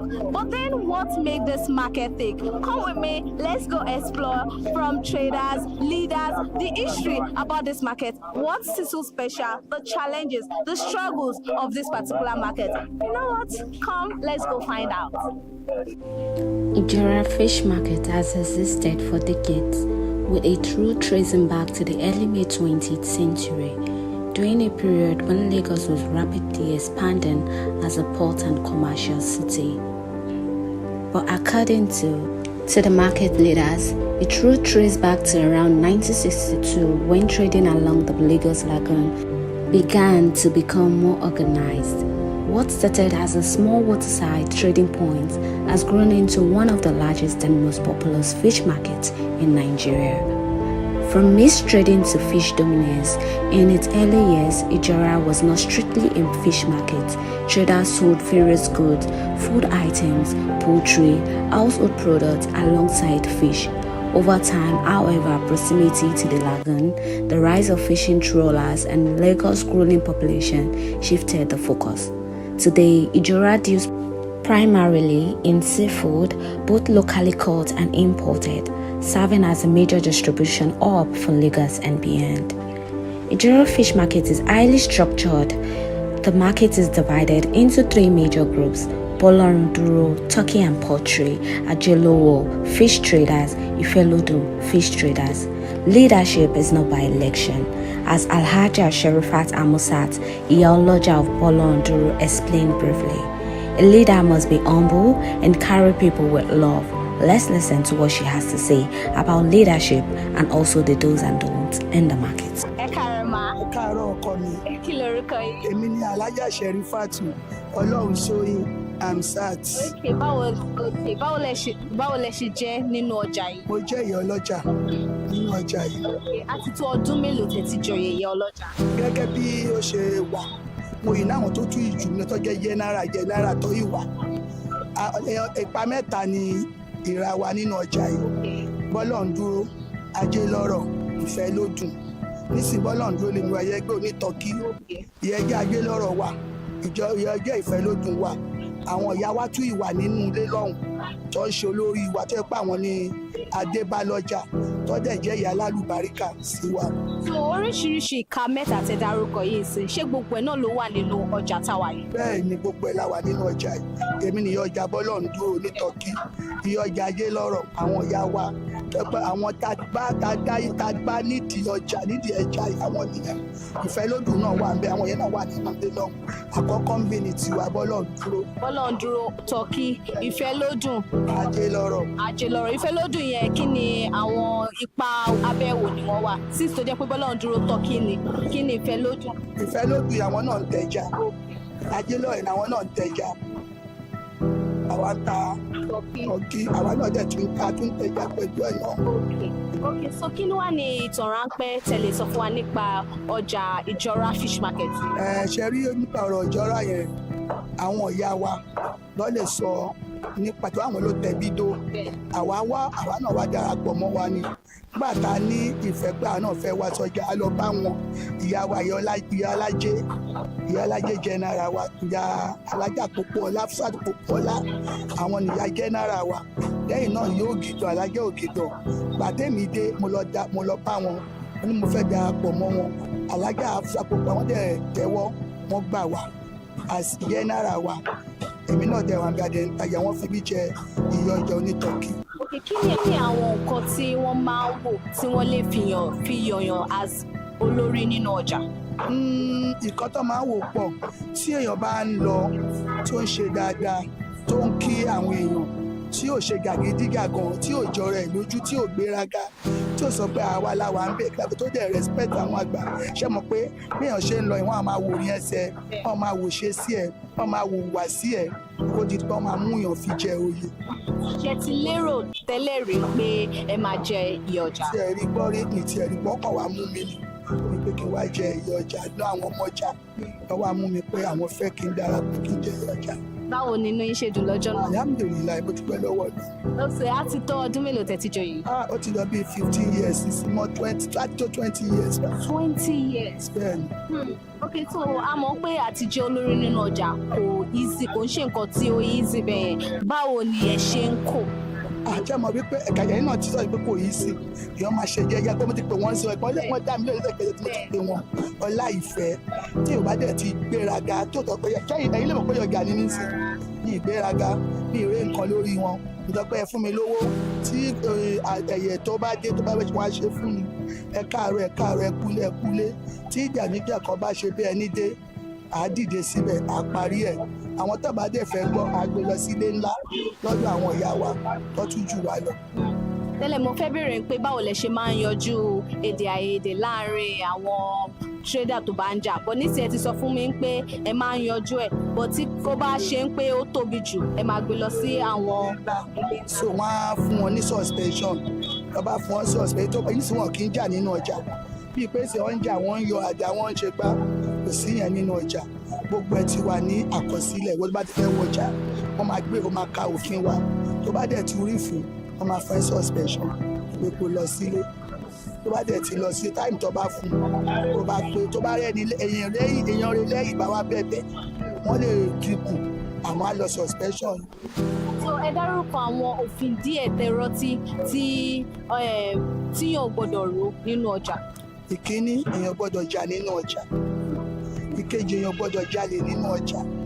Ìkẹta, èèyàn gbọ́dọ̀ búyàn àbí pé ẹ lágbájá kan ṣẹ̀ mí tó fẹ́ dá sẹ̀ríà fún tó bá ṣẹ̀ wọ́n máa mẹ́jọ àtọ́dọ̀ àwọn ayé ọjà wọ́n á dẹ̀ jókòó wọ́n á bá wọn parí ẹ̀ kólúkàkú máa ṣe bó ṣe ẹ̀tọ́gbọ́n kíjà máa rí sí pé ṣé bí wàá ṣe wà lẹ́gbẹ̀ẹ́ ara wa sí tó pe kọ́sítọ́mà mi èmi ní bọ́kọ̀ pé tẹ́lẹ̀ lè kíní kan bàbá ó ti tó ọba lọ pé ó ti tó ọba dẹ̀ ti gbọ́ a máa dìde sí wọn a máa bá wọn yanjú ọba dẹ̀ ti gbà wọn lórí àwọn ìyá wa ńlé ńlá wọn máa jókòó wọn máa gbọ́ tẹnu oníkàwé kan máa fún wọn ẹni tó bá jẹ̀bi tó ṣàṣejù wọn á fún suspension. So kí ni nǹkan pàtó tí ẹ fẹ́ràn jù nípa ọjà ìjọra fish market? Ọjà ìjọra fish market ló jẹ́ jẹ́ wa lálùbáríkà tí ò bá mú kọ́bọ̀ débi báyìí tó bá mọ̀ wọn ara ẹ̀ tó kọjá yìí ẹ tó jalè tí ò mú kọ̀mọ́kàn bá ní ẹ sáré fún mi lélẹ̀ yìí mo fẹ́ tà wọ́n á gbé fún ẹ wàá tà bí ọba ìbàjẹ́ màámi ẹ fún mi lélẹ̀ yìí mo fẹ́ tà wọ́n á tà gbaranda tàbí báyà dá máa káàkiri wọ́n á gbà tó bá dẹ̀ ti tà á mú wa fún wa padà àṣẹ ìṣe títò náà máa fi di ẹni tiẹ̀. So báwo ni ìbáṣepọ̀ tó wà láàárín àwọn olórí àti àwọn tó ń tajà nínú ọjà? Àṣepọ̀ wà dáadáa nínú wa ṣàkókò tí kò má ti kọ̀ ọ̀rọ̀ pẹ̀lú èèyàn bẹ́ẹ̀ mọ̀ wá fóníwà òun ló ń jọ̀rẹ́ àṣepọ̀ wà láàárín wa dáadáa. Aago mélòó ni ọjà yìí máa ń ṣí? Aago mélòó ló máa ń ti ṣí? Wọ́n máa ń bẹ̀rẹ̀ ọjà láago 6 báyọ̀ di 6 o'clock tó máa palẹ̀ mọ́ máa lọ bẹ̀. So ìjọra yìí sì tó jẹ́ pé gbogbo nǹkan tí wọ́n máa ń tà bíi frozen bíi ẹja tútù turkey ibo ni ọjà yìí ti máa ń wá? Irú turkey yẹn sì ó ń wá láti àwọn míì wá láti Kòtónú àwọn míì wá láti Ìkẹjà àwọn èèyàn tí wọ́n ń dáṣẹ́lẹ̀ díẹ̀díẹ̀ tá a tún máa lọ rà káàkiri irú ṣìfìtà yẹn sì a máa rà irú valentine kí a máa rajà ń bẹ̀ kò síbi tàgbé ti rajà káàkiri. Kí wá ní ìpèníjà tó wà láàrin pé kí ẹ máa kó ọjà wá láti bí Kútọ̀nù àti bí ọ̀nà tí kéréje tẹ́ ti dárúkọ yẹn kí ni báwo lẹ ṣe ń ṣe tẹ ṣe ń yìnbọn tẹ́ ń transport látòdìdì bẹ̀yẹn? Charity Kútọ̀nù yẹn náà àbí sábà lọ torí màtọ́tọ́ pé àwọn fẹ́ kọ́ gbé tọ́kí òun kíní wọlé but àwọn ṣì yẹn àwọn grosom àwọn valentine àwọn grosom kìíní àwọn agbègbè bíi Kòròdú àwọn tó ṣí kìíní wọ́n máa wá ń ta tọ́kì yẹn fún wa wọ́n ń ta àwọn ẹja náà fún wa a máa lọ ra àwọn irú ẹja sí wà ní Glo ó wà ní Wharf a máa lọ ra ń bẹ a máa ń kó wọlé a máa ń ta nǹkan wa bọ́ tí wọ́n fẹ́ wa lọ́nà àgbẹ̀ lọ sọ́nà mọ́. Okay, so kí wá ní ìpèníjà nínú kíyàn máa ta ọjà tútù tí ẹ̀ ń tà yìí kí ni ìpèníjà tó wà nínú ẹ̀? Kò sí ìpèníjà kan náà lọ́lọ́ títì wọ́n jẹ́ wípé ṣe mọ̀ pé àìsí ni irú èmi sì mi lè tọ́ ọba àìsí àti dàgbà a máa ná ọmọ lọ́dọ̀ tí wọ́n bá máa tà a máa bójú tó.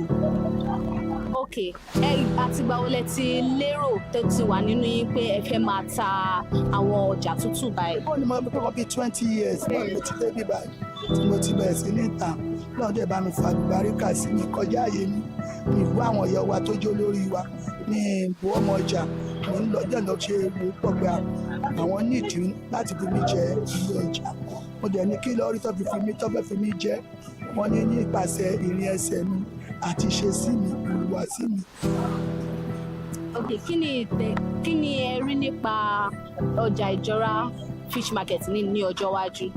Àwọn túbọ̀ máa gbèrú sí àwọn ọ̀ràn kọlọ̀rọ̀ kan ń bọ̀ àwọn ìyá wa tá ti bá inú wọn ti kú inú wọn yìí wà láyé ṣé mọ̀ wípé èèyàn kò lè lu ayé gbó ó máa lo tí ó máa gbé ẹlòmíì máa gbé ẹlòmíì máa lo àwọn tá ti bá ní bí ìṣí àìmọye ìṣí bí ìṣí kẹrin karùn-ún tó ti lọ. Kí ni àwọn nǹkan mèremère tó jẹ́ ohun dáadáa tẹ́tí gbé ṣe nínú òwò yìí? Àṣẹ mọ̀ Ọlọ́run ló ń fún yàn lálùbáríkà Ọlọ́run náà ló ti ṣe àti dúpẹ́ lọ́wọ́ Ọlọ́run àwọn ọmọ ní skul àdẹ̀dúpẹ́ lọ́wọ́ Ọlọ́run àwọn ọba tọ́lọ́run ní kárí ṣe àìṣe Ọlọ́run fún àlùbáríkà sí alhamdulillah. Ẹ ṣé ma. Area served as a landing point for fishermen and traders who move goods through water routes connecting Lagos Island, Ibutemeta, and Apapa. Fishing happened here, but it is not only the activity. Traders exchange farm produce, smoked food items, and household goods alongside fresh cash from the lagoon. Fish was important, but it was not yet the focus. As Lagos grew in population and industrial activity increased around Apapa, the demand for affordable protein rose sharply. Fishing gradually became the dominant trade in Ijora because the lagoon provided constant access to fish. The fish was close to major transport routes. Workers from the port and nearby industries needed food. Over time, fishing trading began to overshadow other goods. By the 1950s and 1960s, Ijora had become widely recognized as a major fish trading point, especially for smoked and preserved fish. One of the less discussed facts about Ijora fish market is the central role of women in its development. Women were responsible for fish smoking and preservation, distribution to other markets across Lagoon, price regulation with trading groups. Many of today's traders inherited their position through family lines, making the market both an economic and cultural institution.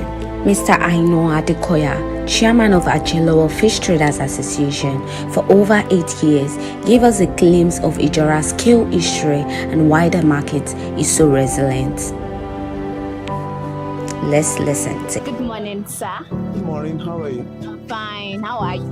I'm fine. Are you? I'm fine. What is your name, sir? My name is Aino Adekoya. Aino Adekoya. Who is Aino Adekoya in the market? My Aino Adekoya is chairman of Ajilowo Fish Market, where you heard today. Chairman of Ajilowo Fish Market. Mama, ẹ káàárọ̀ ma. Ẹ káàárọ̀. Kí lorúkọ yín? Orúkọ mi ni Alájà Ògìdán Adéníjì. Báwo ni Alájà Ògìdán ṣe jẹ́ nínú ọjà? Mo jẹ́ igbákejì Ìyálọ́jà General. A ti tó ọdún mélòó tẹ́ ti jẹ oyè yìí? Mo ti jẹ oyè yìí sí àti lé ní 20 years. 20 years? Okay. Ẹ káàárọ̀ sá. Ẹ káàárọ̀ ma. Kí lorúkọ yín sá? Orúkọ mi ni Kásùmọ̀ Ládipúpọ̀. Okay. Báwo ni Kásùmọ̀ ṣe jẹ́ nínú ọjà? Kásùmọ̀ is a very big family. Bí orúkọ Kásùmọ̀ yẹn, ibẹ̀ náà ni Chief Rotimi Williams, Senior Advocate of Nigeria ti jáde. Professor A.B. Kásùmọ̀, ibẹ̀ náà ti jáde. So it's a very big name. So that's it. Okay, so mama, ẹni àti tó 20 years tẹ́ ti joyè nínú ọjà. Okay, so kí ni ìtàn tẹ́lẹ̀ sọ fún wa nípa ọjà Ìjọra Fish Market? Ìtàn tí mo sọ fún yín ni pé Ìjọra Market ó ti wà tipẹ́tipẹ́, ọjà tó dẹ̀ dá ni. A pọ̀ tá jẹ́ olóyè, ṣùgbọ́n àwọn tó ti ṣíwọ́ iṣẹ́ ti ṣíwọ́ iṣẹ́, àwa tó kù. A jẹ́ ń kó àwọn ọmọ mọ́ra, a ní kóòrùm, a ní àìmọye kan anákọ̀ tó ń kẹjà wá fún wa.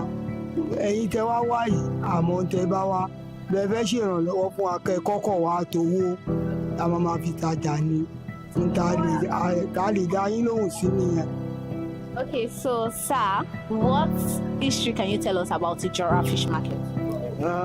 Jora Fish Market has been in existence for a very long time. If I'm not exaggerating, maybe like since 1952 or thereabout. And we had a large of our mothers that have traded there. So many of them have gone, and we still have a couple of them still alive, living well. And we have like 600 to 700 traders that trade there on a daily basis. So, and we are basically trading on seafood, fish, both import and local. And the Jora Fish Market is known as the widest and the biggest and the most populous fish market in the Federation. And we are doing well. Nevertheless, we still have some challenges that we face, but the market is still waxing stronger. Okay, now talking about the challenges, can you tell us a bit about the challenges the market is facing? Yeah, the challenges we have here mainly is on the electricity, and we are managing. The government at hand is trying to put everything in place. But right now, of very recent, we have our major customers being displaced at Makoko. The displacement in Makoko has really affected this market in the past 2 weeks. That the sales has dropped, the customers are not coming, because they mainly reside by the water side, and the government of the day has displaced them. So we don't have power and we don't know what to do. But at the same time, we are begging the government to please look into their appeal, because they are the major customers that we have there, and they trade all over the federation and they buy from there. They are our major customers, so it's a major blow on the market. It's a major blow on the market. So now talking about the locality,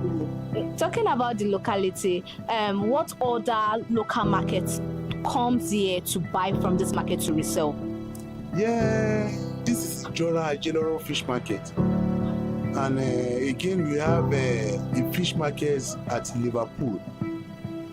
We had to sell the same kind of species that we sell here, but they buy from here. Basically, because the fishing trawlers owners sells to this market, so we are in partnership with them. So whatever they are bringing, they are selling here. So they come to buy here. We have a Jegule market, we have a Oyinbo market. The entire traders that sell small fish in Oyinbo market buy from here. We have a Jegule market, they buy from here. We have Oshodi market, they buy from here. The entire market in Lagos, this is the only market where you can buy demersal fish.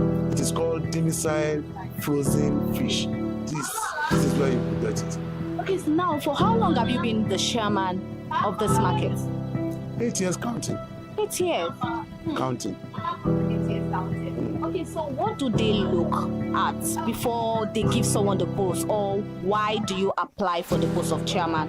It's not on appliement, it's not about election, it's about selection, and it is based on our mother's discretion. Based on mother discretion. Okay, now, ever since have you ever had it in mind that you are going to be a chairman someday? It is based on the mother's discretion. They are the mothers. They know what is good for the market. They take the decision. We just follow. Okay, now, as the chairman of the market, what has been your goals for the market, and how have you been working towards it? It's a work in progress. It's a work in progress. We keep working, but our main aim is the development of the market. That's the main thing. Yeah, nothing more. Okay, so Okay, so what are the challenges being a leader in the market? Enormous, enormous. Because we have a different kind of people from different background and different understanding. So for you to manage people is much more difficult, but you have to be patient. So that's patient and resilience is what we've been working with to keep the market moving. Challenges will come, challenges will go, people will stay.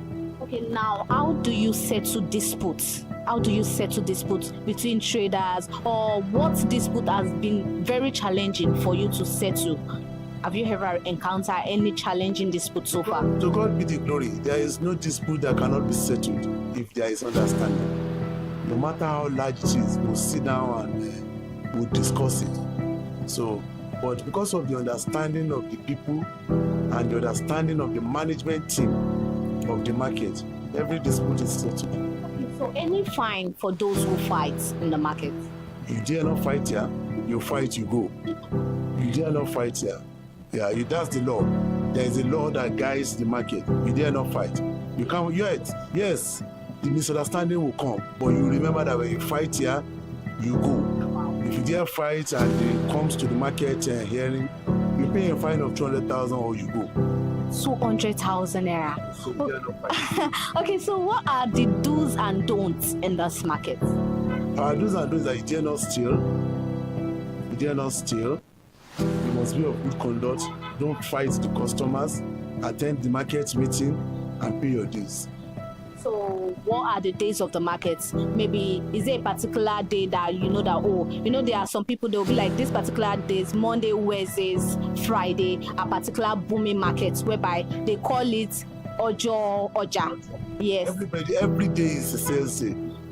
We don't have any day particular for Oja. We believe in God's blessings. So we trade here every day. But after our trading every Wednesdays, we have a general meeting. Then every Thursdays there is environmental sanitation. You can't try it. So you must keep your environment clean. Okay, so what are the days the market open and closes? The market opens every day. On Sunday it opens. As long as you can sleep and wake up and your eyes is open, the market is open. Okay. No time, no closing time, no resumption time. So what are the festivals that happen in the market? Because we've been to some particular market like Bariga market, Idumota market. They have some festivals that they do in the market. Some will say they have Odunaje and there are particular days they do this particular market, and the main reason why they do this festival. So does Ijora Fish Market also have a particular festival they do in the market? Yeah, Ijora Fish Market has a day or twice in a year that they make a provision for the market prayers. The IGs too will be, the diet will be given what is supposed to be given. It happens like that. Of recent we just passed one. So then there is a day that will create for pastors will come, will pray to the entire market. The imams will come, they will pray for the entire market. Everybody will pray. It's usually once or twice. No particular day, but we'll choose a date for it. Yes. Okay. Mama mo fẹ́ kẹ́ sọ fún wa nípa ọdún ajé yìí gangan tí wọ́n máa ń ṣe nínú ọjà. Kí ni ìdí tí a fi máa ń ṣe ọdún ajé nínú ọjà? Kò sọ́jà tán kì í ṣe ọdún ajé. Tán ò bá ṣe kò dá ṣẹ̀ṣẹ̀ ni. A ṣẹ̀ṣẹ̀ ṣe tiwa ní last week.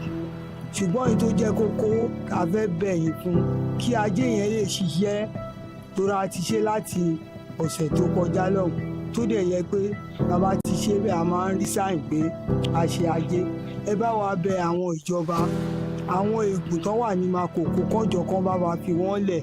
Àwọn náà ń rajà wa, a rí wọn, a dẹ̀ mọ̀ pa àrí wọn. Bẹ́ẹ̀ bá wọnú gbogbo kóòrùn ẹja kúnbẹ̀ tààtà kọ́jọ kan ṣàánú wọn, kọ́ wo tí wọ́n ṣe kọ́ gba tàwa náà rò. Ọ̀wọ́n là ń rí la ṣe ń jẹun, àwa làwọn náà rí náà ṣe ń jẹun. Kọ́ jẹ́ ká jẹ́ tá a ṣe kó ṣiṣẹ́ ìjọ ẹ̀rọ àbẹ̀jọba. So sir, I saw one development that is ongoing in the market, one new building that, I don't know, maybe it's a big market that they want to move people into. When we were coming in, we saw like a new development going on in the market. So what is that building for? That building is not part of the market. That is Jora Nepa District's new complex. So it's not for the market, it's the NEPA office. So that complex is made for NEPA, they just finished the construction. I think they will be moving anywhere from now. So it's just there and it doesn't belong to the market. It's just situated at the center of the market, yes. Okay, now you talked about no light and all of that, and we know anything seafood has to do with light. How have you then been coping? Well, to God be the glory, we've been able to manage ourselves. And with the understanding we have with the BCN, at least they've been managing trying to give us 16, 17 hours light. Or better than what we used to have. If the government is doing it well, let us say it's doing it well. Better than what we used to have in the past years, where we have just 6 to 7 hours in a day. But now we're having 16, 17 hours. So we appreciate them. But if there is somehow, sometimes we will have some faults that will come. We just want to appeal to them again so that when you have faults, let them, try to rectify it quickly. Then we want to beg for the change of new transformers. I know this is not going through your channel, but we are working on it. New transformers are required in the entire market. Okay, so what are the challenges you think are facing this market? The challenges that we are facing in this market right now is about the eguns at Makoko, at Iwaya. We want to plead to the government that they should leave them. They should please, for God's sake, they should not destroy their homes. Now they are homeless, they don't have where to sleep. They can't come to the market to sell market, to buy market from us. The situation now is affecting our markets right now, even this Nigeria, and we don't want it to be like that answers. We are praying to this country. Please, I beg government that they should leave them. Those they normally live on the water. Please, I'm pleading to the government that they should please leave them. And those people at the wire, those ending of the wire, Makoko, most especially Makoko, I'm begging the government that they should please and leave them. Please, they should please. So I won't have much to say. That government should please and leave them for right now. So it is affecting the country now. So that. Okay, sir. So in one word, what do you like about Ijora Fish Market? What I like everything. Ijora Fish Market has made me, and where you made is where you like. Am I right? Okay, Grandma, kí ni nǹkan tí ẹ fẹ́ràn nípa ọjà Ijora Market? Tí n fẹ́ràn. Fún ti fẹ́ràn ni pé tó bá lówó lọ́wọ́ tó bá dé Ijora ọlọ́pàá wàá rówó mú lọ dé torí kò wàá rà láta wàá róní tọ́kí wàá lé rédé kò sí tó lè mú lọ dé kò sí ni àmọ́ Makoko ẹgbẹ́ kan wọlé ẹ bá wa bẹ̀ wọ́n kọ́ máa wọlé wọn àtà o olè tó àìpé Makoko ọ̀hún gbóbẹ̀ ní ipò ẹ̀ṣẹ̀ dé yìí ànídá yín lóhùn ẹ máa bá wọn tó fẹ́ rajà èrò máa pọ̀ kò séèyàn mọ́ ẹ jọ. Okay, so sir, what do you like about Ijora Olokpa Fish Market? This Ijora is a very good market. If you do not have money, you come to Ijora Olokpa. If your behavior is good, you will see people to give you money. So this Ijora is a very big market, and I have a lot of things to say about it. God even bless this Ijora, most especially in the whole Nigeria. This is the largest place we have in Nigeria that people comes, they can buy and sell. If you don't have money, you can easily move forward in this Ijora. So I'm still begging the government that they should leave people at Makoko. They should please, for God's sake, because one day everybody is going to die. So we don't want to die like a chicken or be homeless, you get. So the government should please, they should leave people from those people. When I went there about 2 days ago, when I see people there, the way they are living inside the boat, I was not happy. I was crying. In fact, I was not happy at all. Government should please, for God's sake, they should leave people from Makoko. They should please, for God's sake. So that's my word. Mama, kí ni ohun má lè gbàgbé tẹ́lẹ̀ gbàgbé tí yín máa ń dùn tẹ́ bá rántí tó ti ṣẹlẹ̀ sí nínú ọjà? Mo ti lè gbàgbé pọ̀ o. Mo rán wọn wé inú bí. Mo kọ́lé, mo tún ra ilẹ̀, mo tún ra mọ́tò, mo tún rán ọmọ lọ sí àìmọye Canada, ìlú òyìnbó. mi ì lè gbàgbé láyé o. What's your most memorable thing about that's ever happened to you in the market? The love of God and His mercies that endures forever. Despite its importance, despite being one of the major markets in Nigeria, Ijora fish market faced challenges over the years. The market has faced inadequate storage facility. Electricity remains a major challenge, though supply has improved from 6 to 7 hours to 16 to 17 hours daily. Traders still rely on generators and calls for new transformers to preserve seafood. For Ijora, power is not luxury, it is survival. According to Mr. Ainoa Dekoya, the rules that keep Ijora orderly: no fighting, no stealing, no harassment of customers, good conduct at all times, violence is heavily punished, fines can reach 200,000 naira, or offenders may be expelled. Traders also attend market meetings, pay dues, and participate in market prayer. Pastors and imams bless the market at least once a year, reinforcing both faith and unity. According to him, he said Ijora Fish Market is one of the widest, biggest, and most populous fish markets in the Federation. Fish here comes from fishing trawlers in partnership with the market.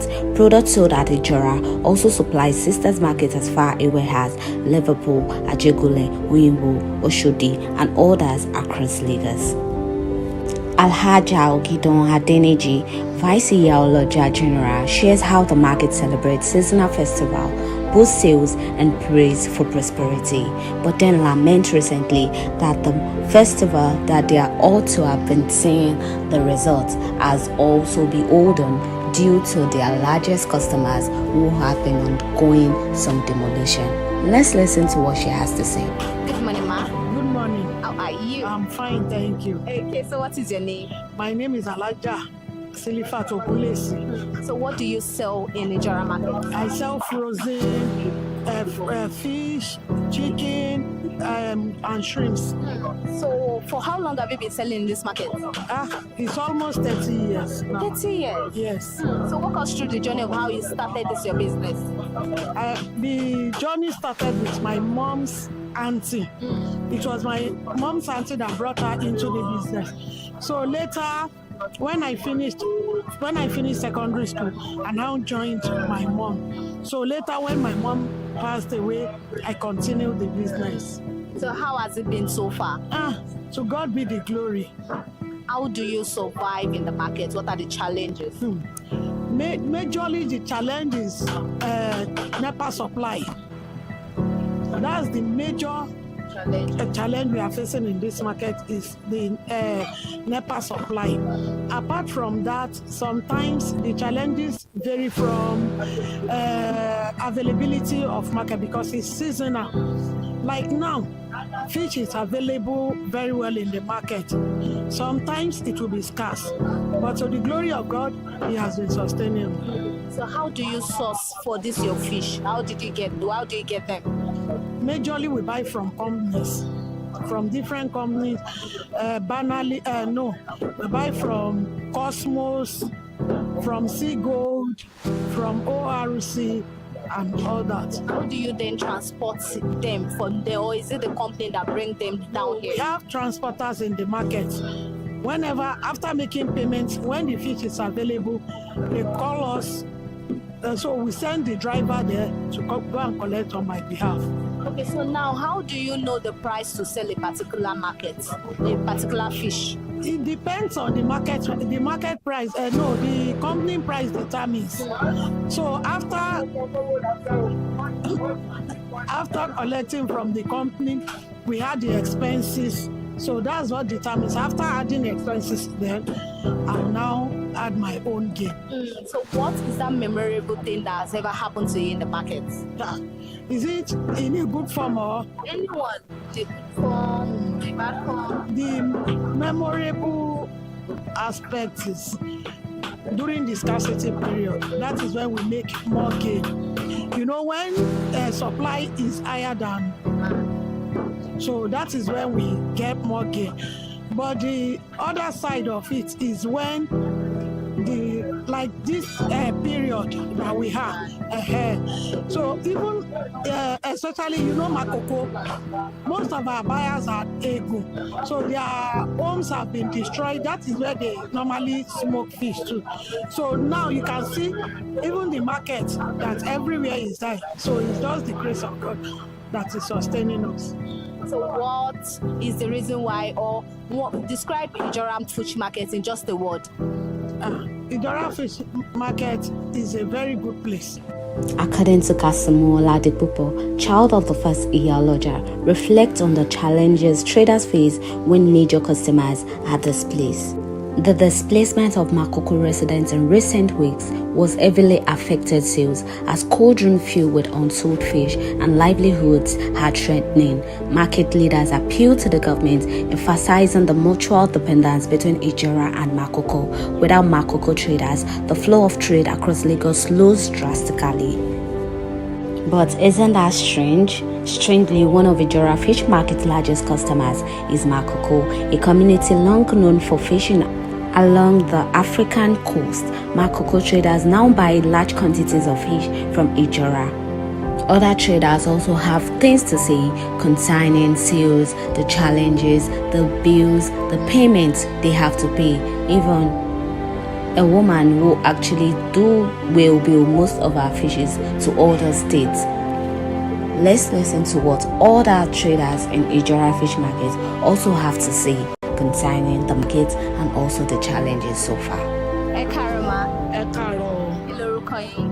Orúkọ mi ni Mrs. Ọlásùnbọ̀ Àìná. Kí ni ẹ̀ ń tà nínú ọjà? Ẹja ni mò ń tà. Àti tó ọdún mélòó tẹ́ ti ń ta ẹja nínú ọjà? Ó ti pẹ́ nítorí ìdí ẹja yìí ló bí mi sí.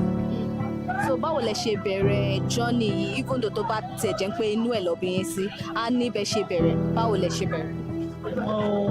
Mo lọ sí school, mo jáde school, mo ṣiṣẹ́ díẹ̀. So after iṣẹ́ tí mo ṣe, mọ́mì mi fẹ́ kúrò níbí, èmi wá bọ́ sí ipò mọ́mì mi. So bí mo ṣe bẹ̀rẹ̀ ni over 35 years now tí mo ti wà nídìí iṣẹ́ ẹja. So ṣé ẹ mọ ìtàn ráńpẹ́ kan nípa Ijora Market? Mo mọ̀ ìtàn ráńpẹ́ nípa Ijora Market.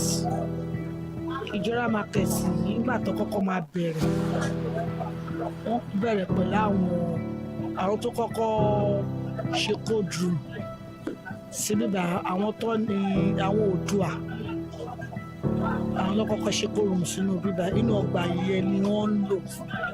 So wọ́n rẹ̀ǹtì kóòrùn ní àwọn ìyá wa rẹ̀ǹtì kóòrùn lọ́wọ́ wọn nígbà yẹn. Ibi báyìí ni the first jet ní Lagos State tó yẹ pé wọ́n máa ń já ẹja sí. Ọkọ̀ ẹja ó máa ń bà tí sọ́dọ̀ wọn bí báyìí. So tí wọ́n máa ní. Ayé ìgbà yẹn kò tíì di ẹjọ́ tí ì di oní báàgì.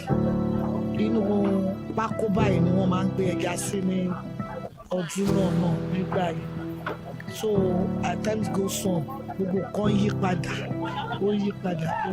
a dúpẹ́ f'Ọlọ́run. So kí ni àwọn ìpèníjà tí ẹ̀ ń dojúkọ nínú ọjà? Ìpèníjà tá à ń dojúkọ nínú ọjà yóò pọ̀.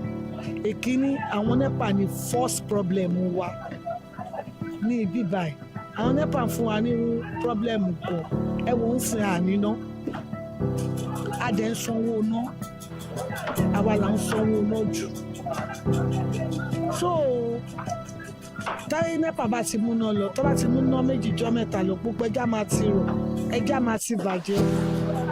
Owó báǹkì dẹ̀ la fi ń ṣiṣẹ́. Báǹkì kò ní bá wa gbọ́ pé wọ́n múná lọ. A máa san owó, a máa san interest owó wọn padà. So kí gọ́ọ̀mẹ̀ntì bá wa rí sọ̀rọ̀ àwọn NEPA yìí, owó tó dẹ̀ fún gbà lọ́wọ́ wa ó ti pọ̀ jù. Àwa náà dẹ̀ là ń jìyà iná jù. Wọ́n jọ abẹ̀ wọn ni kó bá wa jẹ́ kí ọ̀rọ̀ NEPA kó stable. Ní àgàgà wọ́n dẹ̀ mọ̀ pé frozen food òun là ń tà. Pé iná gangan ni a ní ìdíkọ́jọ́ abẹ̀ wọn ni o.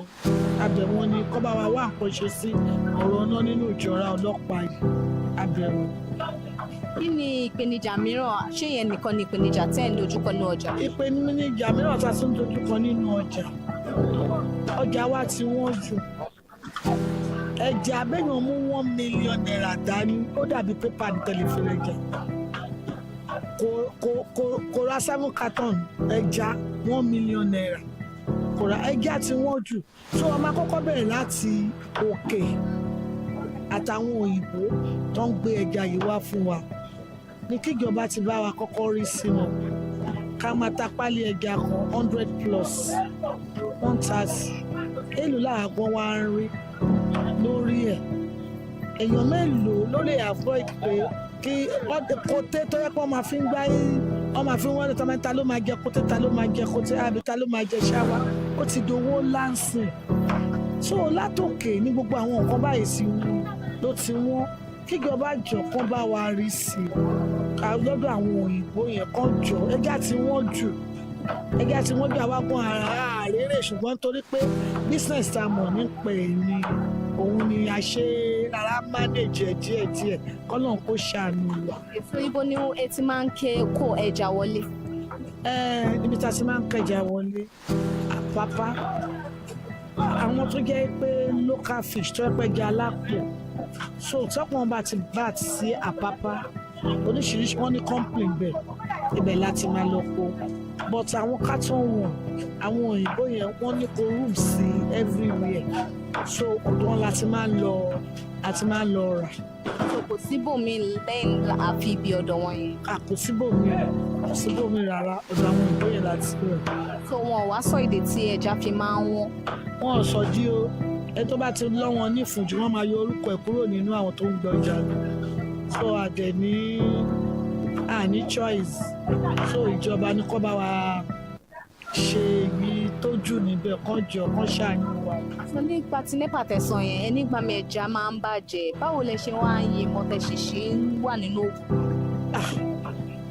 nọ́nà mi a máa yí mọ́ náà ni kò sí kó àníbò mi àti ìgbàgbọ́ wa ní pé lóòótọ́ kò sí oní businessman or businesswoman tí kò kì í short so ẹ̀ẹ́dẹ̀ni tó tún pé ẹ short kẹ kúrò nínú iṣẹ́ tẹ̀ ń ṣe ẹ máa yí mọ́ náà ni tẹ bá wá gé nínú mi ẹ máa fi ń pàṣẹ ara wọn ni so àwọn banks tá à ń lò náà tá à ń yówó lọ́wọ́ àwọn náà mọ̀ so a máa fi ń yí mọ́ra wọn náà ni so àdúrà wa ni pé kọ́lọ́hún Elédùmarè ó bá kó sáwọn NEPA nínú. kí ni wọn má lè gbàgbé tó ti ṣẹlẹ̀ sí nínú ọjà. ṣé sèmi àbí sọ́jà yìí ẹ̀ tẹ́ ẹ. ó lè jẹ́ méjèèjì. ayọ̀ ni mo rí nínú ọjà yìí so iná ń ṣẹlẹ̀ ọlọ́run bá pẹ́ mú nípa pé tó bá mú high voltage dé so tó bá gbaná aṣáàdúpẹ́ fọlọ́run so ayọ̀ náà ni ká máa rí àmírùn ìbànújẹ́ mọ́ nínú ọjà ìgbàgbára. so ṣọ́ọ̀bù yín dà. bíbá yìí ni ṣọ́ọ̀bù mi. ok so ṣọ́ọ̀bù yín sì ṣe máa ń sanwó fún níbi tẹ́wà yìí. a máa ń sanwó fún Nigerian Railways torílẹ̀ wọn là ń lò àwọn la máa ń sanwó fún. ok so lẹ́yìn owó ṣọ́ọ̀bù tún sí nǹkan kan.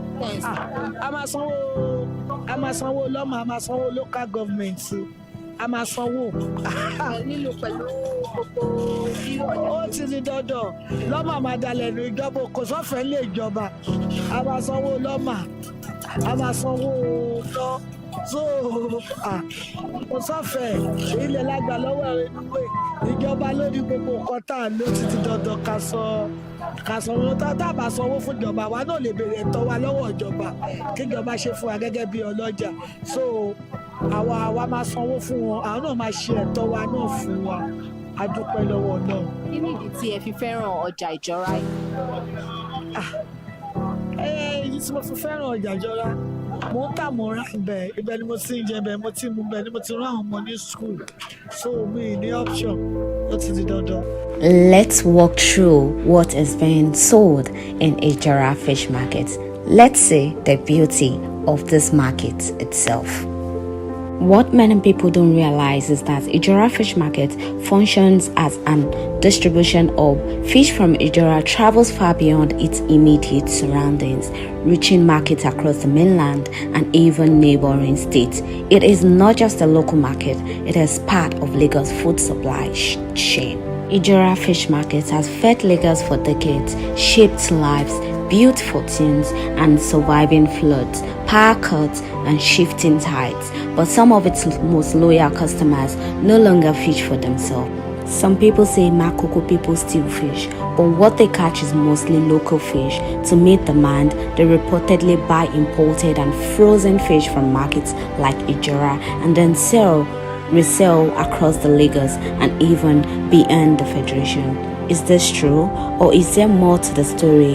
These claims are not written anyway. They are spoken quietly in corners of the market. Good morning, ma. Good morning, my dear. How are you? Fine, I'm very fine. Okay, so what is your name? Madam Ruth is my name.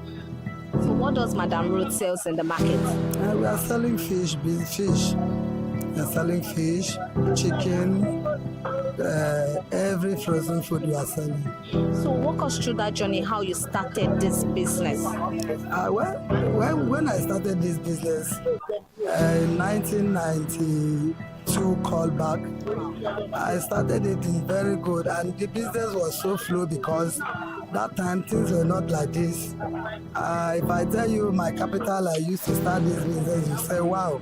But now things are so hard. We cannot meet up the challenges of my sister.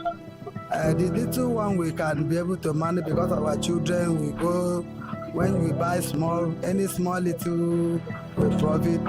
We feed our children school. Our children go to school. In fact, my sister, no capital for us to sell again because the market we buy then 2,000 naira. Now we buy 150, 170,000 per one. It depends on how the market is. So it's too cost for us to even see capital now to move the business. My dear, it's very tough for us. Okay, now you talked about the capital you used in starting the business then. Can you remember the capital then? My darling, the capital then, if you have 10,000, you move very well. So what can 10,000 naira buy now? 10,000 cannot even buy anything in the market. Talk less of buy half carton of our chicken, or even 1/4 fish that we sell now. You cannot buy anything. How then do you survive? How do you survive with everything being like this? My darling, we still beg God, we cry. You can see today now, all of us sitting down since morning. I cannot say 1 naira. Because of what? The challenge we face, my sister, is too much. If I begin to break it down one by one, you will not live here. Give us few. Number one challenge we have, even as here that we are sitting down, since I don't understand why everywhere is being break the houses from area, especially this our business. The people that they break their houses, they are 100 people, they are 100% people that buy in our market. Since last 3 weeks now, we don't even see them again because they break where they are living. They are not living because this our business is fish business. Some of them will buy, they will go and dry and they will sell in small market like that. So where they are living, where they are selling, where they are dry and they sell, and where they break their house, scatter everywhere. No way for them to come. Many of them go back to their village, to their town. So we feel challenges very well this very January. Okay. So now, what keeps you moving? What still keeps you in check in business? What keeps you moving? Well, I even cry. Now God will keep me moving because even when you go to even NEPA is another challenge we face in this market. NEPA don't give us joy at all. Even though they tell us we want to do this, want to pay so amount, give us lights. If they give us light, we can be able to use the light because our market is light. Without light, we are nothing. So that challenge is even too much for us. That light is very, very important also. So what's the memorable thing that's ever happened to you in this business or in the market? You said, What is that memorable thing that has ever happened to you or happened to you in this market? well, if I remember callback, especially this NEPA issue, we didn't face this NEPA issue before. But now, sometimes they will take light, they will not even inform you, will not understand what is the problem. So that challenge is too much. Before you know, all the market, maybe you borrow money and buy, everything will vanish in your hand. You remain square one, you will now start afresh. In fact, the challenges is too much. In one word, describe Ijora market. What does Ijora, why do you like Ijora market? Well, since I start the business, I cannot move here and there. It's like my mama tell me a parable that if you want to sell this, face that thing, let that thing understand you, then you understand that thing. Since I start the fish business, I learn and I understand. I cannot go here and there. I still stand say, for this fish business, I will make it. We have tilapia, we have oboku, we have different kind of fish. If you want to buy fish, come to Ijora Olokpa to come and buy your frozen and seafood. God bless you.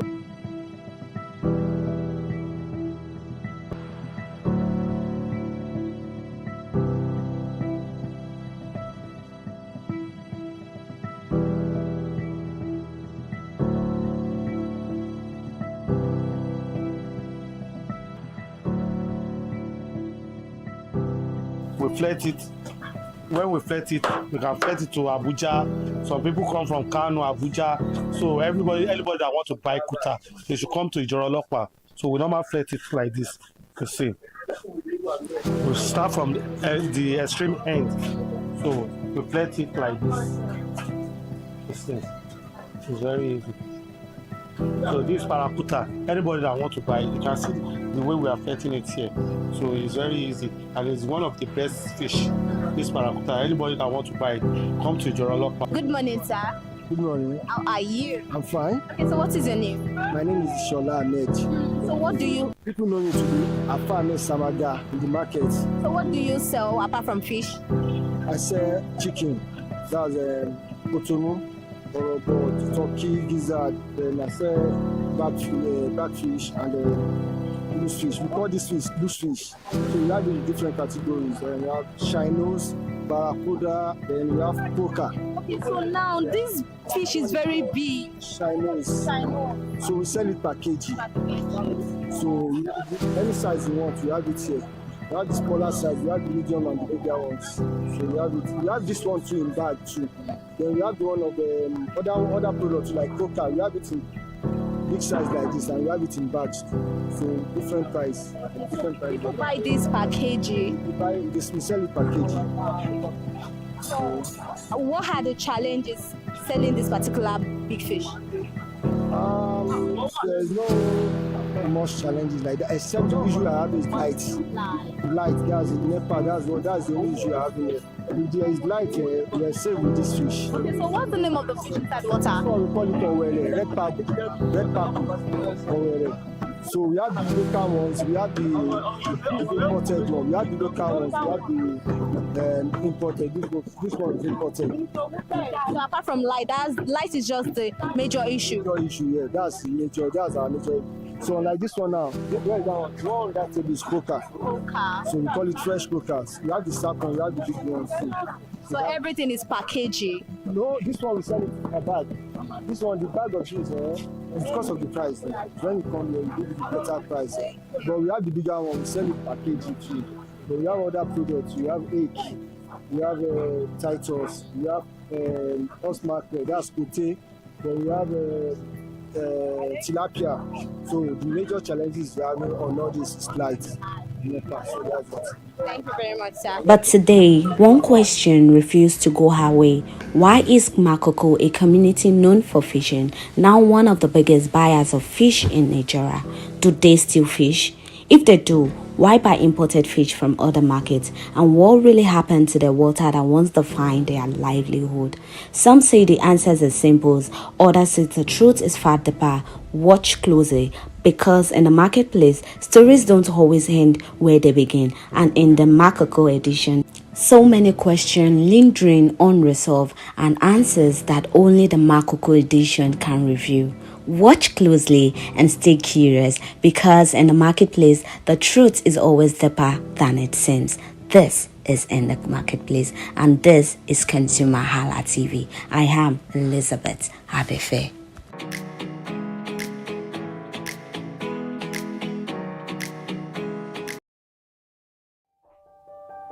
Hey there, do you know in the world today, everyone is a consumer, and as consumers, we all have the right to be heard. In Nigeria today, as a consumer, you have all right to product information, right to fair pricing, right to return goods, right to product labeling, right to fair dealings, and a lot more. Well then, have you heard about the new media channel? ConsumerHalla TV. ConsumerHalla TV. ConsumerHalla TV. At ConsumerHalla TV, our goal is to inform and educate consumers in Nigeria with insightful news alongside development within the fast-paced world of consumers through well-researched, specialized, and analytical content. Our vision at ConsumerHalla TV is to create an engaging platform that provides right connections for meaningful brands in Nigeria, thus creating a more caring world for consumers where business thrive. And guess what? Our ConsumerHalla brand is the first consumer complaint resolution portal in Nigeria, powered by a 72-hour feedback mechanism. We offer consumer advocacy, informative talk shows, branding promotions, advertising, and lots more. Connect with us via our YouTube channel at ConsumerHalla TV. Follow us on our Facebook page, ConsumerHalla TV, our Instagram page, ConsumerHalla TV, and do well to subscribe to our YouTube channel. Subscription is free. ConsumerHalla TV. At ConsumerHalla TV, you deserve to be heard. At ConsumerHalla TV, you deserve to be heard.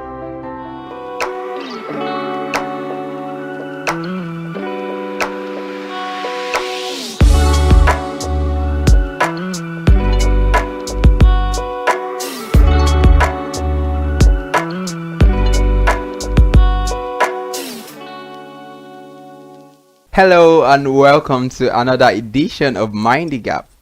This is a weekly broadcast program on ConsumerHalla TV that helps draw attention to everyday avoidable gaps in customer service delivery with the overall aim of strengthening existing relationships between brands and their consumers. I am Iremofe Kofoworola and I am your bankable host. Our topic on the show is leveraging digitalization for brand promotion. In today's age, digitalization helps to bridge the gap between brands and their consumers. Digitalization makes a brand visible and creates room for engagement between brands and their customers. It helps understand consumer needs, drive sales, and prevent disconnection, hence building relationship between brands and their consumers. My guest, Peter Nwoko, is a man of many parts, but one that he wears outstandingly is being the creative director of Pinnacle Media and Tech. And welcome to the show. Yeah, thank you so much for joining us on the show today. Thank you for having me. Yeah, so good. To begin with, in a general sense, what does digitalization really mean? Okay. Basically, digitalization is about taking what you have already, that is in its let's say normal form, and making it digital. Here's the word digitalization. So what we are doing is we are taking it from what it was, from the traditional way, into a computer.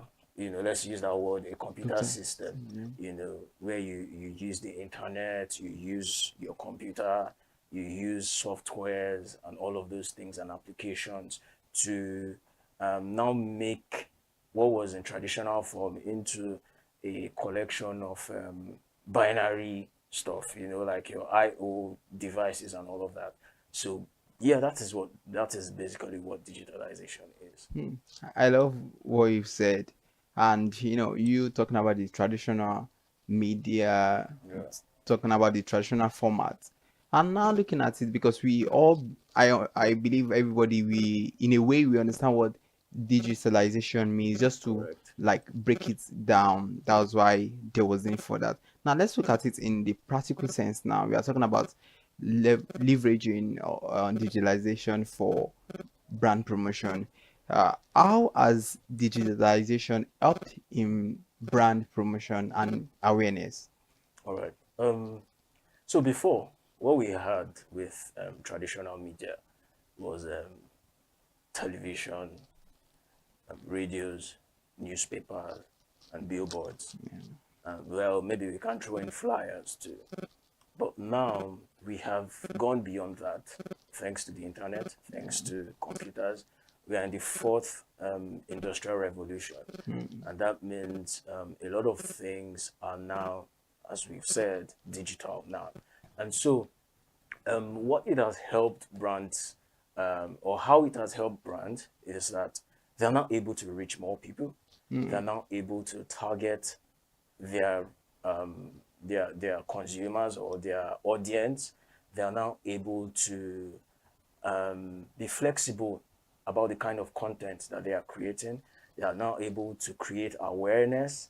They're now able to have a relationship with their audience. You know, before, when you watch some adverts, you may want to change the station until the advert is done because you're not interested in the advert, or you may want to wait it out. But now they target their audience. And so if you're not interested in buying a phone, or if you're not interested in phones, someone who is interested in phones will see the adverts on their different social media handles, while you who may be interested in cars will see cars. So there's that targeted adverts, for their audience. For their audience. I love that, the targeted adverts for their audience, and in a way it helps for connectivity, building relationships, yes, and between brands, transparency too, between yes, brands. between brands and their consumers. Now let's look at these. Or agreed, it is an age of digitalization. So let us, because you mentioned traditional media earlier, and now we are talking about digital media at the same time. So how can brands then, if in a way, blend or marry together traditional media into digital media for their promotion? Okay. You know, there's something many of us we act like there's no traditional media is going down. Yeah, absolutely. Some people believe that. Yeah, but if you really look at it, if traditional media is going down, we won't have so many TV stations. We won't have so many. I mean, when I was growing up, the only radio stations I knew were Star FM, Ray Power, Radium. Like those are the major stations there. But now, if you tune your radio, you're seeing like 20 radio stations. More than 20. And you're wondering what's happening. But traditional media is supposed to be going down. So it's not going down. Rather, what can happen between fusing both of them is that traditional media can direct, brands can use the traditional media to direct their audience to their digital media. Now, it's like they run an ad, and then for more, follow us on our Instagram handle, follow us on X. For more, this, do that. To contact customer care, do this and that. And so they are also able to, now digital media is able to take that content that they have created for traditional media and repurpose it. You get, so like if they created a 2-minute advert, it is possible to repurpose that 2-minute advert into something shorter for social media, because our attention span when we hold our phones is short. Like first 13 seconds, if you do not hook the audience are swiped. You get, so they can repurpose what they've created for digital media to also function in what they've proposed for traditional media to function in digital media. So it is a thing of both of them working together. It's not like one is above the other. Both of them should work together. That's the best way that brands can utilize the strong points of both of them. Yeah. So all you are saying is that traditional media is still relevant. It is still very relevant. Because some are of the opinion that now we are in the digital age, so it has taken over traditional media. Because let me give an example now. When you see Rolex adverts, I hardly see Rolex adverts when I'm checking my account, right? Because I'm not there. I've not got into that. I've not got into that. I can relate. But when you watch TV, you're watching CNN now. I don't watch CNN like that. Like some people. Yeah. But when those people watch CNN, they see Rolex and say, "Oh wow, that's a nice watch. I would love to have it." Or they see Polo, or they see another big brand like that. Now, those big brands know who their target audiences are. Exactly. And so, if they are not able to, they also have their digital part too. But if they are not able to reach their audiences on through the traditional media, no, through digital media, yes, of course yeah, they'll that's reach true. them through traditional media. Exactly. That is the point. If they are not able, so both work hand in hand. So if you can't reach your audience through the traditional media, then you use the digital media. Then if you can't, you use the other media. So now we quite understand that both are useful. But now let's bring it down to, or let's narrow it down to digital media now, because we are more, our focus is more on digital media. What are the reasons some digital media for their advantage? One of the reasons is that they do not understand the workings of digital media. You know, some brands believe that, oh, JB is just to post. It's just to create content and post. But there are different questions that you want to ask as a brand. What am I creating? Who am I creating it for? Why am I creating it? How does it get to the audience? You know, so what those kind of brands do, those brands that are not able to maximize the potentials of digital media, is that they fail to understand the workings of digital media. They are not able to, maybe because they do not have the right people to guide them, maybe because they do not have the resources to do what is, because I mean, we know what it costs to shoot a video.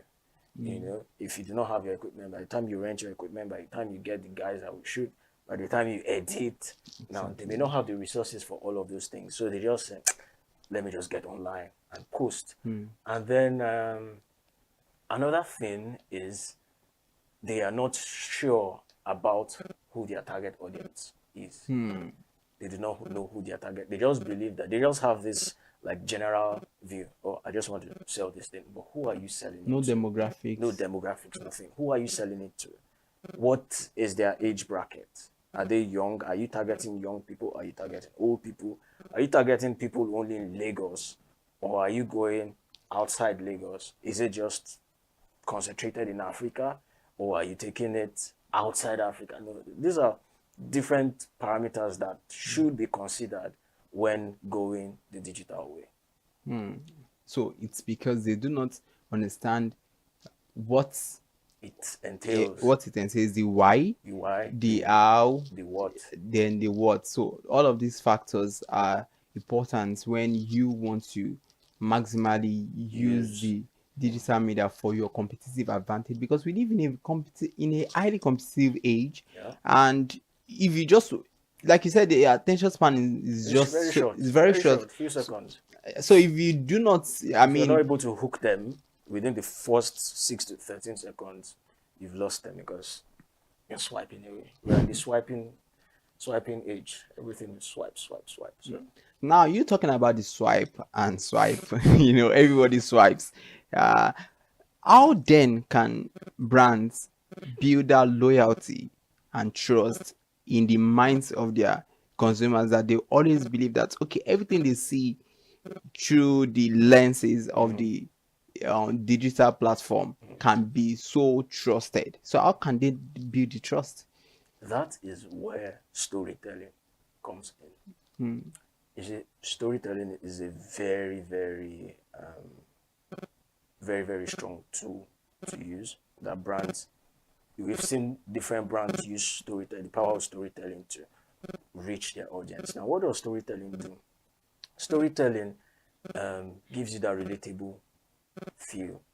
You know, you see something, a brand, an advert, or a video, or a post, you're able to connect. There's that connection where, let me give an example. Aproko Doctor is a brand. Yes. You get. Aproko Doctor uses storytelling to pass his message across. You get. When he comes in and he says, Emeka, you understand. Yeah. And then at the end of the 1 minute, 2 minutes video, you've picked something. Or maybe. Personally, I confess. Maybe, oh, I need to drink more water. Oh, this headache is a sign of something. Maybe a sign that I should rest. Things that could have been boring. Yeah, he makes it interesting so that even if you're not interested, you want to see the end of the video. You want to know what he wants to say. And so that way trust is built already. Yeah. And if you notice at the beginning, he does something. He uses a hook that has you glued to your... So he knows his people. He knows who he's targeting. He knows how to craft a story of his brand that would resonate with the viewers. So storytelling is a very, very important tool when trying to connect with your audience, when trying to reach them, because you want to reach them at their pain points. It is where they have that pain points that you are offering your solution. So your audience needs to be able to connect, and in connecting, it would lead to lead generation, and then you now have loyal and staying customers, all because they have built a relationship based on the stories of this brand. Storytelling is very powerful, very powerful. Yeah, it just has to be relatable, and and naturally, convincing that you see yourself in that story, and that is very powerful. I love the analogy you used. Let's look at it this way. Now, data is very important, and each brand, everybody wants to be visible, and they just want to build that strong brand visibility that when you think of this brand identity, it comes to your mind. So there's no way we talk about digitalization that we cannot infuse it with data. Now, how can brands maximize the use of data to connect in such a way that they build very strong brand identity? Okay, first off, everything about us is data. Absolutely. Everything. And so for brands, like we said, we need to know the what, we need to know the why, we need to know the how. And so data helps brands to best know how they can reach their audience, how they can serve their audience, whether their campaign is effective or not. The data helps to know how many people they are able to reach, how many of them have gone from just seeing their content to becoming loyal customers, how many of them have issues with their brand or their content, how many of them, that is basically what data does. It helps brands fine-tune. It helps brands identify where there may be issues that need dealing with. Because if a brand has a product that has been getting negative reviews, now that negative review is data. It shows that, oh, this brand, this product is not performing the way that it should. Now you're able to know that it's not performing the way that it should because you already have something, like you have like a yardstick that you're using to measure. And when you say that the product is not performing as it should, what you do is, with the data you have, you go back to your drawing board to now say, oh, this is not working. This is what worked. This is what we can try. So data helps us or helps brands make informed decisions about their next step, about how to plan, about how to strategize. In a nutshell, data helps brands to plan and make informed decisions. Yeah. Wow, that is so beautiful. So, as a brand, all that matters is maximizing the use of data to make that informed decision. Yeah. So this is getting very interesting, but it is about time to go on a quick break. We will be right back.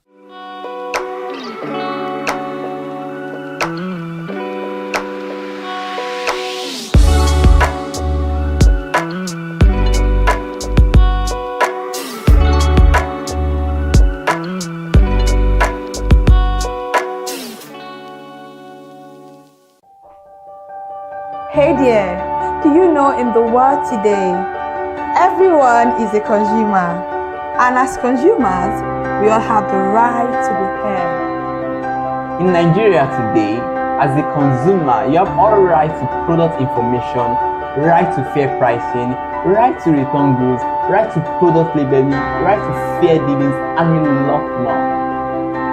Well then, have you heard about the new media channel? ConsumerHalla TV. ConsumerHallaTV. ConsumerHalla TV. At ConsumerHalla TV, our goal is to inform and educate consumers in Nigeria with insightful news alongside development within the fast-paced world of consumers through well-researched, specialized, and analytical content.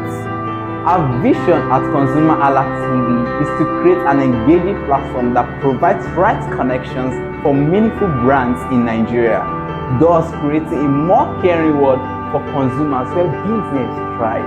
And guess what? Our ConsumerHalla brand is the first consumer complaint resolution portal in Nigeria, powered by a 72-hour feedback mechanism. We offer consumer advocacy, informative talk shows, branding promotions, advertising, and lots more. Connect with us via our YouTube channel at ConsumerHallaTV. Follow us on our Facebook page, ConsumerHallaTV, our Instagram page, ConsumerHallaTV, and do well to subscribe to our YouTube channel. Subscription is free. ConsumerHallaTV. At ConsumerHallaTV, you deserve to be heard. At ConsumerHallaTV, you deserve to be heard.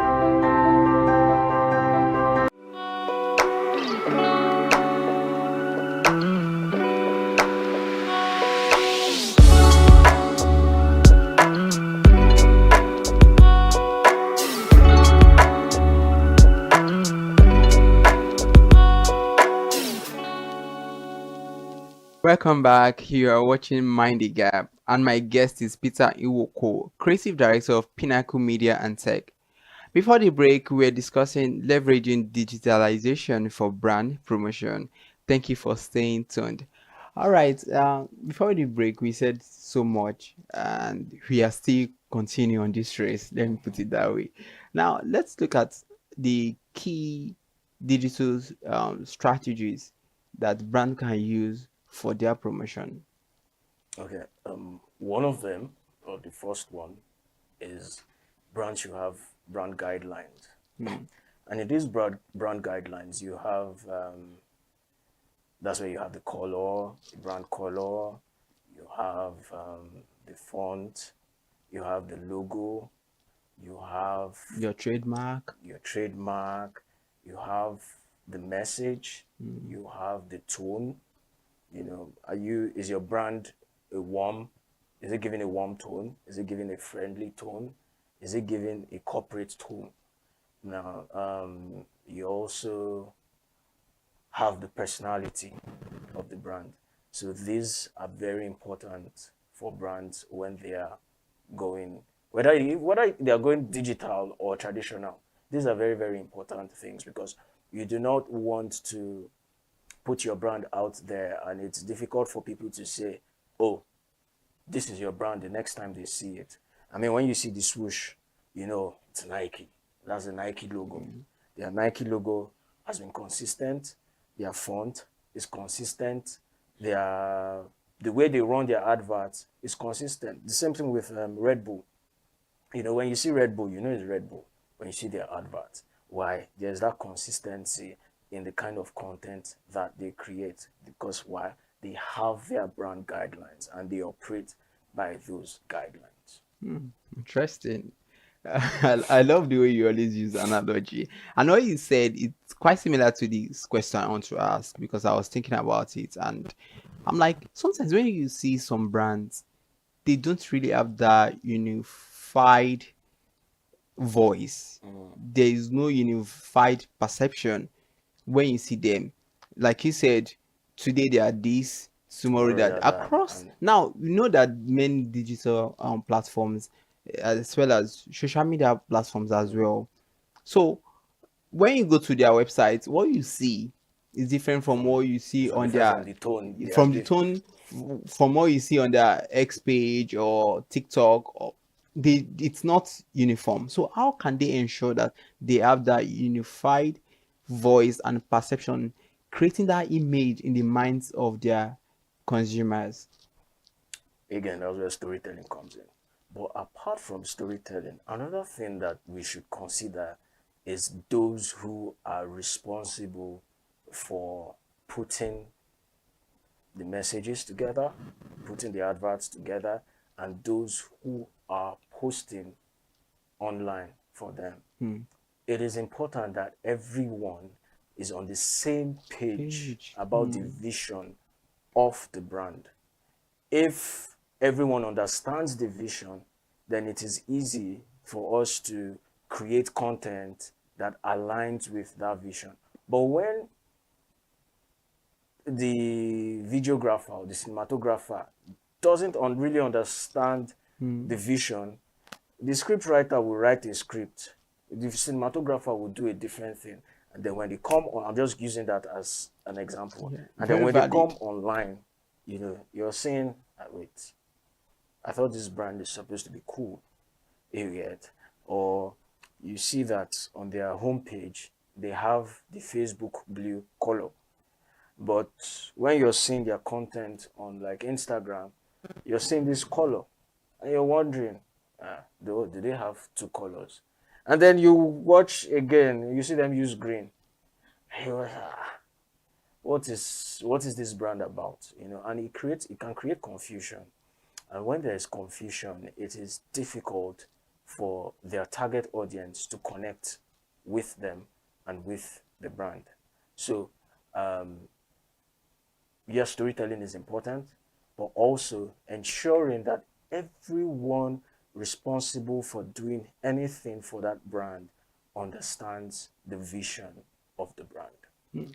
In a nutshell, it is just understanding the vision. Understanding the vision. Yes. Everybody needs to be on the same page about the vision and pushing that vision. Wow. I believe people are learning so much at this point, because sometimes brands just feel like the main thing, you just want to make sales, we want to drive sales, so they just want to post anything, and at the end of the day, they didn't realize that yes, we are doing everything humanly possible, but no leads are generated. Exactly. So that means there are still some gaps at the end of the day. So what are these gaps that need to be bridged between brands and their consumers? First off, they need to understand their consumers. They need to know who their consumers are, what their consumers want, what their consumers consume. So there's something that I will use X as an example. There's something that X is doing. X has morphed, into something different from what it was when I joined like 13 years ago. Wow. Now, I see something that Elon is trying to do.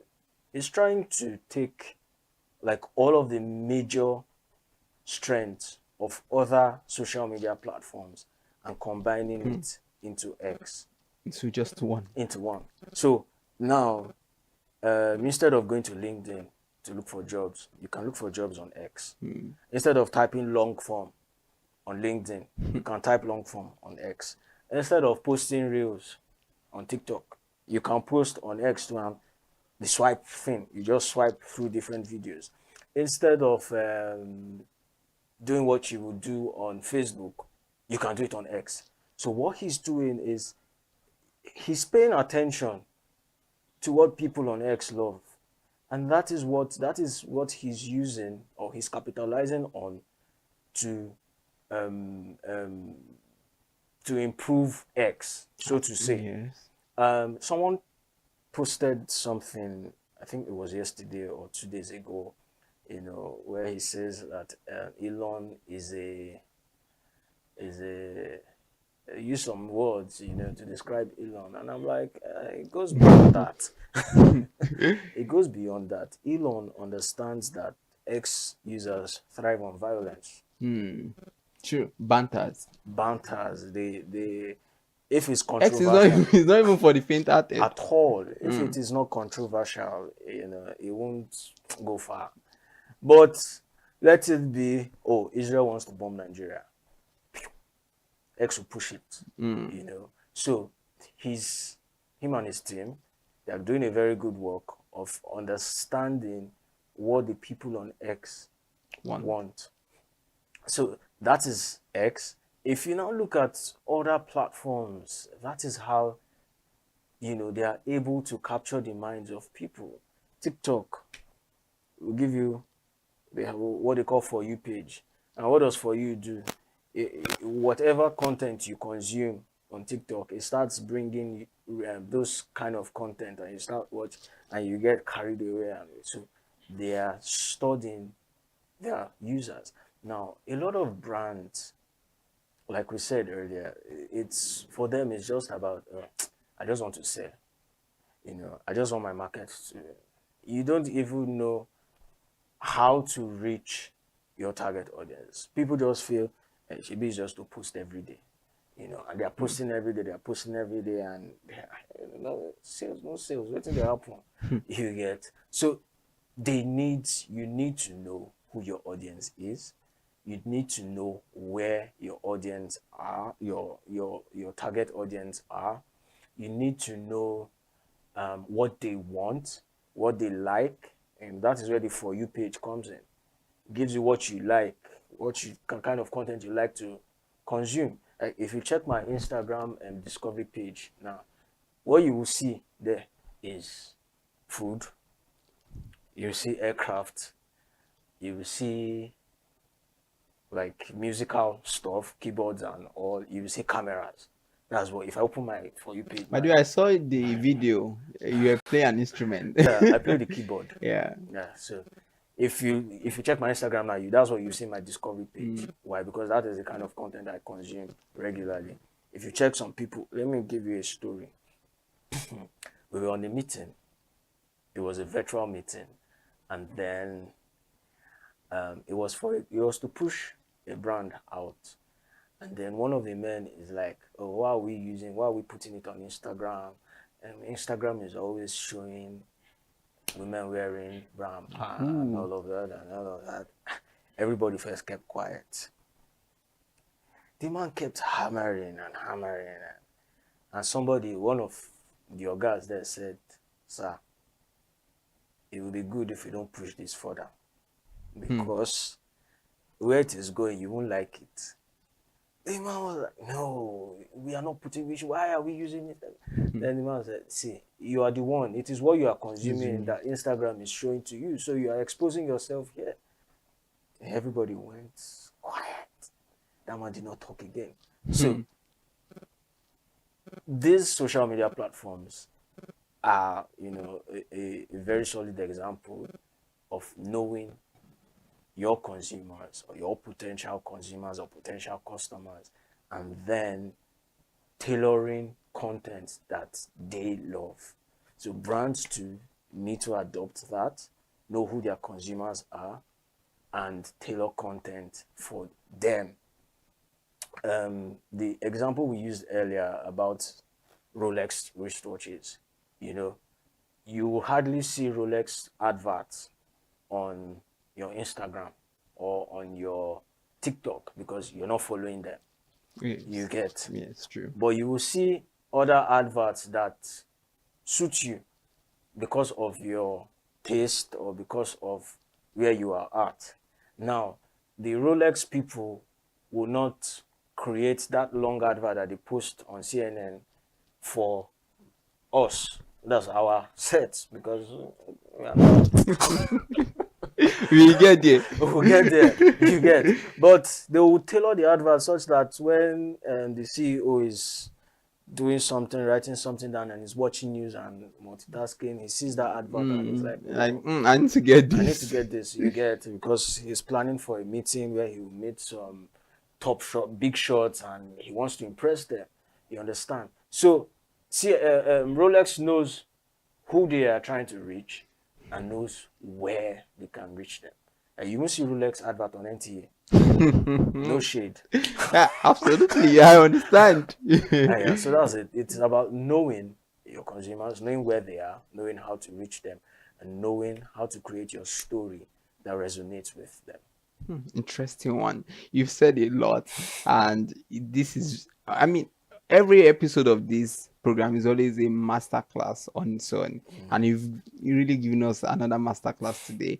All of these things you've said, they are very powerful, and trust me, you said it earlier on that it's quite expensive, because you getting content creators, videographers, all of these people, and all because you want to be visible, and you also want to build that loyalty among your audience, your consumers. Now let's look at it. You've spent so much on creating awareness, being visible. How do you as a brand track that return of investment on campaigns, on the campaign performance, as well as you optimizing spending through digitalization in a way that you don't have to spend so much?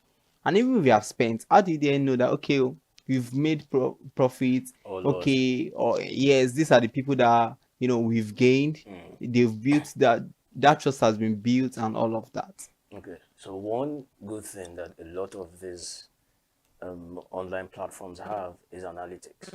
You get on X, we see it. If you don't have 5 million impressions, you cannot monetize your X. So if you're interested in monetizing your X, you start wanting to create content that resonate with people of X. You get, and I know you've seen so many things, and you're like, on top this. Everyone wants to make money. So there are analytics, and different platforms have their analytics. So it's easy for you to track. Oh, this content had 1 million views, and this one had 5 million impressions, or it had less.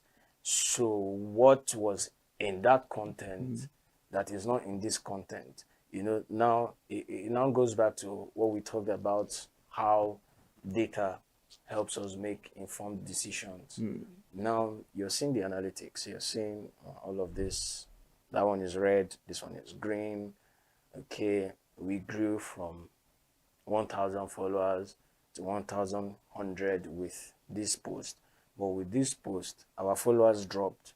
You get, and you're now able to go back to the drawing board and say, oh, this didn't work. And now, what's it called? Running paid ads also has its own analytics too.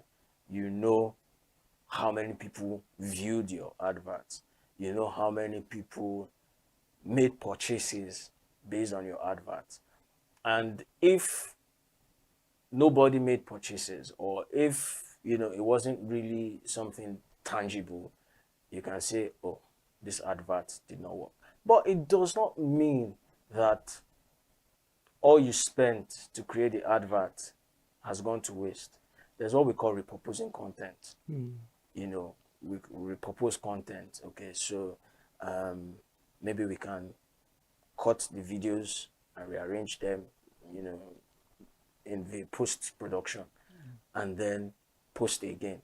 Maybe we can do it with a different kind of caption, because even your caption is important.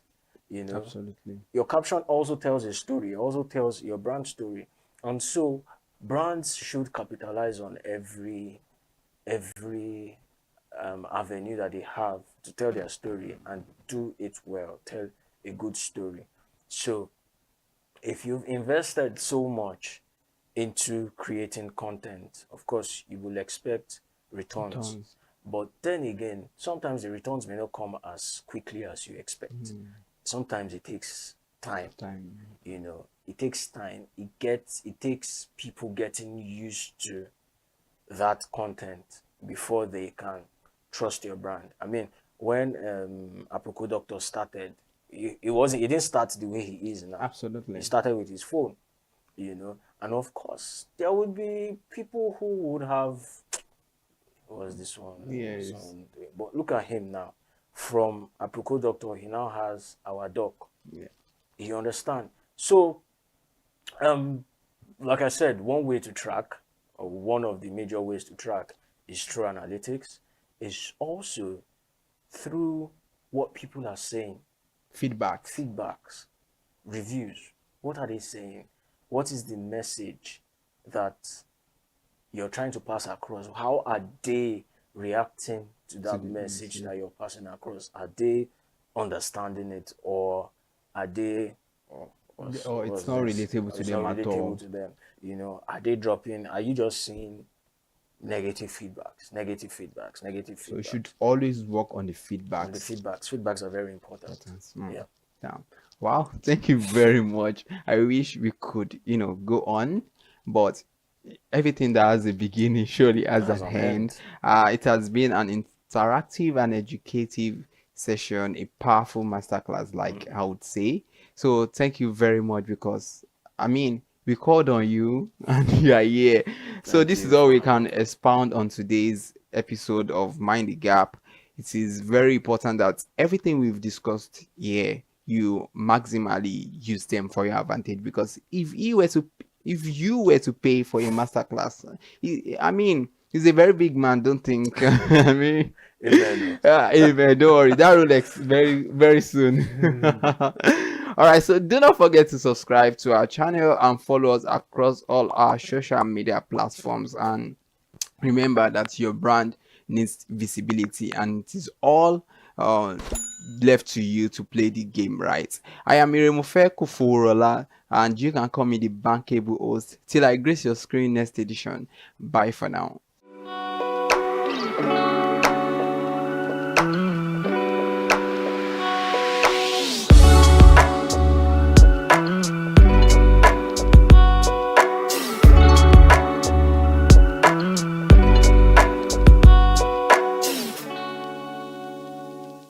Hi people, my name is Mo Fakorede and I am a filmmaker and a film director, and you're watching ConsumerHalla TV.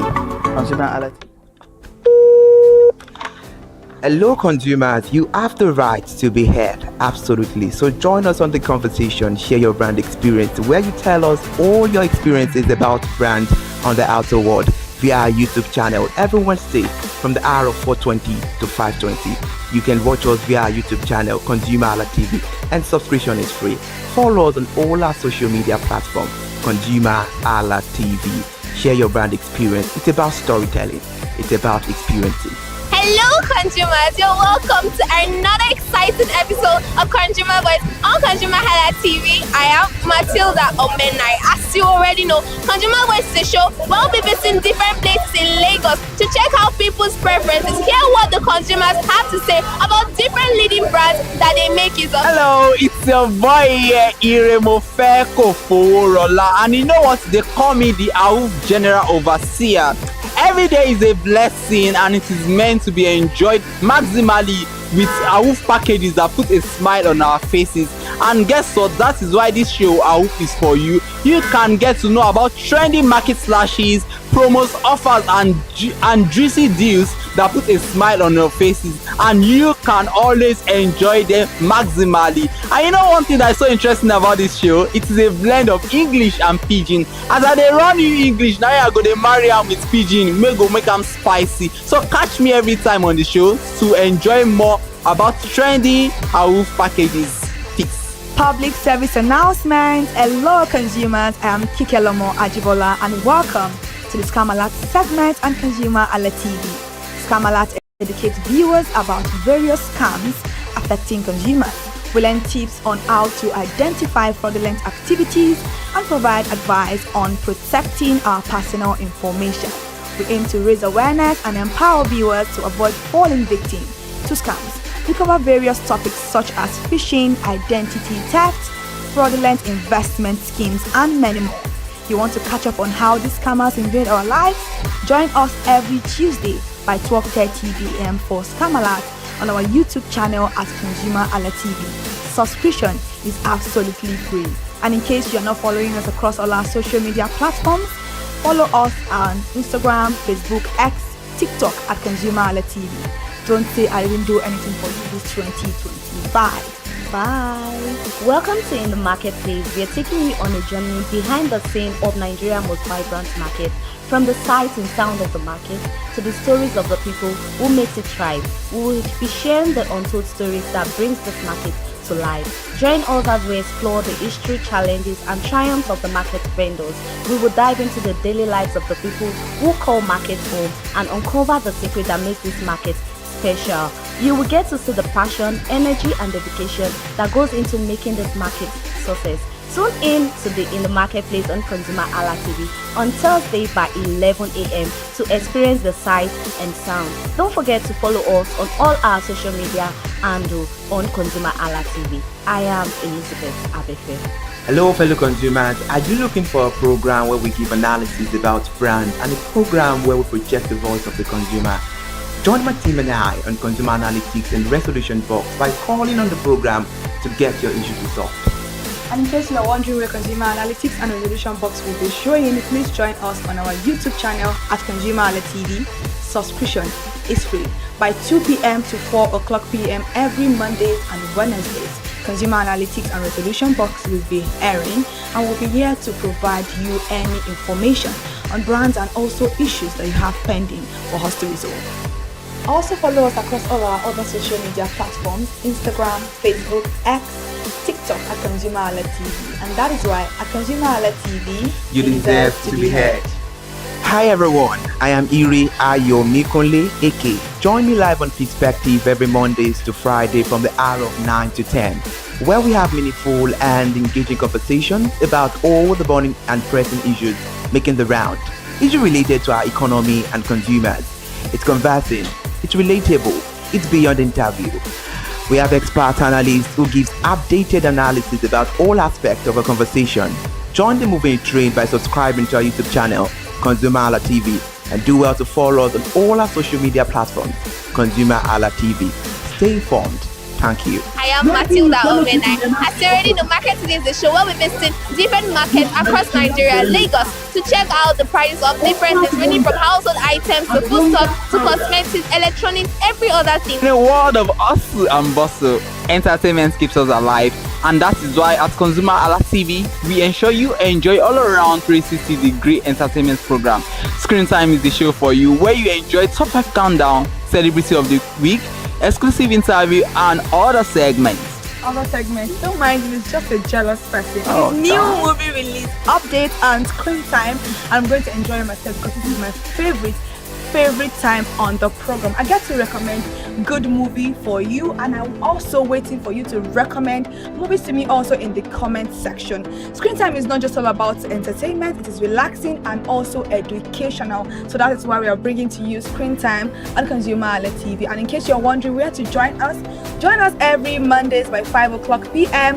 as ConsumerHalla TV on our YouTube channel. Subscription is very, very free. And in case you have not followed us across all our social media platforms, please do so. We are begging you, on Instagram, Facebook, Twitter, and also TikTok at ConsumerHalla TV. What are you waiting for? Click on that follow and subscribe right now. And from the I to the R to the E to the M to the F to the E, my name is Iremofe Koforola, the man always clothed in wealth and strength. And I am Kikelomo Ajibola. Ta-da!